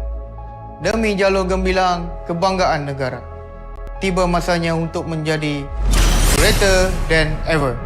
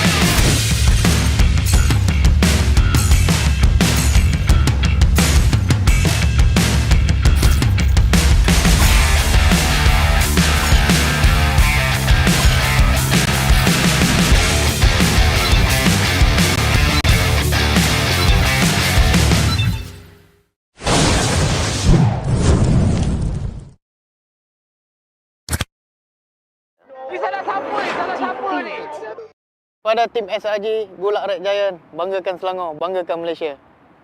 Champion juara wakil Malaysia di Fight for N6 in Malaysia. Keunggulan. Ianya tidak hadir dengan mudah. Ia tidak menunggu sesiapa. Dan ia tidak memilih sesiapa. Keunggulan adalah potensi hebat yang tersembunyi dalam diri. Seperti benih yang menunggu masa untuk bercambah, sedia untuk mekar hingga berkembang indah.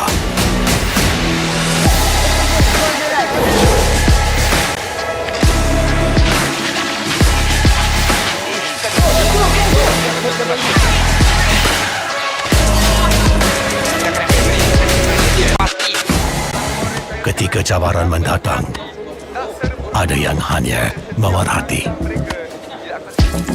Kekuatan sebenar lahir dari dalam diri. Dibangkitkan oleh jiwa yang menyokong teguh tanpa henti. Kadangkala, saat kita rasa jauh dari apa yang kita impikan, ia muncul dari arah yang tak dijangka. Saat itu, kita sedar potensi yang sebenar ada di sekeliling. Ini semua bukanlah satu kebetulan, tapi kita yakin ini semuanya aturan takdir. Setiap langkah bukan hanya untuk diri sendiri, tapi juga untuk mereka yang berdiri dan berjuang bersama agar kita melangkah lebih jauh, menjadi lebih hebat.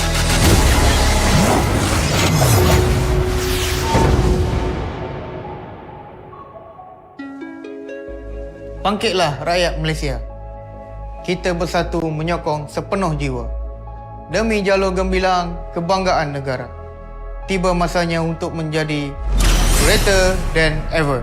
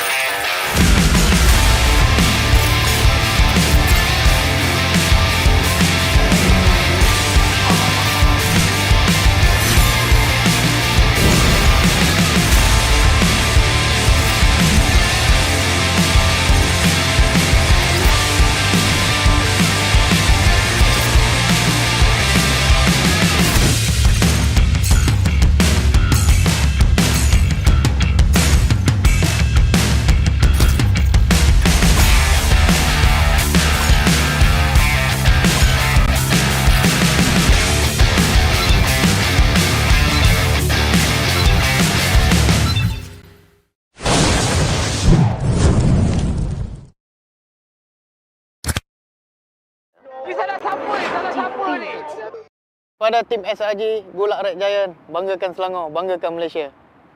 Champion juara wakil Malaysia di Time for N6 in Malaysia. Keunggulan. Ianya tidak hadir dengan mudah. Ia tidak menunggu sesiapa. Dan ia tidak memilih sesiapa. Keunggulan adalah potensi hebat yang tersembunyi dalam diri. Seperti benih yang menunggu masa untuk bercambah, sedia untuk mekar hingga berkembang indah.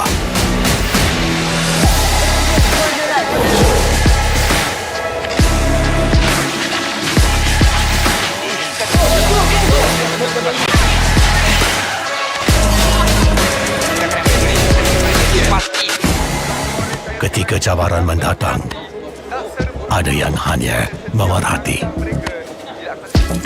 Kekuatan sebenar lahir dari dalam diri. Dibangkitkan oleh jiwa yang menyokong teguh tanpa henti. Kadangkala, saat kita rasa jauh dari apa yang kita impikan, ia muncul dari arah yang tak dijangka. Saat itu, kita sedar potensi yang sebenar ada di sekeliling. Ini semua bukanlah satu kebetulan, tapi kita yakin ini semuanya aturan takdir. Setiap langkah bukan hanya untuk diri sendiri, tapi juga untuk mereka yang berdiri dan berjuang bersama agar kita melangkah lebih jauh, menjadi lebih hebat.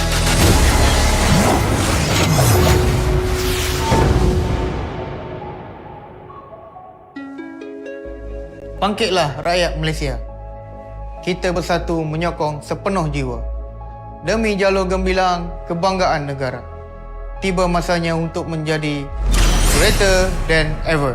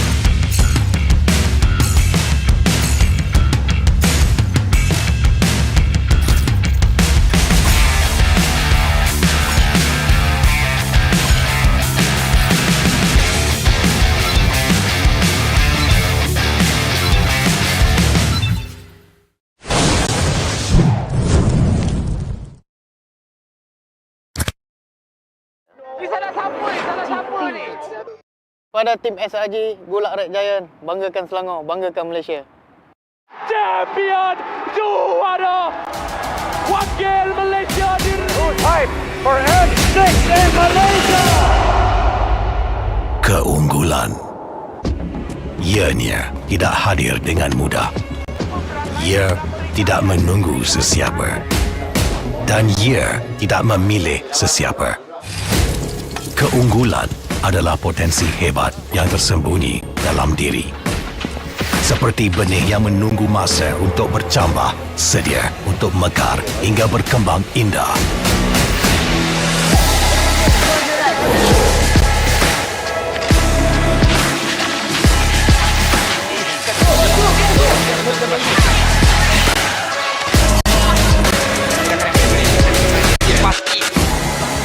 Ketika cabaran mendatang, ada yang hanya memerhati.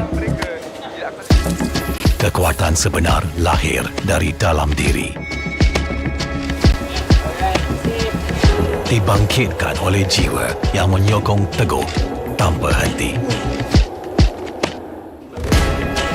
Kadangkala, saat kita rasa jauh dari apa yang kita impikan, ia muncul dari arah yang tak dijangka. Saat itu, kita sedar potensi yang sebenar ada di sekeliling. Ini semua bukanlah satu kebetulan, tapi kita yakin ini semuanya aturan takdir. Setiap langkah bukan hanya untuk diri sendiri, tapi juga untuk mereka yang berdiri dan berjuang bersama agar kita melangkah lebih jauh, menjadi lebih hebat.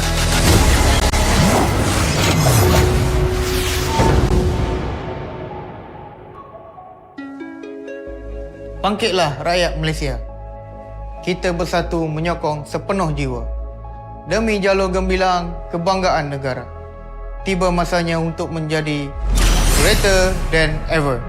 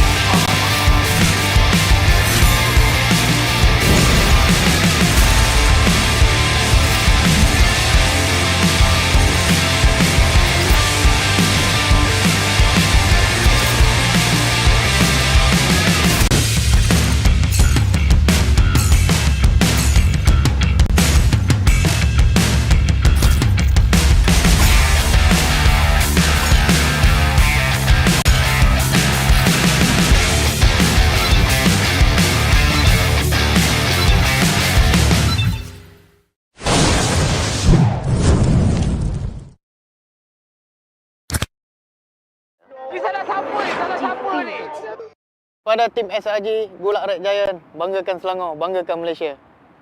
Champion juara wakil Malaysia di Fight for F6 in Malaysia. Keunggulan. Ianya tidak hadir dengan mudah. Ia tidak menunggu sesiapa.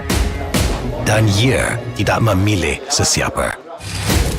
Keunggulan adalah potensi hebat yang tersembunyi dalam diri. Seperti benih yang menunggu masa untuk bercambah, sedia untuk mekar hingga berkembang indah.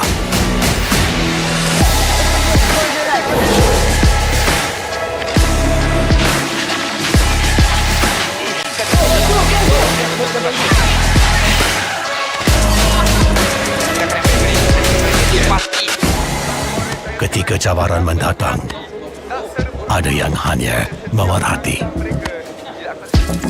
Kekuatan sebenar lahir dari dalam diri. Dibangkitkan oleh jiwa yang menyokong teguh tanpa henti. Kadangkala, saat kita rasa jauh dari apa yang kita impikan, ia muncul dari arah yang tak dijangka. Saat itu, kita sedar potensi yang sebenar ada di sekeliling. Ini semua bukanlah satu kebetulan, tapi kita yakin ini semuanya aturan takdir. Setiap langkah bukan hanya untuk diri sendiri, tapi juga untuk mereka yang berdiri dan berjuang bersama agar kita melangkah lebih jauh, menjadi lebih hebat. Welcome back once again, ladies and gentlemen, to the Asian Esports game. Our day one of the Team Women's MLBB tournament is coming to a close very, very soon. But we still got a couple of group stage matches to go before we can officially qualify our top 8. My name is Stafa, once again joined by Hans for even more exciting MLBB.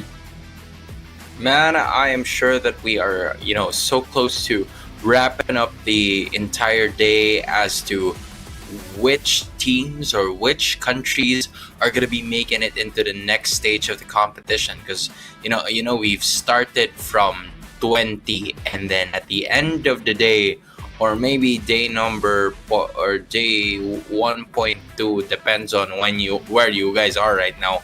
But as of the moment, right, this is a situation that Malaysia could possibly close in on their chances of even making it all the way through to the next round of our competition. And considering that they have already been playing 3 times, I feel like in the middle of our broadcast, this time they're going to go up against Timor-Leste. And we're surprisingly getting to see a lot of games with Malaysia, so we get to really witness their journey through all of it. They already managed to take 1 game earlier today, but also dropped one, unfortunately. So at a 1-1 score against Timor-Leste, let's see if they can get it. Some interesting bans once again, with Timor-Leste focusing on some of the early game heroes, Bruno, Fanny, and Suyo all banned out. Alright, so they mainly focused on that one, and this is where I'm completely interested in. Alright, so Timor-Leste, this is a team that is starting to make some waves as well. They are one of the newest inclusions to the MLBB scene, if you ask me, and they were able to, at some point, even create most of the extra chances that they were having from before, which is why it is somewhat not a surprise to me that the Zilong is being considered, but it's nice to see that in the midst of all of that, right? Because Timor-Leste is a nation that has just joined the MLBB scene back last year in Southeast Asian Games 2023. So I feel like this nation was just pretty recent towards the familiarity with the game, and I'm curious to see, like, a year later, how much improvement has this team actually done going up against one of the staple names in this tournament, the Malaysian team. Yeah, it is a good question, right? But looking at the way that the draft has started off, Phobia's first pick is actually something we don't get to see very much of anymore. It used to be very, very common during the previous MPL season. But with more and more changes, we are seeing him left until a little bit later because there are still some weaknesses that have to deal with. Because Malaysia responded with the Nolan and Gatot, Timor-Leste will be able to pick up the Matilda Alpha combination, which so far has been providing success to a lot of teams here. Which I was Yeah, I'm sure we've seen a lot of these tournaments and competition being brought around by the Malaysian team, and also given the Phobius is there, just like what you've mentioned as well. Not really, the first pick option for a lot of teams recently. I feel like if this was the previous patch, it would have been a different scenario. So maybe it really boils down to the comfortability of the teams that we're going to be witnessing here moving forward. And if you're going to bet on comfort, as to what I'm seeing right now, that is Kiboy, Hani, and Quinn at least having their heroes apiece, because Kiboy can definitely hold on to that Gatot Kacha if they want to put it into the roaming position. And Quinn definitely seemed a lot more comfortable with Nolan compared to what we saw previously with the X-Borg, so they decided to prioritize it.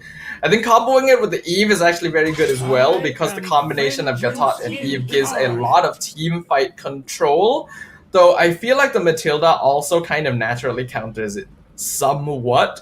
So we'll see how effective that ends up being, as now it looks like both teams are going to be focusing towards banning the gold lane. Your team is banning. Gold lane has been the issue here. Same with the mage as well. It's pretty crucial to a point where even the Sicilian has been banned out here, even though there are a lot of options available still for most of the gold laner, to say the mid laners as of the moment. But compared to what we would usually see, Malaysia's going to be leaving both the Vexana and the Aurora open, which are staple picks by most of the teams that we have here in AEG Bangkok 2024, which is really going to be an opportunity for the side of Timor-Leste if they want to pick it up. Timor-Leste decided to ban out the Khalid themselves, which is actually interesting, but because I feel like their composition is able to deal with a Khalid somewhat, I feel like they could have quite easily let it through, but I guess they just don't want to deal with that hero in the first place, especially with Hilda gone as well. Just take all of the early pressure off the table. But the Kaja coming out is an interesting one. I was not expecting that. I like this though. Given that the Kaja is there, it could be like a really good innate counter towards the Phobius. Because if there's anything that we know about the Phobius, it's that whenever it uses the Infernal Pursuit, it's gonna be a little difficult for anybody else to stop him already. So at least they have two answers here. If you are Malaysia, because you have they got to catch a second skill, the Taunt, that could stop the Phobius from actually wreaking havoc. And you also have the Divine Judgment brought about by the Kaja as well to not only neutralize the Phobius, but to also, counter punish the Alpha when it makes its entry using the ultimate that the Alpha is also carrying. And my tale began. With Timor-Leste completing their draft here, it does seem like they're going for a much more standard lineup, but the 1-1 being picked up at the end by Team Malaysia could actually work very, very well. The Divine Judgment very easily sets up for Crossbow of Tang, and the rest of the team has a lot of AoE crowd control that would kind of lock the enemy down as well. So if played correctly, I can definitely see this being a winning recipe. Yeah, I like the thought process of Malaysia in that one, because they got to pick up the 1-1 as well, which was, I think, a really agile hero that could at least give Timor-Leste a very difficult time into trying to contest it, because based on what I saw in the composition of Timor-Leste, they were missing a little bit on like the crowd control aspect of things, which is mainly the reason why they were unable to win some of their games. But I feel like it is to be determined in this game between the two of them. So I feel like from what we've been seeing, right, the crowd controls are gonna be leading. I'm talking about the hard CC skills, right? I'm talking it could possibly come from Mo or Raniva. It will really boil down as to how they can, while Malaysia hasn't reached level 4 just yet. Yeah, the lineup coming in from Timor-Leste is a little bit more of a push and pull kind of lineup. They're not very good at catching people out specifically, but are quite effective at running in and out of the team fight. So they're basically using that mobility to maybe work around things, but Malaysia has a lot of lockdown. So that is a very good counterplay to what they're bringing to the table, actually. A lot of lockdown indeed. You have the Kaja and you also have the Gatot Kacha together. It really will be a formidable duo as to how they could utilize most of those lockdown crowd control skills. And not only that, right? You also have the Eve as well, as the RWM is really gonna pose a lot of problems given that the idea or the team fighting capabilities here of Timor-Leste is really going to be lying down to that. But you see the confidence of Malaysia getting that first blood and also landing a bit of those taunts in using the TLPH emote, which is, in my opinion, the most annoying emote and also the best emote that there is. You are absolutely correct, but that was actually completely planned by Malaysia too. Using Keyboy and Hani to freeze the mid lane, which is something you don't often see, so that they could force out members of Timor-Leste further up, set up for Quinn coming in at the perfect timing for an early lane gank at level 3. Because of that, instantly accelerates him, gets the turtle quite easily, and Malaysia already had a pretty good start. Yup, already leading by at least 2 minutes in. Timor-Leste trying to play patient ML as of this moment. The only problem is that Malaysia is forcing most of those team fights to their advantage because they already know that it was Quinn that managed to take that first kill. So the gold lead in that first blood is really going to go towards their side. And they're gonna continue trying to play for that advantage. I definitely like Malaysia's team composition this game very much.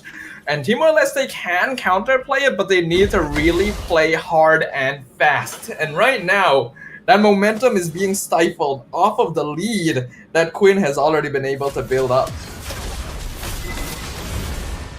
Ooh! Very quick movements there with the Divine Judgment flicker in. And we can see that Keyboy and Hani are playing around Quinn incredibly well, actually. You can see Fao gonna be caught out here. Bennett's Rage actually misses Nibiru Passion as well, and Crossbow of Tang has already been come out, and Fu knows he's not gonna be able to escape from that situation. All the CC coming in from Malaysia. This is what we talked about. There are so many ways